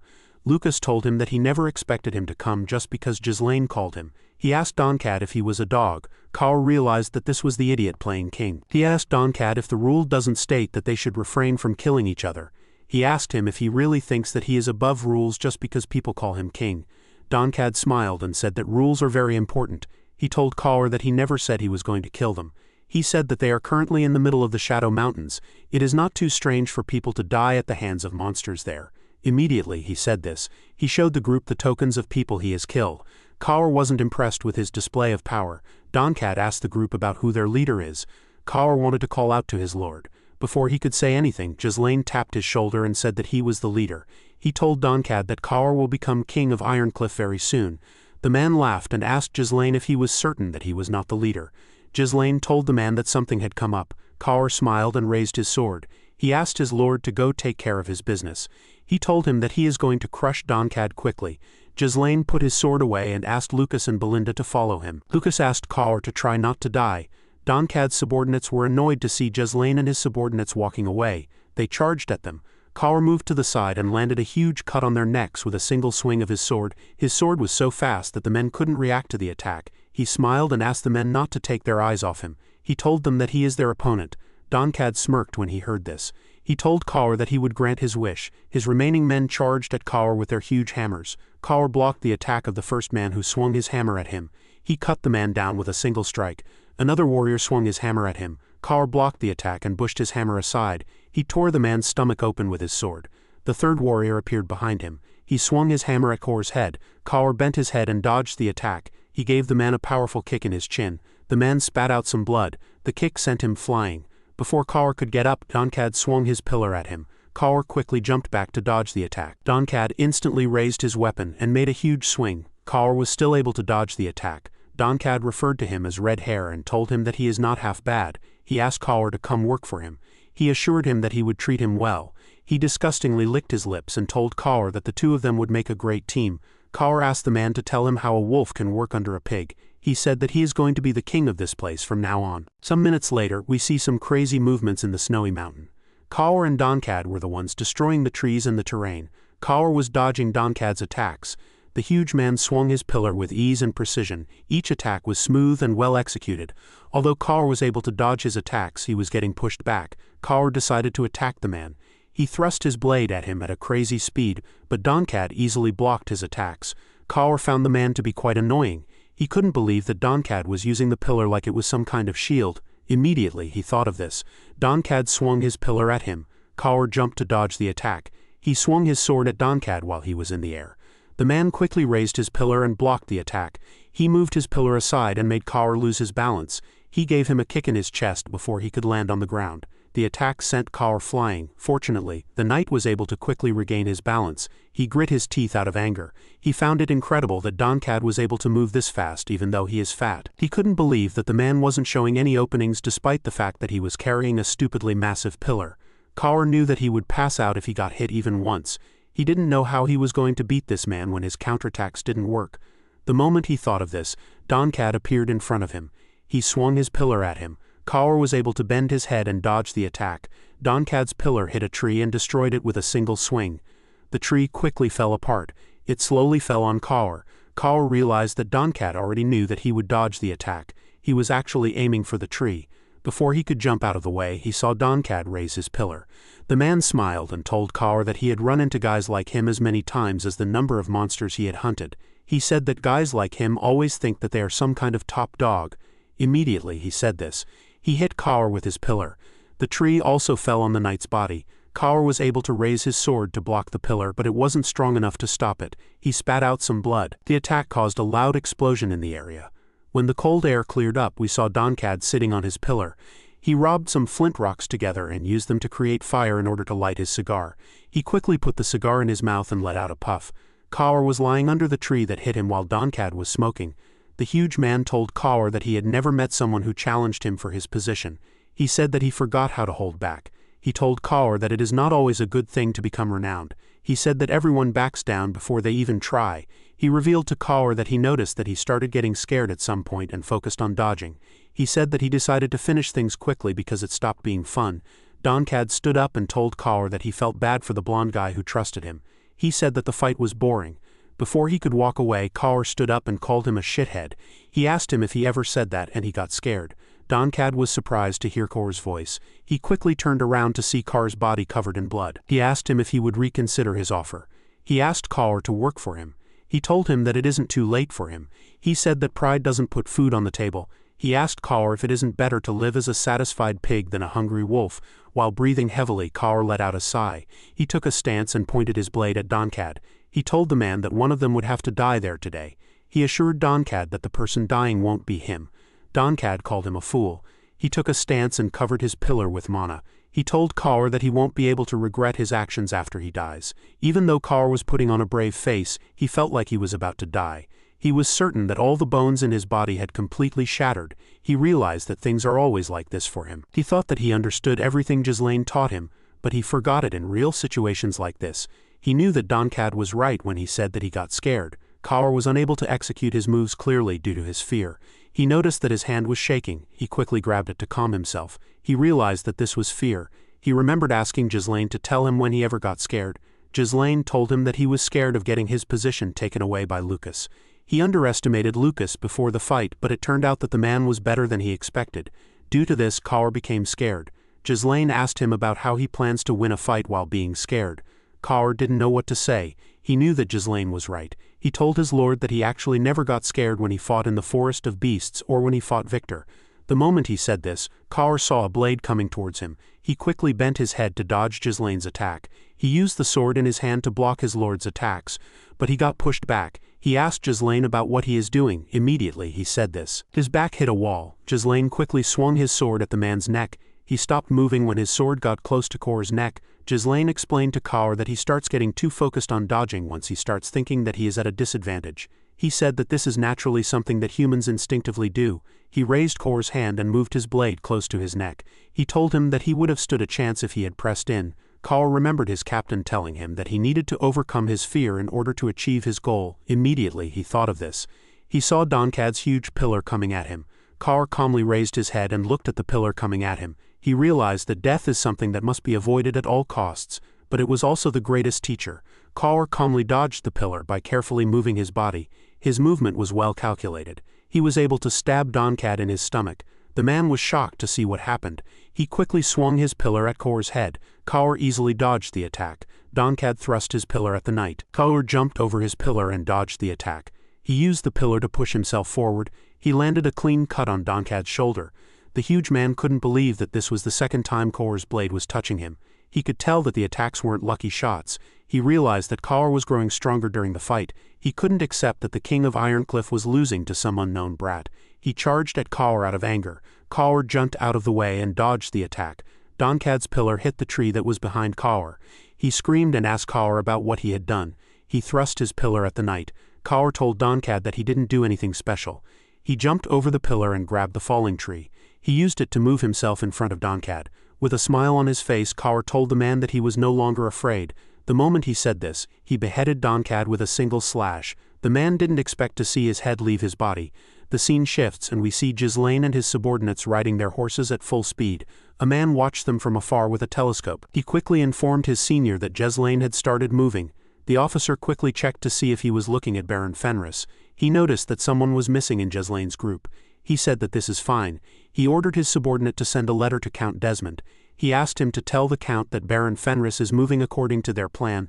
The scene shifts and we are taken to the northern fortress of Perdium. We see Zwalter and his soldiers fighting off the barbarians that managed to climb the fortress wall. The Count raised his sword and told his soldiers that these barbarians are nothing but scarecrows made of flesh and blood. He asked them not to be afraid. The soldiers pushed forward and cut down the barbarians on the wall. They wondered if the barbarians would never get tired. They knew that the barbarians would normally have left after receiving this much damage. Kustu smiled and said that the wolves are exhausted. He could tell that Perdium would fall if they clashed a couple more times with him.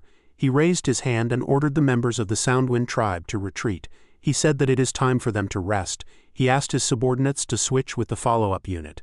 The warriors of the Soundwind tribe didn't like what they were hearing. They couldn't believe that they had to switch at this moment. One of them told the others that they needed to follow Chief Kustu's order. The soldiers of Perdium couldn't believe that another unit was coming at them. They were extremely tired. They wondered about how many times the barbarians were going to switch units. While breathing heavily, Randolph informed the Count that the 6 tribes are using a rotation strategy.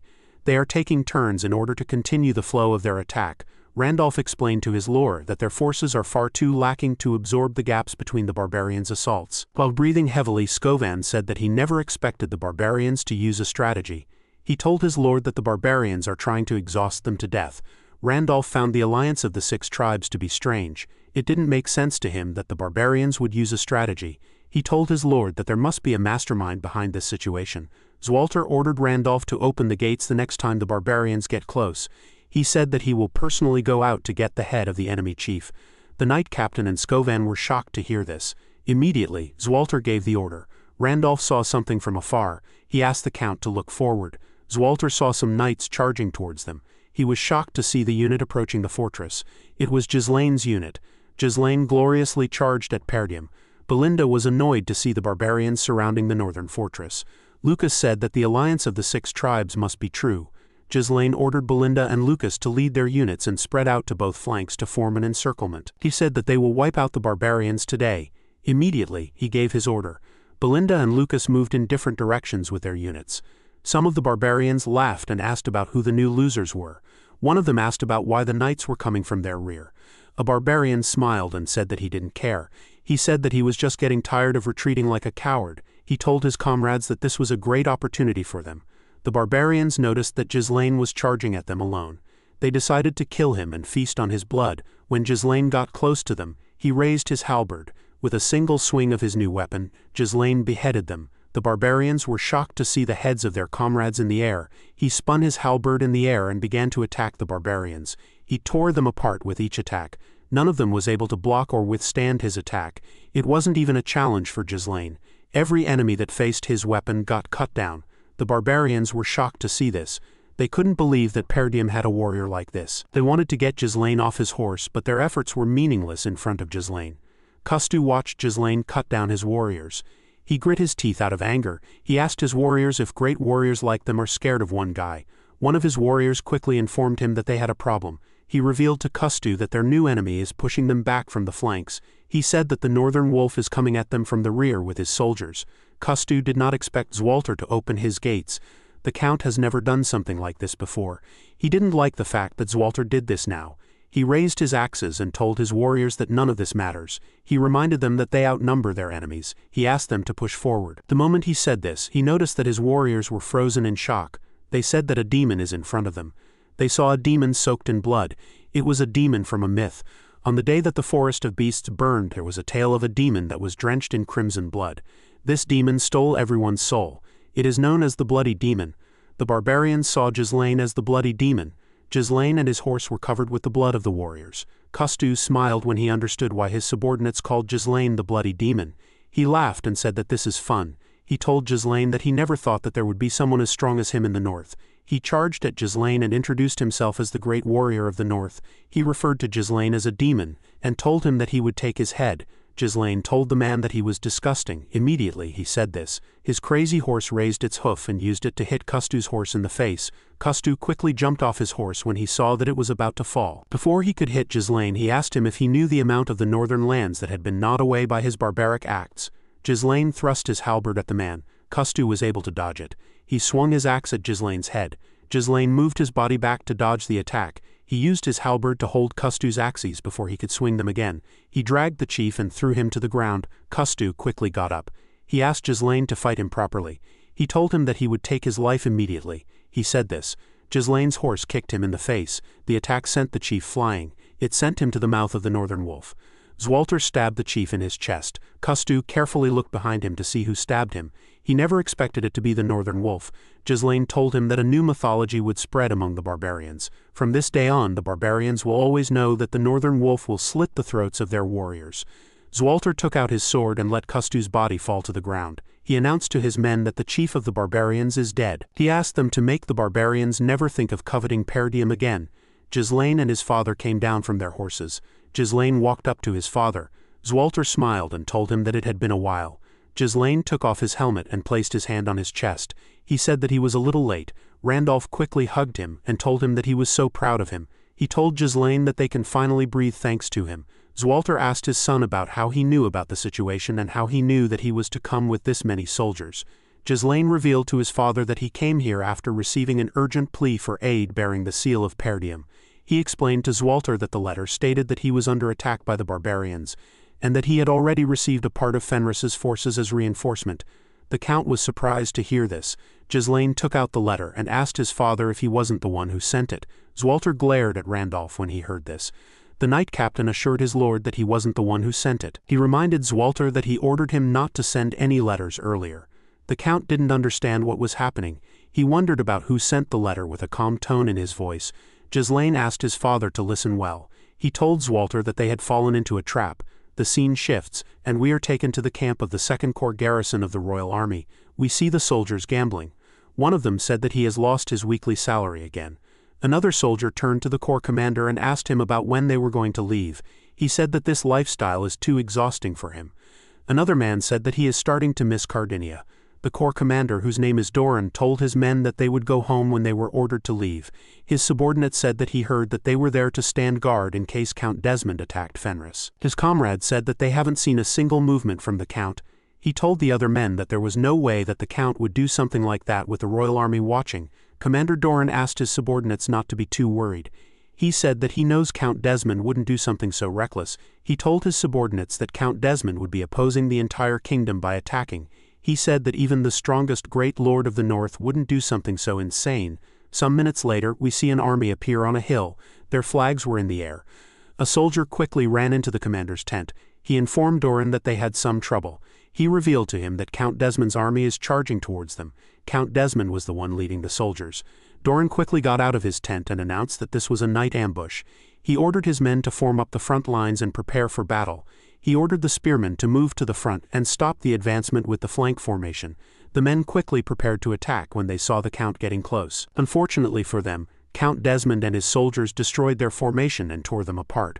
Harold and his 2-wing knight order easily destroyed the man. It wasn't even a challenge for them. The soldiers of the Royal Army could barely keep up with them. One of them told the Corps commander that they can't last any longer. He said that they cannot hold the formation. The man couldn't believe what he was seeing. He knew that the Royal Army was made up of the kingdom's elites. He didn't understand how they were reduced to this level in an instant. Commander Doran ordered his men to give up on the battle and retreat to Fenris. He asked his subordinate to send a messenger to Cardinia. Immediately he gave the order. He heard a loud explosion from behind. The explosion was caused by Desmond's cavalry.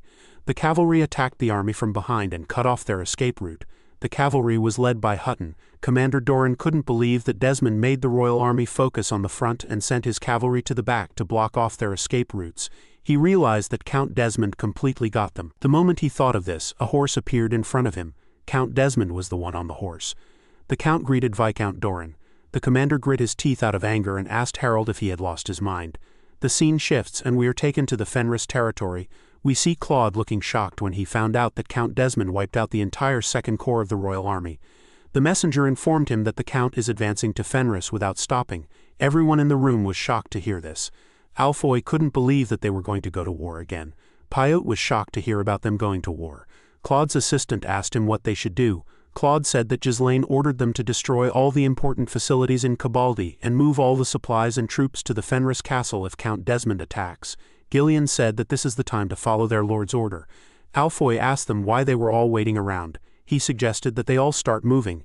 He said that the place is done for. The knights and dwarves did not like what they heard. Even Vanessa was reluctant to move. Alfoy called them fools and told them that the strongest lord in the north is coming to kill them. He asked them to stop acting sluggish and start moving. Pyote quickly agreed with him. Vanessa told Alfoy that she is not leaving. She said that she will find a way to stop Count Desmond with magic. Alfoy and Pyote were shocked to hear this. Alfoy moved close to Vanessa and asked her not to say something so stupid. He told her that she would definitely die if she stayed there. Vanessa told him that everything that they have done so far will be taken by the enemy if they leave this place.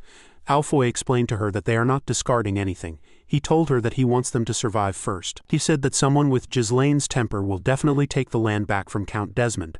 Vanessa reminded him that they had done all kinds of impossible things until now. She said that she is certain that they can stop the enemy if they try their best. Vanessa told Alfoy that this land has a smithy and core facilities that the dwarves and mages worked on together. Public order has been established through the efforts of the knights, and the citizens have begun to live a new life. The mage said that this land holds their lord's dream. She swore to protect it at all costs. Paiute was surprised to hear this. Claude called out to Vanessa and told her that he would share some really important information with her if she really wanted to stay there. He revealed to her that he received a report that Count Desmond's army has 30,000 troops with 8 siege towers and 12 catapults. Aside from this, the Count's personal mage, who is at the 6th circle, is also in the army. Alfoy and Vanessa were shocked to hear this. Ghislain explained to the group that they won't even last 3 days once the siege begins because some of their troops went to Perdium. He said that the enemy will get through the gate before their lord arrives. Vanessa was surprised to hear this. Ghislain stood up and said that their lord's order is absolute. He ordered everyone to evacuate with supplies. He said that he will stay. Vanessa was surprised to hear this. Claude asked Ghislain if he didn't hear what he said. Ghislain explained to him that they would be able to slow Count Desmond down if they went to the Stonehaven Fortress, which is the gateway leading to the Cabaldi territory. He said that Count Cabaldi was actually quite wary of Count Desmond when he was alive. He clenched his fist and told the group that their lord would definitely come. He said that he will buy time until Ghislain arrives. Galveric told the man that he would start making some good equipment. The dwarves said that they don't have time to waste. Gordon stepped forward and said that he would stay too. Alfoy was shocked to hear this. Gordon clenched his fist and said that he didn't know what Captain Kaur would say if they ran away like losers. Gazelle said that he would rather fight and die there than hear Kaur call him a loser for the rest of his life. The other knights agreed with the men. They raised their swords and said that they were going to stay too. Alfoy didn't like the fact that everyone was suddenly acting brave. He couldn't believe that he missed his chance to run away. He knew that he couldn't just leave at this point. Vanessa was touched that her comrades were all ready to lay down their lives for the territory. The scene shifts, and we are taken to the northern fortress of Perdium. We see Ghislain reading a letter. The letter was from Ghislain. Ghislain told his lord that he had accomplished what everyone said was impossible. He said that he knows that this region is needed for them to face even greater enemies. He assured Ghislain that he would protect the territory no matter what. Ghislain was touched that his subordinates were willing to lay their lives down for him. He knew that Count Desmond commanded an army of 30,000 with the strength to wipe out the royal army's 2nd Corps in an instant. Ghislain understood that the Count showed confusion in his intelligence network and dispersed Fenris forces. He launched his attack while keeping Ghislain tied down there. Ghislain didn't like this situation at all. He considered the fact that the Count might act independently, but he never thought that he would do something like this. Randolph told Ghislain that he shouldn't be there while Count Desmond's army is advancing. Zwalter told his son that he needs to go back to his territory now. Immediately he said this. Skovan barged into the room and informed him that they had a problem. He said that the follow-up units of the barbarians are advancing towards them again. Everyone quickly went outside to see the barbarians. They were even more than before. Randolph was shocked to see how many barbarians were coming towards them. Zwalter didn't expect them to be this much. He thought that they had fully stopped the barbarians' attack. Ghislain knew that even his father wouldn't be able to stop this many barbarians. He was certain that the barbarians would take over Perdium if he left now. He didn't expect Harold to use this strategy. He realized that the Count had staked everything on this war. Zwalter placed his hand on his son's shoulder and asked him about what he was waiting for. He explained to Ghislain that fending off the barbarians and protecting the people of Perdium is the job of the Northern Wolf. Ghislain did not expect his father to say this. The Count reminded his son that he is now a lord. He told him that the people he must protect are waiting for him. He asked him to carry out his duty. Ghislain could only stare at his father when he heard this. Randolph drew his sword and ordered the archers to prepare to fire. He told them that their homeland would be invaded if they didn't stop their enemies there. Zwalter drew his sword and walked forward. He asked his son to go now. Ghislain walked past his father and told him that he was correct. When he said that he has people to protect, he grabbed his halberd and said that these people are the ones he trusts the most. The moment he said this, he covered his sword with mana. He called out to Belinda and Lucas and told them that they needed to clear this place as quickly as possible and return to their territory. With a cold gaze in his eyes, Ghislain said that Count Desmond would die in the war at the end of the day. The scene at Stonehaven Fortress was utterly devastated. Ghislain moved non-stop, issuing orders to the soldiers with relentless urgency. He repeatedly commanded them to transport the supplies, hurry their movements, reinforce the fortifications with more stone, and properly store the arrows in their designated locations. His voice never ceased, constantly pressing them to move faster and ordering those who had completed their preparations to assemble immediately. At the same time, Galveric approached from another direction and called out to Ghislain.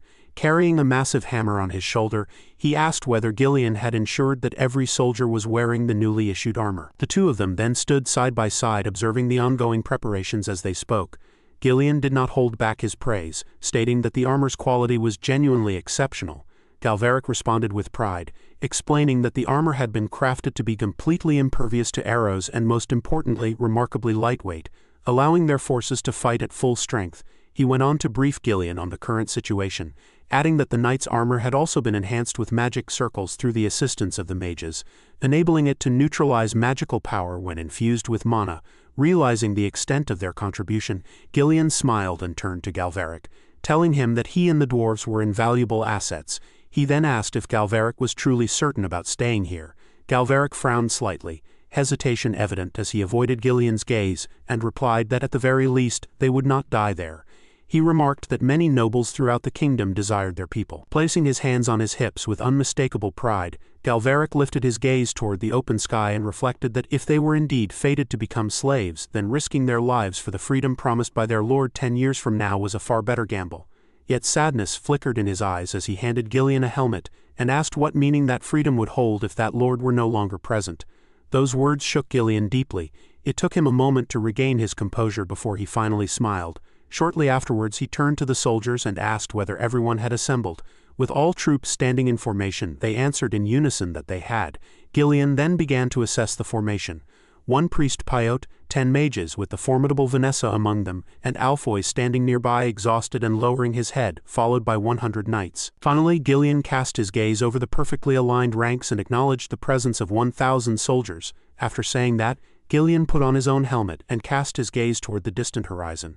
His field of vision gradually expanded, revealing an even more formidable army in the distance, one just as massive in scale numbering around 30,000 troops. They were clearly preparing to march forward and launch an attack on this place. Upon hearing that number, Gordon could not help but exclaim in shock that the enemy force was 30 times larger than theirs. Standing beside him, Turin burst into excited laughter, remarking that it was truly terrifying. In contrast, Alfoy panicked and immediately tried to flee, shouting in fear that they should just run away, insisting that their lord would not want them to die here. At that moment, Vanessa, who was standing nearby, reached out, grabbed him by the collar, and angrily scolded him, saying that it was already too late. Despite the overwhelming disparity in numbers, the cavalry unit remained highly spirited. Standing at the front, Ghislain frowned slightly and asked whether they were afraid. As he strode forward, he calmly instructed them that their objective was not to defeat the enemy, but merely to buy time until their lord arrived. He warned that if this fortress were to fall, the enemy would seize the entire territory in an instant. He then began listing what was truly at stake: their workplaces, their families, and the homes they had built with their own hands. After pausing briefly, Ghislain expressed that the same applied to the lives and dreams their lord had given them, and that this was no different for him as well. With those words he raised his helmet high before firmly placing it on his head once more. His eyes grew resolute as he rallied everyone's spirit, declaring that now it was their turn to protect their lord's dreams. His words struck deeply into the hearts of the soldiers, filling them with renewed motivation. At the same time, on the enemy's side, Harold rode at the front of the formation. Hutton turned to him and reported that all the trebuchets had been fully loaded. Harold glanced backwards and coldly called out Willow's name. A figure immediately stepped forward, forcefully planting a staff into the ground. Willow respectfully introduced herself, stating that she had been summoned, and identifying herself as Willow, the 6th Circle Master Mage of the Desmond Circle, and Harold's personal mage. Harold questioned her, asking whether he had discovered the runestone traps the enemy had used during the siege of Deagald. Willow quickly explained that they had confirmed there was no residual runestone energy in the area, reasoning that since the battle had begun so suddenly, the enemy would not have had time to prepare such measures. Satisfied with this answer, Harold pointed his sword forward, praised her briefly, and gave the order to fire. A massive cannon was rolled into position, and as the signal rang out, the projectile was launched, straight toward the castle. Seeing this, Ghislain led the formation and ordered all units to prepare for impact. Moments later, a series of explosions erupted as the attack struck. From the outside, Harold issued the command to advance. Galveric immediately reported that the enemy forces were moving in. Upon hearing this, Ghislain ordered them to repair the damaged sections at once. Standing tall and fearless, Ghislain continued commanding the formation, ordering the archers to take their positions. With a single command, thousands of arrows were released simultaneously. In response, Harold instructed his troops to raise their shields and continue advancing. Observing the battlefield, Hutton remarked in awe that the fortress was incredibly strong and would not fall even if 12 trebuchets attacked at the same time. He also noted that the defenders' response was far faster than expected. Harold frowned slightly and commented that he had heard the defenders had accepted dwarf slaves from the royalist faction, wondering aloud whether the fortress had been reinforced using dwarf techniques. Orders were continuously issued to archer units 1 and 4 to fire and flatten the fortress. However, despite thousands of arrows raining down, none of the soldiers was injured. Not a single casualty occurred, which left Harold visibly astonished. The soldiers, meanwhile, excitedly marveled that every arrow simply bounced off their armor, wondering what kind of armor the dwarves had created. They began shouting provocatively, urging the enemy to keep shooting and boasting that their armor was impervious to arrows. This infuriated Harold. A murderous glint flashed in his eyes as he called out to Willow and ordered him to create a rain of fire. Willow and her group of mages immediately began casting spells. Smiling with excitement, Willow acknowledged the command. After observing the situation, Calveric grew uneasy and urgently pointed upward, calling out to Ghislain and telling him to look. As he stared at the dark, swirling vortexes forming in the sky, he warned that there was something strange about it. Ghislain raised his head and instantly realized that it was magic. While casting his spell, Willow arrogantly mocked them, telling them to protect their heads. His eyes gleamed with malice as he grinned in excitement, thinking to himself that a rain capable of burning everything was about to descend. Seeing fireballs raining down one after another, Calveric became flustered and angrily cursed, shouting that although air armor was indeed impervious to arrows, it could not withstand large-scale area magic like this. He then hurriedly ordered everyone to take cover. However, almost immediately afterwards, Ghislain spoke up to reassure the troops, instructing all units to remain calm and hold their positions. He stood tall and confidently asserted that there was no need to worry, as they too possessed magic. The moment Ghislain finished speaking, a powerful surge of mana erupted. Vanessa retaliated by casting Wind Curtain, conjuring a massive protective barrier that shielded everyone. No matter how many fireballs descended from the sky, they all dissipated before they could penetrate the defense. Vanessa remained intensely focused as she maintained the spell, and within moments the darkened sky was dispelled and returned to clarity. Ghislain continued standing there with unwavering confidence while the soldiers stared in astonishment. Overwhelmed by fear, Willow muttered to himself about that mantra, quickly realizing who Vanessa truly was. The mage who had annihilated the Deagled forces, Alfoy, glared at her with barely concealed irritation, cursing inwardly and wondering he was used as a battery again.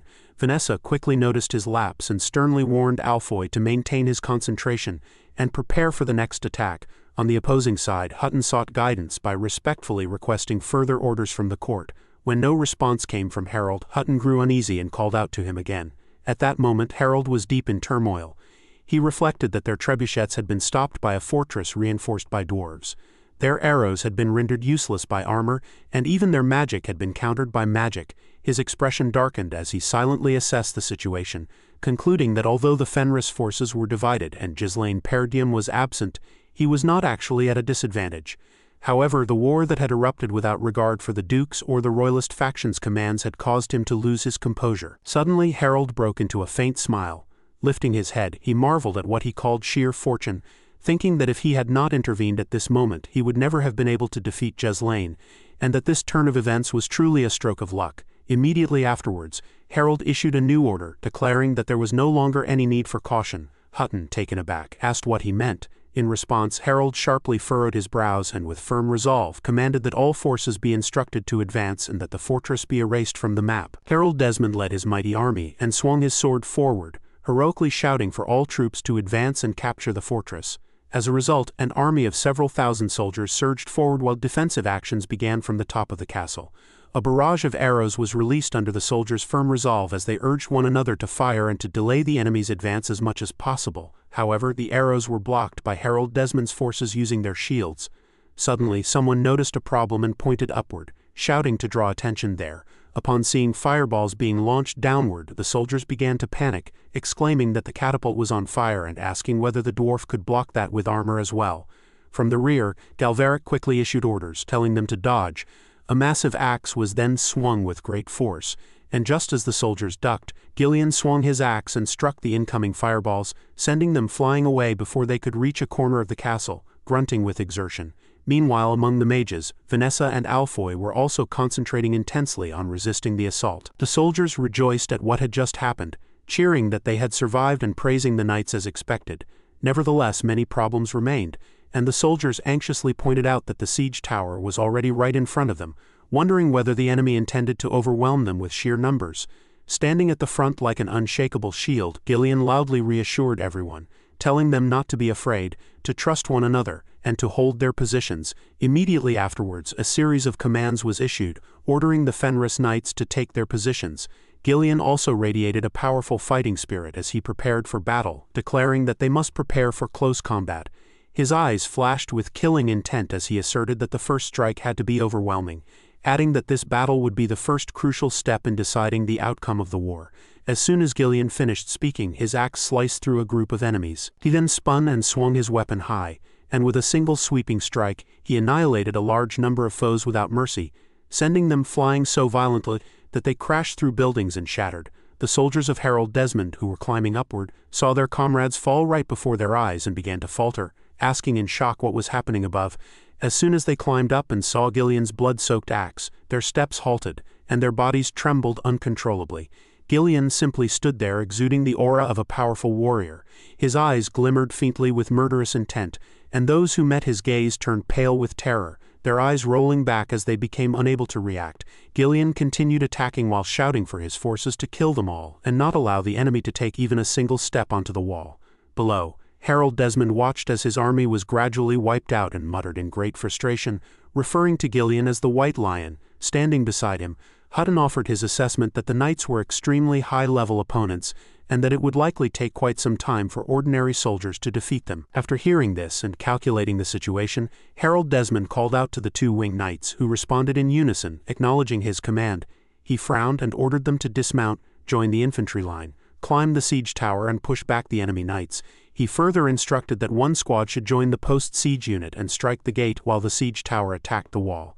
He then addressed his mages, ordering Willow to gather mana so that large-scale magic could be used at any time. Having been given another chance after a previous failure, Willow clenched his fists with determination and replied that he understood. After setting forth his strategy, Harold Desmond looked forward and declared that it was enough. Hutton raised the hand holding his sword, and together they stared up at Ghislain, remarking that the White Lion was extremely irritating. Finally, Harold Desmond revealed a murderous gaze and ordered that they kill him. Hutton, extremely excited, pulled tight on the reins, his eyes gleaming with momentum and confidence as he declared that he had been waiting for that order.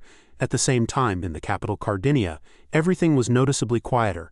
Count Faud, the spokesman of the Delphine ducal house, sat with his head lowered in anxiety, sweat pouring down his forehead like a stream. Facing him were seasoned and formidable figures.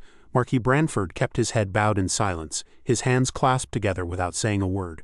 After a moment he raised his head and questioned Count Faud with a cold gaze, asking what the justification was, though sweat ran down his face from nervousness. Count Faud stiffly replied by asking what he meant. Marquis Branford did not waste time and went straight to the point, stating that Count Desmond had wiped out his second legion and attacked Baron Fenris, who had just joined the royal faction, adding that it was a unilateral act with no justification.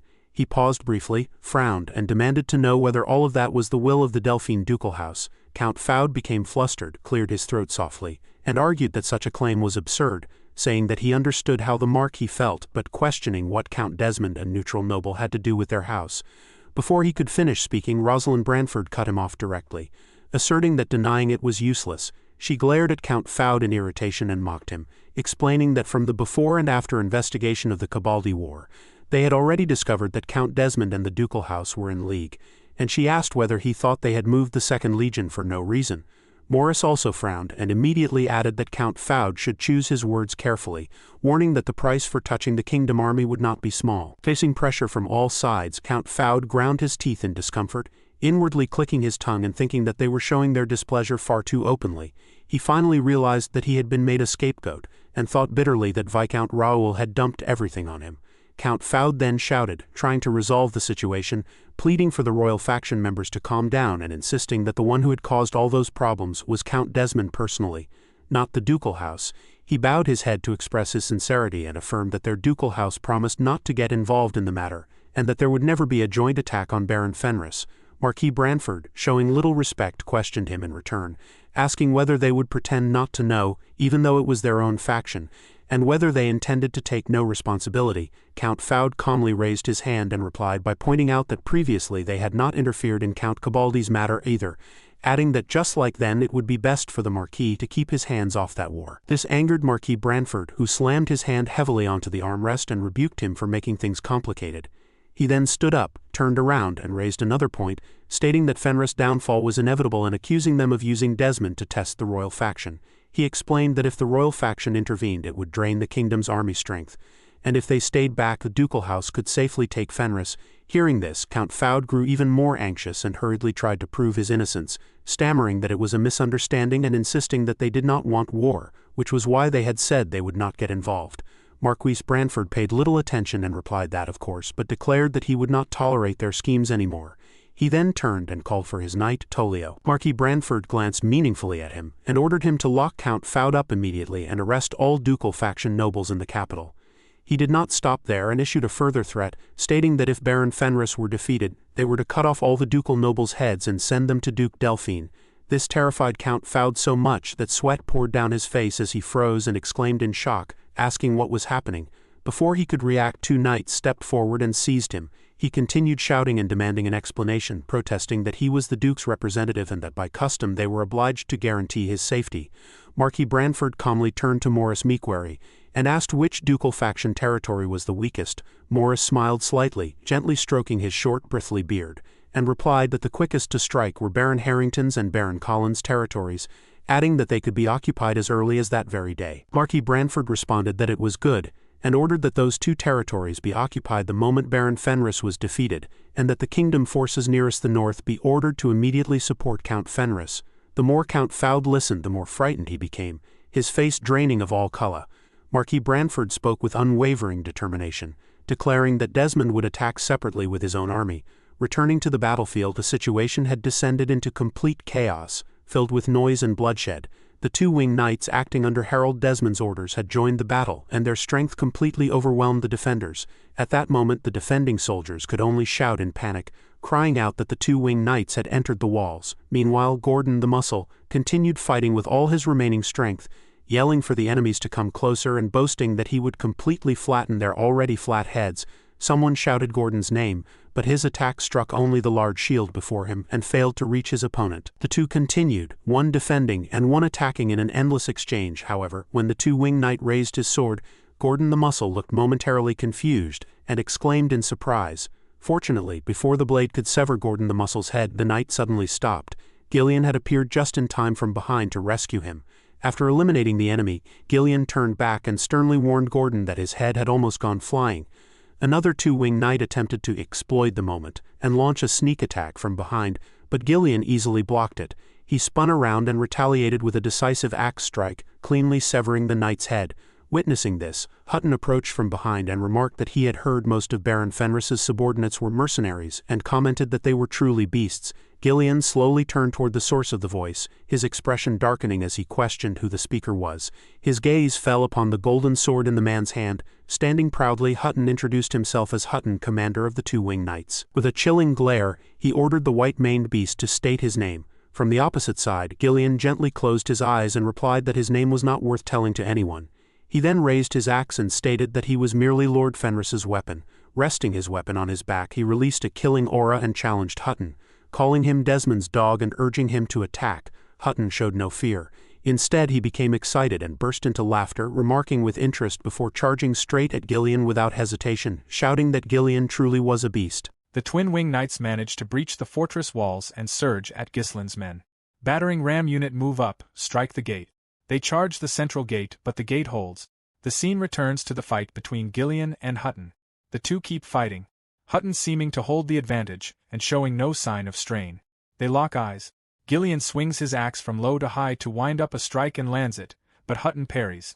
Hutton, for his part, strikes Ghislain squarely on the head, but Ghislain turns and blocks the blow with the haft of his axe, then counterattacks. Hutton parries that too. Hutton watches him, then launches a flurry of blows that Ghislain wards off. Hutton follows with a lateral strike. Ghislain blocks, planting the top of his axe into the ground and using it as a brace to throw a flying kick that Hutton avoids by ducking. Ghislain, still airborne, spins to add force to his blow and tries to strike Hutton, who dodges again. Though Ghislain manages to slice a small piece from Hutton's hood, surprised and exhilarated by the fight, Hutton says, "Yes, that wild freedom you never see in knights. How entertaining." He then strikes downwards, but Ghislain just manages to parry and counter. Hutton blocks, pulls his sword back, and already has a charge ready. He drives it into Ghislain's side, wounding him. Ghislain is stunned. Hutton attacks head-on and says, "Not bad, but you leave far too many openings." The scene cuts to Count Desmond, who says, "This is enough," and orders pull back the battering ram. He tells Willow to break the gate. Willow immediately begins to cast. Ghislain's men, terrified as her magic forms a giant ball of fire. Willow, exhausted from the energy spent, warns blocking it like before won't be easy. Then uses the Sunflower technique and hurls it straight at the gate. Ghislain's soldiers are powerless against her magic. Even Vanessa can do nothing. Willow's technique shatters the gate like a cannon blast of fire. At the gate's destruction, Count Desmond cries, "It's over," and shouts, "The gates has been breached." Infantry, cavalry, charge, seize the fortress. Count Desmond's men pour into the fortress through the main gate. Back at the duel, Hutton attacks head-on, but Ghislain blocks with a dagger because he couldn't parry in time with the axe. Hutton, surprised, says, "Drawing the blade on your back." Ghislain draws his sword and attacks. Hutton deflects it, but at the same time, Ghislain has charged his axe, which strikes Hutton. Hutton parries again and then traps the hand holding Ghislain's sword. Having locked both the axe and the hand, Hutton says, "What a waste. Had you trained under me, you could have become a far greater warrior. Talented ones like Victor always leave too soon." A bead of sweat shows on Hutton's forehead. Until now, he hasn't used his other hand, only the one with the sword. He tells Ghislain, "Looks like the fortress will fall before our duel ends. Do you intend to keep going?" Ghislain falls silent and flashes back to Claude, telling him, "If you truly wish to fight on, then follow my command as Fenris's Grand Administrator." Alfoy asks, "What? Weren't you a slave?" Claude answers, "I serve as Grand Administrator, an acting lord, unlike someone else." Claude then begins to explain the plan. "They came at us with a national-level army, an all-out assault. No matter how well prepared we are, we can't overcome that sheer numbers gap. That's why I'll explain the plan." He explains the plan begins the moment the wall is breached. Regular soldiers and mages retreat to the rear gate as soon as the enemy climbs the wall. We're hopelessly outnumbered. Fighting would only get them killed. The knights draw their attention, then fall back on Ghislain's signal. Back in the present, Ghislain asks Hutton, "So, Victor was your disciple?" With a grin and shining eyes, Ghislain says, "A fool who dared challenge the Lord and died before his time. His master won't be any different." Enraged, Hutton calls him a bastard and snaps, "Watch your mouth." Ghislain grabs his throat and headbutts him. They clash. Ghislain drops his axe, grabs a nearby crossbow, and aims it at Hutton, who holds his head in pain and says, "Chap tricks won't work on me." As he assumes a fighting stance, but Ghislain's target is not Hutton, but a bell nearby. He fires. It is struck and begins to ring, signaling all his men. Hutton doesn't understand Ghislain's intention. Ghislain watches him for a heartbeat, then flees. Hutton, looking at Ghislain's retreat, says, turning tail before the enemy, "You're not even worthy of being called knights." Then his eyes widen. He looks left and right and finds none of Ghislain's men in sight. Count Desmond's men arrive from every direction and find only Commander Hutton. They say they fled in the middle of the fight. One of the soldiers asks, "Shall we pursue?" Hutton thinks something's off and reasons they were ready to die defending this fortress. Even with the gate breached, they're giving up far too easily. And perhaps he begins to understand. Meanwhile, on the other side of the fortress, Count Desmond's men chase Ghislain's forces, shouting, "Seize them." The remaining Fenris forces are fleeing through the rear gate. "After putting us through all this, don't let a single one escape." The last to leave is Ghislain. Just after their departure, Vanessa appears with her magic staff, begins floating up in the air with her magic, and gets ready to do something. While Count Desmond's troops pursue Ghislain's retreating men, thinking they have the upper hand in the battle, Vanessa raises her staff high and slams it to the ground, activating a pre-prepared magic circle in front of the exit Ghislain's men used. Lightning begins to crackle through the air as Count Desmond's soldiers press toward her. Vanessa then unleashes a flame strike. The enemies, starting with Hutton, the Twin Wing Knights, and Count Desmond, are terrified because they remember her power from the earlier demonstration. Immediately, Count Desmond sees a massive explosion before his eyes. The entire fortress was consumed by that blast, and his men were inside. Count Desmond is terrified and cannot believe his eyes. But he is not the only one. Count Desmond's personal mage, Willow, is shocked by the potency of that spell. He begins to tremble and shouts, "This is ridiculous." Then he wonders, this magic, could it be that she used a runstone? Vanessa's magic hits several of Count Desmond's soldiers full on. They burst into flames and scream in agony. Hutton, unheard, orders everyone to evacuate the fortress.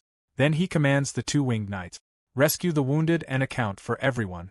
Shortly after, Count Desmond storms into the fortress, furious and snarls, "Bastard."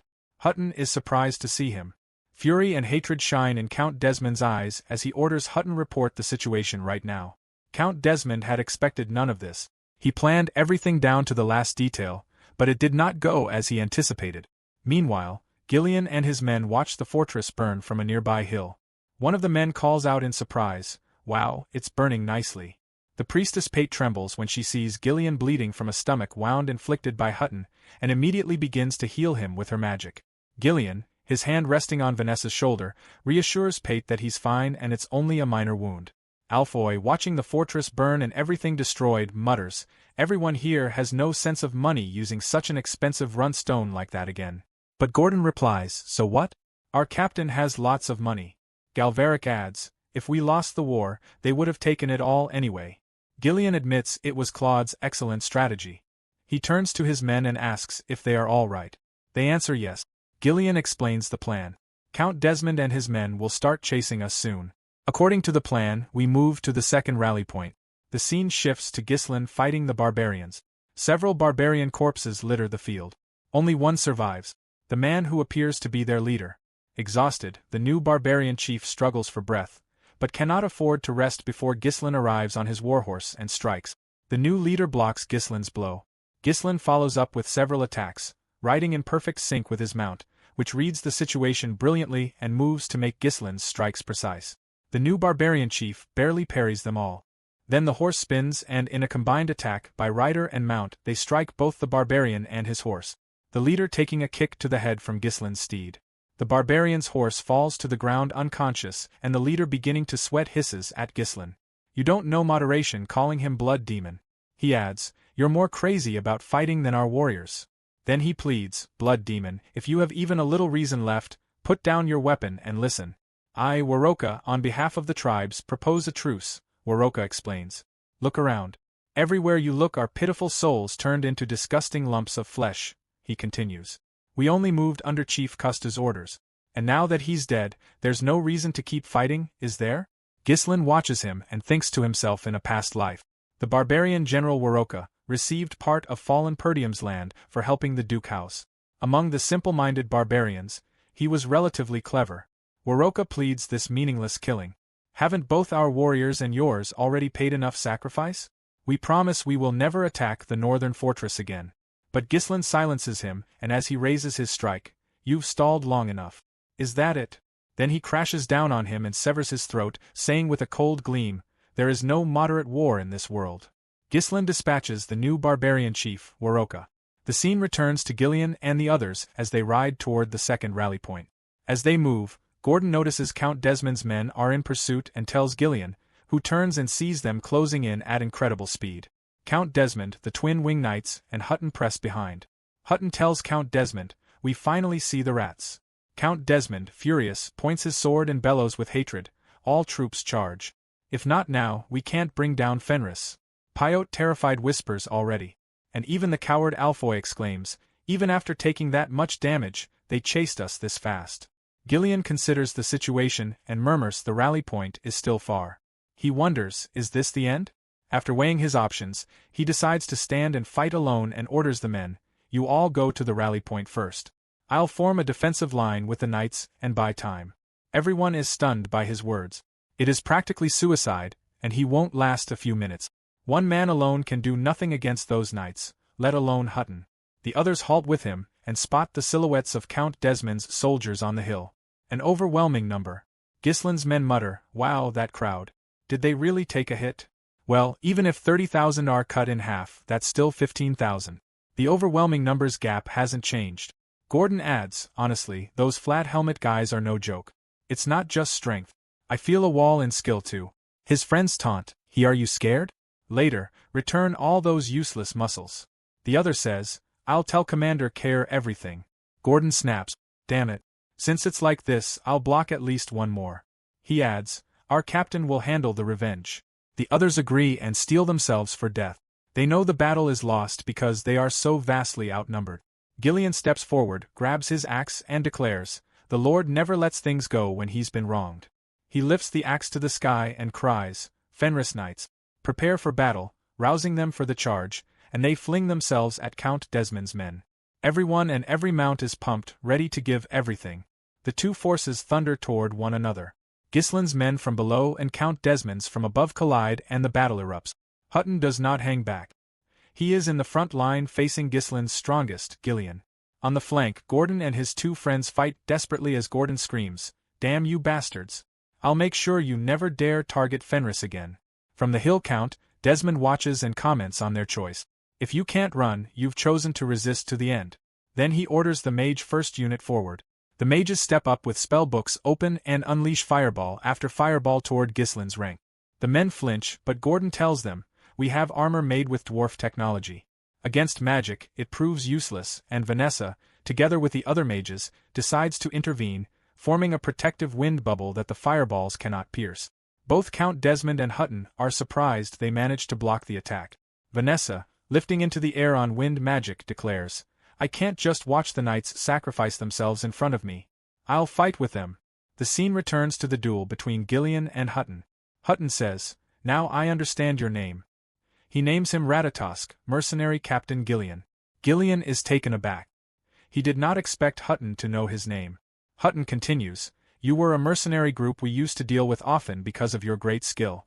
Because you vanished so suddenly. I had completely forgotten about you.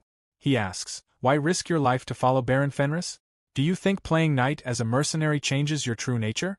If you truly believe Fenris, that beast, will take the north, let me give you some advice. It's all a foolish dream. Ghislain allows a small smile and replies, the mercenary I once was is already dead. Lord Ghislain gave someone like me a new life. He takes his stance and says, the Lord's dream is now my dream. Ghislain attacks Hutton from above on his horse with his axe, swinging a crushing all of his weight strike, but Hutton parries with his sword. The blow is so powerful that it throws both Hutton and his mount clear, creating some distance between them. Both men are winded, and they exchange several blows while still mounted. Attack, block, then counterattack. Hutton charges head-on. Ghislain parries with the haft, then brings the axe head up and disarms him. In the same motion, he has already gathered momentum and with a height-to-low swing, he lands it full on Hutton's chest. The horse takes the blow too. The horse fell to the ground dead, and Hutton stumbles back toward his sword while Ghislain watches him with cold superiority. Hutton, holding his wounded shoulder and seizing his sword, thinks to himself, this momentum, this power is different from last time. With just the force of the charge, it's overwhelmingly unfair and even wounded. Where does this strength come from? Out of breath, he says to Ghislain, I can't understand. Why would a man like you? Why would a mere mercenary risk his life following a beastly lord? Ghislain answers, no one can call Lord Fenris a beast. No one who defiles the Lord's dream will be left unpunished. He squares his stance and says, that is my chivalry. Hutton is stunned by the words and thinks, no mercenary has ever shown such loyalty to their lord. Mercenaries who only crave coin, who lack any courtesy, who follow only instinct. They don't exist. Then he says, Lord Fenris, you mean that brute, that rough lion has been made a knight? Ghislain steps toward him, hefts his massive axe right in front of Hutton, and brings it down. But Hutton parries with his blade and uses it to redirect Ghislain's axe, striking the mercenary's horse. Hutton takes up his stance and says, please forgive my earlier rudeness. Ghislain, the White Lion, as a fellow knight, I challenge you to a duel. Across the field, Count Desmond, furious, levels his sword at Ghislain's men and orders his troops, tear apart the enemy's flanks. Form a siege.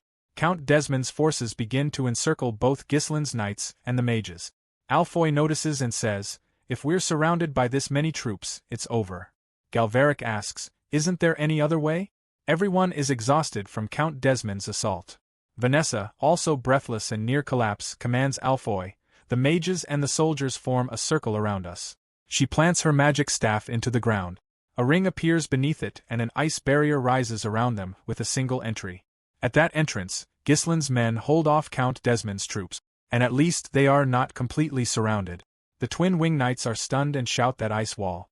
They're blocking us all around. This way we can't surround them. Count Desmond sees this and rages. Annoying trick. They're getting in the way. He orders Willow to use her magic to break the ice wall. Willow moves into action and Count Desmond commands the second squad of the Twin Wing Knights, break through the front. Their priority is to eliminate the mages. Gordon replies, not if I can help it, and orders his knights to hold the line. Still, he and the others are on the verge of collapsing. They fight with everything they have against a far larger and stronger foe. The second squad of the Twin Wing Knights presses forward, defeating several knights. Even Gordon's friend and Gordon himself are overwhelmed. Gordon's friend is wounded in the shoulder, and after a blow from one of the Twin Wing Knights, Gordon is unseated from his horse. The Twin Wing Knights clear the cavalry protecting the mages and now have a direct path. But Vanessa and the others do not stand idle. They all unleash the Thunder Spear technique and strike several of the approaching Twin Wing Knights. Immediately after casting, Vanessa drops to her knees, drained from casting too much without rest. Alfoy warns her, if you keep using so much magic consecutively, you'll die. Galveric asks if she's alright. She struggles to stay lucid and replies, don't worry about me. More importantly, the knights, but she never finishes the sentence. Her eyes suddenly widen in shock. Willow is ready to strike with the fireball that shattered the fortress's central gate. Even Ghislain is shocked. Ghislain's men cry, that's the magic that broke through the gate. Damn it. If that hits the ice wall directly, everything will evaporate. Ghislain, watching them and worried for the others, turns his gaze toward the mages. Hutton takes advantage and aims at Ghislain's throat, but Ghislain parries the attack. Hutton, utterly spent, says, focus. Aren't you in a duel with me? On the other side, Willow taunts, Mage of Fenris. Thanks to you, I have gained enlightenment. No matter how outstanding someone is, if they stand on the wrong side, they are destined to become mere ash. It's over. Ghislain refuses to yield. Gathering his remaining strength, he drives Hutton back with a devastating blow, grabs the sword that was strapped to his back, and flings it at Willow, striking him full on the left shoulder. He falls, and the fireball becomes unstable and drops behind them. Count Desmond rages, but Ghislain's men cheer wildly and thank Ghislain for saving them. Vanessa breathes a sigh of relief. Ghislain orders, form a circular defensive formation. Hold your ground. He forgets Hutton behind him, however, and Hutton drives his sword into Ghislain's belly and says, what a useless act. This is the price for taking your eyes off a sacred duel, White Lion. Ghislain, using the last of his strength, tries to strike with his axe. Hutton dodges. Ghislain hits again from the side. Hutton parries and then wounds him in the chest. He then plunges his sword into Ghislain's left shoulder. Ghislain takes a heavy blow and begins to cough up blood. Hutton says, I didn't want to end it like this, but considering the circumstances, that's right. Battlefields don't go as planned. He withdraws his sword and Ghislain fell to the ground. His men shocked. Count Desmond seizes the moment and orders his men to slaughter them now that their strongest is down. His soldiers surge at Ghislain's men with Ghislain lying helpless, bleeding, and dying. Ghislain is still alive. He turns his gaze over the battlefield and watches his men being cut down and hears Vanessa screaming his name. Staring into the void, he whispers, is this the end? Memories flash before him, bowing before Ghislain as the commander says, I look forward to working with you. He thinks, the new life I receive from my lord. Other memories follow. Ghislain with Care, Belinda, and the others before a fight. The battle against Hutton's pupil. The return home after surviving that fight with Ghislain's help. Then his daughter Ghislain telling him, you are one of the people I trust the most. Ghislain manages, I'm sorry master, and is about to close his eyes when someone calls his name and he opens them.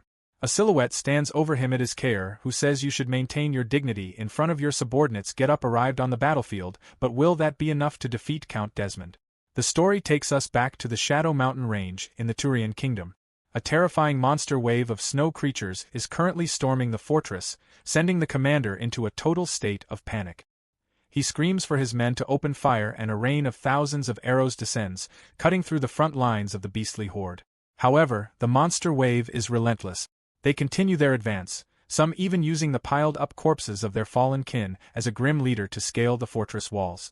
Desperate soldiers shout for their comrades to hold the line, pleading with them not to let the creatures reach the top as they thrust their spears downward to stop the climb. Suddenly, one of the monster leaders steps forward. He picks up a massive boulder and treats it like a baseball, swinging a mana-infused club to launch the projectile straight at the Turian defenders. The soldiers watch in absolute shock as the massive stone slams into their ranks. The beast, standing 5 times the size of its peers, prepares another house-sized rock. The exhausted soldiers can only watch in horror, wondering how they are supposed to survive such an onslaught, even with the heavy Turian knights joining the fray. In their desperation, a soldier cries out that they need Donkad. Just as the next massive rock is about to crush them, Kair appears at a blur of speed. He strikes the boulder with the very weapon he took from Donkad after killing him, a massive pillar-like armament. The impact sends the rock flying straight back into the monster leader's face. The soldiers erupt in cheers, celebrating their survival and hailing the Redhead as the new king of Ironcliff. High in the air, Kair struggles with the weight of the massive pillar, cursing Donkad and wondering how that pig of a bastard ever managed to carry such a ridiculously heavy thing. With a roar of effort, he hurls the weapon into the crowd of monsters, crushing them before descending with his sword to begin a one-sided slaughter. As Kair carves through his enemies, the scene shifts to him reading a book on the fundamentals of mana. He explains the concept of basic overcoming fear, noting that once you learn how to penetrate the enemy's defenses, the next stage is mastering the movement of all realms. We then return to the present battlefield against Count Desmond's forces. Kair's eyes glow with intense focus as he analyzes every inch of his opponent Hutton. He tracks the movement of Hutton's shoulders, his center of gravity, and the placement of his feet. Kair explains that by catching the signals sent by the body, and predicting an opponent's next move, one can face anyone. Hutton lunges at full speed, but Kair effortlessly parries the frontal blow. With a lightning-fast maneuver, Kair shifts to the left, catching Hutton off balance and slicing him across the face, leaving a shallow red mark. Hutton is visibly shaken, realizing that Kair just read his movements perfectly. Before he can recover, Kair lunges for his head, but Hutton lets out a defiant roar, mustering his strength to block the strike and retreat to safety. Kair stands near Ghislain, who is still wounded on the ground. Hutton, now gasping for air, realizes that if he hadn't ducked at the last second, his life would be over. He stares at Kay, wondering who this rogue truly is, as he sees nothing special in the man's physique or mana. When Hutton asks for his name, Kair simply retorts that knowing it won't do him any good. Disdainfully, Hutton assumes Kair is just a high-priced mercenary hired by the kingdom, especially since Hutton is already exhausted from his previous fight with Ghislain. Kair flashes a small smile and tells Hutton that he has no eye for talent.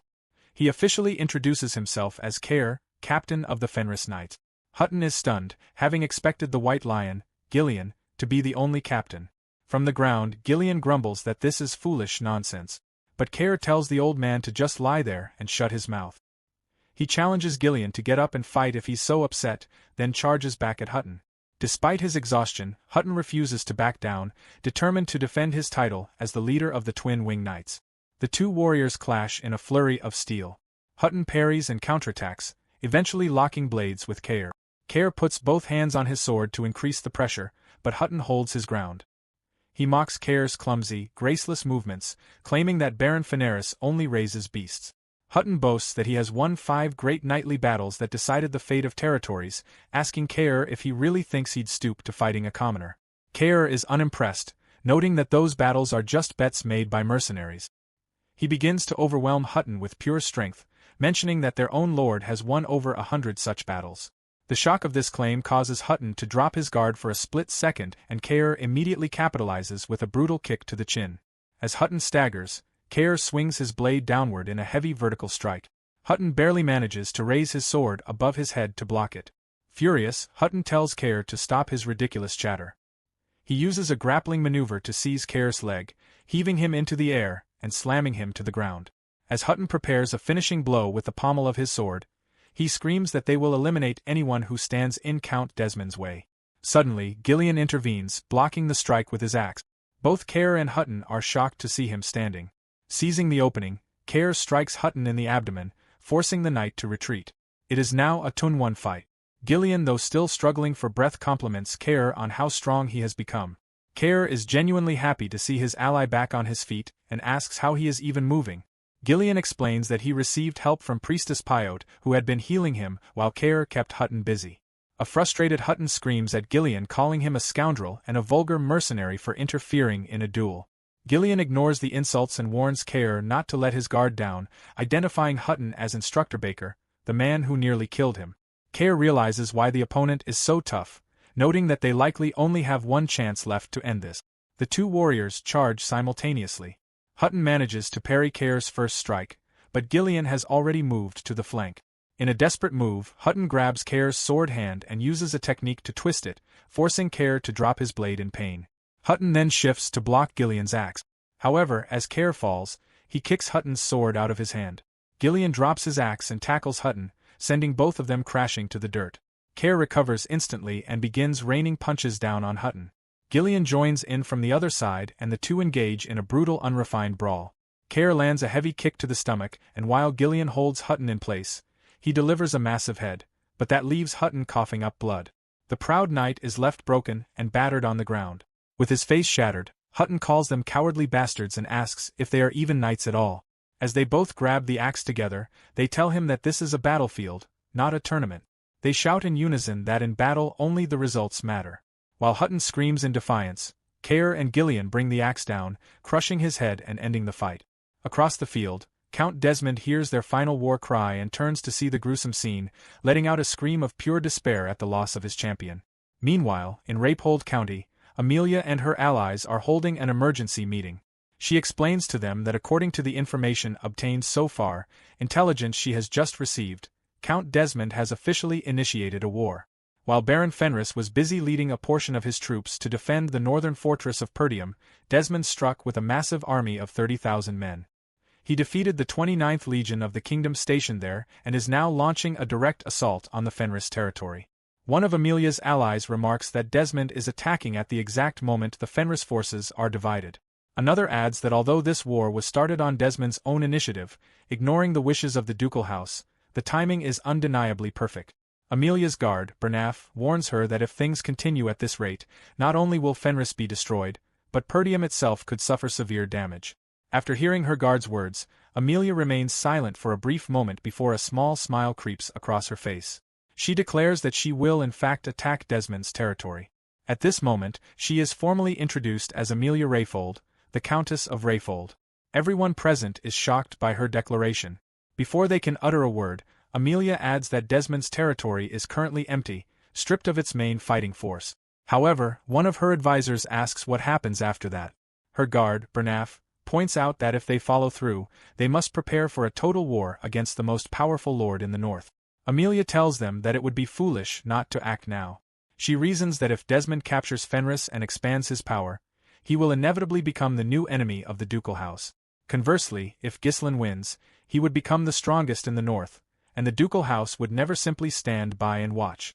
In either case, whether he wins or loses, Desmond has already fallen into disgrace with the ducal house.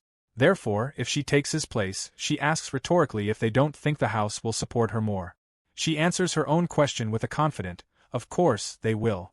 Bernaf thinks to himself that his lady's strategy can contain both Desmond and Fenris regardless of who wins the war. It is a brilliant move that brings only advantages. Amelia then orders Bernaf to prepare the expedition, declaring that now is their golden opportunity. He obeys immediately. Moments later, we see Bernaf barking orders to his men to prepare for the march, telling them it is their chance to prove the new greatness of Rapehold. Thousands of soldiers gather, ready to enter the fray and take advantage of their enemies' weaknesses. Even though they were technically allies with Count Desmond, Amelia observes the scene from her balcony. She thinks to herself that even though Desmond is strong, Ghislain won't be defeated so easily. However, she believes Ghislain has drawn too much attention to himself. She tells him to wait as she is the one who will hit him hard this time. Just as she thinks she has already won a battle that hasn't even begun, someone approaches from behind and tells her it has been a while. Amelia is shocked and spins around, but she sees no one. Suddenly, Belinda is already behind her, pointing a dagger at her throat. Belinda remarks that Amelia certainly wouldn't have let this opportunity slip by, noting that everything is happening exactly as the young master predicted. Cold sweat begins to pour down Amelia's face as she recognizes the voice of Ghislain's maid.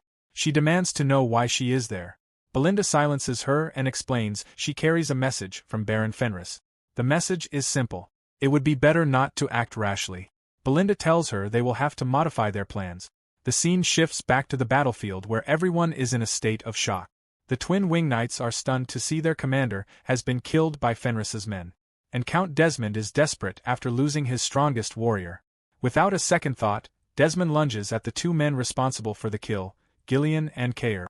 Cair sees him approaching at full speed and realizes Desmond is coming right for them. He tells Ghislain to get ready, but when he turns, Ghislain loses consciousness and collapses to the ground. After fighting relentlessly against the strongest enemies and an army of 30,000 and after being pierced in battle, he has finally hit his limit. Kair's expression changes. He is also gasping for air after the grueling fight against Hutton. He curses their luck, thinking they are finished. However, he picks up Ghislain's weapon, which is as tall as he is, and screams at Count Desmond to come and get him. He charges forward, announcing himself as Cair, commander of the Cabarrus Mercenary Company, King of Ironcliff and captain of the Fenris Knights. Meanwhile, Count Desmond charges like a madman, fueled by pure fury. Before the two can collide, Ghislain finally arrives from atop the hill. He readies a shot with his bow and unleashes it at Count Desmond.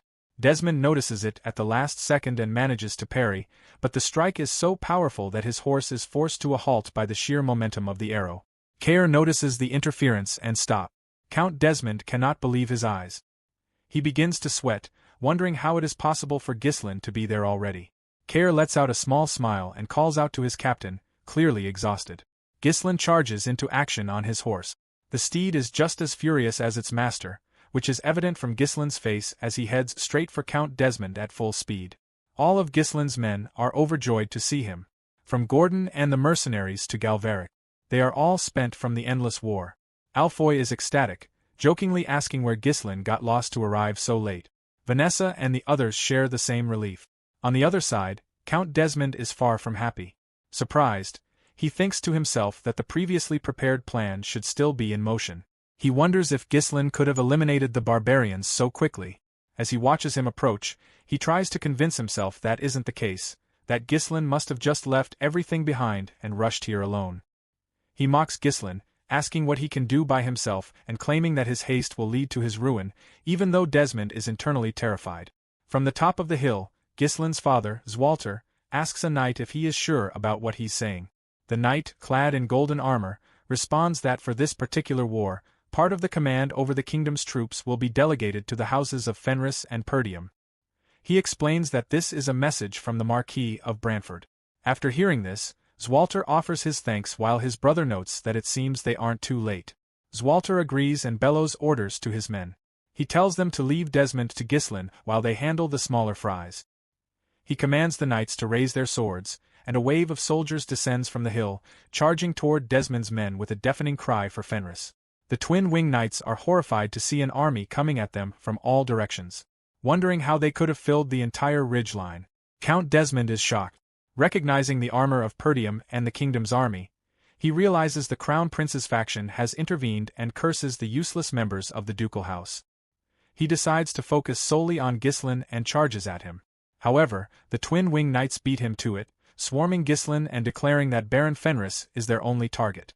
They believe that if they kill him, victory will be theirs. Ghislain calls out to his horse, Black King, and orders him toward Gillian. The magnificent stallion understands immediately. As the twin-winged knights attack simultaneously, Black King leaps over them in a single bound. Immediately after, Ghislain strikes down every knight in his path, before charging with full power at Count Desmond. Ghislain and Count Desmond finally come face to face, locking eyes intensely. Ghislain leaps from his horse and swings his axe at Desmond.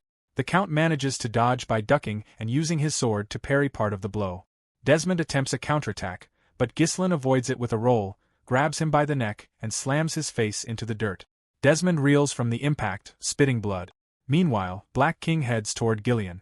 Cair calls out to the horse and at full speed, the stallion slides in to pick up Gillian and Cair. Now, Ghislain and Count Desmond stand face to face. It is clear that one of them will die today, and it is certainly going to be Desmond. The Count calls him a bastard, screaming that Ghislain destroyed a plan years in the making and that even his loyal knights Hutton and Victor were sacrificed because of him. With pure rage, he shouts that Ghislain interfered in everything and never acted as he wanted until the very end when he finally showed up of his own free will. He points his sword and asks if Ghislain is ready. Ghislain looks at him and simply responds that he has been waiting for this day for a very long time. Zwalter levels his sword at Count Desmond and his forces, then bellows the order to his troops. Move. Push with everything you have. Every soldier surges forward at once, attacking the twin-wing knights from all sides and closing the net around them. The assault is immediate and overwhelming. Buckling under the combined pressure of Ghislain's allies, the twin-wing knights cry out in desperation. The front line is collapsing. The enemy's momentum is unstoppable. Where is Count Desmond? They need his orders, and they need them now. Drawing raw energy from the arrival of their reinforcements, Gordon throws himself into the fray with pure fury. Get off your horses, damn you! Now it's your turn to suffer. One of the Twin Wing Knights steps up and rallies his comrades. This is not the time to wait for orders, hold formation, and annihilate every enemy in front of you. Several Twin Wing Knights break off from the main force and charge directly at the mages at Gordon, Galveric, Alfoy, and Vanessa, correctly identifying them as the most exhausted fighters on the field.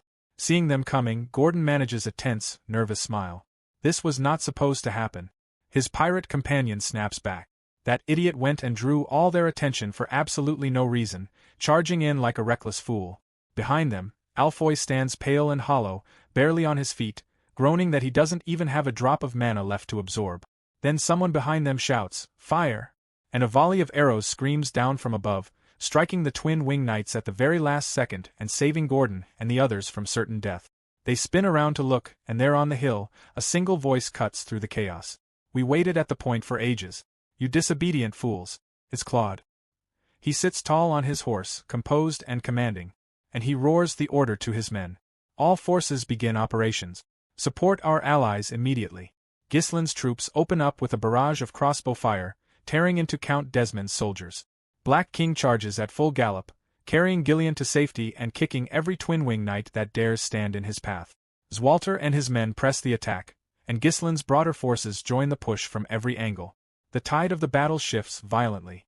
One by one, Count Desmond's men begin to fall.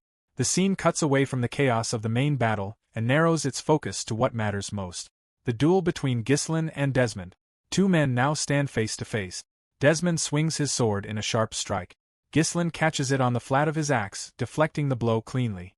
Desmond pivots, shifts Ghislain's axe aside, spins on his heel, and drives his fist low toward Ghislain's legs. But Ghislain reads the intent before the motion even complete.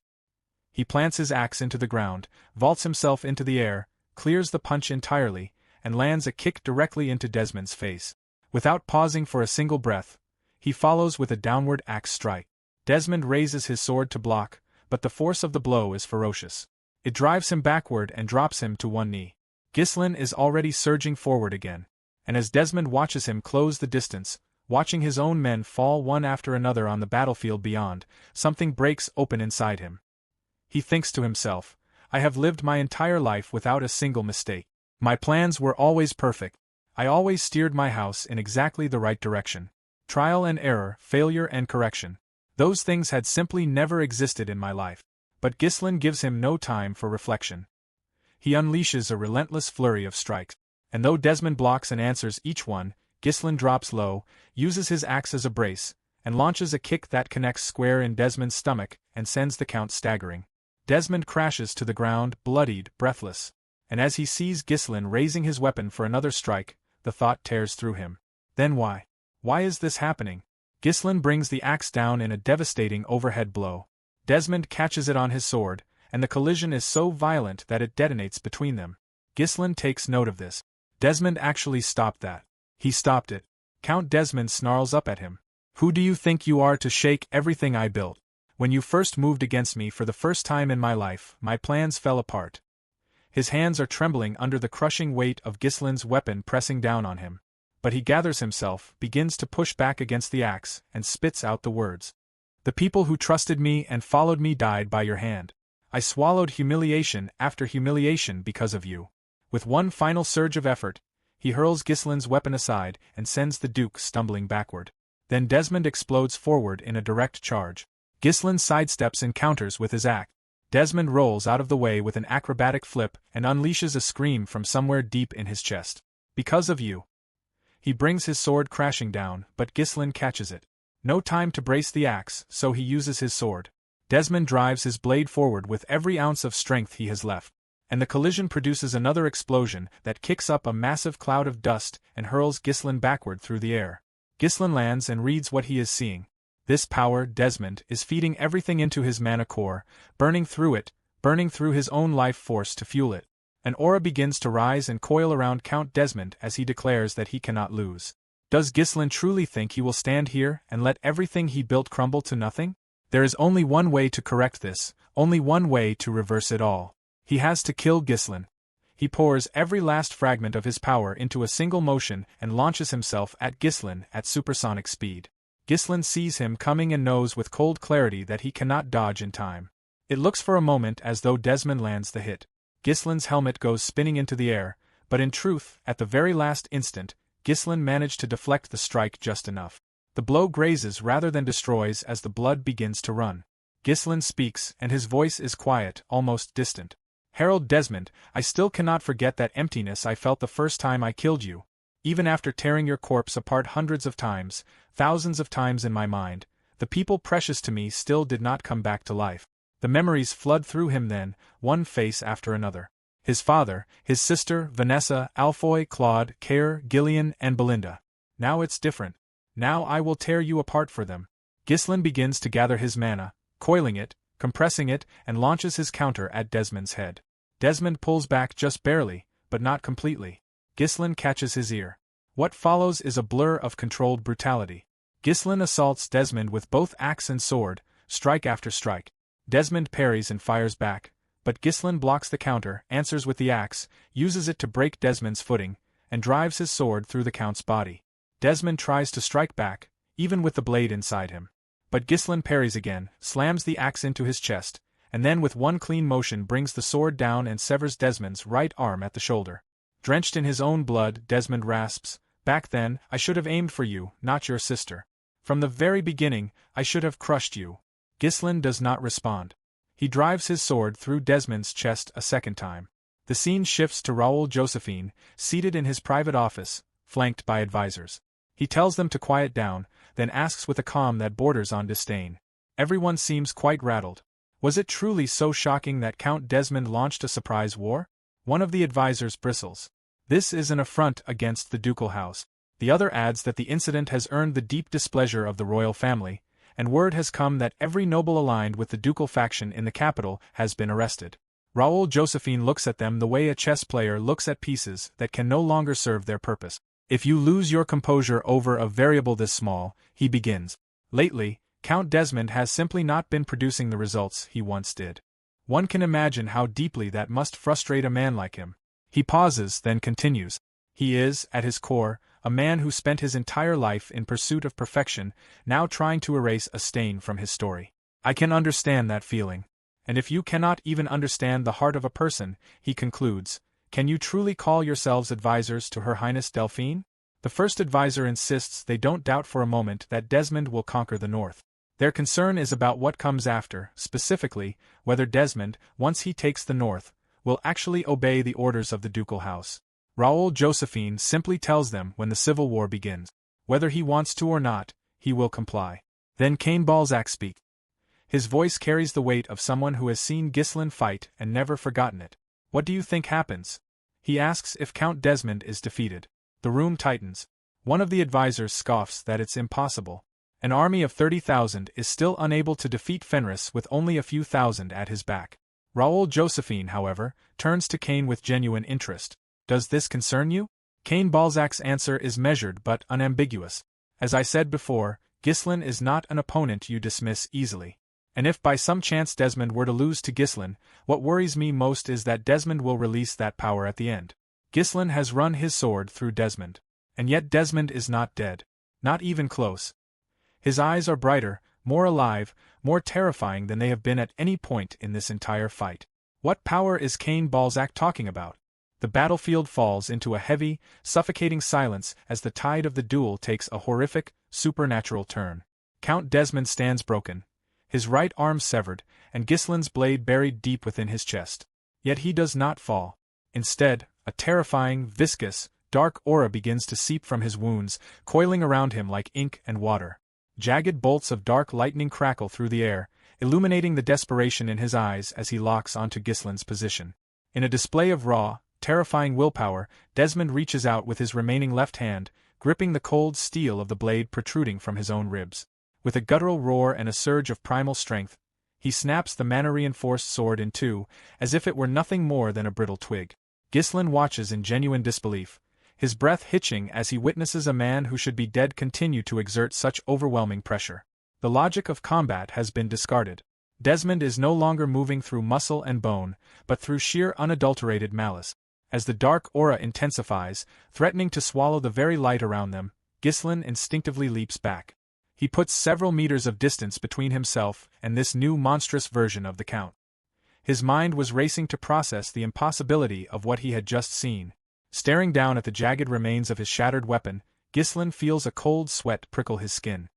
He wonders to himself how any human could possess the sheer brute force required to shatter a blade completely enveloped in high-density mana. It defies the laws of their world. He calls out to Desmond, his voice tight with a mixture of anger and growing apprehension, demanding to know the source of this grotesque power. Desmond doesn't answer with words at first. Instead, the lightning around him grows more violent. In the center of his chest, precisely where the sword had pierced him, the mana begins to collapse inward, forming a swirling golden vortex that looks like a miniature black hole. Blood continues to spray from his severed shoulder, soaking into the earth. But Desmond ignores the agony. He staggers toward his own fallen sword. His eyes fixed on Ghislain with a murderous clarity. He mutters that he never intended to reveal the forbidden strength granted to him by the ducal house in a place like this. But he realizes now that exposing his dark secret is a far better fate than meeting his end at Ghislain's feet. The heavy plates of Desmond's armor begin to buckle and fall away, hitting the dirt with a hollow metallic clang as his body overflows with taboo energy. His eyes ignite with an unnatural, piercing glow, and the black hole in his chest pulses with a rhythmic, haunting light. He stares through Ghislain, declaring that they have both passed the point of no return. Before the words can even echo across the clearing, Desmond vanishes. He moves with supersonic velocity, a blurred streak of darkness that shatters the sound barrier. He lunges at Ghislain, swinging his blade with enough force to cleave a mountain. Ghislain's reflexes, honed through a lifetime of slaughter, barely save him as he raises his axe just in time to catch the blow. The impact is tectonic, sending a shock wave through the ground that kicks up a wall of dust. Still suspended in the air from the momentum of his own charge, Desmond displays a terrifying level of kinetic control.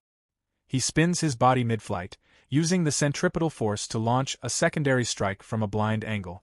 Once again, the metallic shriek of steel on iron rings out as Ghislain parries, his boots carving deep furrows into the soil as he is pushed back. Gritting his teeth, Ghislain attempts to seize the initiative, launching a rapid-fire sequence of counterattacks. But Desmond's movements have become fluid, almost precognitive. The Count parries every single strike with an air of cold superiority. He tells Ghislain that his efforts are utterly futile. He effortlessly bats away 2 frontal assaults and expertly deflects a third, closing the distance until they are chest to chest. Desmond sneers, claiming that every movement Ghislain makes, and every attack he conceives, is laid bare before his eyes. The power gap has become a chasm. Desmond finds a microscopic opening and slashes Ghislain across the chest, the blade drawing a bright line of crimson. He follows up instantly with a horizontal sweep, but Ghislain narrowly evades the killing blow by spinning his body backward in a desperate acrobatic maneuver. Seeing a fleeting chance, Ghislain executes a powerful taekwondo kick aimed squarely at the Count's temple. It is a strike delivered with perfect form, but Desmond tilts his head, letting the foot whistle past his ear. The counters with a lightning-fast back kick of his own, striking with the weight of a battering ram. Ghislain manages to brace his axe against the blow, but the sheer kinetic energy sends him reeling backward, his arms vibrating from the force. Internal alarm bells are screaming in Ghislain's head. He realizes that this is a losing game. Every one of his tactical strikes is being neutralized before they can even land. He cannot match the defensive reaction speed Desmond now possesses. But the Count isn't finished. He doesn't give Ghislain a single second to recover his breath, screaming that no amount of skill can overcome the absolute power he now wields. Desmond charges again. Ghislain pours every ounce of his mana into a heavy axe swing, aiming to crush the Count's defense through pure weight. But Desmond skillfully parries the head of the axe and redirects the force into the ground. He follows through with a vicious counter thrust that Ghislain barely catches on the shaft of his weapon. Ghislain tries to transition into a low sweeping strike to take out the Count's legs, but Desmond is already a step ahead. He knocks the axe upward with a brutal flick of his wrist, sending Ghislain's guard flying high and leaving his entire torso exposed. Desmond seizes the moment, driving his blade deep into Ghislain's right leg. Blood spatters the grass as Ghislain winces in pain. Desmond immediately transitions into a crushing overhead strike intended to split Ghislain in two. In a desperate last-second roll, Ghislain escapes the direct hit, though the Count's blade still manages to tear through his cloak, severing the heavy fabric. The two warriors engage in a frantic, high-speed exchange, their weapons clashing dozens of times per second. For a brief, flickering moment they lock eyes in a clinch, the air between them ionizing from the friction of their mana. Desmond suddenly drops low, aiming a devastating strike at Ghislain's injured legs. Ghislain responds by flipping through the air, narrowly avoiding the blade.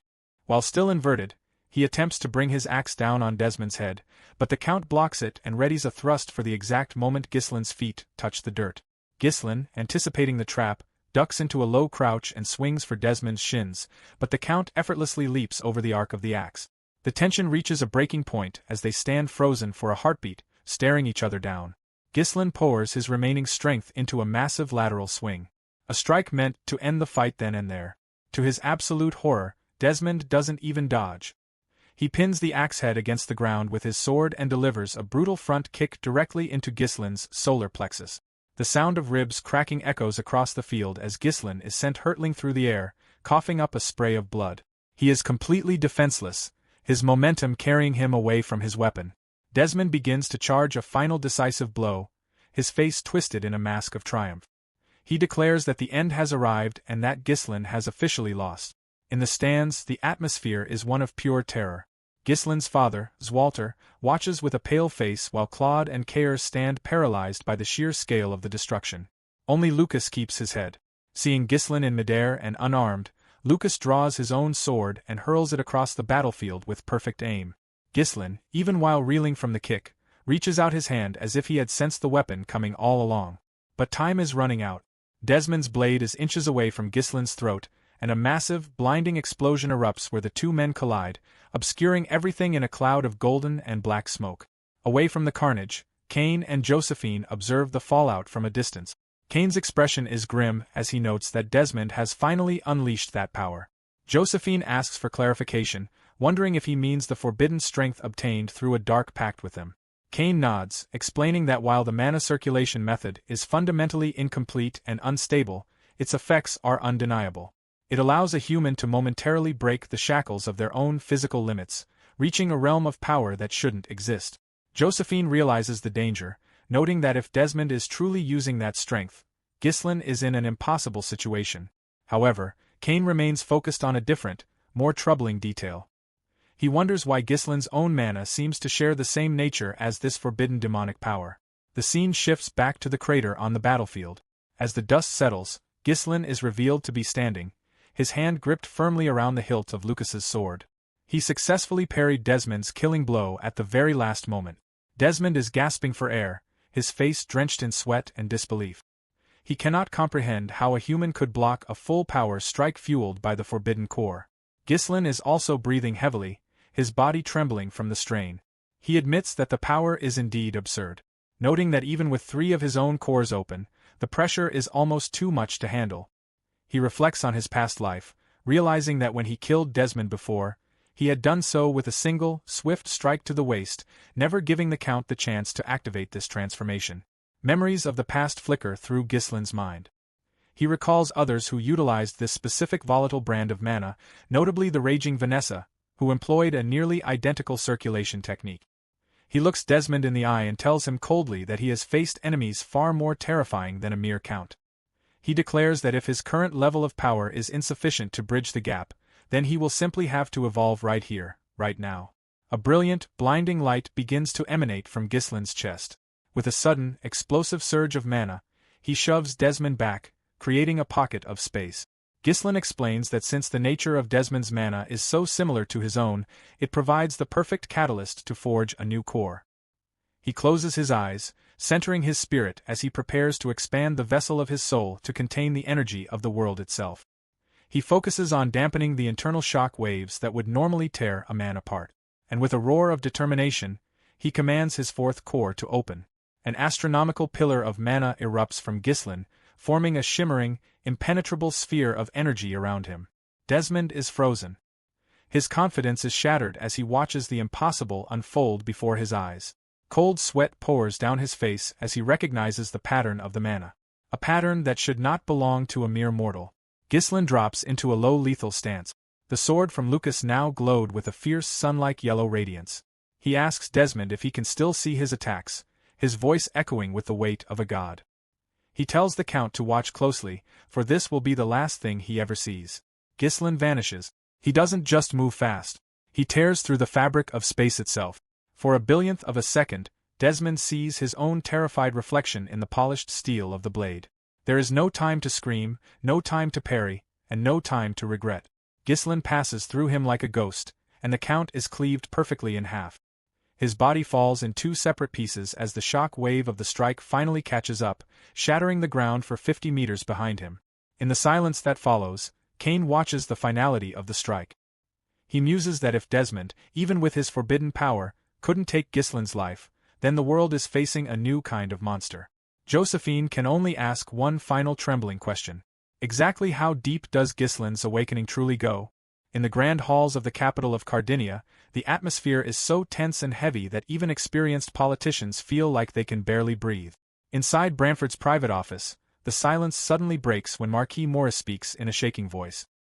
He stands frozen in place, gripping a report as if it were a death sentence, his face pale and filled with disbelief. He stutters as he wonders if he heard correctly. He questions whether it is really true that the Baron of Fenris is now being called the greatest sword of the North. In front of him, a member of the Golden Guard stands calm and expressionless, confirming the report with firm and undeniable facts. He explains that the Knights of Fenris have shown incredible strength and absolute loyalty, far surpassing even the famous Knights of the Two Wings. He also mentions their special mage, whose magical power is said to be equal to Willow, a master of the Sixth Circle. But the most frightening detail is the personal strength of Baron Ghislain Fenris himself. The guard confirms that Ghislain has reached the level of a true master, and his new title is not just a nickname, but a true reflection of his power. Rosalind, her heart beating fast, leans forward with clear worry on her face. She quietly asks if Ghislain is safe, her voice small compared to the powerful figures around her.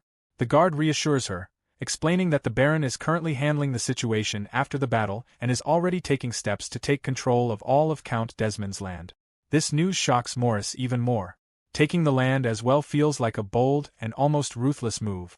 Sir Billier Norton laughs loudly, saying that this is exactly what he expected from someone as strong as Ghislain.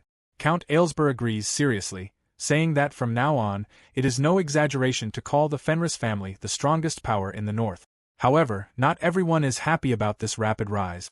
Marquis Morris looks around the room nervously and suggests that Ghislain might be growing too powerful too quickly. He wonders if they should find a way to control him before he becomes impossible to manage. Rosalind responds sharply, asking what he means by trying to control a hero of the kingdom. Morris, surprised by her direct words, tries to explain his concern.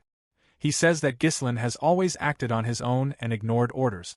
If he becomes the main lord of the north, Morris fears that no one will be able to control him. He reminds everyone that their goal was for Ghislain to stabilize the north, not to rule it completely. Tolio supports Morris's reasoning, suggesting that they might need to adjust their strategy to make sure Ghislain remains useful to the pro-royal faction. But Branford stops the discussion with one firm word, saying it is impossible. He declares that Baron Fenris is their strongest defense against the growing threat of the duchy. To him, these small internal conflicts are meaningless distractions. The real enemy is the Delphine Duchy, and nothing else matters. Sir Billier Norton then warns Morris seriously, telling him never to interfere with the Baron under any circumstances. To ease the tension, he adds that the victory was not achieved by Ghislain alone, but also with the help of the royal army and the Perdium troops. Idun quickly agrees and flatters Morris, saying that without the Macquarie army, the battle would have ended in disaster. Morris, letting his pride take over, straightens up and pretends to be modest while secretly taking credit for a victory he had no part in. Once the tension in the room settles, Branford ends the meeting. After everyone leaves, his expression turns serious and dark. He orders Tolio to bring in Count Fod. The Count, who had been held captive while the fate of the North was being decided, enters the room looking tired but alert. He quickly understands the situation and realizes that since he is being released, Ghislain must have one. Branford tells him he is free but warns him to tell the duchy-aligned nobles to behave properly and avoid causing trouble again. Count Fod stays silent for a moment, the tension between them strong, before delivering a chilling statement. He says Branford has made a deadly mistake. By allowing Count Desmond to die, the fragile balance of the kingdom has been broken. The civil war they feared is no longer just a possibility, but something certain to happen. Branford tries to dismiss his words, claiming that the pro-royal faction is what keeps peace in the kingdom. But Fod laughs at this, saying it was never the faction that prevented war, but the duchy itself. He points out the sad truth about their king, who lies sick and powerless, controlled by the ambitions of the Marquis. He asks Branford if there is anything left in the kingdom that does not follow his will. These words strike deeply, and Branford explodes in anger, ordering him to be silent. Guards immediately grab Fod and press blades against his throat. Even as he trembles, Fod gives one last warning. He says they have forgotten the true nature of Duke Delphine and insists that his side only wanted to prevent the bloodshed that is now unavoidable. As the guards drag him away, Branford is left alone in his dark office. His thoughts drift back to the past, remembering a time when he and a younger Duke Delphine stood together almost like friends. In that memory, Delphine calmly asked whether power and politics really matter in a world where everything eventually turns to dust. Branford had argued that such things give life meaning because their decisions affect the lives of thousands. But Delphine did not listen. Instead, he watched a line of ants moving across the ground. With a cold and empty expression, he spoke about how meaningless it is for creatures that do not live forever, and then crushed them all under his foot. He told Branford that his goals were far beyond human politics. Back in the present, Branford looks out into the night and quietly says Delphine's name, realizing it has been far too long since they faced each other. The scene then moves far south to Eclipse Castle in the Delphine Duchy. The castle looks dark and terrifying, filled with sharp towers and heavy shadows. Joseph walks through a long, cold hallway with Cain, clearly nervous. He asks if it is true that the Duke is angry. Cain confirms it, explaining that although the Duke usually ignores details, the loss of Desmond has forced him to take action personally. Joseph begins to sweat heavily, his fear obvious. Cain tries to comfort him, but Joseph snaps back, trying to hold on to his pride. When they reach the large doors of the audience chamber, the doors open slowly, revealing a vast and empty hall. At the far end, Duke Delphine sits on his throne with his back turned. His long hair flows down the chair, and even from a distance, the strength of his mana makes it hard to breathe. Cain and Joseph immediately kneel, lowering their heads close to the cold floor. After a long, heavy silence, the Duke speaks, asking if Desmond is truly dead. Joseph, his voice shaking, confirms that he was killed by Baron Ghislain Fenris. The Duke repeats Ghislain's name slowly, showing interest. He remarks that this name has been appearing often lately. Joseph quickly begs for forgiveness, admitting that he underestimated Ghislain. The Duke ignores him and instead asks Cain for his honest opinion. Cain speaks plainly, saying that no one in the north can match Ghislain now, and if he continues to grow, he will become unstoppable. The Duke begins to crack his knuckles slowly, the sound echoing in the room like a ticking clock. He tells Joseph that he had been patient because he enjoyed waiting, but now a dark energy fills the room, making the air feel heavy. His expression becomes cold and dangerous as he says he is starting to crave action. Joseph struggles to breathe under the pressure and tries to argue that acting too quickly could lead to failure. But the Duke points out that they have already lost the north. In desperation, Joseph reveals that he has contacted outside help. He says that someone is coming who will solve their problems and satisfy the Duke's desire for action before things become worse. The Duke dismisses the idea of relying on small external forces but agrees to wait a little longer. However, he warns that time has nearly run out. He then orders them to leave. Joseph rushes out of the room as fast as he can, while Cain follows after giving one last glance back at the Duke, who is now surrounded by swirling dark energy. The Duke demands to be left alone, his anger shaking the entire castle. A few days later, a new man arrives at Eclipse Castle. He carries himself with calm confidence, like a god. He approaches the Duke and asks if the killing should begin right away. The Duke looks out over his dark land and tells him to wait just a little longer. The man is revealed to be Idun, one of the 7 legendary noble knights of the continent. He is the same person who killed Ghislain in a previous timeline, a figure from the past who has now returned to finish what he started. Idun bows deeply and accepts the Duke's command, his voice promising the violence that is about to come. Ghislain lies in his bed, his body bruised and completely worn out after going through many hard battles one after another against endless waves of enemies. His whole body is covered in cold sweat, and his muscles are still slightly shaking from the memory of fighting. Suddenly, his eyes snap open. But instead of seeing the familiar ceiling of his room, he finds himself staring at a sky filled with darkness. Huge swirling clouds, shaped like a terrifying tornado, hang over the capital of Cardinia, and it feels as if the air itself is being torn apart. Strange portals appear across the sky, and from these broken openings, horrifying monsters start pouring out, falling onto the capital like a deadly plague. Below him, the city looks like hell. Cardinia is burning, with flames spreading everywhere and destroying everything in their path as countless monsters surround what was once a great and proud capital.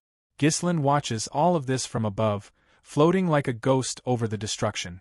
He cannot move, frozen in deep shock, his mind racing as he wonders if what he is seeing is a memory from his past life. His body begins to tremble. The horrifying scene forces him to realize that this is not just any vision. This is the nightmare he once lived through.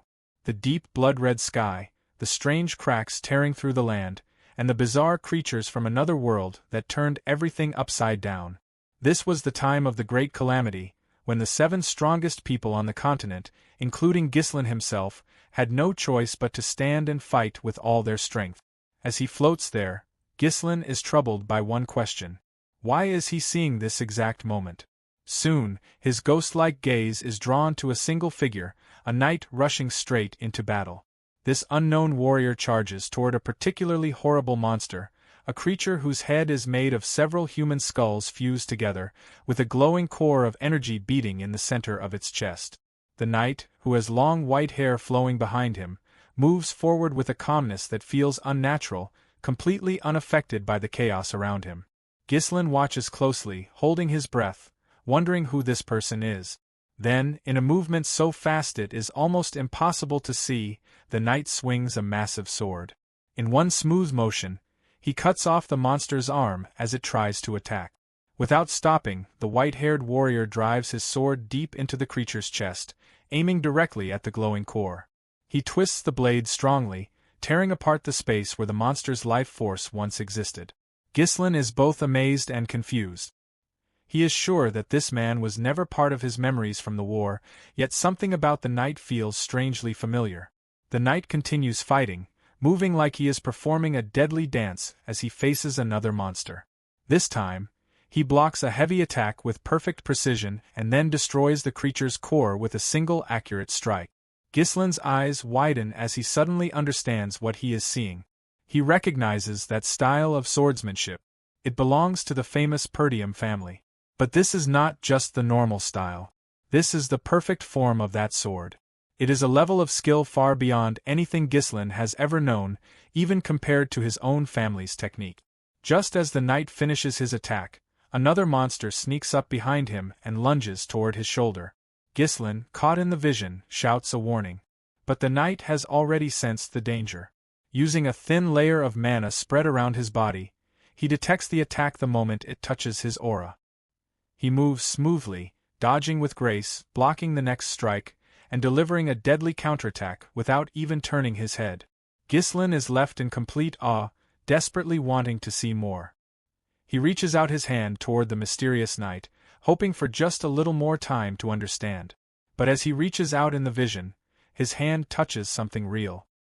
He suddenly wakes up, his hand tightly gripping Belinda's arm. Belinda is clearly startled and explains that she was only trying to wipe the sweat from his body because he looked like he was having a terrible nightmare. Ghislain slowly returns to reality, taking a deep and shaky breath as he apologizes. In his mind, he tells himself it was only a dream, even though his heart is still pounding hard and his breathing is uneven. Belinda, still worried, gently places her hand on his forehead and asks if he is hurt or if he wants her to bring a healing elixir. Ghislain tries to calm himself and simply says that he is fine.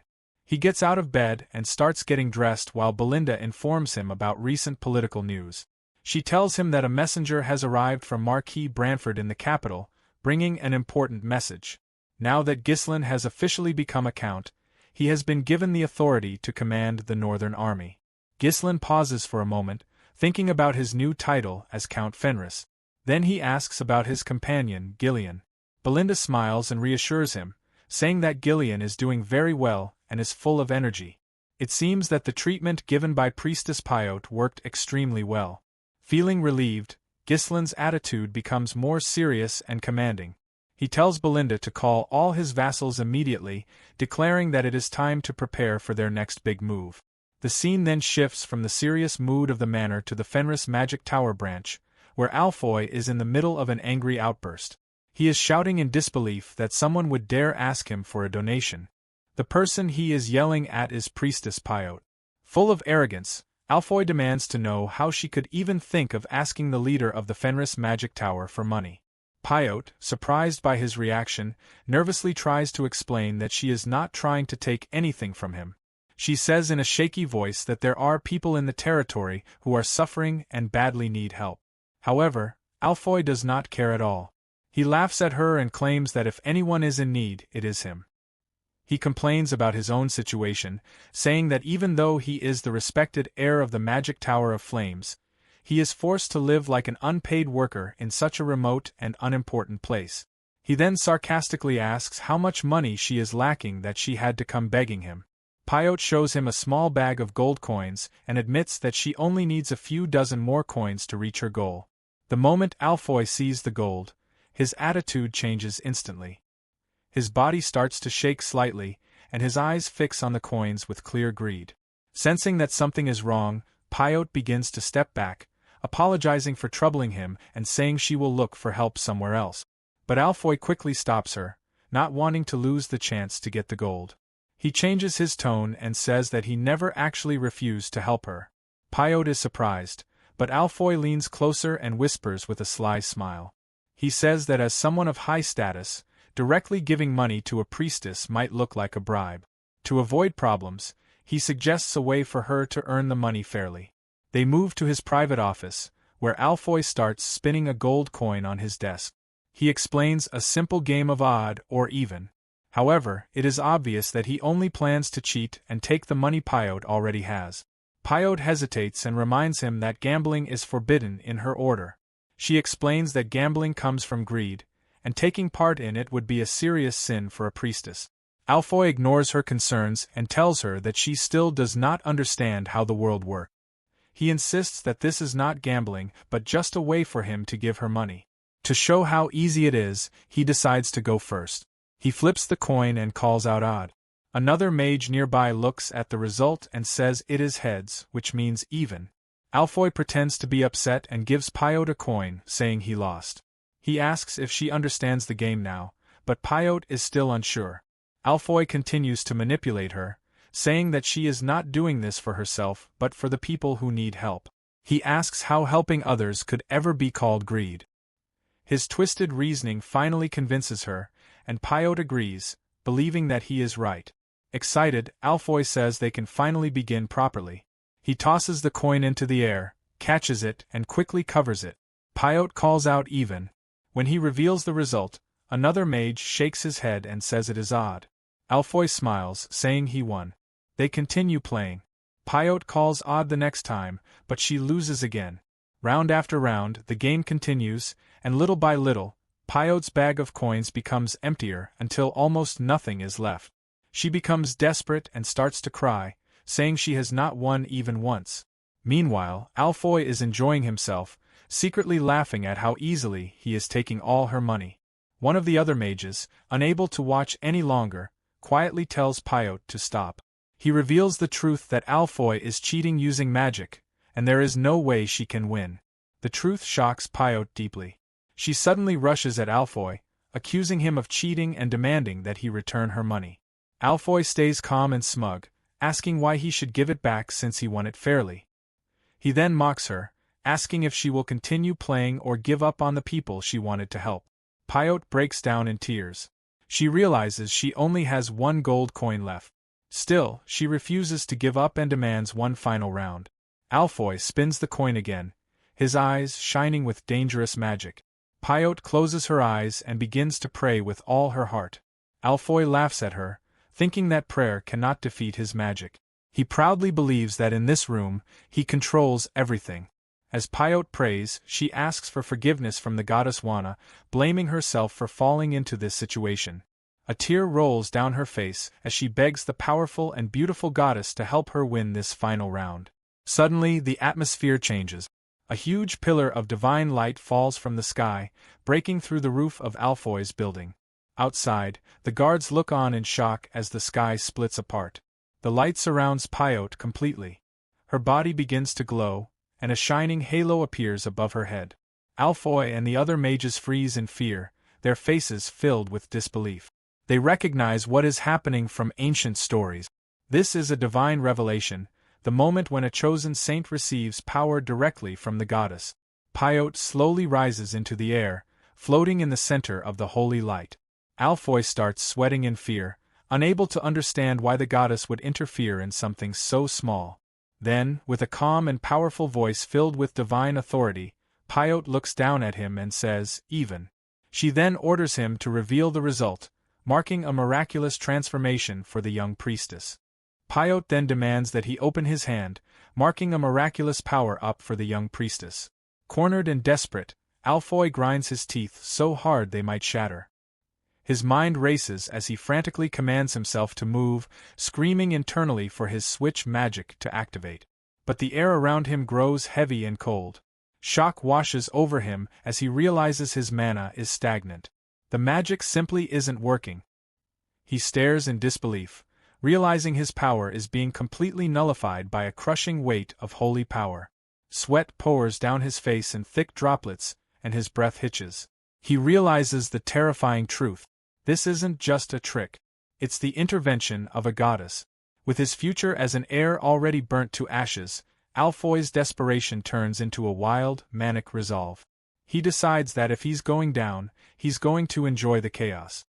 He channels every single drop of his remaining magic, letting out a guttural roar, demanding to savor this final clash. Both combatants pour their entire souls into their abilities, colliding in a blinding explosion of power where only one can emerge victorious. In the wake of the light, Gordon bursts into the room, his voice echoing as he demands to know the origin of the massive pillar of light that just pierced the sky. He stops dead, his eyes widening as he takes in the carnage. Both Pyot and Alfoy are sprawled across the floor, motionless. Pyot lies there, breathless and utterly unconscious, having pushed past her limits. Alfoy, however, is a gruesome sight. His body is broken, his nose is running, and he looks like a pathetic heap of a man. Yet, he is still twitching. Through the pain, he refuses to let the coin drop. With a trembling, bloodied hand, he manages to raise it, showing the final result to the room. He whispers through cracked lips that he has won, boasting that not even a goddess could overcome his magic. In a final delirious burst of pride, he screams at the ceiling, proclaiming himself Alfoy, the man who defeated a god. The scene shifts to the aftermath. As Ghislain hears the report of what transpired, he finds the news difficult to swallow, questioning how it's possible that Alfoy defeated a saint chosen by a goddess. Meanwhile, Alfoy is back to his usual arrogant self, basking in the attention of everyone Ghislain has gathered. He struts before the group, repeating his new title as the God Slayer with obnoxious confidence. Ghislain watches him with a flat expression, admitting the feat is hard to believe before casually dropping a reality-shattering fact. Priestess Pyot is actually a woman. The silence that follows is deafening as Alfoy's pride evaporates instantly. Before he can even process the embarrassment, Kay lunges forward, locking Alfoy in a brutal model chokehold. He snarls at the bastard for having the nerve to lie through his teeth in front of the boss. Gasping for air, Alfoy flails and screams, insisting that it's all true. He points to the pillar of light they all saw as his witness. Desperate to prove his divine victory wasn't a fluke. Watching the chaos, Ghislain reflects on the true nature of their new ally. A saint chosen by a goddess can channel the divine essence of their deity. He remembers from his past life that a saint of the goddess of war once stood among the 7 strongest individuals on the entire continent. Having that kind of power on their side will be the ultimate wildcard in the coming era of calamity. He claps his hands sharply, the sound cutting through the noise and demanding absolute silence. He addresses his followers, stating that their primary threat, Desmond, is finally dead. Through their victory, Fenris has transformed into a massive powerhouse, absorbing over 20,000 troops and consolidating the 3 northern regions. A small genuine smile touches Ghislain's face as he tells them that without their hard work, they never would have reached this peak. Gillian, Care, Lucas, Belinda, Vanessa, and Claude all straighten their backs, their faces glowing with pride as they shout their loyalty to their lord. But Ghislain doesn't let them rest for long. He announces that it is time to move on to their next objective. Claude, looking like a man on the verge of a breakdown, explodes in a panicked rant. He points to the literal mountain of paperwork and tasks already piling up around them. He shouts about the lack of manpower, the endless construction projects, the maintenance of the territory, the weapons production, and the logistical nightmare of managing 3 separate regions while processing documents from the capital. He warns that if Ghislain gives them more work, he is actually going to die. Ghislain remains unmoved, telling Claude that he'll have to solve those problems on his own. He shifts the focus back to the big picture, reminding them that since they've joined the Prince faction and secured the North, they need to evaluate their next move. He asks the group if they realize who they are destined to fight next. The room goes cold. Ghislain is the first to break the silence, naming their next target, the Duchy of Delphine. Alfoy clutches his hair in a panic, cursing his luck and wondering what he did to end up in the middle of such a catastrophic war. Kair just stretches his muscles, mocking Alfoy by asking why the God Slayer is suddenly so afraid of a few humans. Ghislain approaches a large map of the kingdom, tracing the borders with his finger. He tells them that, like it or not, the confrontation is inevitable. The stage of this war is expanding. It's no longer just a northern conflict, but a battle for the entire realm. He points to a specific territory in the west, identifying it as their next goal. Lucas and Ghislain stare at the spot in shock. It is the territory of Marquis Roderick. Claude immediately protests, calling the plan impossible. He explains that Roderick Marquis is a financial titan, home to a massive market fueled by countless merchant guilds and noble houses. Their wealth and private army make them as powerful as a small independent kingdom. The difference in scale between them and the north is staggering. Ghislain clarifies that he isn't suggesting a blind assault, but a strategic preparation. When Kair asks if they are truly still unprepared after all they've done, Ghislain admits the truth. He felt the weakness during their last battle. Even if their soldiers are elite, their low numbers limit their tactical flexibility. They need a larger force. Belinda asks how he plans to fix that, and Ghislain reveals his move. He intends to bring every mercenary in the kingdom under his banner by founding the Fenris Mercenary Company. While the others are surprised, Lucas sees the genius in the plan. It's a way to bolster their ranks without the slow process of training regular knights. Ghislain adds that the West is the heart of mercenary activity, and the legendary Drake Company, the strongest mercenary group in the land, is currently under Marquis Roderick's thumb. By taking the Drake Company, they strip the Marquis of its primary weapon. Claude finally understands the strategy. If the enemy is an immovable mountain, they will chip away at its foundation until it's small enough to crush. Ghislain assigns the tasks, ordering Claude and Kair to recruit or break every mercenary company in the north. He announces that he will handle the west himself. Kay grins, noting that making people bow is his specialty. However, Ghislain offers a final warning. He tells Ghislain that even if they target the Drake Company, they will have to contend with the best sword of the West. Ghislain's eyes turn thoughtful as he whispers the name of the obstacles standing in his path. The scene shifts deep into the west, within the lush green mountains of the Roderick Marquis. Near a quiet cabin, a group of young men is training under the sun. One boy is gasping for air, his muscles aching from the strain. His master stands beside him, calm and steady, telling him to try once more. As the boy prepares to strike a wooden target, the master instructs him to relax the tension in his arms. He guides him through the breathing and the rhythm, explaining that the sword shouldn't just cut, it should flow, linking one motion to the next. Following the master's voice, the boy closes his eyes, focuses his spirit, and delivers a perfect downward strike that slices the target in half with terrifying ease. The students cheer, amazed by the result and begging for the professor to evaluate them next. The master, revealed to be Tennant himself, smiles warmly at his pupils. But the peace is broken by the arrival of a man who mocks Tennant for still playing the role of a humble teacher. It is Prince Martin Roderick.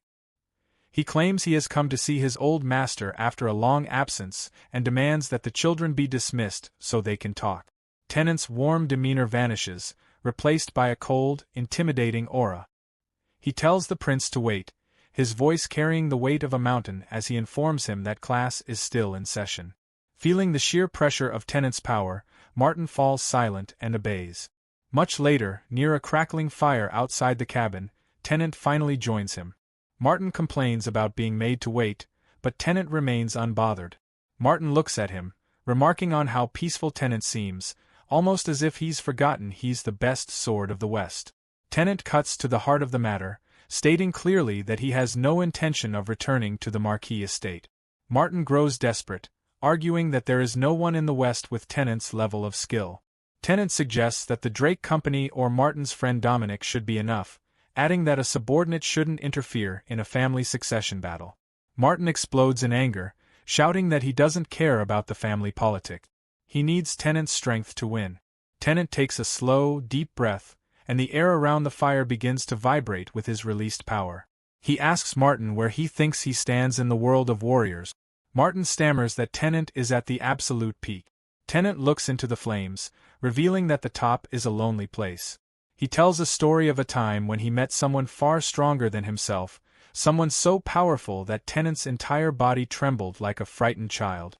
Martin is stunned, asking if his master actually felt fear. Tennant shakes his head. He explains that on that razor-thin edge between life and death, where blades meet and existence hangs by a thread, he felt an indescribable, intoxicating euphoria. He looks at Martin with a hollow gaze, admitting that there is no one left in the West who can push him to that limit. His only wish is to stand on that edge again, to feel that golden moment of euphoria one last time. Within the cold and intimidating walls of a luxurious mansion, heavy rain crashed violently against the windows. The storm outside matched the chaos inside the mansion. Martin was consumed by intense anger as he paced across the marble floors, his footsteps echoing loudly through the halls. He cursed Master Tennant for holding on to useless pride that served no real purpose. While muttering to himself, Martin thought about the lessons he had learned from Tennant over the years, yet he still could not understand the man's unstable nature. He could not comprehend how someone with such incredible talent could sit around doing nothing, wasting his abilities while waiting for others to drag him into danger. Eventually, Martin turned his sharp and piercing eyes toward Dominic, a veteran mercenary who stood silently with strict discipline. Martin questioned whether Dominic could understand how frustrating it was to watch such wasted talent. After a tense silence, Dominic finally spoke in a low voice and asked what matter could possibly be so important that Martin had personally summoned him during such a violent storm. Martin mocked the question while continuing to pace around the room. He explained that his older brother had become blinded by an uncontrollable hunger for power. Out of desperation, his brother had even created a new commercial company and entered an industry where he had absolutely no experience, all for the sake of challenging Martin in his own field. Dominic listened carefully as Martin revealed what he wanted done. Martin coldly declared that he wanted the Combel commercial company completely destroyed. To finalize the order, Martin slammed an ornate dagger onto the table. The polished steel reflected the dim light of the room as Martin instructed Dominic to leave the dagger behind at the massacre site in order to frame another noble family for the bloodshed. Dominic picked up the weapon, and his eyes widened the moment he recognized the crest engraved on it. The dagger belonged to a completely different aristocratic house. While Dominic struggled internally with the morality of the task, Martin continued pressing him, stating that the mission had to be completed before next week's competitive auction. The tight deadline visibly shook Dominic, but Martin continued tightening his control. With a cold and predatory glare, he reminded Dominic that his children were currently under Martin's supervision. Deeply shaken and burdened by the impossible situation, Dominic left the mansion and stepped back into the merciless rain. His grip tightened around the dagger until his knuckles turned white. The freezing metal constantly reminded him of the bloodshed he was being forced to carry out as he returned to his base. At the mercenary headquarters, tension filled the air as Dominic revealed the details of the mission to his trusted comrade. The room immediately erupted with anger and disbelief. The mercenaries furiously cursed Martin, calling him a madman for ordering the slaughter of his own brother's people while trying to provoke a noble war through deception. The group vented their frustration over how the Roderick brat continued using Dominic's innocent children as hostages to keep the mercenaries under control. One mercenary slammed his fist onto a wooden table and shouted that he could no longer tolerate such humiliation and wanted to strangle Martin immediately. Another bitterly stated that they were being treated like disposable cannon fodder in a wealthy family's petty succession conflict. Throughout the heated outburst, Dominic remained disturbingly silent while staring deeply into his drink. Eventually, he ordered everyone to calm down. He reminded them that their anger solved nothing because nobody knew where his children were being hidden. A blonde female mercenary scoffed at the depressing situation and remarked that their title as the kingdom's greatest mercenary group meant nothing if they were forced to behave like Martin Roderick's obedient dogs. She pointed out the severe problem they faced. Since the eldest Roderick son was funding the Combel Company, its security forces would naturally be elite. Sending the Drake mercenaries against them would practically be suicide. She let out a heavy sigh and sadly remarked that, at this rate, all of them would eventually die under Martin's control without ever experiencing true freedom. The conversation slowly shifted toward the north. One mercenary expressed deep regret that they had not relocated their operations there years earlier. He argued that life would have been far better under the command of the famous Count Fenris, who was rumored to treat his soldiers with genuine respect rather than like tools. The mercenaries discussed the growing strength of the North and noted that even the powerful Cerberus group, along with the legendary White Mane Ghislain, the former leader of Ratatosk, had joined Fenris's forces. At the mention of Fenris, a rare smile briefly appeared on Dominic's face. He admitted that he would truly like to meet such a man at least once before dying, though he suspected their meeting would probably happen as enemies on a battlefield. Suddenly, the tavern door burst open as a mercenary rushed inside. He was breathing heavily and stumbling over his words as he informed the captain that a mysterious visitor had arrived late at night. The entire group immediately became cautious and suspicious, wondering who would seek them out at such an hour. However, the messenger then revealed a name that stunned everyone into silence. The visitor had introduced himself as an emissary of Count Fenris. Moments later, Ghislain himself entered the room. His overwhelming presence instantly dominated the atmosphere as he introduced himself as the former leader of Ratatosk and the current vice leader of the Fenris mercenaries. Dominic was completely shocked to see the legendary warrior standing inside his headquarters. Ghislain wasted no time with unnecessary conversation.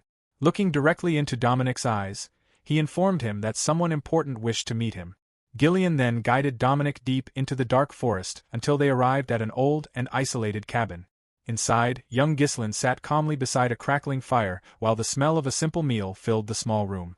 As the two men entered, Ghislain formally announced that he had brought the captain. Ghislain looked up and briefly apologized for the sudden and mysterious summons before inviting Dominic to sit down. Dominic was stunned by Ghislain's youth. His thoughts raced as he wondered whether this young man could truly be the legendary Count Fenris he had heard so much about. He asked for confirmation about the boy's identity. Although Ghislain appeared very young, the sight of the mighty Ghislain respectfully standing behind him was more than enough proof. After taking a seat, Dominic asked what a powerful lord of the north could possibly want with a mercenary group from the west. Ghislain immediately got to the point and declared that he intended to bring the Drake mercenaries under his direct command. Dominic was caught off guard and questioned why Fenris, who had already absorbed several elite groups, would take interest in his men. Ghislain explained that he wanted the vast information network the Drakes had built over the years. His ultimate goal was to unite every mercenary group in the kingdom under one banner. He offered Dominic a place within Fenris's ranks, but Dominic's expression quickly darkened as thoughts of Martin's threats against his children returned to his mind. Letting out a tired sigh, Dominic gave a bitter smile and admitted that the offer sounded like a beautiful dream, but one he had no choice but to refuse. As Dominic stood up to leave and explained that the West was controlled by dangerous and complicated circumstances, Ghislain suddenly cut through the excuses. He directly asked whether those circumstances involved Dominic's family being held hostage. Dominic instantly froze in place, his eyes widening in complete shock. Ghislain slowly lowered his hood, revealing eyes burning with fierce determination. He promised that he would personally resolve the hostage situation and completely sever the chains binding the Drake mercenaries to the Roderick family. Deep inside, Ghislain recognized the man standing before him for who he truly was, Dominic Drake, the final mercenary leader who once possessed the courage to stand against the overwhelming power of the Mercenary King's army. The scene shifted to the center of the city, where Ghislain stood on top of a tall tower under the pouring rain with Belinda and Lucas beside him. From above, they looked down at Martin's massive estate, a grand symbol of greed and wealth. Lucas let out a whistle as he admired the luxurious mansion, while Belinda complained bitterly about the terrible weather. She grumbled that every recent mission seemed to end with them being completely soaked by rain. Ghislain reminded her that as the commander of the Northern Army, he could not afford to behave carelessly all the time. Lucas jokingly replied that sneaking into the estate like this already sounded reckless enough. Ghislain then asked Belinda to hand over a certain package. As he prepared to jump from the tower, he gave them his final instructions. Their highest priority was to guarantee the safety of Dominic's family before anything else. Belinda looked confused and asked whether they were not supposed to infiltrate the mansion together. Ghislain calmly explained that this particular meeting would be different because he intended to enter directly through the front door. Inside the mansion, Martin sat behind his desk while slowly turning a small wooden wolf head in his fingers. It was the calling card Ghislain had sent ahead. Martin admitted that he originally doubted the visitor's identity because the man had arrived completely alone, but he recognized the craftsmanship immediately as the mark of Count Fenris. With a mocking expression, he asked whether the Count had truly traveled all this way just to negotiate over a group of mercenaries. Ghislain answered with a cold smile and corrected him, saying that he had not come for a simple mercenary group. He had come to obtain a useful sword. Martin arrogantly replied that the sword already belonged to him. Ghislain remained calm and repeated that he intended to purchase it away from him. Martin laughed at what he thought was foolish arrogance, but his laughter instantly stopped when Ghislain threw a heavy bag onto the desk. Rune stones spilled out with a faint, glowing light. Martin quickly realized that the bag contained enough wealth to buy 2 small castles. Nervously, he asked whether Ghislain truly expected him to sell his influence over the Drakes for such an amount. Ghislain casually replied that he could offer even more, claiming that piles of runestones were practically rotting and used inside his treasury. Trying to recover his composure, Martin questioned whether the Count understood how serious the succession conflict currently was. Ghislain openly mocked him, calling him a narrow-minded fool. He pointed out how pathetic it was for Martin to obsess over a single mercenary company, adding that this exact weakness was why Martin's older brother considered him an easy target for elimination. The insults shattered Martin's self-control. Furious, he drew his sword in blind rage and prepared to attack. The atmosphere in the room immediately became suffocating with killing intent so heavy that it almost felt solid. Martin roared angrily, demanding to know whether Ghislain had lost his mind or simply wished to die. His face twisted violently with rage. Meanwhile, Ghislain simply watched him with an icy calm smile. He did not even need to speak because he already knew the truth. He was overwhelmingly stronger than the trembling man standing before him. Driven beyond reason, Martin charged forward, swinging his sword. Yet Ghislain moved like a phantom. In one smooth motion, he kicked the heavy table between them. The table flipped violently upward, completely blocking Martin's vision. Startled, Martin shouted that his sight had been obstructed, but he did not stop attacking. With desperate force, he sliced the table into 2 broken halves while yelling that cheap tricks would not save his enemy. However, when the shattered wood fell apart, Ghislain was no longer standing there. Martin froze as terror struck him. Ghislain had already moved to his side. The realization hit Martin like a hammer because Ghislain now stood in the perfect position to kill him instantly. The loud crash echoed through the mansion halls, causing guards to rush into the room. They quickly surrounded the area and anxiously asked Prince Martin what was happening. But their voices soon disappeared into silence. Ghislain's sword was already pressed firmly against Martin's throat. One small movement would be enough to slit it open. Cold sweat poured down Martin's face while Ghislain calmly spoke. He remarked that nobles were not supposed to behave this way. He questioned whether the heir of Marquis Roderick, ruler of the Western Territories, truly thought it proper to act like a vulgar common thug. Grinding his teeth angrily, Martin called Ghislain a bastard and demanded to know his true intentions. With a trembling voice, he asked whether Ghislain seriously believed he could leave the castle alive after placing a blade against the neck of a Roderick heir. Ghislain responded only with a terrifyingly peaceful smile.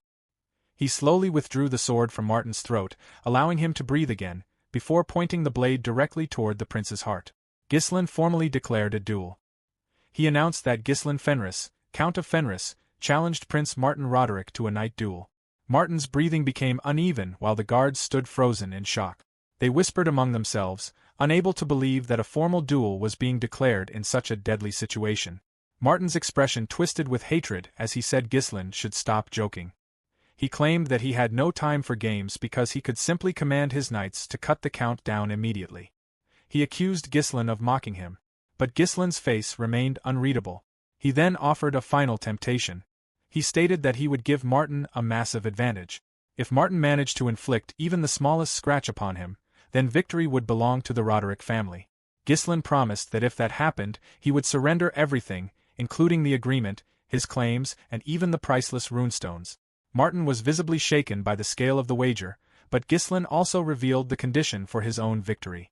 If Ghislain won, he would gain complete control over the Drake Mercenary Company along with all their hostages. The guards exploded with outrage.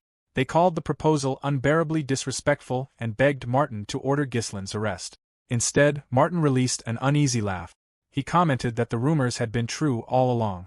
Ghislain had been insane ever since his younger days as the Lord of Perdium. With eyes filled with cruelty, Martin declared that by demanding such terms, Ghislain had dug his own grave. The scene then shifted to the courtyard, where heavy rain poured endlessly over the cold stone ground. Ghislain and Martin stood facing each other while surrounded by the prince's loyal soldiers. The captain stepped forward to oversee the duel. He ordered both Prince Martin Roderick and Count Ghislain Fenris to swear upon their honor as knights that the duel would remain fair and that neither side would hold resentment after the result was decided. Ghislain's oath came quickly and sharply, but Martin's sense of honor was hollow. While the captain could not hear him, Martin secretly whispered orders to his men. If anything happened to him, no matter the outcome of the duel, they were to kill Ghislain immediately. Ghislain's sharp hearing caught every word. He sighed and remarked that this was exactly why Martin remained such a low-level warrior. He explained that Martin always fell for simple provocations. Enraged, Martin screamed at him to stay silent and immediately charged forward. The duel exploded into motion beneath the rain.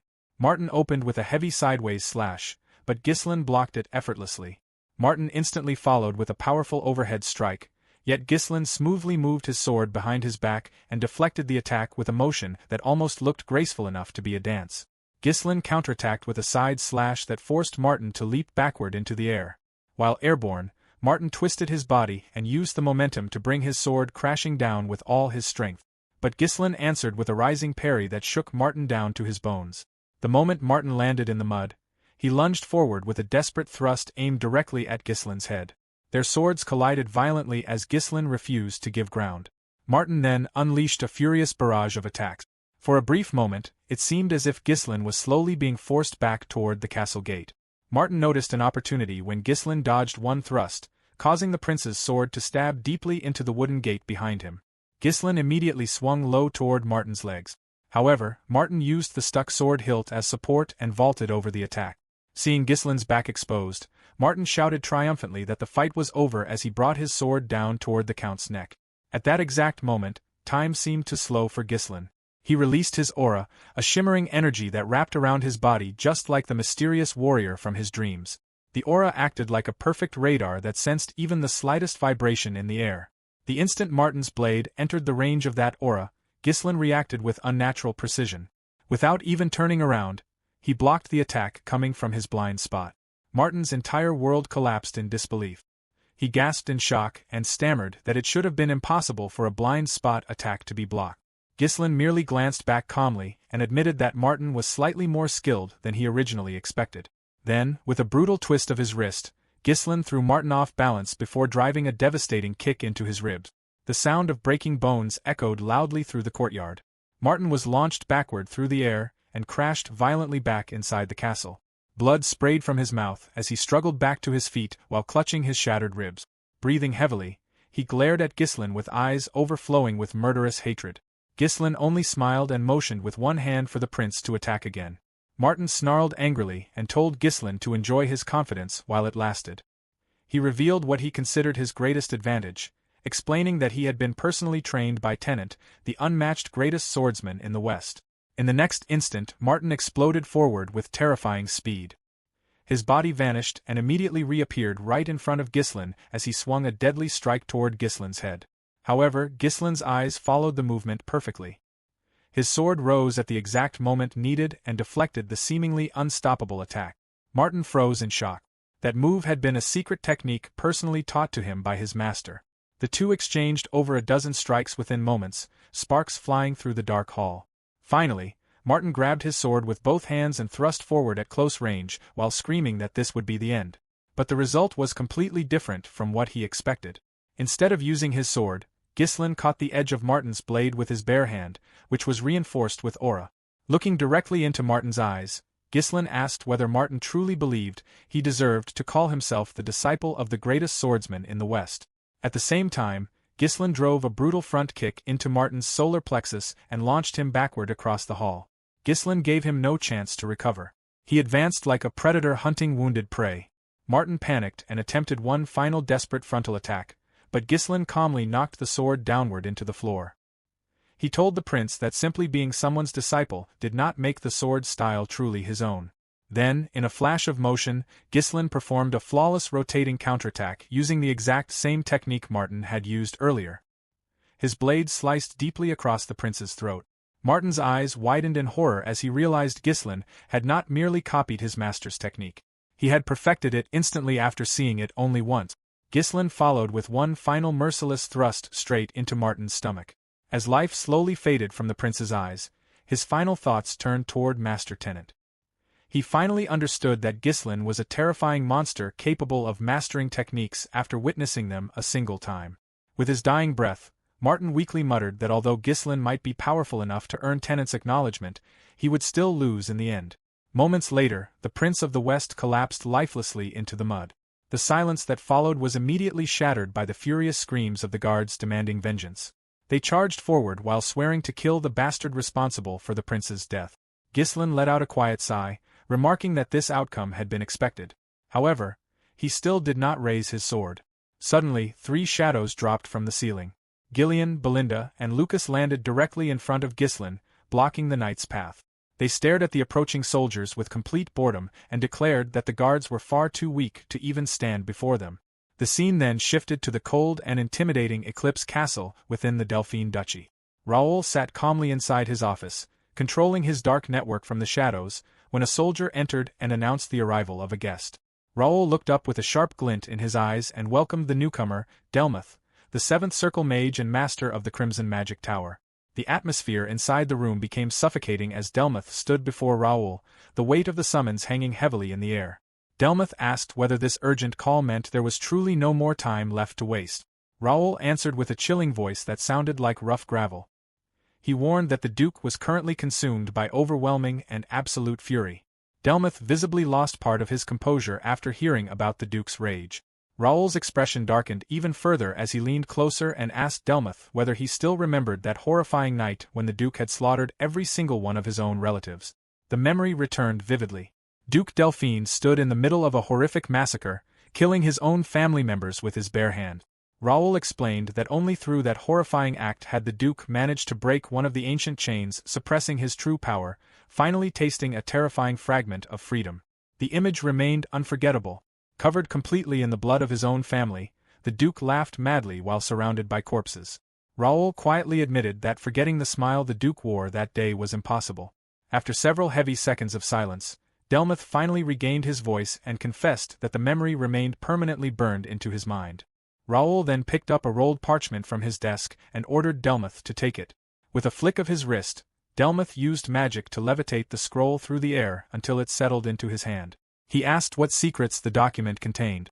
Raoul explained that it held detailed information about the important individuals currently operating in Fenris. A vein bulged violently on Raoul's cheek as anger simmered beneath his calm expression. He explained that they had originally been promised useful reinforcements soon, but they could no longer afford to wait any longer. He declared that every obstacle standing in the path of the Duke's new world needed to be eliminated without mercy. Delmuth slowly opened the parchment and examined the faces of their main targets. The first was Gillian, the White Lion and former leader of the Ratatosk Company.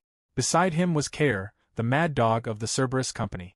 Then came Lucas, known as the Piercing Spear, along with a mysterious assassin whose identity remained unknown, clearly referring to Belinda. The list continued with Pyote, the saintess of the goddess of beauty and prosperity, and Vanessa, a 6th Circle Mage. Delmuth paused when his eyes reached Vanessa's portrait. Suspicion appeared on his face as he stated that it was difficult to believe she had already reached the 6th Circle. He pointed out that the magic tower in Fenris had only been established recently and questioned how such a powerful mage could appear in such a short time. Raoul responded that the information was trustworthy because Vanessa had fought evenly against Willow, a 6th Circle Master, during the war against Desmond. Even if some details had been exaggerated, Raoul insisted they still needed to remain extremely cautious. Then Raoul's eyes suddenly glowed with hateful crimson light as he mentioned the one person who disturbed him more than anyone else, Alpha, the man rumored to have defeated a god. Delmuth visibly trembled as he repeated the claim in disbelief, unable to understand how a mortal could possibly overcome a divine being. Raoul explained further, stating that Alfoy might possess magic powerful enough to surpass even the divine strength of a saint. He also reminded Delmoth that Alfoy was the successor of the Crimson Flame Magic Tower and was likely the true hidden powerhouse of Fenris. A cold smile slowly appeared on Delmoth's face as realization settled in. He admitted that this situation could no longer be ignored. He assured Raoul not to worry and declared that he would personally destroy the Crimson Flame Magic Tower, the very foundation supporting their enemies. As Delmoth turned to leave, he promised to return soon with good news. Raoul watched him disappear into the shadows before giving one final grim warning. He reminded Delmoth that both of them were nothing more than insignificant ants compared to the Duke, so he must never allow himself to lower his guard under any circumstances. The scene then shifted suddenly to the mercenary camp, where the atmosphere overflowed with disbelief and emotion. Dominic desperately embraced his two children while tears streamed down his face. These were the same children who had been used as hostages by the prince. The surrounding mercenaries watched with stunned expressions as they slowly realized the unbelievable proposal they had received earlier had actually been true. Standing before them were Ghislain, Belinda, Gillian and Lucas. Dominic looked toward Ghislain with a trembling voice filled with relief and confusion. He asked how they had managed to accomplish this and what had happened to Prince Martin. Ghislain answered coldly and directly, stating that the prince was dead after being killed in a fair duel between knights. The entire camp instantly exploded into chaos. The mercenaries shouted in horror after realizing that the son of Marquis Roderick had been killed. They screamed that Ghislain had completely lost his mind and had brought disaster upon all of them. Panicked voices filled the camp as many insisted they needed to gather their belongings and flee immediately before Roderick's army arrived to hunt them down like animals. Gillian and Belinda watched the hysteria with surprise, not fully realizing until now how deeply the fear of the Marquis had taken root inside these men. Ghislain remained silent for a moment before removing his hood. His powerful voice thundered across the camp and cut through the panic as he ordered everyone in the Drake Company to listen carefully. Finally, he revealed his true identity as Count Ghislain, commander of the Northern Army. He declared that he had personally freed them from the chains of slavery and that they no longer needed to live as nameless puppets fighting meaningless battles for others. The mercenaries immediately froze in shock after hearing the revelation. One of them suddenly realized that the man who had earlier come searching for Dominic had actually been the commander himself. Even so, fear about the future still remained strong among them. They argued that even if they had gained freedom, they still had no way to survive in the West while Roderick's army hunted them for extermination. Ghislain stepped forward with absolute authority and promised that he would personally take responsibility for their lives and protect them.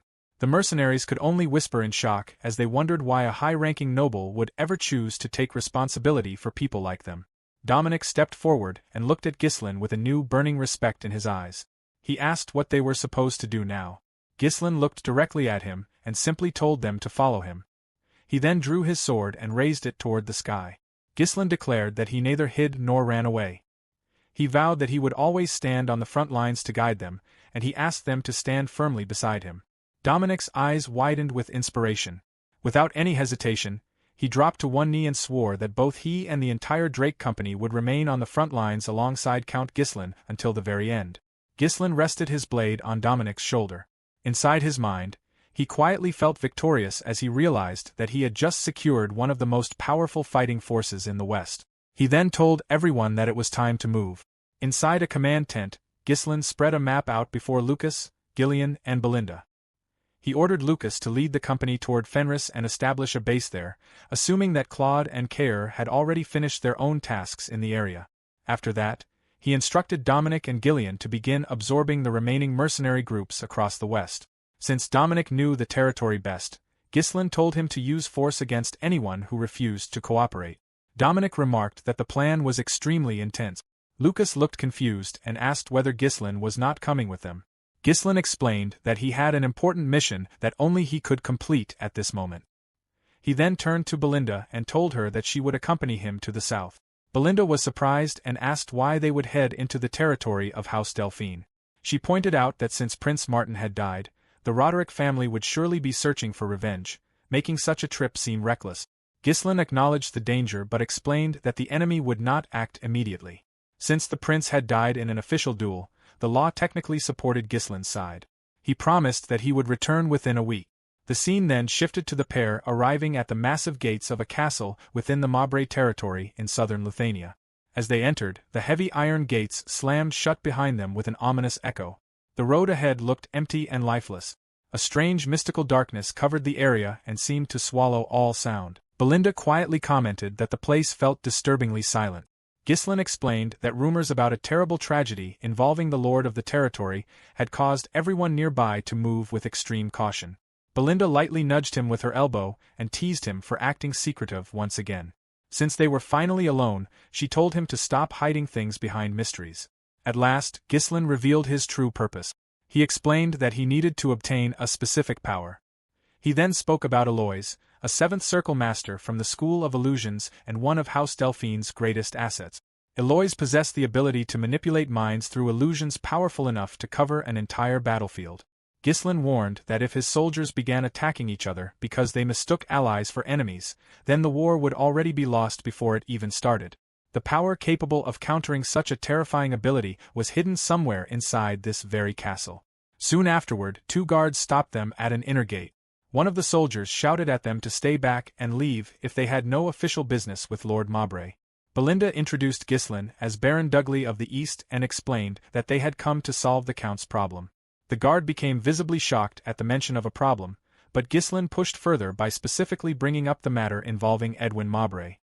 He instructed the guard to inform his master that an exorcist had arrived. Far above them, inside a lonely tower covered in shadows, Count Mowbray climbed a winding stone staircase. He arrived outside a heavily guarded room and asked the soldier stationed there about Edwin's condition. The soldier grimly shook his head and reported that there had been absolutely no improvement. The Count sighed before entering the room. Inside, he was greeted by a horrifying and tragic sight. Edwin stood before him looking less like a human and more like a cursed restless spirit. Chains wrapped around his neck like those placed on a wild beast. The whites of his eyes had completely vanished, replaced by unnatural darkness and glowing yellow irises. He looked entirely consumed by a terrible curse. Count Mowbray stepped into the cold and damp cell to face his own son. Edwin immediately lunged toward him and snarled directly into his face that his father was nothing more than a cold-hearted bastard. A suffocating dark aura began swirling around the young man. With a twisted grin, Edwin mockingly asked whether the Count found it tragic to see his own son living like a caged animal. The guard on duty panicked and begged the Count to keep his distance, but Mowbray stopped him with a firm gesture. The Count looked at Edwin with complete disdain. He called him pathetic and wondered how weak his mind must have been to fall victim to such a foul spirit. Still surrounded by dark energy, Edwin screamed back that everything was his father's fault. He shouted that he had never once been treated like a human being within that house.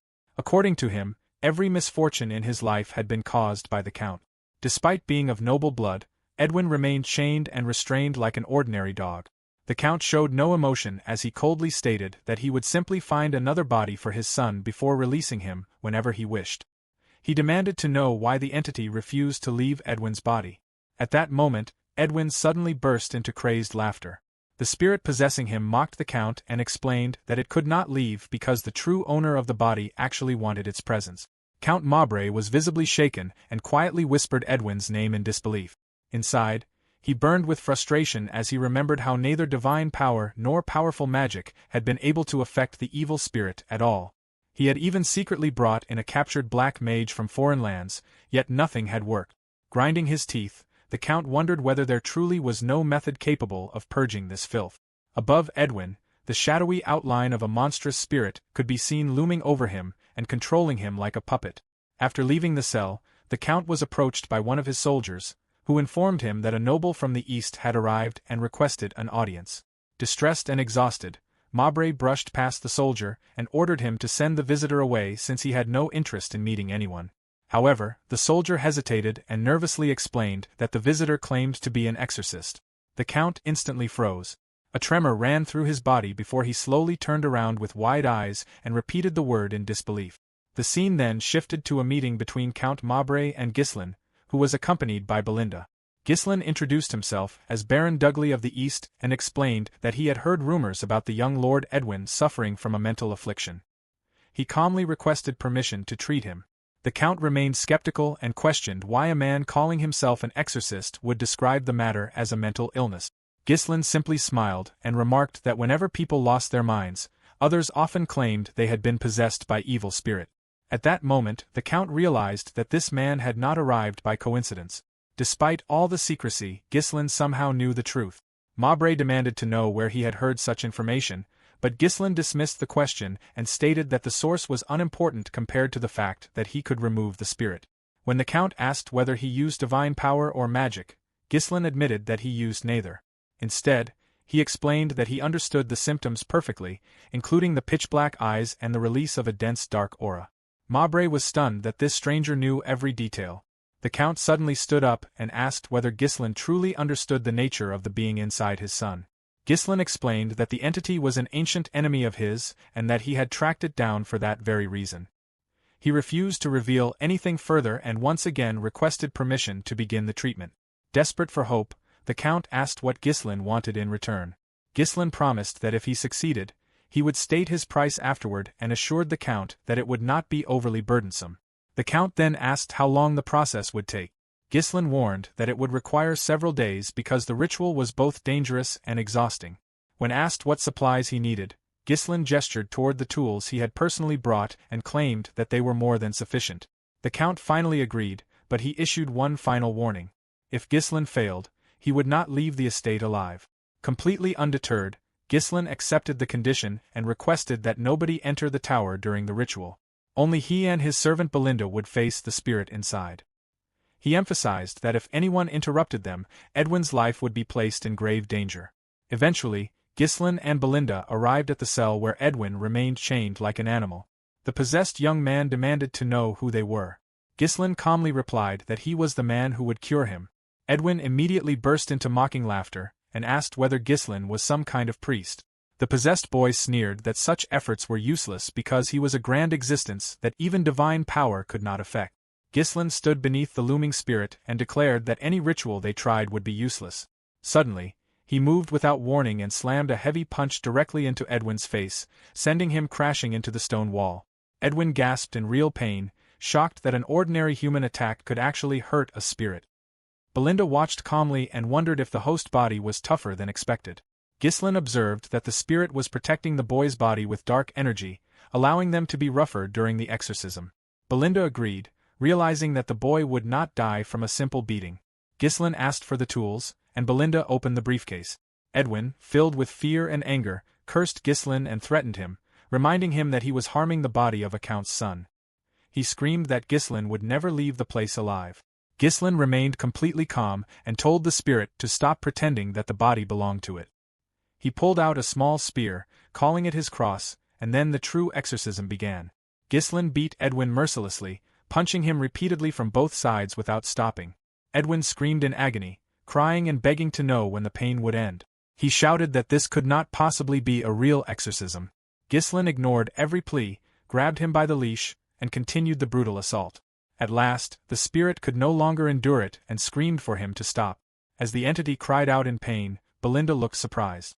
The spirit gasped that the real owner of the body was waking up. Suddenly, Edwin's voice became weak and desperate as he begged his father to save him. Ghislain smirked and remarked that the boy had finally regained consciousness. Belinda joked that physical treatment was always the best cure for weak people. Ghislain asked Belinda to watch the boy while the dark spirit hid in the corner. The spirit cursed them angrily, frustrated that it had finally found a host that did not resist its control, only for Ghislain to ruin everything. Ghislain mocked it and suggested that it simply return to the heir's body. The spirit screamed that once it left a host, it could never enter the same one again. It was horrified that someone who was neither a mage nor a priest had managed to force it out. The spirit realized that if it did not find another host soon, it would disappear completely. Its eyes slowly turned toward Ghislain. The spirit realized that Ghislain's body was far superior to Edwin's and would make the perfect vessel. Belinda immediately understood what it was planning, but the spirit had already begun moving. It declared that it would take Ghislain's body and use it better than he ever could. To force Ghislain into submission, the spirit transformed itself into the image of the strongest warrior in its memories. When the transformation finished, Ghislain stared at the familiar face before him. It was Cain Balzac, the kingdom's greatest swordsman. Using Balzac's appearance and wielding his blade, the spirit declared that it would use all the power it had gathered to completely dominate him. Covered in dark energy, the entity held two swords and lowered itself into a combat stance. Demanding that Ghislain surrender his body, the spirit charged forward. one sword thrust directly ahead while the other prepared for a vertical slash. Ghislain immediately drew his own blade and prepared for battle. The spirit unleashed a sweeping strike with the raised sword, but Ghislain blocked it with his own weapon, using his body weight to deflect the impact. Instantly, the spirit thrust its second sword toward him, but Ghislain stepped aside to avoid it. He counterattacked with a fast sideways slash, but the spirit blocked it using crossed blades. A fierce exchange followed as both sides attacked and defended rapidly. Ghislain delivered a powerful overhead strike, which the spirit barely blocked before laughing wildly and praising him for surviving attacks that copied the kingdom's ultimate swordsman. Ghislain silently marveled at how an illusion made entirely from mana could produce such incredible power. He realized the spirit possessed an enormous amount of energy. Smirking, he wondered what might happen if a true master controlled such power and shouted that it only made him desire the spirit even more. The spirit tried to overpower him through brute force, but Ghislain answered with another heavy slash. The spirit blocked one sword strike and countered with the other, but Ghislain quickly pulled back his blade and parried again. The spirit then aimed for Ghislain's neck, but Ghislain spun on his heels and blocked the attack behind his head, exposing the spirit's side. He immediately drove his elbow hard into its ribs. The blow clearly affected the entity. The spirit staggered slightly, and Ghislain followed with a diagonal slash. However, the spirit redirected the attack behind its back using one sword and then attempted to cut Ghislain in half with the other. Ghislain leaped into the air to avoid the strike. Using the spirit's shoulder as support, he performed a front flip and landed smoothly several steps away. After another intense exchange of attacks and counters, Ghislain paused briefly to catch his breath while Belinda watched the fierce battle in amazement. Now completely enraged, the spirit released even more power and cursed Ghislain furiously. Ghislain smiled faintly and asked if that was all it could do. The spirit's glowing eyes burned brighter as it declared that the battle would never end at this rate. Suddenly, it threw one of its swords directly at Ghislain. Ghislain dodged the unexpected attack, but his surprise deepened when he noticed a thread of mana connected to the weapon. The spirit used the thread to control the sword while launching itself toward him at full speed for another slash. Ghislain quickly blocked the attack, but the spirit instantly wrapped the mana thread around his waist. Before he could fully react, the spirit yanked the thread like a rope and completely threw him off balance. With Ghislain unstable, the spirit pulled him closer and thrust its second sword toward his chest. Ghislain barely twisted away in time while using his own blade to stop the deadly strike. As he struggled under the pressure, Ghislain realized that the spirit could freely manipulate mana threads. Maintaining mana in such a precise form normally required absurd control and wasted too much energy during real combat. Even he rarely used the technique unless absolutely necessary. But the spirit, empowered by overwhelming mana, did not have to care about such limits. Ghislain admitted that the situation had become troublesome. He tried to cut the mana thread around his waist, but the spirit predicted the move and ducked. Immediately afterward, the spirit used its immense strength to slam Ghislain downward while attacking at the same time. Ghislain barely blocked the strike with his sword. As he fell to the ground completely off balance, the spirit pointed its sword at the back of his head and declared that the body belonged to it now. At that critical moment, Ghislain called Belinda for help. She reacted instantly, locking weapons with the spirit before delivering a fierce flying kick to its head. The blow knocked the sword from its hand. The spirit roared in fury, realizing how close it had been to defeating Ghislain. Ghislain then prepared for a final strike. He stated that he did not want to use such immense power against the spirit, so it should remain quiet now. His eyes began glowing as he became completely serious. His sword radiated overwhelming mana before he unleashed a devastating strike that split not only the spirit's head, but its entire body in half. The spirit collapsed to the ground as dark energy leaked from the massive wound. In disbelief, it muttered that its form was crumbling and admitted that it had not even seen the sword move. Returning to its original appearance, the spirit asked if Ghislain had not been fighting seriously until now. Ghislain replied that since the spirit had failed to take his body by force, he wondered what it planned to do next. The spirit laughed weakly and admitted that the mana absorbed from weak people had not been enough. Since it had lost the rare chance to obtain a powerful vessel, it now had no choice but to disappear. Ghislain then surprised everyone by offering the spirit a deal. He invited it to enter his body and live there instead. Both the spirit and Belinda were stunned. Belinda questioned whether he had not just fought desperately to avoid losing his body. Ghislain explained that losing his body and allowing something to live inside it were completely different matters. He promised to create a place for the spirit within himself and even provide it with mana if necessary. The spirit laughed wickedly and asked whether he truly intended to accept its presence without resistance. It then questioned what Ghislain hoped to gain from such a deal. Ghislain extended his hand and answered that he wanted the spirit's power, especially its ability to amplify mana. Both Belinda and the spirit were shocked by his answer. The spirit burst into mad laughter and called him foolish, asking if he truly believed he could control it after absorbing it. The entity expanded in size and declared that it accepted the offer. A moment later, the spirit flowed directly into Ghislain's outstretched hand. Ghislain felt the full weight of its power flooding into his body as his eyes slowly darkened. Seeing this, Belinda became deeply worried and tried to help, but Ghislain calmly assured her that everything was fine. Then she froze in shock when she looked into his eyes. One eye had turned completely black, while the iris glowed with brilliant blue light. Inside his body, the spirit grew massive and swallowed Ghislain whole with its enormous mouth. It warned him that once he accepted it, there would be no turning back. It called his choice greedy and driven by a desire for power, warning him not to regret it later. The spirit finally closed its jaws and fully entered Ghislain's body.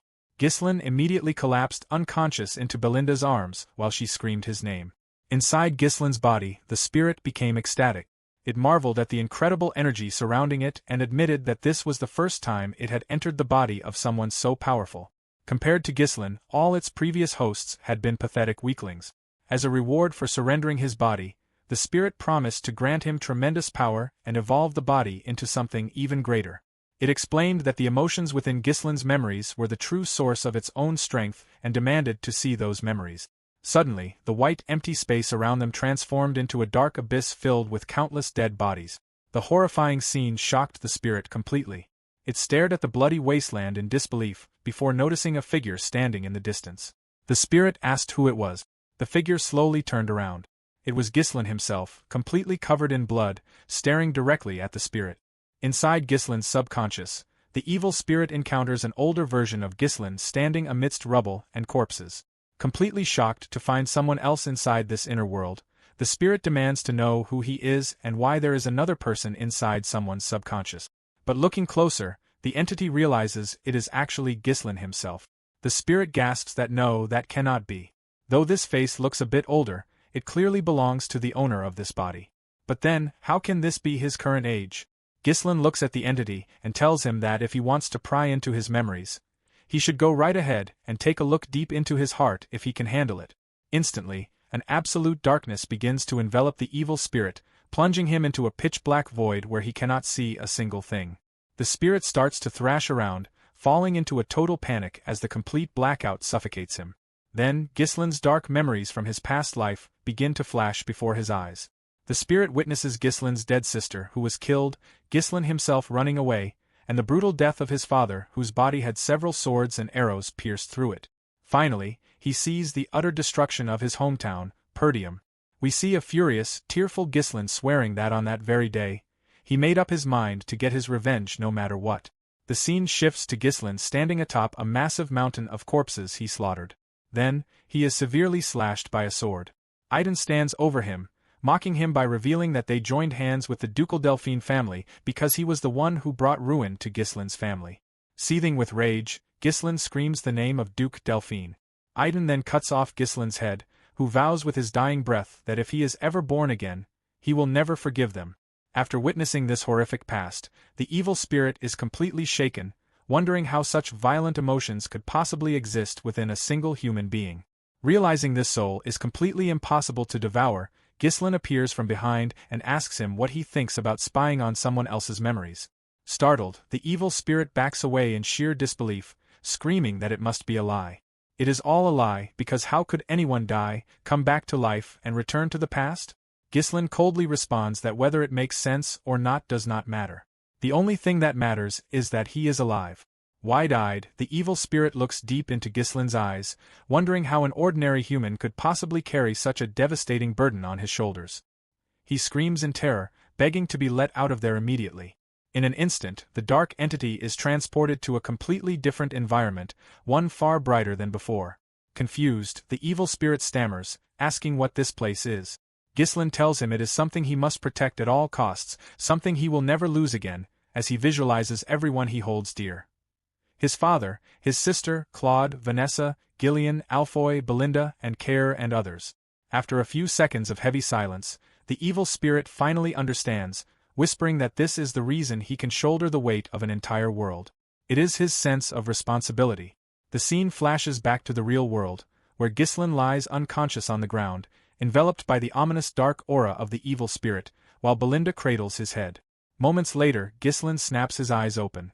To Belinda's utter amazement, he floats up into the air, still shrouded in that dark malevolent energy. Crackling lightning begins to spark around him, as if he is forcefully wresting control over his own body. He hovers midair as the dark aura slowly starts to fade away. When Ghislain opens his eyes again, they return to normal, showing he has fully regained command of his physical self. He clenches and unclenches his fist to be absolutely sure he is back in full control. A subtle smirk plays on his lips as he mutters that everything is perfect. From behind, a deeply worried Belinda calls out to him, asking if the young master is all right. Ghislain turns to her and apologizes for worrying her, telling her it is time to head back. Overjoyed, she happily nods in agreement. To himself, Ghislain thinks about Dark, the Black Spirit. With its power to invade consciousness, he will now be able to shatter the illusions of Eloise. In his past life, that was the ultimate power belonging to the kingdom's greatest swordsman, Cain Balzac. Now that this power has been passed down to me, I can finally cross swords with you. The setting shifts to the Fenris branch of the Red Flame Magic Tower's runestone refinery. Inside, wizards are hard at work processing runestones, and two of them complain bitterly, whining that they are going to die at this rate, and questioning how these maniacs dare treat mages this way, begging for just a moment of rest. Alfoy, however, barks at them, yelling that talking is strictly forbidden and demanding those bastards do their jobs properly. Blasting them with a jolt of magic, he warns them that if they do not meet today's quota, they better prepare to have their mana are drained by Research Director Vanessa. Just then, Vanessa arrives, questioning what on earth is going on. Catching sight of her, Alfoy notes her arrival and explains that, as she can see, he is managing the rookie mages. He complains about these whiny, arrogant bastards who refuse to listen to anyone, rhetorically asking who would keep these fools in line if he were to work directly in the field.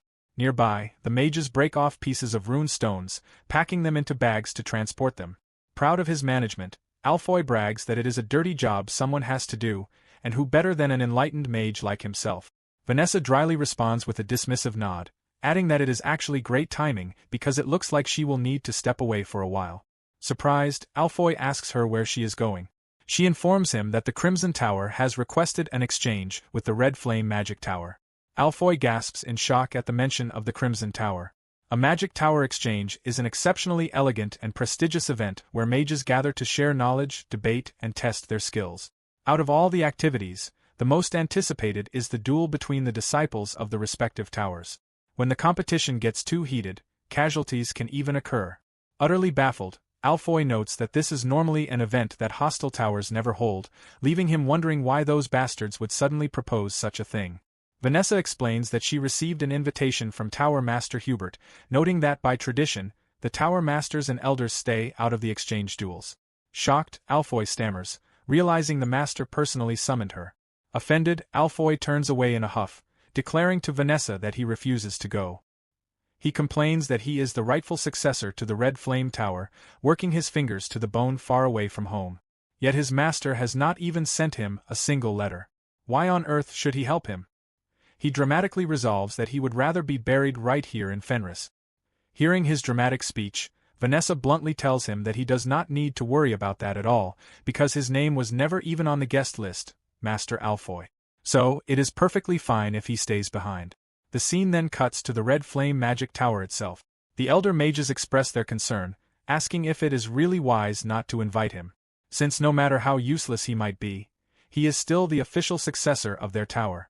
However, Hubert, the master of the Red Flame Magic Tower, dismisses their worries, pointing out that Alfoy is still stuck at the third circle, questioning what exactly he could have possibly learned on that external mission. The elder mages counter, asking how their own disciples could ever hope to defeat the students of a master like Delmar, who has already reached the legendary seventh circle. But Hubert confidently reassures them that everything will be fine, claiming that Vanessa alone is more than enough for this exchange. Sometime later, we see that Alfoy has shown up anyway, offering his greetings to the master. Vanessa is right there beside him. Shocked to see him, Hubert stammers, asking why on earth he came, before quickly shifting gears to welcome him and ask how he has been. Vanessa greets the elders as well, but Hubert completely ignores Alfoy, walking straight past him to praise Vanessa, gushing about her arrival, asking if her journey went smoothly, and checking if it is true that she has reached the coveted sixth circle.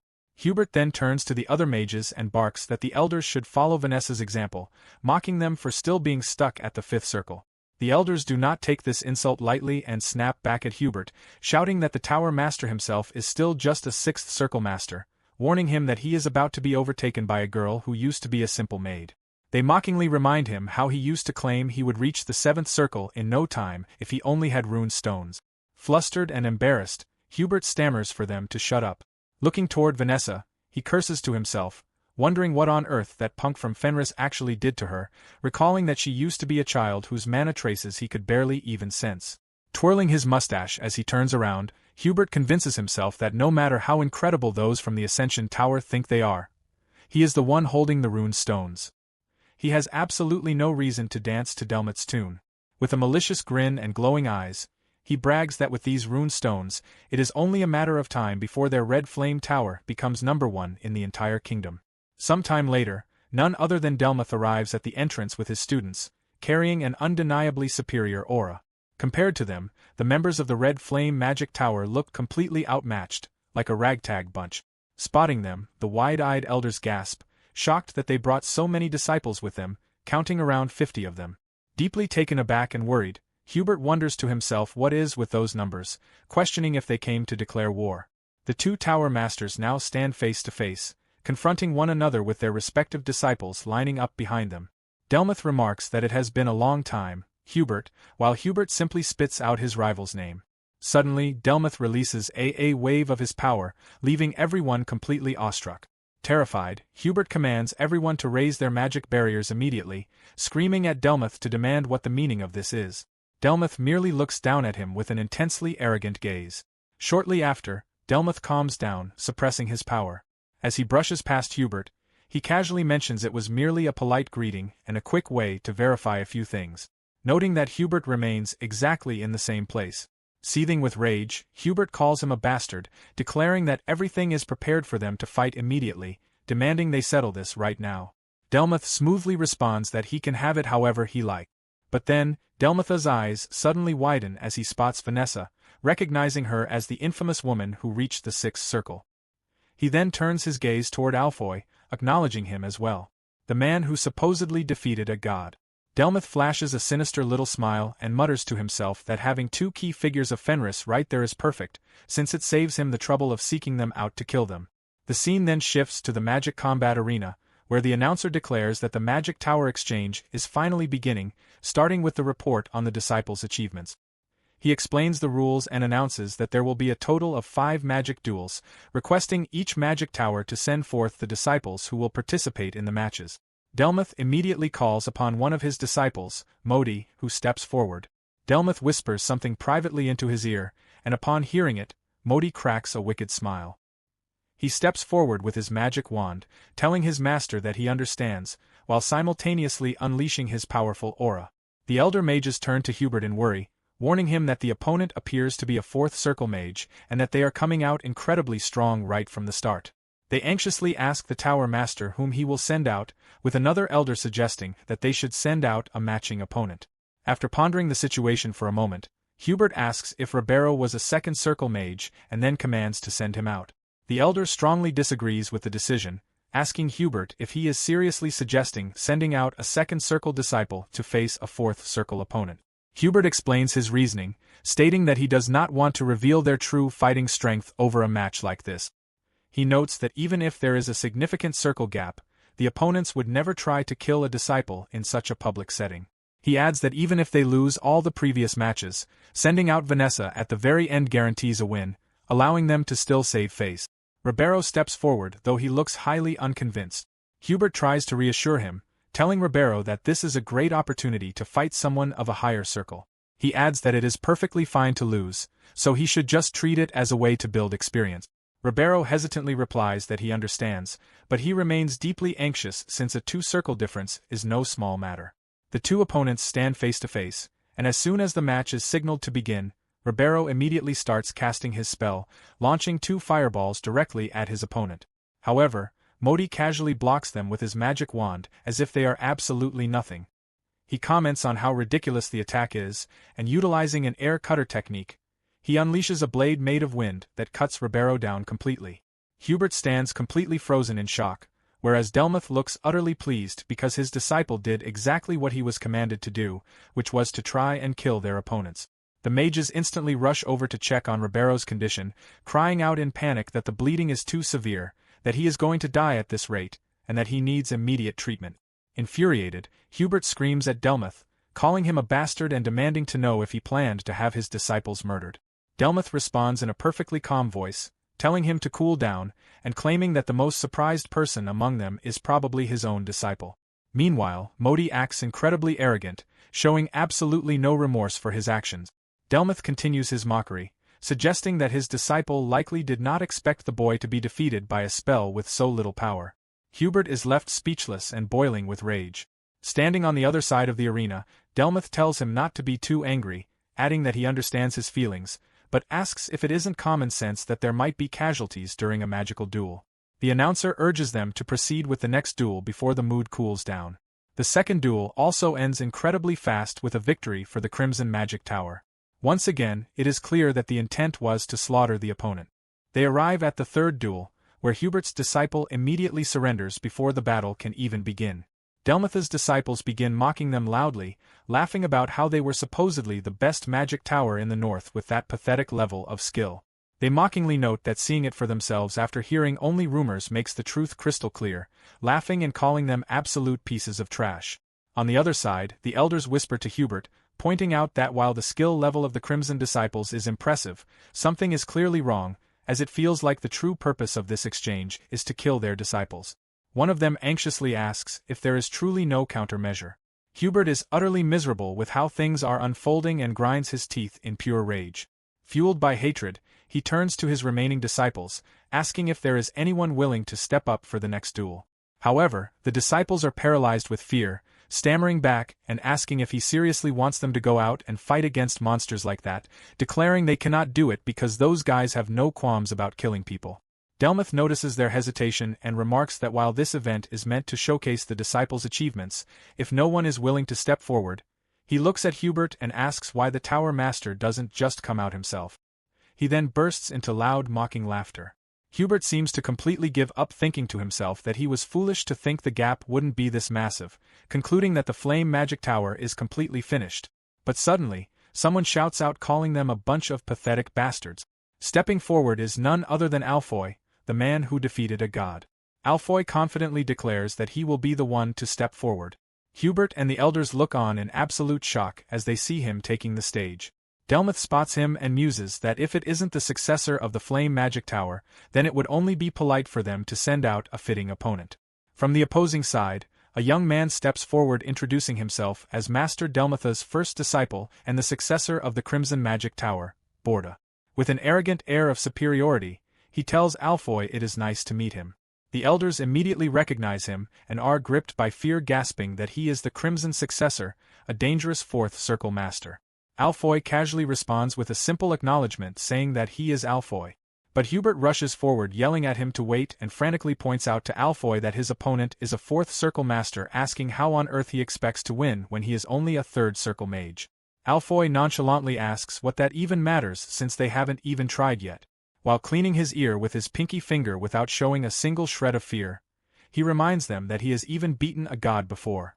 Hubert cannot believe his ears, wondering to himself if the boy has completely lost his mind since for a mage, their circle is absolutely everything, meaning there is simply no way he can win. From behind, Vanessa reassures Hubert, telling the Tower Master not to worry, explaining that while Alfoy is a stubborn mage full of complaints who never listens and is completely arrogant, he is by no means weak. Alfoy pulls out his magic wand and gets ready to fight. Borda, maintaining his smug look of superiority, mocks him by saying that a magic tower successor being only third circle is downright embarrassing. Then, with a menacing glare, he tells Alfoy that he knows he is going to die here. Alfoy looks deadly serious, repeating the word die. He begins spinning a coin on his hand, casually mentioning that while he has almost died countless times because of that bastard Ghislain, He flips the coin high into the air and finishes his sentence, declaring not today. He then flicks the gold coin directly at Borda, hitting him square on the nose, breaking it, making it bleed, and sending him crashing straight to the ground. Both Delmoth and Hubert are completely stunned, with Hubert left utterly speechless. Borda pushes himself back up, clutching his bleeding nose, and pulls out his magic wand. Unleashing his full power, he rages at Alfoy, calling him a bastard for executing a cowardly sneak attack, and shouting that he lacks even the basic dignity of a mage. He unleashes a barrage of magic projectiles toward Alfoy. Alfoy simply utters the word haste and vanishes with incredible speed, leaving only his coat behind, which the magic projectiles completely pierce through. Borda keeps firing his magic projectiles, but Alfoy evades every single one of them at blinding speed while rapidly closing the distance. Panic sets in, and as Borda sees him getting incredibly close, he screams in terror, wondering how the bastard can be so fast and begging him not to get any closer. Brimming with confidence, Alfoy casts Psychokinesis Table Flip, lifting a massive barrier right between them. Borda instantly blasts it with his magic, shattering it into 1,000 pieces while demanding to know where he learned such cheap trick. However, Alfoy is already right by his side, fully charging his next attack. Utilizing Fire Punch, Alfoy lands a massive hit straight to Borda's face, sending him flying across the arena. Everyone is left in absolute shock, except for Vanessa, who knows exactly what he is capable of. A stunned Hubert mutters that it is impossible, wondering how he could possibly overcome the circle gap. Even Delmoth is caught off guard, thinking to himself that Alfoy's rapid mana operation is at a level where he barely even needs time to chant, concluding that a mage with that kind of skill being only a third circle is completely absurd. Alfoy completely subdues Borda, raining down a relentless barrage of flaming punches straight to his face, reminiscent of a brutal UFC match. It is a completely one-sided massacre. Alfoy begins laughing out loud, asking the bastard if it hurts and mocking him about what he said earlier. With his face totally battered and his mouth full of blood, Borda stammers that he is a cowardly bastard, crying out that the match is already decided and trying to surrender. But Alfoy doesn't even let him finish, casting a fireball right inside Borda's mouth, causing flames to shoot straight out of his ears. Alfoy then looks down at him, asking if he is seriously going to argue about what is cowardly or not on a battlefield, adding that on the battlefield, results are everything. The undisputed winner is the man who defeated a god, Alfoy. The announcer officially declares victory for Alfoy. The elder mages look on in utter astonishment, marveling at how much his mana control has improved, noting it is almost as if he is performing multiple castings simultaneously. Another elder can only wonder in awe what kind of brutal training Count Fenris put him through to achieve such growth. Vanessa listens to their murmurs quietly, well aware that Alfoy has already fought through war after war. Meanwhile, Hubert is absolutely ecstatic. He laughs out loud, mocking Delmoth, and asking what he thinks now that their successor has completely crushed the Crimson Tower's chosen heir. Ironically, Hubert had not even invited Alfoy to participate in the first place, never truly believing he could win. Hubert then approaches Alfoy, showering him with praise, and calling it expected behavior from the successor of their Red Flame Magic Tower. He casually asks Alfoy if he is upset that they barely stayed in touch, making the excuse that he has been incredibly busy this whole time. Alfoy completely ignores his fake flattery, dismissively waving his hand to signal he does not care. He bluntly tells Hubert to back off and not touch him because he is exhausted from the battle. Coughing awkwardly to mask his embarrassment, Hubert calls him a brat and wonders why he is being so incredibly cold.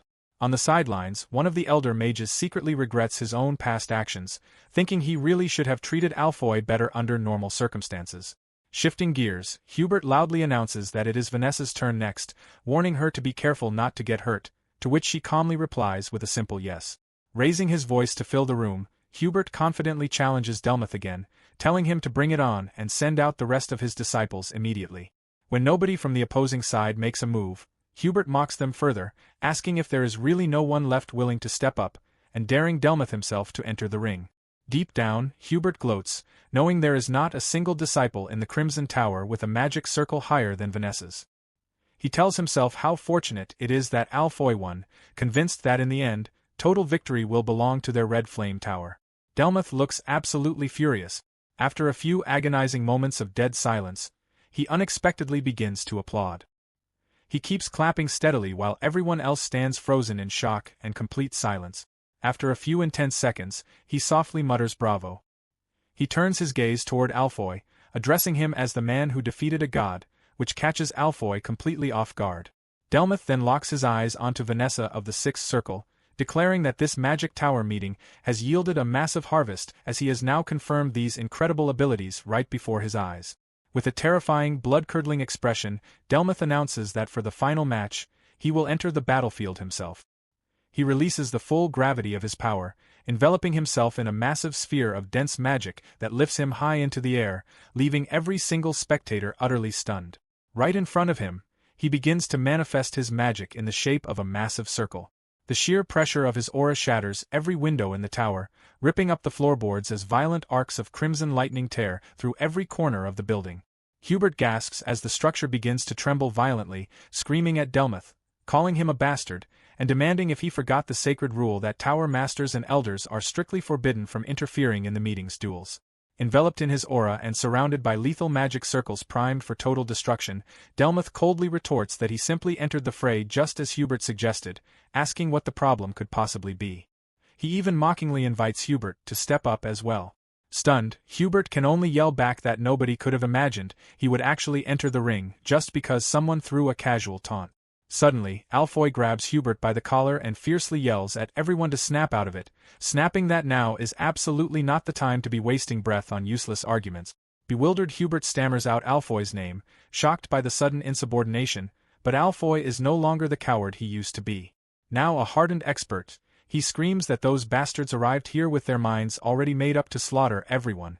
He warns that if they do not want to die, they need to prepare to fight for their lives right this instant. Stepping up to the front, Vanessa unleashes her own overwhelming power, commanding all the elders to immediately raise their mana barriers as she vows to stop Delmoth herself. Activating her frost rain technique, she shapes multiple piercing ice drills and points them directly at Delmoth. In response, Delmoth calmly manipulates his magic to form a protective barrier around himself. Vanessa hurls her freezing projectiles forward, but Delmoth does not flinch a single millimeter. He stands his ground, letting the icy drill slam directly into him. A massive explosion rocks the area, but thanks to his flawless protective sphere, he emerges completely unharmed. Bringing down the arm he had raised just moments prior, Delmoth closes his fist and unleashes his devastating blazing thunder technique. The scene reveals the comm tower just before the storm hits, and a split second later, violent crimson lightning completely coils around the structure before exploding violently right at its center. Delmoth stands perfectly at the epicenter of the devastation as a massive pillar of red lightning surges straight up into the sky. Down below, the local citizens watch the horrific spectacle in absolute shock. Miraculously, Vanessa is still standing on her feet, even though Delmoth's overwhelming attack completely shredded her clothes. Behind her, the scene is grim. All the elder mages lie unconscious and defeated on the ground. Alfoy is completely drained on the floor, and even Hubert is brought down to his knees. It is solely due to Vanessa's desperate defense that any of them are still alive inside the massive crater surrounding them. This feat was far from easy for her. She had actually used Alfoy as a living battery to violently charge up her own magic reserve.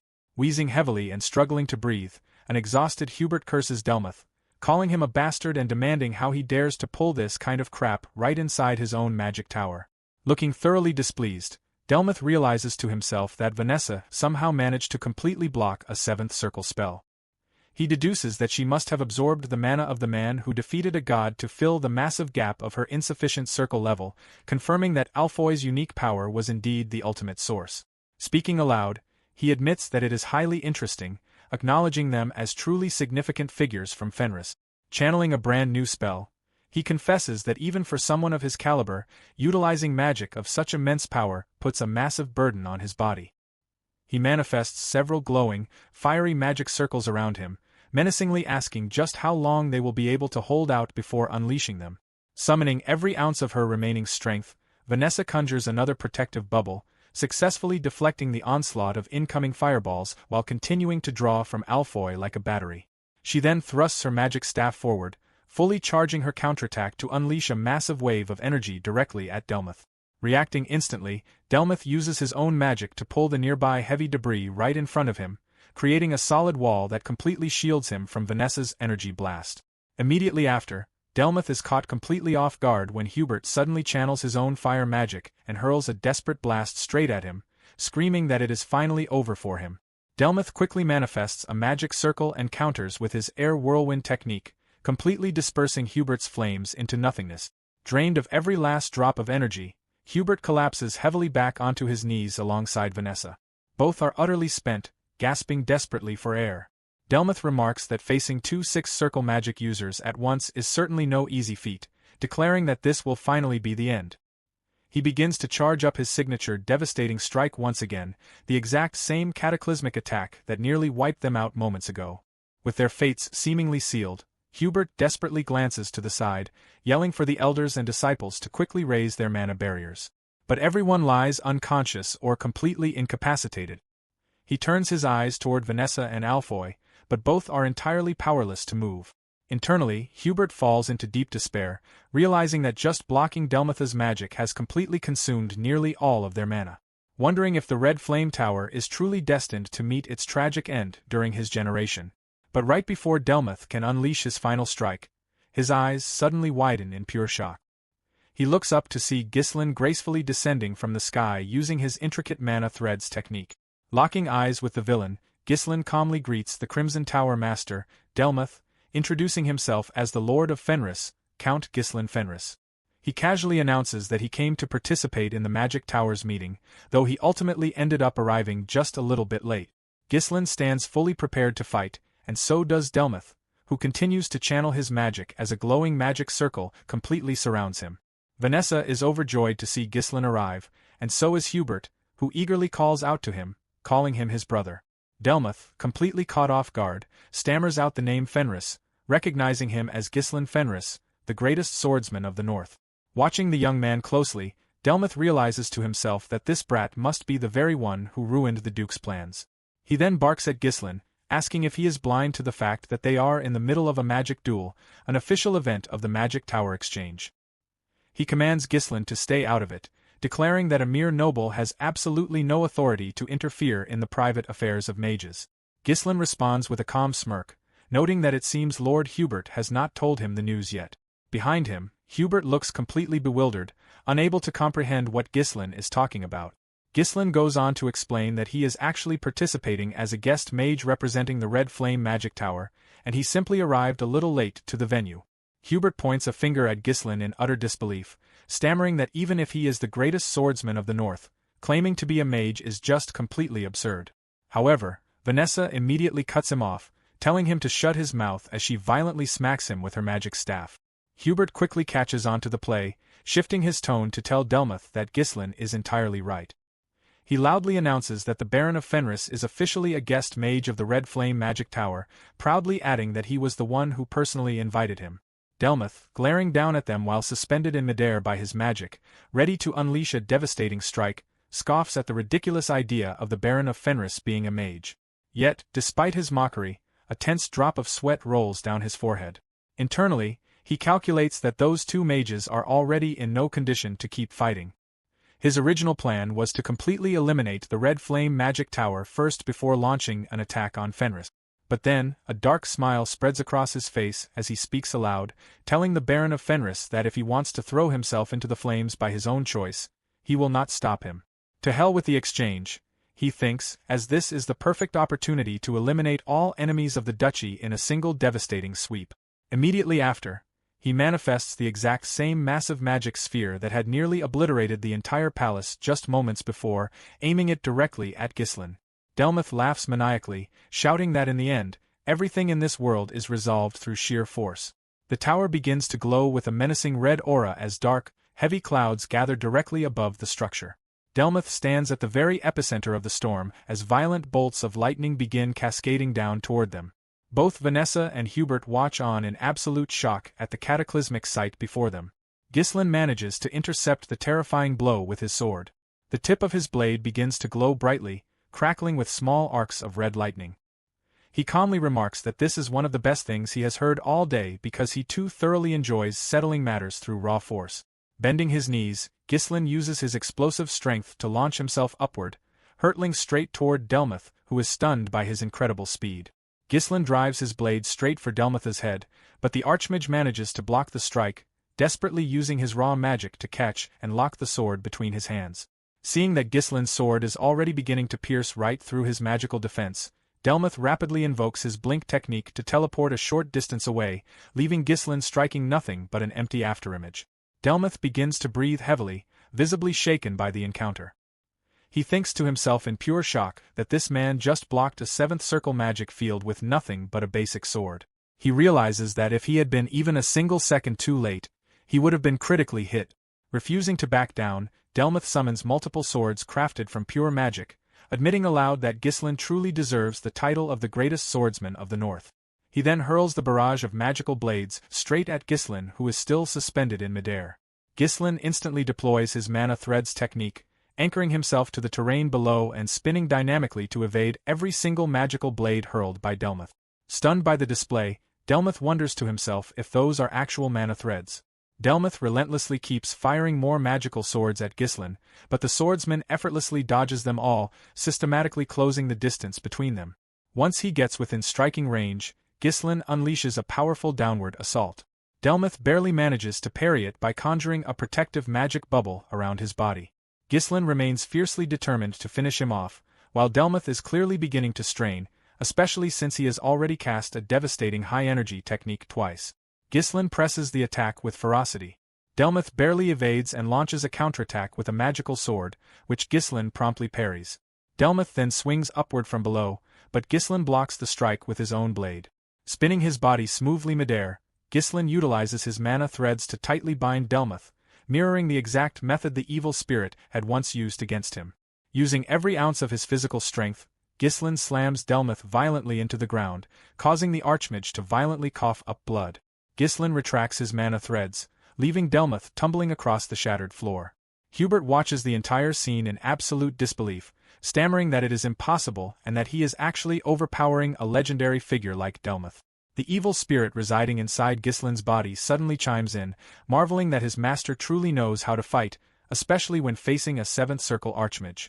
The spirit notes that despite being this incredibly powerful, Ghislain had not even reached his absolute peak in his past life. Ghislain simply snaps back, telling the spirit to shut its mouth. Delmoth forces himself back onto his feet, calling Ghislain an insolent brat. Battered, bloodied, and gasping for breath, the Archmage demands to know what kind of power this is, claiming it is a strength that ordinary knights could never possibly possess. Ghislain replies coldly, stating that they say one can only see what they already know. And it appears that even a seventh circle Archmage has things he remains completely ignorant about. Delmoth barks back, telling him not to make him laugh. He screams that this murky energy is definitely not pure mana, realizing that it looks identical to the forbidden power the duchy granted to its secret agents. Ghislain is visibly taken aback by those unexpected words. Delmoth begins to float back up into the air, admitting he does not know why Ghislain possesses this dark energy, but now he fully understands why he caused so much trouble for the duchy. He notes that he himself would have never reached the glorious seventh circle without the grace and backing of the duchy. He begins unleashing his magic fully, vowing that even if he dies here on this battlefield, he will take Ghislain down with him. He conjures an enormous, overflowing sphere of energy that resembles a massive spirit bomb, surrounded by a cataclysmic aura, and with his eyes glowing fiercely, Delmoth declares he will kill him to repay the duchy's favor. Intense bolts of lightning violently envelop the entire magic tower. Hubert uses his own magic to lift the elder mages into the air, cursing that the entire building is collapsing around them. Vanessa urges everyone to back away as she drags Alfoy, who looks completely lifeless, telling him that they need to move right now. Ghislain, however, does not back down in the slightest. He looks up from below, leaning casually on his blade, and calls upon the evil spirit, Dark, commanding him to amplify his power. Ghislain drops into his final battle stance as Dark's ominous dark aura begins to heavily envelop him. Ghislain demands more power until his eyes turn pitch black, with his pupils glowing a sinister purple. Stunned by the recklessness, Dark exclaims that Ghislain is already drawing out mana like a total madman, asking if he really wants to increase the load even further. Ghislain ignores the warning and commands his fourth core to open. Instantly, 4 radiant yellow cores manifest around him, with the brightest, most dazzling one shining directly in the center of his chest. Ghislain remarks that mages are incredibly persistent creatures, so one must always ensure they are truly dead. He adds that it will not be difficult as he already killed this bastard once before in his past life. Dark laughs maniacally, saying he does not care anymore since it was Ghislain who ordered it. He warns him that he will use the most intense emotion inside his soul as fuel, telling him never to forget that if he dies, this body will belong to the spirit. Dark then begins to merge directly into Ghislain's central core. Ghislain reflects on all his bitter enemies starting from Duke Delphine, Idun, and all the others, channeling his raw rage to enter a powered-up state. From above, Delmoth charges down with his gigantic energy sphere, while below, Ghislain stands in his ultimate mode. His sword glowing brilliantly with mana as Dark's dark aura swirls violently around him. Delmoth unleashes his devastating Inferno technique, hurling the massive energy sphere straight at Ghislain. Seeing it approach, Ghislain charges his own strike and executes his legendary Aura Blade technique. The attack cleanly cleaves everything in its path right down the middle, shattering the massive energy sphere and slicing Delmoth himself in half. The scene shifts far away to a house nestled deep within the woods among the rolling hills, where Tennant is busy training his disciples. He is focused on observing his students when a hooded figure suddenly approaches and whispers something directly into his ear. Clapping his hands together, Tennant signals for his students to stop and listen, announcing that class ends here for today as he has some urgent matters to attend to and will be absent for a while. The students are clearly disappointed and one of them asks if he will return quickly this time. Tennant promises that he will. To himself, he reflects that no matter how disappointing that disciple of his might have been as his master, it is his absolute duty to avenge him. Another deadly confrontation awaits Ghislain. This time against the strongest sword of the East. In the capital inside Branford's office, where a furious Maurice McCory screams at the top of his lungs. He aggressively demands to know just where that Fenris brat is and what the hell he is doing, raging that the boy killed young Lord Roderick in the West and even took down the master of the Crimson Magic Tower. He fumes that Ghislain is stirring up the entire kingdom, yet he hasn't even shown his face in the capital. Trying to de-escalate the tension, Bilor Norton tells him to calm down, asking if the matter with young Lord Roderick wasn't simply the result of a formal night duel. Rosalind quickly chimes in, explaining that Tower Master Delmoth was fully backed by the ducal family and under their direct orders. He tried to completely annihilate the Flame Tower in Ghislain. She notes they have already confirmed this dark truth through Delmoth's transaction records with Count Desmond and the internal documents of the Crimson Magic Tower. With a firm, unyielding tone, she states that the justification for Ghislain's actions is more than sufficient. But Maurice McCory continues to yell, arguing that justification or not, no good comes from constantly provoking the ducal family at a time like this. He snaps that it will only end up accelerating the civil war, aggressively asking if he is wrong. Throughout this entire outburst, Branford listens in absolute silence, refusing to utter a single word. Maurice presses on, calling Ghislain an ungrateful bastard who doesn't even know the grace of the royalist faction that raised and supported him. He fumes that the boy thinks he can do whatever he wants in this world, declaring they should arrest that Fenris whelp immediately and throw him straight into the interrogation room. Right at that exact moment, the two guards at the door burst in to announce that Marquis, Count Fenris has just arrived in the capital. Everyone is taken completely by surprise and Branford immediately commands them to let him in. Ghislain enters the room looking entirely proud and with a confident smile plastered across his face. He greets them stating that Ghislain Fenris is at their service and hoping everyone has been doing well. Maurice McCory immediately leaps out of his seat and charges toward him screaming that the bastard showed up right as they spoke of the devil threatening to lock him in the interrogation room this very instant. But before he can act, a worried Rosalind steps in asking Ghislain if he is hurt anywhere since she heard he had a fierce battle with the Seventh Circle mage, Delmoth. Ghislain calmly reassures her saying he is fine and thanking her for her concern. She then urges him to come have a seat asking if anything is troubling him. Below adds to the sudden hospitality offering his full support whenever Ghislain faces any administrative problems. Watching this play out, Maurice McCory seethes with anger absolutely furious at them for giving Ghislain such a warm, welcoming reception. Branford fixes a cold gaze on the young count noting that it has been incredibly hard to see his face lately. With a menacing expression, he adds that Ghislain must have a lot to say to him. Remaining entirely unfazed, Ghislain smiles and replies that of course he does. But before they dive into that, he has something incredible to show them. Just outside the city walls, several horse-drawn carriages stand in a massive line and the entire group heads out to see exactly what Ghislain has brought. Ghislain takes charge on the ground ordering his men to put all the equipment over here and to move the rune stones and potions with the utmost care. A stunned Maurice McCory can barely speak stammering to ask what all of this could possibly be. Ghislain proudly details the haul explaining that it includes various food supplies, herbs, polearms, and other essential military assets. He points out advanced armor crafted from new materials recently developed by the dwarves, refined runestones, and a vast collection of high-grade potions. Bowing deeply in a sign of absolute respect, Ghislain states that these are gifts for everyone in the royalist faction. Count Aylesbury is completely blown away by the sight, marveling that this hoard is incredible and contains enough resources to hold out in the castle for at least an entire year. He emphasizes that not only is the quantity staggering, but the quality itself is excellent. Branford remains dead silent while Rosalind looks at Ghislain with pure admiration.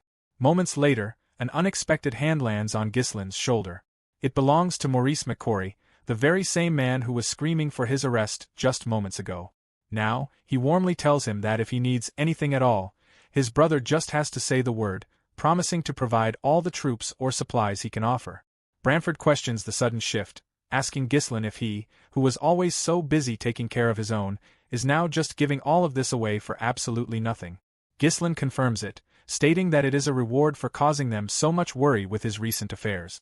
Branford's expression grows incredibly serious as he points out that to him, it sounds like Ghislain is telling them to prepare for war. Hearing the word war, the rest of the lords gasp in shock. Ghislain smiles, acknowledging that Branford's intuition is sharp, just as expected. Branford nods, telling him to explain what he has in mind, demanding to know first why he had no choice but to kill young Lord Martin Roderick. After a few tense seconds of silence, Ghislain reveals that it was because there was a distinct possibility the young lord would become a massive obstacle. Branford doesn't quite understand and asks for further clarification. Ghislain explains that as they all know, the Marquis of Roderick in the West was closely allied with Duke Delphine. If a civil war breaks out, the Drake mercenary group led by young Lord Martin would have easily become a great threat. Absorbing this tactical insight, Branford concedes that certainly their knack for handling dangerous mercenaries can absolutely not be ignored. Ghislain states that his ultimate goal is to steadily whittle down the enemy's total fighting power. He then reaches into a pocket of his coat, pulls out a letter, and hands it directly to Branford. Taking the paper, Branford asks what it is, and Ghislain reveals that it is a comprehensive list of the ducal family's hidden tales operating right inside the capital and various other territories. The revelation leaves Branford utterly speechless. He unfolds the document, reading through it as he mutters to himself that there are quite a few names here, including some deeply familiar ones. He is shocked that despite filtering out and expelling so many spies already, there are still this many left inside their rank. Ghislain explains that while the thorough investigation took a considerable amount of time, they managed to sort them all out, capturing merchant guilds, information brokers, mercenaries, and everyone else closest to them who is ready to turn on them at any given moment. Ghislain warns that the exact moment the civil war breaks out, these hidden assets will become the treacherous backstage forces that stab the royalist faction straight in the back. Branford contemplates this dark reality for several heavy seconds without uttering a word while Ghislain quietly observes his reaction. Finally, Ghislain looks at the Marquis and argues that if a civil war is bound to happen anyway, it is far better for them to strike first. Branford gasps in surprise at the sheer boldness of the strategy, but Ghislain fixes him with a dead serious gaze, declaring that the civil war has actually already begun. The two powerful men lock eyes, staring at each other intensely in absolute silence. As night falls across the capital, the purge begins. Rosalind, backed by a legion of elite imperial soldiers, confronts Geoffrey, the master of the Kelia Merchant Guild, coldly informing him that their business dealings end as of today. Panicking, Geoffrey tries to resist, stammering to know what the meaning of this outrage is. Rosalind cuts him off, stating that furthermore, the Eight is officially confiscating every single asset belonging to the Merchant Guild. She sharply orders her soldiers to do as commanded, and the troops instantly charge forward, seizing all supplies. She commands them to ruthlessly subdue anyone who dares to resist. Geoffrey screams in pure desperation, asking what kind of atrocity this is, and warning that the Capital Merchant Association will absolutely not let this slide, claiming that all the merchants and nobles will turn their backs on the Marquis. Unmoved, Rosalind rests her fan against her face and casually tells him to go right ahead. Geoffrey freezes in shock as she delivers the final blow, telling him they simply came to hunt down the ducal family's loyal dogs. Realizing his cover is completely blown, Geoffrey draws his blade in a panic, cursing those quick-witted royalist bastards and vowing to drag her to the afterlife with him. But he never gets the chance. Before he can even swing, Rosalind's soldiers thrust their blades directly into his heart, ending his life. The soldiers shout to the ranks that the traitors have finally revealed their true colors, ordering everyone to find every single one of them without exception and root out every last spy of the ducal family. Anyone who dares to fight back is instantly slaughtered. High up in his office, Branford watches the chaos unfold across the city, whispering that Delphine and Unhard have finally gotten what they wanted because the civil war has indeed started. The scene then shifts to a bleak, rainy day amidst a landscape of utter ruin. The shattered walls of a destroyed city lie broken with abandoned swords scattered across the muddy ground, as if a massive, bloody war just concluded. Deep inside a nearby cavern, Raoul and Balzac trek silently toward their hidden destination until they finally come to a sudden halt. Standing directly ahead of them is a mysterious man dressed entirely in pristine white clothes, floating gracefully on top of the water. Behind him, a massive waterfall cascades down from the hollow eyes of a colossal stone monument shaped like a giant human being. The white-haired, white-clothed figure looks at them and remarks that it seems a lot of troublesome things have popped up lately. Completely broken and exhausted by his failure to handle Ghislain, Raoul looks up and calls the man Lavier, muttering that to think he was the one they actually sent. Balzac updates him on the grim situation, explaining that those damn royalist bastards struck first and a massive number of their informants planted deep within the capital have already been completely purged. Lavier looks genuinely surprised by Balzac's report, repeating the name of the royalist faction in disbelief and noting that Branford is certainly not the type of person to pull off a move that aggressive. Balzac clarifies that it wasn't Branford at all, but rather Ghislain, the wild card operating directly under him. Furious, Raoul grinds his teeth and adds that Delmoth died by his hands as well. Lavier falls completely silent for a few heavy seconds. Suddenly, his eyes flash with an eerie, glowing light as he stares deeply into Raoul's eyes, softly stating that in that case, they will simply have to advance the schedule for opening the rift. Right behind him, a small, dark fracture in space-time crackles into existence. Raoul gasps in shock, questioning if they are really opening the rift now since the promised day is still far off, nervously asking if this is truly okay. Lavier answers coldly that it isn't okay, but points out that they can't just sit still like this forever. Walking calmly across the surface of the water toward them, Lavier notes that Delmoth is dead.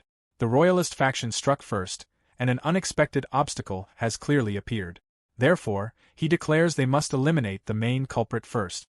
Balzac repeats the words in awe, and Lavier confirms that he will personally eliminate that culprit himself. Stunned Raoul asks if he really intends to do it, but Lavier merely steps forward, placing a heavy hand on Raoul's shoulder. With his eyes glowing a menacing, brilliant red, Lavier snaps that if someone had actually done their job properly first place, he wouldn't be forced to step in like this. He orders Raoul to shift his entire focus to diligently preparing the sacrifices needed to open the rift right now, vowing that he shall personally eliminate anyone who dares to stand in the way of the Salvation Sect's great work. The torrential downpour shows no signs of slowing down and completely engulfs the capital under an endless sheet of rain. A desperate spy from Duke Delphine's faction sprints through the flooded, dark streets, frantically trying to escape the elite soldiers of Rosalind, who keep closing in on him. His breathing is heavy, and his boots splash through the water as he rushes toward a line of parked vehicles, hoping to find a way out. Suddenly, two soldiers emerge from the shadows and block his path, their armor clanking loudly. They shout through the rain that they have finally cornered Count Faud and call for the rest of the squad to secure the area. Realizing that he is trapped, Faud quickly turns to the side and changes direction in panic, while the pursuing soldiers shout for everyone to capture him and block every possible escape route. Completely exhausted, with his lungs burning from the endless chase, Faud quietly curses the miserable bastards of the royal prince's faction. Gritting his teeth through the pain, he tells himself that there is still far too much time left before the promised hour finally arrives. He notices an abandoned house near the parked vehicles and throws himself forward, smashing his shoulder through the old rotten wooden door. The wood breaks apart as he crashes into the dark interior and rolls across the cold floor, desperately trying to hide. However, his relief immediately disappears. Rosalind is already waiting inside the abandoned house, calmly looking down at him. She coldly tells him that it is time to stop this pathetic and pointless game of hide-and-seek and addresses him as Count Faud. She is not alone. Several heavily armed elite soldiers stand beside her, completely surrounding the room. She gracefully holds her signature fan in one hand while gripping the hilt of her drawn sword with the other. Slowly walking toward the fallen spy, she informs him that they have already captured and eliminated most of the secret spies that the lords of the ducal house managed to send into the city. Looking down at him with an unyielding expression, she firmly states that his journey ends there. Instead of begging for mercy, Fouad bursts into loud, crazed laughter. He stares directly into her eyes and mockingly asks who has decided that everything is over. A cruel and sinister smile spreads across his face as he suddenly raises both hands high into the air. He screams for the priest and announces that, exactly according to the holy instructions, they have successfully delivered the daughter of Marquis Branford. His unexpected outburst catches Rosalind and the royal guards completely by surprise, making all of them widen their eyes in shock. Fouad continues screaming with all the strength left in his body while staring blankly at the ceiling and begging the priest to show him divine mercy. The guards exchange confused looks, wondering what kind of madness he is talking about. They conclude that the Count has finally lost his mind under the pressure and order his immediate arrest and restraint. Rosalind, however, refuses to lower her guard. Her instincts immediately sense that something unnatural has changed in the atmosphere. Thick, unnatural smoke suddenly appears from nowhere and quickly swirls around Fouad, who remains kneeling with both hands raised toward the sky. Within moments, the dense mist violently explodes outward, filling the entire room and completely surrounding Rosalind and her soldiers, who desperately look around without understanding what is happening. The guards instinctively take defensive positions and raise their weapons as an unnatural freezing cold spreads through the room, making them shiver while demanding to know where the strange fog comes from. Rosalind loudly orders everyone to stand their ground and remain fully focused because she is certain that something evil is hiding inside the mist. Right before Fouad's eyes, a terrifying figure slowly forms from the darkness, revealing the frightening silhouette of Levier. Filled with relief and joy, Fouad cries out to the priest and says that he knows he has come to save him. He begs Levier to slaughter the soldiers and grant him his final salvation. Levier looks down at the pathetic man with nothing but cold disgust and quietly remarks that Fouad talks far too much for his own good. Without any hesitation, Levier drives his heavy staff straight into Fouad's chest, piercing his body and sending dark red blood spraying into the air. The horrifying sight leaves Rosalind and her soldiers frozen in terror. Coughing up mouthfuls of blood, Fouad desperately grabs the staff that has pierced his chest and painfully asks why his master is doing this to him. Levier coldly replies that Fouad must atone for his many sins by becoming a holy warrior. Suddenly, violent black lightning crackles through the air around them. A suffocating pitch-black aura wraps itself around Fouad's body as the head of the staff shines with a terrifying light. Fouad's body begins to twist and change into a hideous monster. His fingers crack and stretch into savage claws while his flesh expands and mutates, completing a horrifying transformation before the terrified eyes of everyone in the room.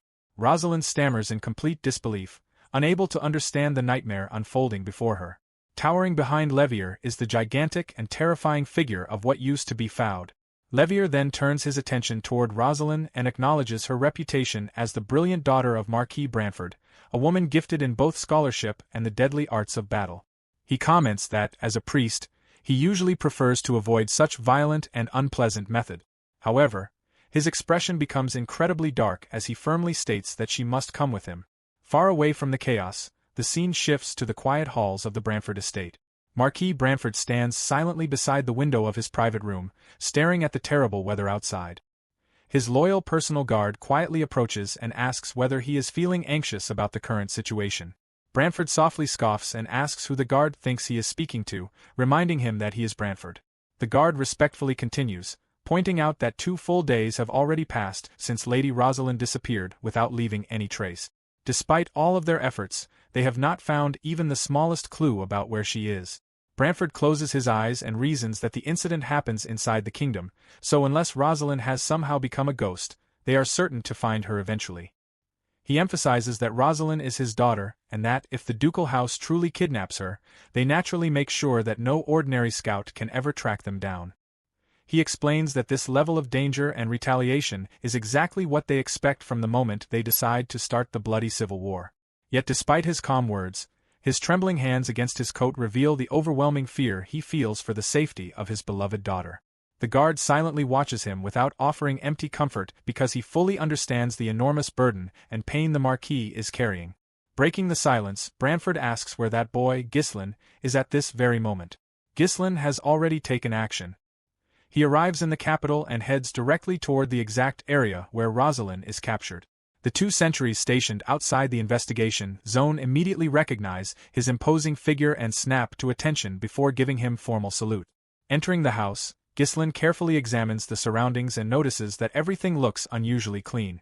The furniture is perfectly arranged, fresh bread still sits neatly on the dining table, and the bookshelves remain completely untouched. It is a sharp contrast to the terrible disorder that a kidnapping should normally leave behind. He carefully inspects every corner of the room until his sharp senses notice something that ordinary eyes cannot detect. He calls for Dark and asks for his opinion. Dark appears and carefully studies the room before commenting that the place is suspiciously clean. He explains that whoever kidnaps the Marquis's daughter is clearly no ordinary enemy, so it is only natural that normal people cannot find even the smallest piece of evidence. Showing off as always, Dark proudly declares that his divine eyes can never be fooled by such simple trick. He then releases a massive wave of his own energy that spreads throughout the entire room. The magic flows through every object and every wall, violently stripping away the hidden illusion. Instantly, the fake pristine appearance shatters, revealing the room's true condition. Splintered wood, overturned furniture, and complete structural destruction caused by Levier's dark magic cover the entire room. Dark reacts with wide eyes and comments that the destruction is so severe that not a single place remains untouched. He concludes that an unbelievable battle takes place there. Ghislain walks through the ruins, and his eyes notice a discarded letter lying on the floor. The letter gives off the exact same evil dark energy as Levier. Surprised by such an obvious clue, he picks it up, unfolds it, and reads what is written. The letter states that if he wants to learn the truth about his real power, he must follow the path shown by the dark energy. It also warns that if he does not come completely alone, the young lady will be executed immediately. Just as the letter says, a creepy black mist flows out from it and points directly toward one corner of the room. Ghislain quietly repeats the words while staring at the path marked by the darkness. Dark jumps up excitedly and says that he finally finds the enemy.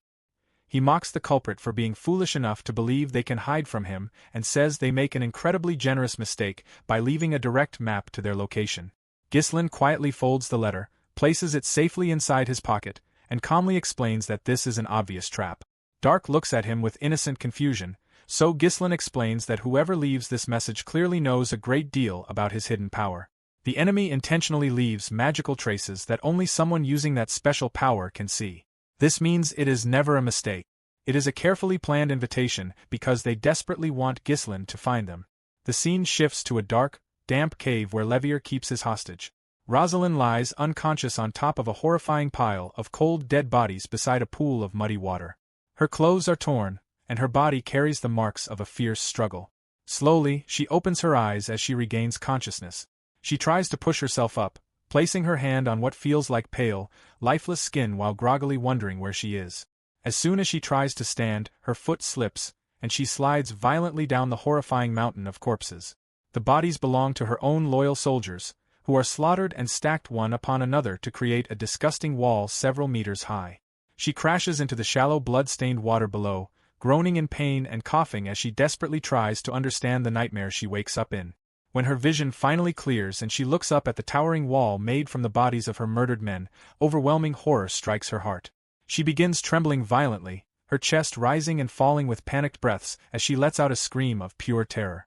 From the darkness behind her, Levier steps forward and calmly asks if he accidentally frightens her. She quickly turns around in complete shock and stares at him with terrified eyes while demanding to know who he is and what he does to her people. Levier watches her shaking body for a moment before calmly answering that these people are nothing more than sacrifices. Rosalind's mind races with confusion as she desperately demands an explanation for such cruelty. Levier casually explains that these sacrifices are absolutely necessary to break through the boundaries and open a completely new world. He points behind himself, where a huge swirling cosmic rift tears through reality itself. He tells her to stop seeing the mountain of dead soldiers as lives that are lost and instead see them as the fuel needed to keep the rift open. Inside her mind, Rosalind's thoughts fall apart in panic because she cannot understand the impossible sight before her. She wonders how a rift leading into the void can possibly exist inside this world. Levier continues speaking and declares that once the rift fully opens, the true ancient rulers of this world will return and rightfully reclaim the land. Rosalind finally snaps and screams that he is completely insane while demanding to know what kind of madness he is talking about. Levier calmly replies that there is no reason for her to rush because she will understand everything very soon.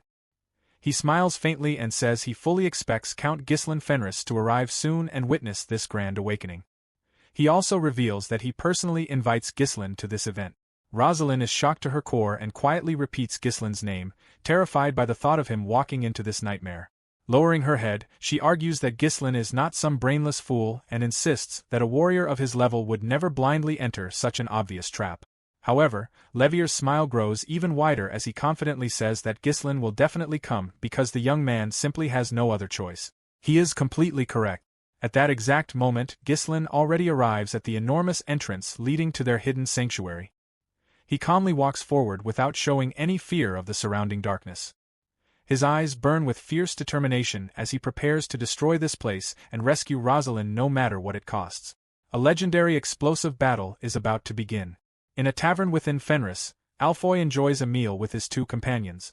One of them comments that it has been a long time since they last have a chance to rest and says the poor knights are probably having a terrible time running all over the capital.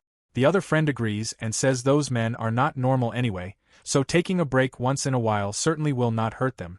He then asks Alfoy whether he agrees. Alfoy stares blankly ahead and quietly says that perhaps he should simply go with the Lord instead.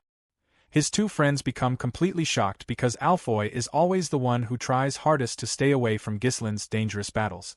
Wearing a strangely peaceful smile, Alfoy explains that the Lord orders him to rest because he already fights those Crimson Warriors. However, ever since that battle, he feels a strange emptiness inside himself. No matter what he does, everything feels painfully boring, and he cannot enjoy anything anymore. He wonders aloud whether this overwhelming emptiness is simply the price of defeating a god. Suddenly, a mysterious man walks up behind him and calmly says that he knows exactly how that feeling is. Surprised, Alfoy turns around and demands to know who the man is. The stranger calmly introduces himself as Tennant, the West's greatest sword. Alfoy freezes in complete shock, because he cannot believe the legendary swordsman is standing before him. Tennant looks directly into his eyes and politely asks whether Alfoy, the legendary man who defeats a god, is willing to grant him a duel. The scene then shifts to Lucas, who peacefully takes a nap until a frightened soldier rushes inside. The soldier urgently tells him that an emergency happens and begs him to come outside immediately. Lucas calmly replies that there are many capable people in the castle besides him. The soldier nervously explains that the visitor is none other than Rodri, the West's greatest sword. The scene returns to Alfoy and Tennant, who now stand face to face in front of an arena. A huge crowd gathers to watch the incredible match and loudly chants Alfoy's name. Everyone cheers that it is a battle between the man who defeats a god and the West's greatest sword. They shout that life has been boring lately, making this the perfect event, and they eagerly demand to witness the true terrifying strength of the man who defeats a god. Tennant speaks directly to Alfoy and says that he hears many stories about him while traveling north. He explains that the rumors claim Alfoy kills Delmud and destroys the Crimson Magic Tower all by himself. Alfoy is completely stunned because he actually does nothing like that. Cold sweat runs down his face as he desperately tries to think of an excuse. Alfoy wonders to himself what this man is even talking about. After all, he simply passes out during the fight, and by the time he wakes up, the Lord has already taken care of everything. Tennant continues provoking him, saying that people with that level of strength are never truly satisfied with ordinary things. He explains that although he originally comes north to meet Lord Fenris, he expects Alfoy to keep this old man entertained until then. At that moment, Lucas arrives and tells Tennant to stop bothering the wrong person. Tennant notices the interruption and calmly asks who Lucas is. Pointing toward the cheering soldiers behind him, Lucas casually replies that he can think of him as the one who manages those idiots. He then gets straight to the point and asks what brings the West's greatest sword, Tennant, all the way to the north. After a short and tense silence, Tennant answers that, as a knight, he has come to officially challenge Count Fenris to a duel. Everyone present is shocked by his bold announcement, and the soldiers stare at him in disbelief, wondering if the West's greatest sword truly wants to fight their lord. Lucas quietly wonders if this sudden challenge is connected to young Master Rodri. Tennant then remarks that perhaps he causes trouble for nothing. Since the Count is not here, he says he is only trying to pass the time and asks them to understand. Lucas firmly tells him that their lord is currently in the capital on important business. Surprised, Tennant repeats the word, capital, and says it is a great relief, because at least the person he comes to challenge has not run away in fear. Lucas immediately dislikes those provocative words. He fires back that for someone praised as the West's greatest sword, Tennant seems to have far too much free time if he wanders around searching for random fights instead of protecting his own land. Pointing his spear directly at Tennant, Lucas orders him to draw his sword and declares that he will fight him instead. Tennant asks if Lucas truly wants to fight him. Lucas replies that if he simply lets Tennant leave, the Lord will probably scold him later and ask why he stands by doing nothing when the West's greatest sword appears at their doorstep. Tennant bursts into loud laughter, draws his sword and agrees, saying they are about to find out what Lucas is truly capable of. Meanwhile, the scene shifts to Ghislain as he walks deep into a dark cave where Levier and Rosalind are waiting. Levier stands calmly at the front while Rosalind is forced to kneel behind him, only a short distance away from a horrifying mountain of corpses piled one on top of another. Levier smoothly welcomes Count Ghislain Fenris and thanks him for accepting his invitation. Rosalind is shocked to see Ghislain arrive. Even though Ghislain knows this entire situation is a deadly trap created especially for him, he silently watches both of them without saying a word. A few moments later, completely ignoring Levier, he walks straight toward the kneeling Rosalind. As he approaches her, Levier thrusts his weapon forward to block his path, bringing the two men dangerously close together. Ghislain's eyes shine with a brilliant blue light, while Levier's eyes glow with a sinister red color. Ghislain fixes his gaze on Levier. In a single flash, he draws his sword and swings a deadly strike directly at Levier's head, but Levier successfully blocks the sudden attack. Ghislain immediately follows with another powerful diagonal slash from high to low, but Levier calmly deflects it with his own weapon. Ghislain instantly realizes that something is terribly wrong. Seeing that his sword contains no mana at all, he quietly wonders in disbelief what has happened to his energy. Levier produces a small handbell and asks if Ghislain has already noticed, assuring him that there is nothing unusual about it. He rings the bell, sending powerful sound waves throughout the cave, before declaring that no one can use mana inside this place. Levier then orders his holy warriors to rise. Suddenly, a gigantic hand bursts out from the pile of corpses. The creature reveals itself as an enormous giant with countless swords deeply driven into its back. Seeing this horrifying sight, Ghislain immediately recognizes what they are. Alongside the giant, more undead soldiers rise from the pile, each with swords stabbed through their bodies while a glowing aura shines from the center of the giant's body. Rosalind cries out to Ghislain, warning him that the giant is Count Faud, the diplomat of the Duke's family. She explains that Levier fills them with dark energy, transforming them into these horrible monsters, and that even the kingdom's army has become nothing more than puppets. Before she can continue, another soldier quietly comes up behind her and presses a sword tightly against her throat, forcing her to remain completely silent. Ghislain glares at Levier and asks if he truly dares to call those monsters holy warriors. Levier responds by asking whether Ghislain has seen this kind of power before, placing special emphasis on the word, power. Instantly, terrible memories of Desmond flash through Ghislain's mind. Levier politely says that even if it is troublesome, the Count should fight them and show everyone just how powerful he truly is. Count Faud and the other undead soldiers immediately charge toward Ghislain, who calmly waits for them without showing even the slightest fear. As Count Faud rushes forward recklessly, Ghislain effortlessly avoids the giant's attack and quickly turns toward the two smaller soldiers. One soldier attacks from the front, and Ghislain blocks the strike just as he notices the second soldier attacking from the side. He stops the first soldier's weapon with his left hand while using his sword to block the second soldier's attack at the same time. With one swift counterattack, he drives his sword straight through the neck of the first enemy. Spinning smoothly, he grabs the second soldier's weapon and thrusts it directly into that soldier's neck as well. At that exact moment, Count Faud charges back into the battle and throws a massive punch directly at Ghislain, but Ghislain ducks beneath it at the last second. Count Faud immediately follows with a crushing downward smash, but Ghislain avoids it by jumping high into the air.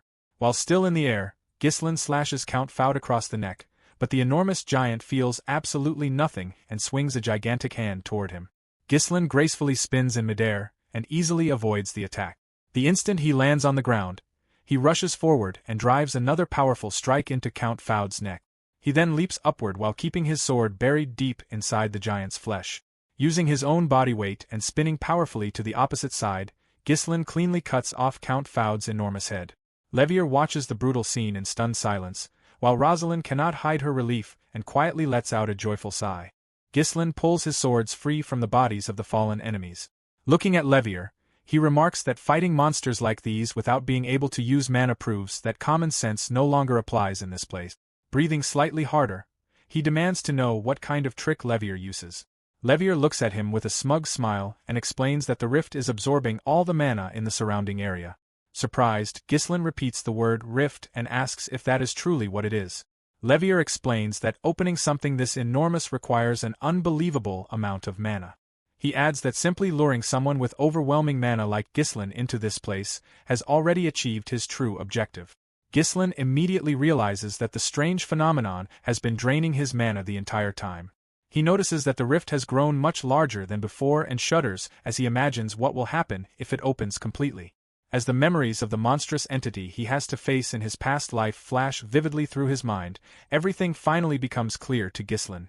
He says that he finally understands how everything happens and identifies them as the people responsible for starting the Age of Calamity. He also identifies them as the masterminds behind the attempt to destroy Perdium by supporting the ducal house. Levier is visibly shocked by his words. Filled with burning rage, Ghislain glares at him and demands to know if they are the ones behind everything all along, especially the Salvation Church. Meanwhile, Lucas charges forward with all his strength, thrusting his spear straight toward Tennant's head in a deadly attack. Tennant does not even flinch. Instead, he calmly waits with his arms open as if welcoming the attack. At the very last second, just as the spearhead almost reaches his eye, Tennant swings his sword upward and deflects the spear into the air.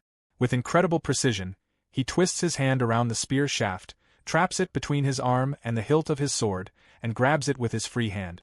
Before Lucas can react, Tennant already has his blade pressed tightly against Lucas's throat. Sweat pours down Lucas's face as he stands frozen in complete shock, unable to understand how he loses after only one exchange. Keeping his sword at Lucas's neck, Tennant calmly judges his opponent. He says that Lucas is fast but far too rough and unpolished, adding that he has already seen enough of his abilities.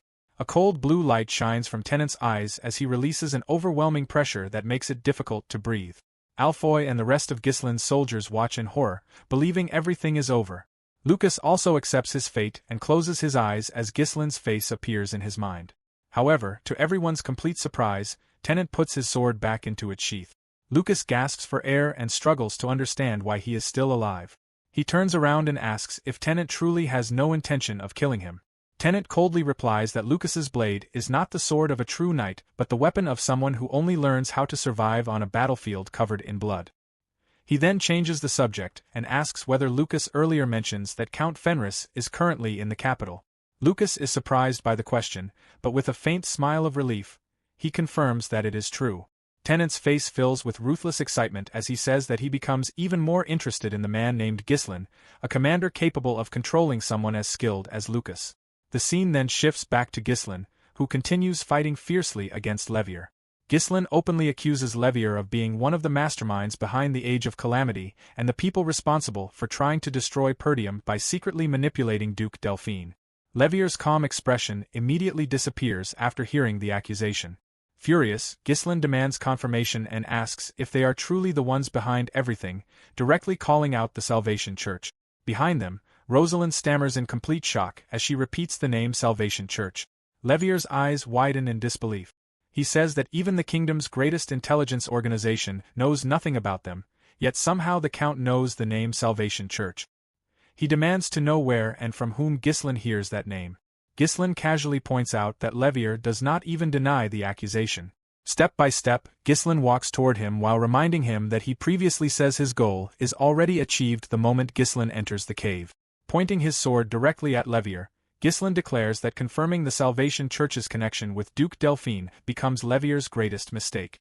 In an instant, Ghislain bursts forward with blinding speed, forcing Levier to barely block the first slash. Ghislain immediately follows with his second sword in a powerful downward diagonal strike, but Levier blocks it once again. Ghislain swings a third time before thrusting straight toward Levier's throat. Levier knocks the blade aside and points his own weapon at Ghislain, revealing hidden gun barrels built into its tip.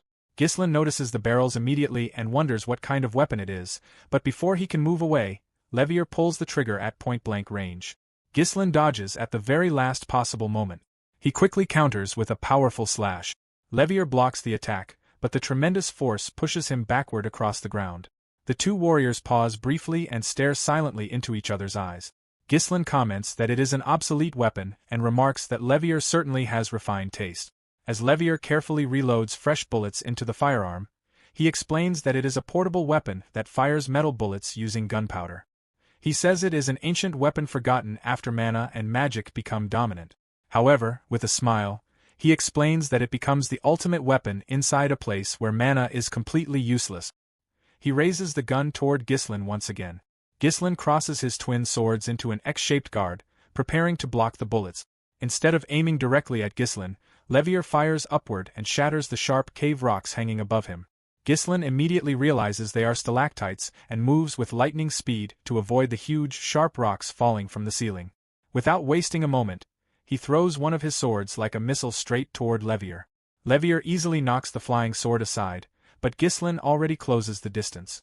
Appearing directly in front of him, Ghislain raises his remaining sword high while still in the air and brings it down with terrifying strength. Levier sidesteps and avoids the attack. Seeing Ghislain still airborne and unable to land properly, Levier immediately moves in for the finishing blow. However, Ghislain deflects the attack with his sword while still in the air and uses the impact to launch himself even higher toward the cave ceiling. The instant his feet touch the ground again, Ghislain unleashes an endless storm of rapid slashes. Levier barely blocks the fierce assault before pushing Ghislain's sword away with his own weapon. Ghislain responds with a powerful overhead slash, but Levier blocks it and immediately counters with a deadly downward strike aimed directly at Ghislain's head. However, Ghislain already predicts this exchange. He thrusts his blade toward Levier's face.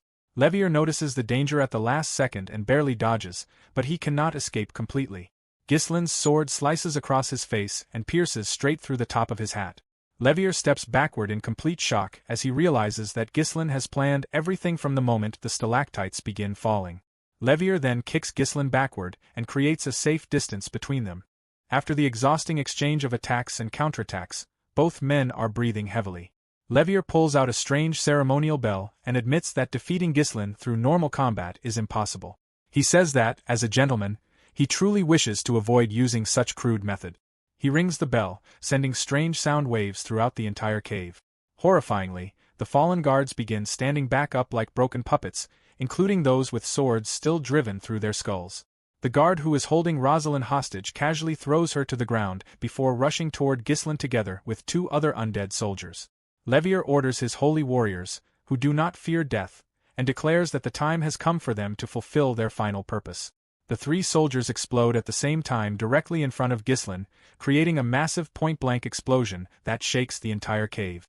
Rosalind screams Ghislain's name in horror as rocks and debris rain down over the battlefield. As the thick smoke slowly clears, Ghislain's figure appears standing tall without a single injury. Looking at the horrifying scene, Ghislain bitterly questions how Levier dares call them holy warriors when he is simply using living people as disposable test subjects. Levier stammers in complete disbelief as he notices something impossible. He asks how Ghislain can still be using mana in this place. Ghislain has already released the forbidden power of darkness, covering his entire body with a heavy and sinister dark aura. With eyes glowing with deadly intent, Ghislain coldly explains that he is simply releasing more mana than the rift is capable of draining at one time. Levier scoffs and says that no matter what trick Ghislain uses, he has made a huge mistake because the more mana he releases, the faster the rift expands and destroys everything. Ghislain lowers his body into a fighting stance and points his sword directly at Levier's heart. He calmly replies that he already knows this and intends to finish the battle before that happens. At supersonic speed, Ghislain disappears from sight and rushes straight toward Levier's head. Levier catches the blur, grits his teeth, and blocks the attack with his weapon.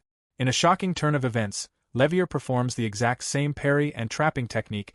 Just like Tennant, Levier presses the barrel of his firearm directly against Ghislain at point-blank range and shouts that this is the end. However, unlike Lucas, Ghislain is a veteran monster of countless battlefields. The moment his attack is stopped, he immediately releases his grip on the sword and smoothly spins inside Levier's guard with a movement similar to a judo hip throw. Instead of completing the throw, Ghislain regains control of the weapon, turns back around, pushes the barrel deep into Levier's stomach, and pulls the trigger. A violent burst of blood explodes from Levier's back. As Levier collapses to his knees, badly wounded and losing blood, he realizes in horror that Ghislain's true power, the force mentioned in the ducal family's secret reports, is not just similar to theirs. It is much closer to the source of their own power than anyone ever imagines. While kneeling on the ground and bleeding heavily, Levier comes to the same terrifying realization that Ghislain's power is far more closely connected to their source than anyone could have imagined. Ghislain looks around at the terrible destruction surrounding them. Narrowing his eyes, He demands to know if they are the ones responsible for creating the horrifying rift. Sweating heavily and coughing up dark blood, Lavier lets out a weak laugh and replies that Ghislain greatly overestimates them. He says that ordinary mortals like them could never perform such a miracle. Without any hesitation, Ghislain drives his sword straight through Lavier's chest. He coldly says that he never expects Lavier to speak willingly anyway, and reminds him that he is the one who tells him to come here if he wants to learn the truth about his power. Even with the sword buried deep inside him, Lavier smiles strangely and laughs. He asks if he really says that before explaining that Ghislain's unique power closely resembles the strength used by the Salvation Church. He adds that its resonance is much closer to holy power than ordinary mana. Shocked to hear the words, holy power, Ghislain listens carefully as Lavier warns him that searching for more answers is useless because he is only a disposable tool meant to open the door for the true master and true king of this world. With his final breath, Lavier gathers the last of his life force and releases a massive explosion of dark energy, which is immediately absorbed by the growing rift. Watching this happen, Ghislain curses him for pouring all of his remaining energy into the abyss before dying. The rift greedily absorbs the power until a blinding explosion tears open a gateway to another dimension, pulling everything toward it. Horrified by the sudden disaster, Ghislain watches as the rift fully opens, dragging in the lifeless bodies of Rosalind's guards along with Rosalind herself. Reacting at the last possible moment, Ghislain releases his mana threads, sending them flying through the air. They wrap tightly around Rosalind's hand and pull her forcefully toward him. After catching her safely, he tells her to leave immediately while he takes care of closing the rift. Rosalind, completely confused and terrified, calls out his name, but Ghislain disappears as he dives straight into the open rift. He falls through the empty void for several seconds. He notices the terrible miasma filling the suffocating air but comforts himself by thinking that the inside is rich with mana, so using his abilities will not be a problem. Watching this reckless action from inside Ghislain's mind, Dark shouts in disbelief and asks if he has completely lost his mind and why he jumps into the rift. Ghislain calmly replies that now that the rift is fully open, it cannot be closed from the outside, so he has to stop it from expanding any farther across the world. He charges directly toward a brilliant light shining ahead, where a monstrous creature waits at the bottom. The terrifying being has the shape of a disciple carrying a black sword. A sinister magic circle identical to the ones used by Lavier's monsters is engraved on its body, matching the one Count Desmond once uses. Recognizing the creature, Ghislain says that it has been a long time since they last meet, calling it the harbinger of the end, Equidema. The alien-like monster lets out a savage roar that echoes throughout the void before swinging its black sword downward with overwhelming force. Ghislain blocks the attack with his own sword, but the incredible weight behind the blow crushes him and throws him violently into the ground, nearly making him lose consciousness. Before he can recover, the monster rushes toward him again with its sword ready. Dark desperately warns his master to retreat. Equidema swings with all its strength, but Ghislain narrowly avoids the attack. The devastating strike shatters the ground beneath them into dust. Without slowing down, the monster immediately follows with a powerful sideways slash. Ghislain blocks it, but the impact sends powerful shockwaves and flying rocks crashing into him, knocking him backward once again. Desperately trying to stop himself, Ghislain drives his sword deep into the ground. Struggling to catch his breath, he realizes that the monster possesses overwhelming, terrifying strength that needs no explanation. The creature immediately prepares to continue its relentless assault. Dark desperately argues that they cannot win this battle. He points out that even with Ghislain's strength, he is being overwhelmed, and they must escape immediately because the rift has already drained much of his mana, and he has also spent too much energy fighting the White Priest. Clenching his teeth, Ghislain declares that if Equidema reaches the outside world, the rift will completely lose control and turn every land it touches into a lifeless wasteland. As he speaks, the gigantic monster charges once again while gathering even more power into its attack. Tightening his grip and gritting his teeth, Ghislain gathers every bit of strength he has left and shouts that he will never allow that to happen this time. He thrusts his sword upward to meet the monster's descending black blade, causing the two weapons to collide violently. Under the immense pressure, Ghislain's sword begins to crack until the monster's blade slices it completely in half. Refusing to give up, Ghislain charges forward with the broken weapon while the monster answers with another sweeping strike. He prepares to pour everything he has left, even his very soul, into this final clash against the giant blade. At that very moment, Gillian and Kair arrive just in time to support him, turning the battle into an exciting 3-against-1 fight. Ghislain is completely surprised to see them, along with Pyote, who immediately casts divine magic to heal his wounds. Strengthened by the combined efforts of his three companions, the four of them successfully push back the monster's blade, which has completely overpowered Ghislain only moments earlier. Happy to see his trusted friends, Ghislain warmly thanks them. Gillian apologizes for arriving late, while Care jokingly asks if Ghislain plans to have all the fun by himself. Ghislain asks about Miss Rosalind, and Pyote reassures him that Belinda is taking care of her, allowing him to focus completely on the battle. The monster releases a deafening roar that startles Pyote.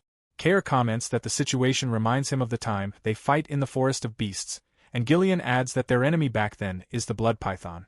Ghislain takes his position and releases his suppressed dark power. He tells everyone to prepare for battle and finish the fight quickly so they can all return home. The entire group gets ready for the final clash. The monster rushes toward all four of them with a wide sideways slash, but they skillfully leap into the air to avoid it. As Gillian lands, he strikes the monster's shoulder. Care immediately attacks from the opposite side, and together they perform a perfect combination attack that cleanly cuts off the creature's arm with a single strike. At the same time, Ghislain activates his fourth core, covering his body in a brilliant golden aura. He tells the monster that they should never meet again.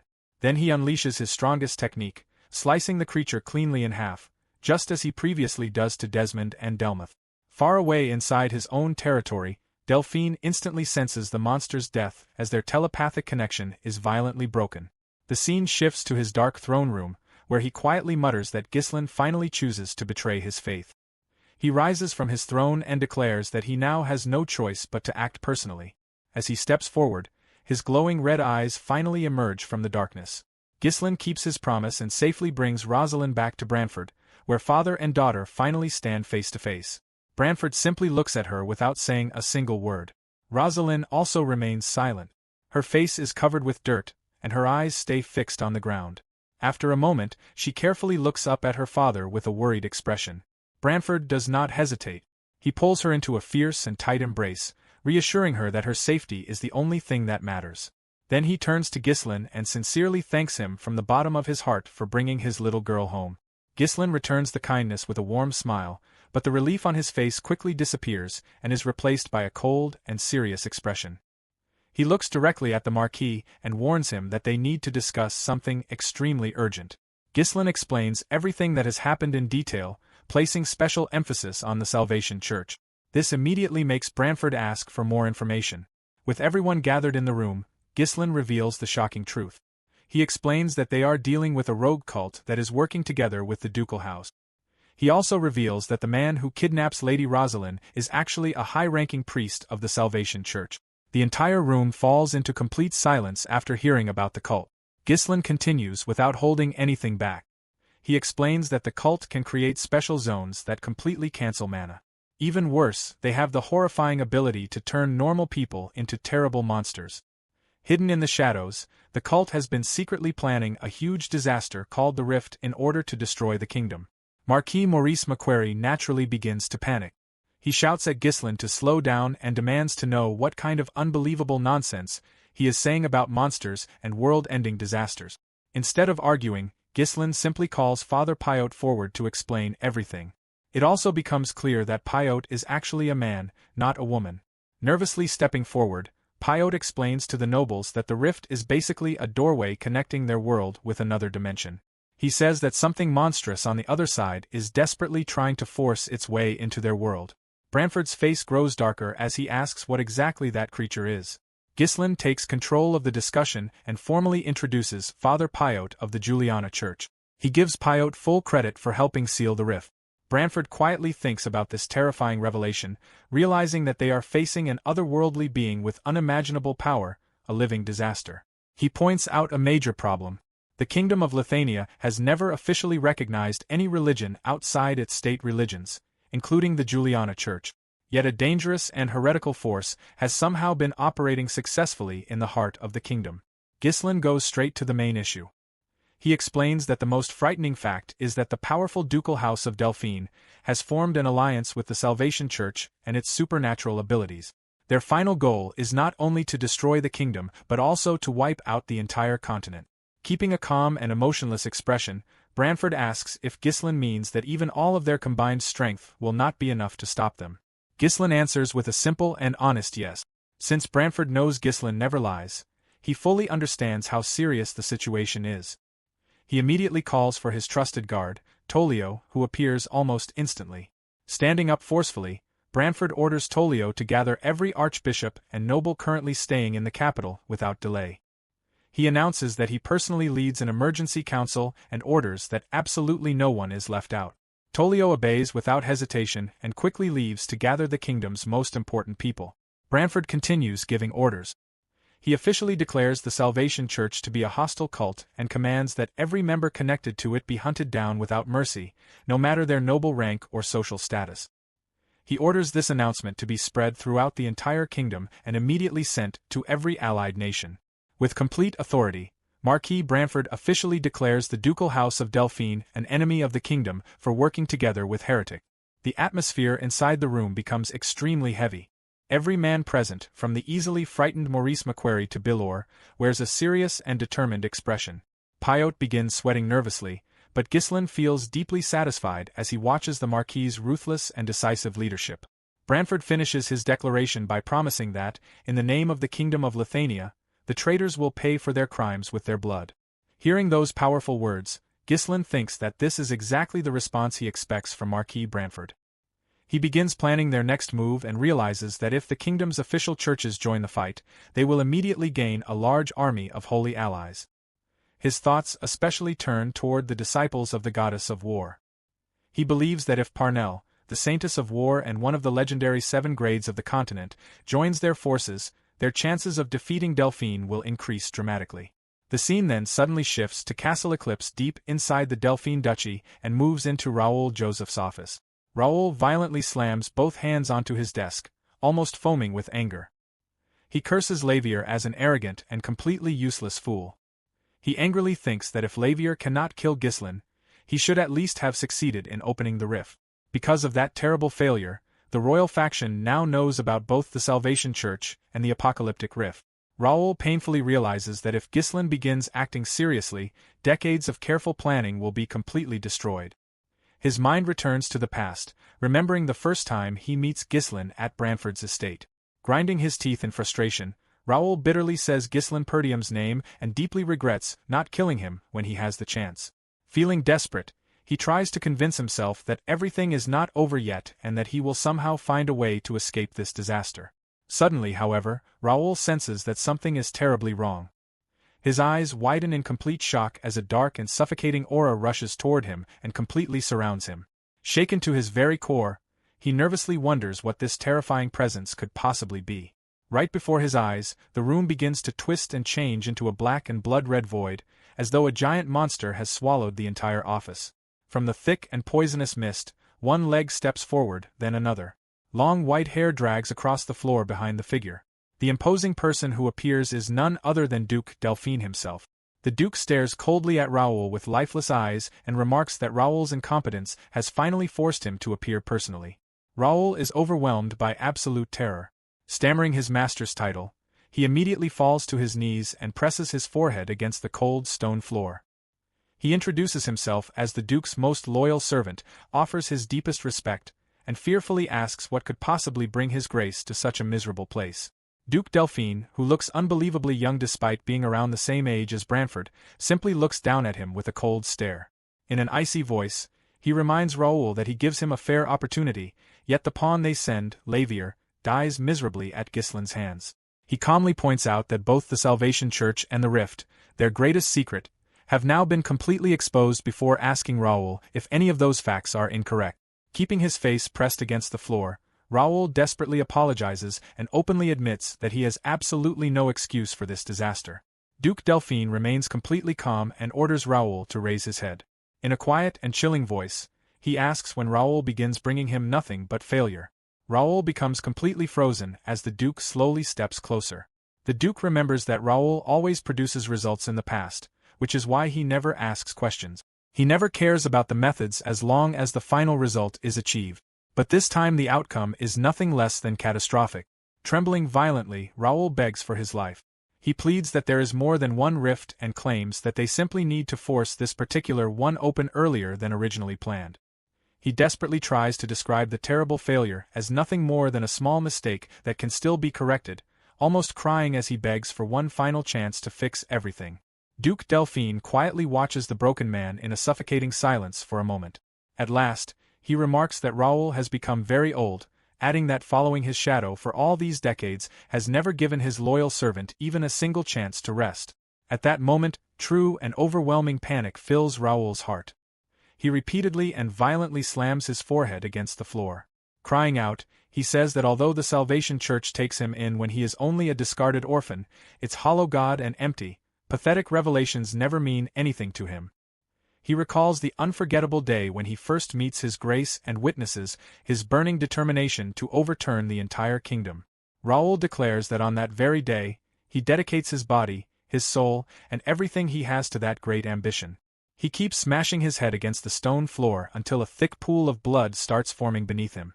Screaming in complete desperation, Raoul cries that for decades he sacrifices his entire life, sheds his own blood, and gives up everything he has for that cause. Sobbing uncontrollably, he begs for just one final chance. Seeing him reduced to such a miserable state almost makes anyone feel a small amount of pity for him.